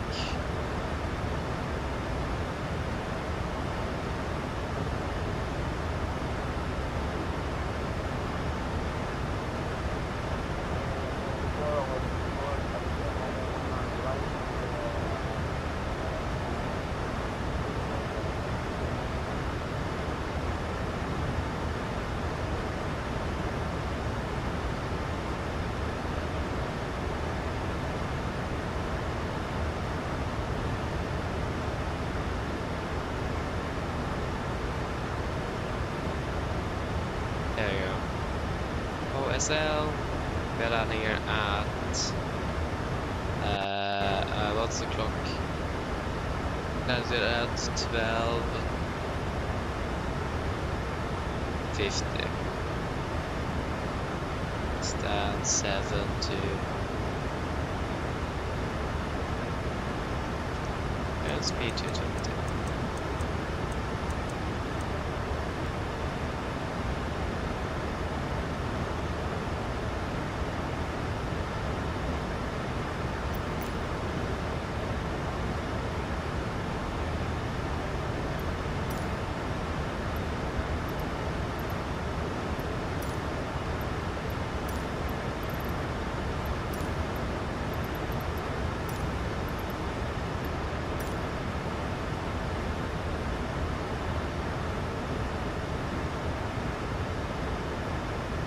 I continue on to 4,000 feet.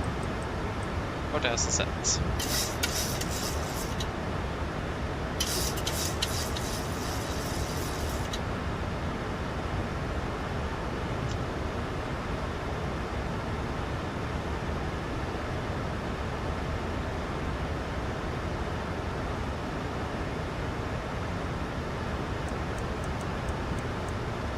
That was the wrong apologies.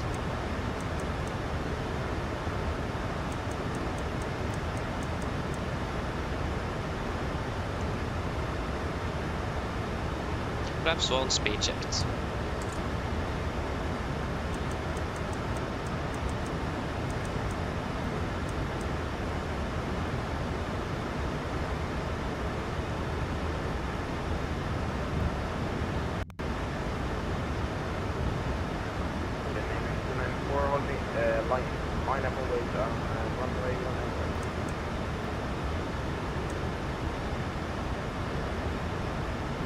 Yeah, the city here is bad. It's my Wi-Fi is really bad at the moment. Can I speak to you on the case at 100? Perhaps 5 speed checked.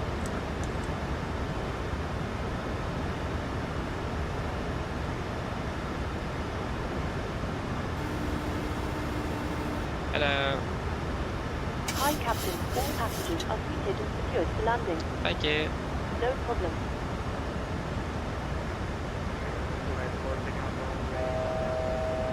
That's me up.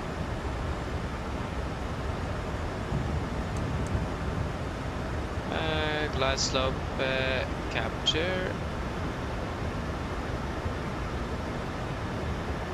And Warlock capture.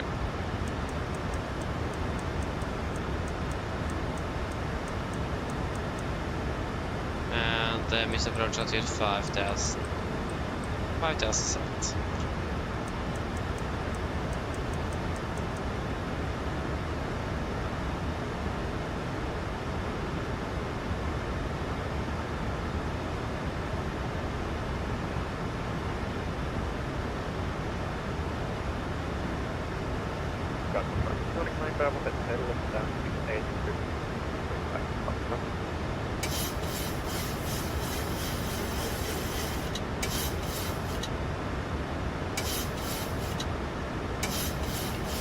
Gardermoen traffic, Nordic 3 November Golf, established LS 19 right, 10 miles out, Gardermoen.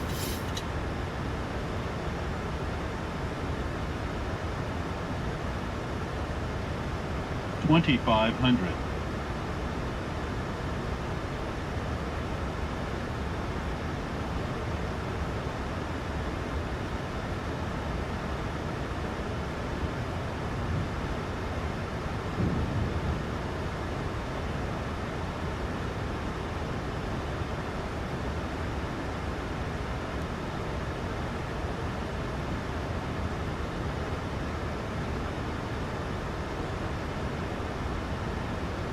$2,500.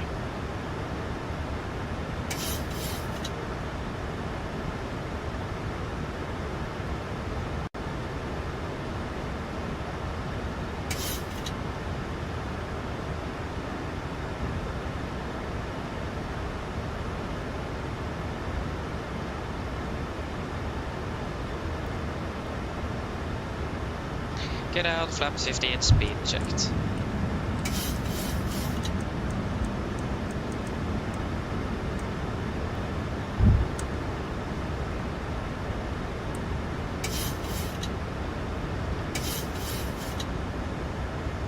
Cabin crew, assist for landing, please.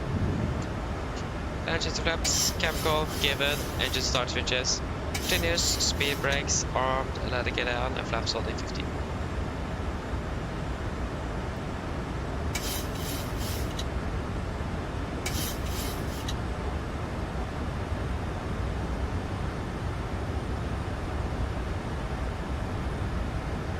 Flaps ready, speed checked.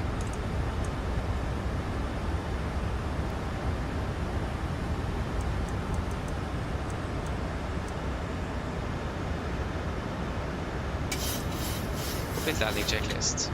Flaps, fairly flat, fairly green light, land checks complete. We are approaching 1000. We are stabilized and yeah, runway clear that. Carbon traffic, Nordic, 3 November Golf, short final 19 right, carbon. 1000. 1,000.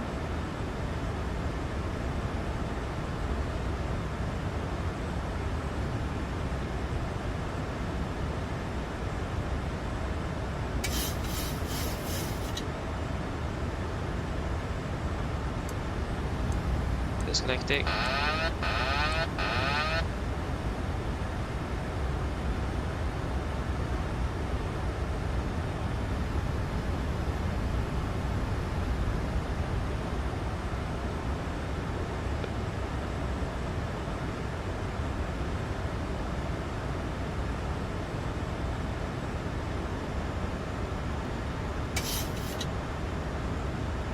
$400.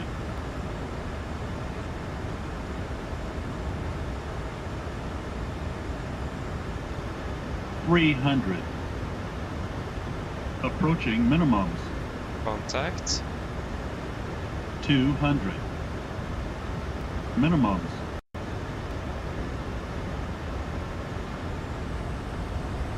100. 50. 40. 30. 20. 10. Speed brakes up.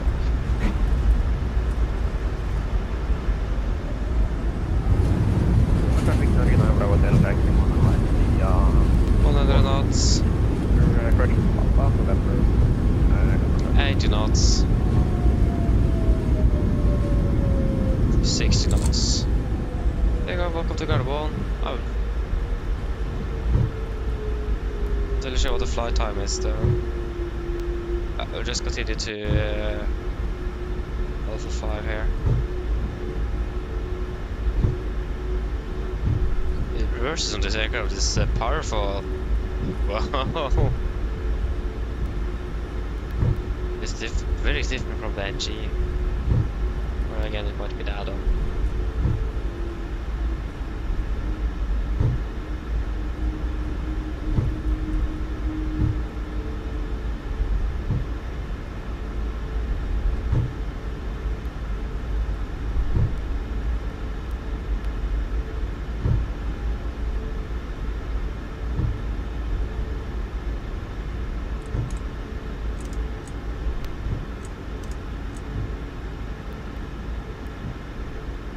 Left clear, right clear. Cargo traffic, Nordic 3 November Golf, runway 19 right vacant, Gardermoen.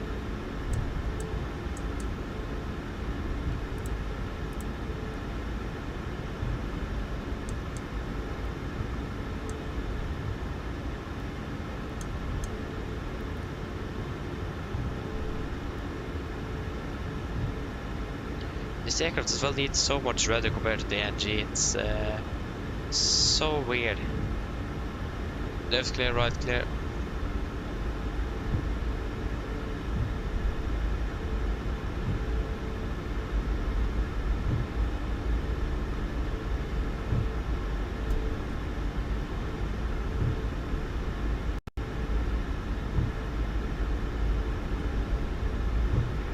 Gardermoen traffic, Canadian 4702.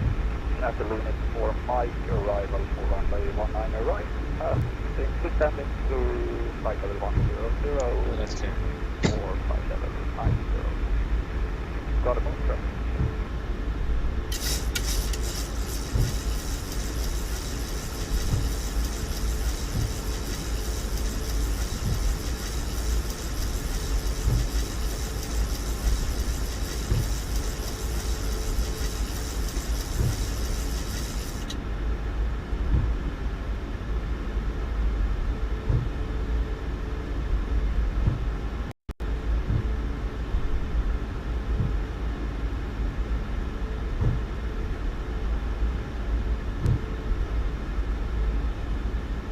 left clear and the right is clear.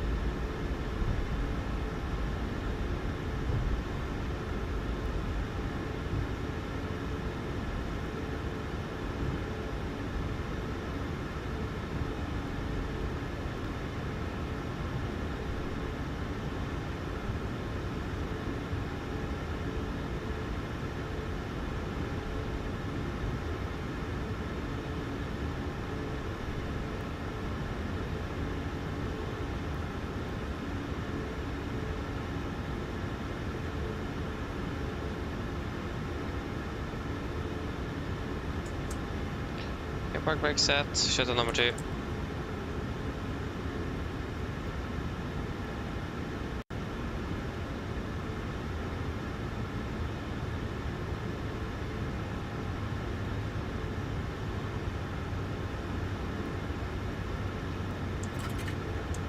Shutdown number 1.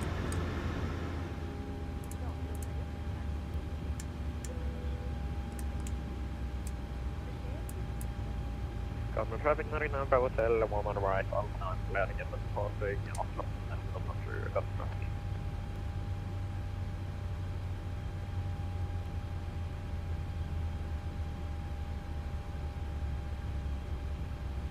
There we go. Ground Torstai Cockpit. Go ahead.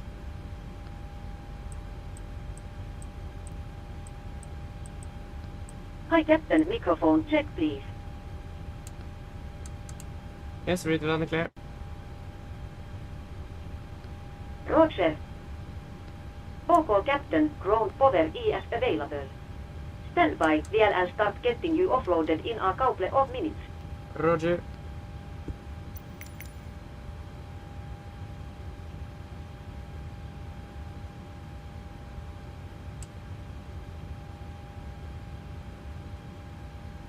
Oh, but come on.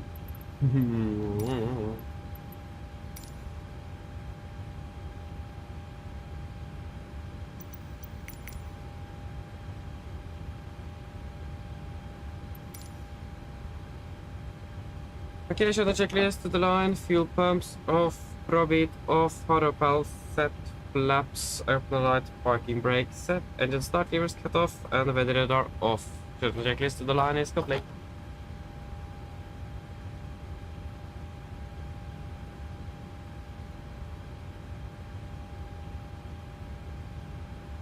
Flight time 2 hours and 32 minutes.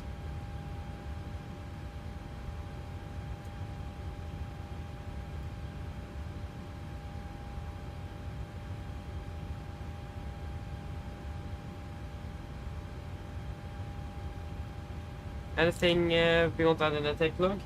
Oh yeah, definitely at least have some few things that need to go into that take log. When it's a brand new aircraft, it's something that's not really working as it should there. So yeah, is there anything you guys want to add in there?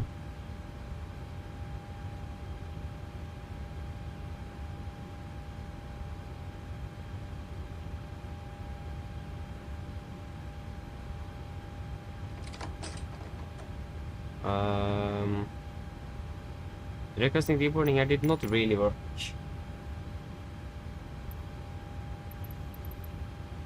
Oh man, come on.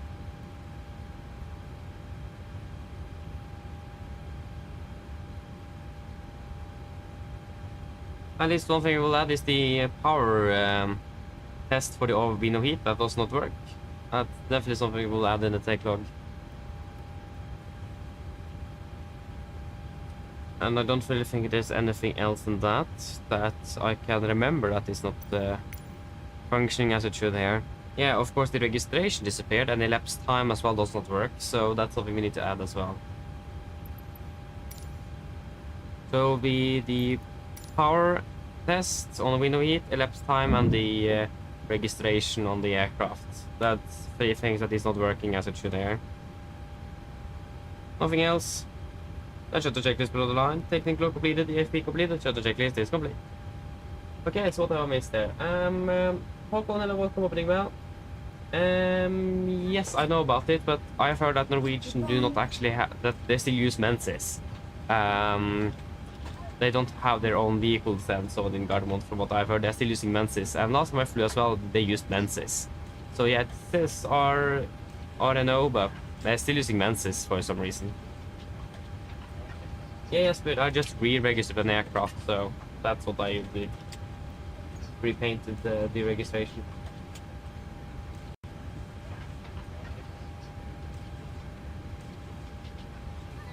Thank you, thank you. Yeah, Håkon, I will not say anything about the physics on either airplane. I'm not a pilot. I never flown hands on any of these aircraft in real life, so I will not take any discussion in that. I have nothing to say. So I will not say which one is more realistic when it comes to physics.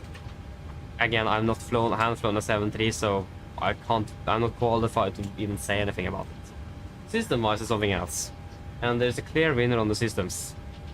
That will be the PMDG. Miller, hello, welcome, opening well. Yeah, I mean, it's a good plane, yes, but PMDG is still much better in, especially regards to not physics, but system depth here. There is so many things that is broken, and we got 1.5 hours delayed due to some things that is not even simulated here, and some things that is not mentioned in the FCOM either, so that was nice. If everything would have been simulated as it should, we wouldn't have been 1.5 hours delayed, unfortunately, so that was a bit unfortunate. But yeah, so PMDG is still better on the systems wise. That is something I've been quite clear on since this aircraft was released. It doesn't look like this aircraft will be on pair for a few months. The service update that is planned is quite far away still. It will take its time before that will be released.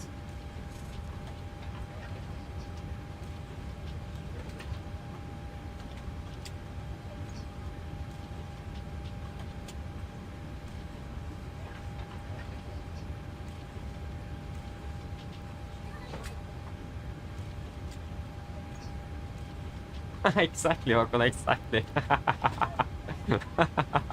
That's a funny thing with new aircraft. There's always, most aircraft have some sort of problems when they come out of the factory. It's quite annoying. It is like when a software developer releases software, it's always some bugs or something. So yeah, it is quite funny, but yeah, it's quite a bit strange as well, though. So, yeah. But yeah, I understand that, though. It is always some sort of problem. I heard that especially the FMC is something that often fails on new 737s. Especially on the NG, I think that was a problem. So FMC failures was quite common, at least. But yeah, it is... yeah, it's a bit strange, it is. Brand new aircraft and nothing really works. It's it's quite funny, to be honest. We probably should leave the aircraft soon as well. We are at least... we still have delayed. I mean, this aircraft is in real life at least on its way to Trondheim already.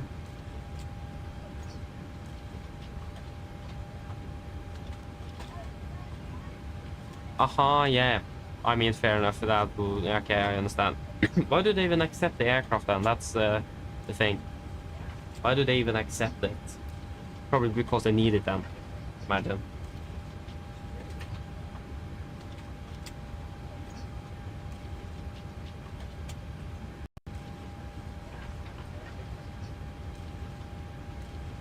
Yeah, I don't really fly the Airbus, no, I just fly Boeing. I'm, like, it is like how it would be in real life. You fly one airline, you type in one aircraft type, that's what most pilots are.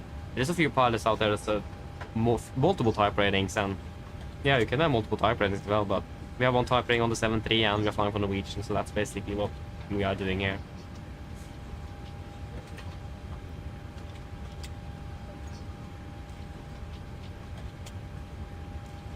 Yeah, exactly. It's a bit strange. It is. Especially some electrical things that have been quite common on new aircraft, I've heard. Like the iPad charger not working and some electrical grooming that just is in the way and makes it a bit, yeah, not work as it should.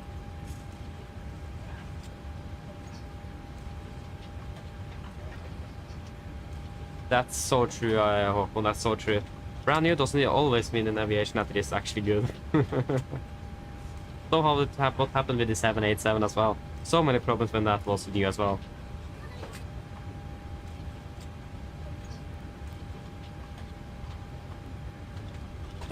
Okay, nice. Hey, good evening to you as well, Mr. Good evening to you as well.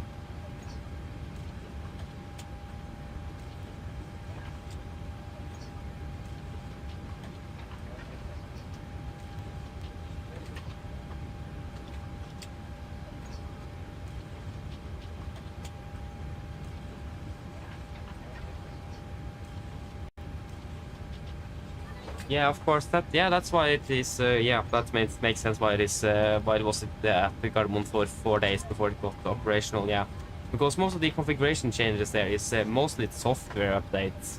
So that's what we can do at base. Yeah, exactly. So, so yeah, that will make sense. Yeah, we'll probably take time indeed. But yeah, I mean, again, most of it is software updates, so that doesn't really take. Don't need to do that in the factory. So yeah, should we probably leave the aircraft then? That's a bit strange. The yaw damper just trips off straight away. That's something I've never seen before, except on this aircraft. But yeah, I should prepare. It's probably need to wait for the passengers to get on board though. I feel bad for them though. We were delayed by 1.5 hours. So I feel really bad for them indeed.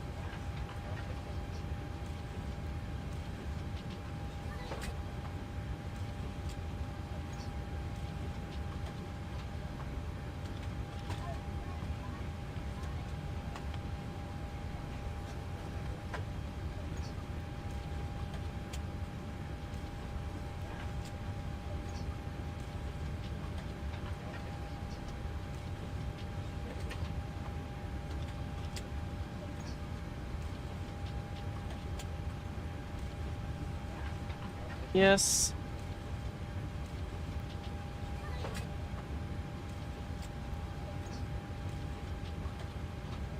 The passengers are still moving away. They're still not even not use the trucks at all today.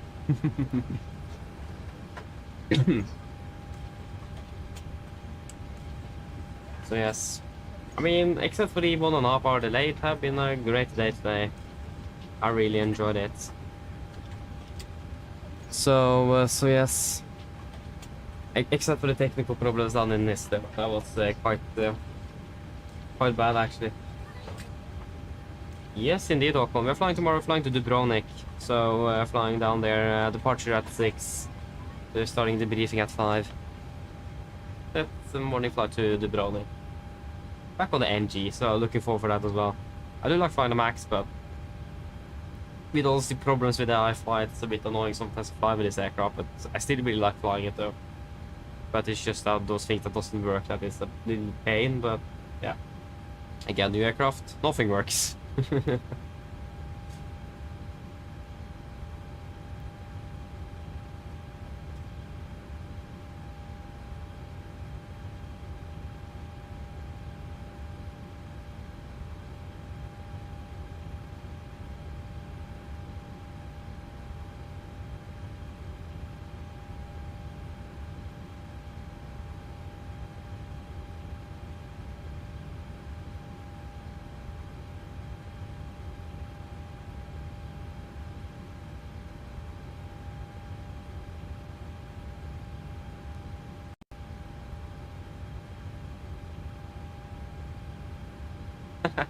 Oh, you did? That's funny though, that's fun. Yeah, it is, but I mean, it's quite fun as well though, I really like it, so yeah. It is fun to do. Need to fly up to Harstad though. I haven't been in Harstad for more than a year. probably more than 1.5 years actually. It's getting a long time, but getting that schedule have been really hard. We just not really received it. A bit unfortunate. Yes, hello. Hi, Captain. All of the passengers have been offloaded. Fantastic landing, by the way. Much appreciated. Thank you. Give me a call if you need anything else. Of course. Yes, Croatia tomorrow indeed. So yeah, then we should probably leave the aircraft, and the performance is horrible. This is something as well. The iFly is even worse in performance than the PMDG. That's nice.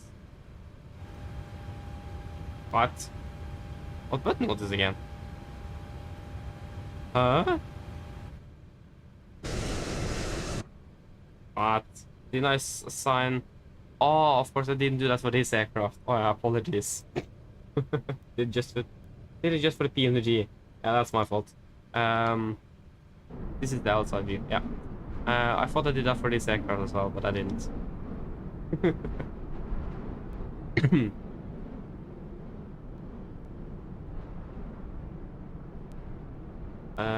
Yes.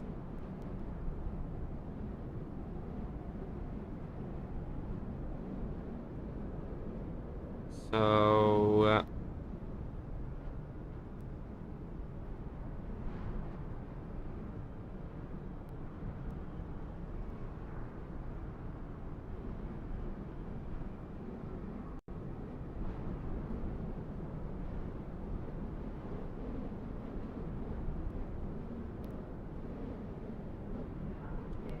we'll just end the day here in the terminal and just looking outside here. I mean, the Max aircraft is a fantastic aircraft though. Really like it.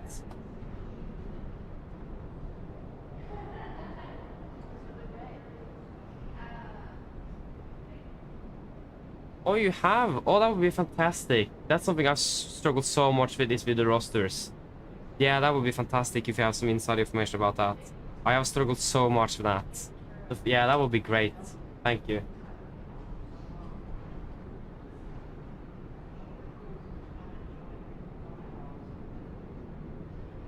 Yeah, I think I've seen a... Yeah, the app. Yeah, are you talking about the EFB or are you talking about the roster? Because I've seen a picture of the roster and I've seen a little bit of the EFB as well. So that's... yeah, I would like to know a little bit more how the rosters are working. Because that have been the main problem here, is that getting rosters. I struggle so much with that, and just deciding like what is the most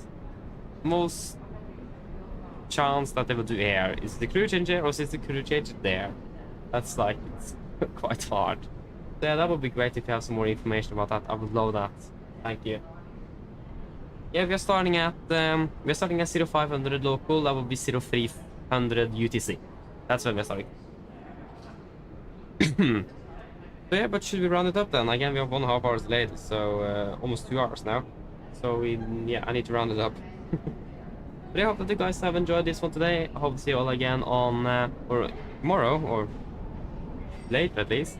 So yeah, hope so enjoy the rest of your evening and see you all again soon. Bye bye.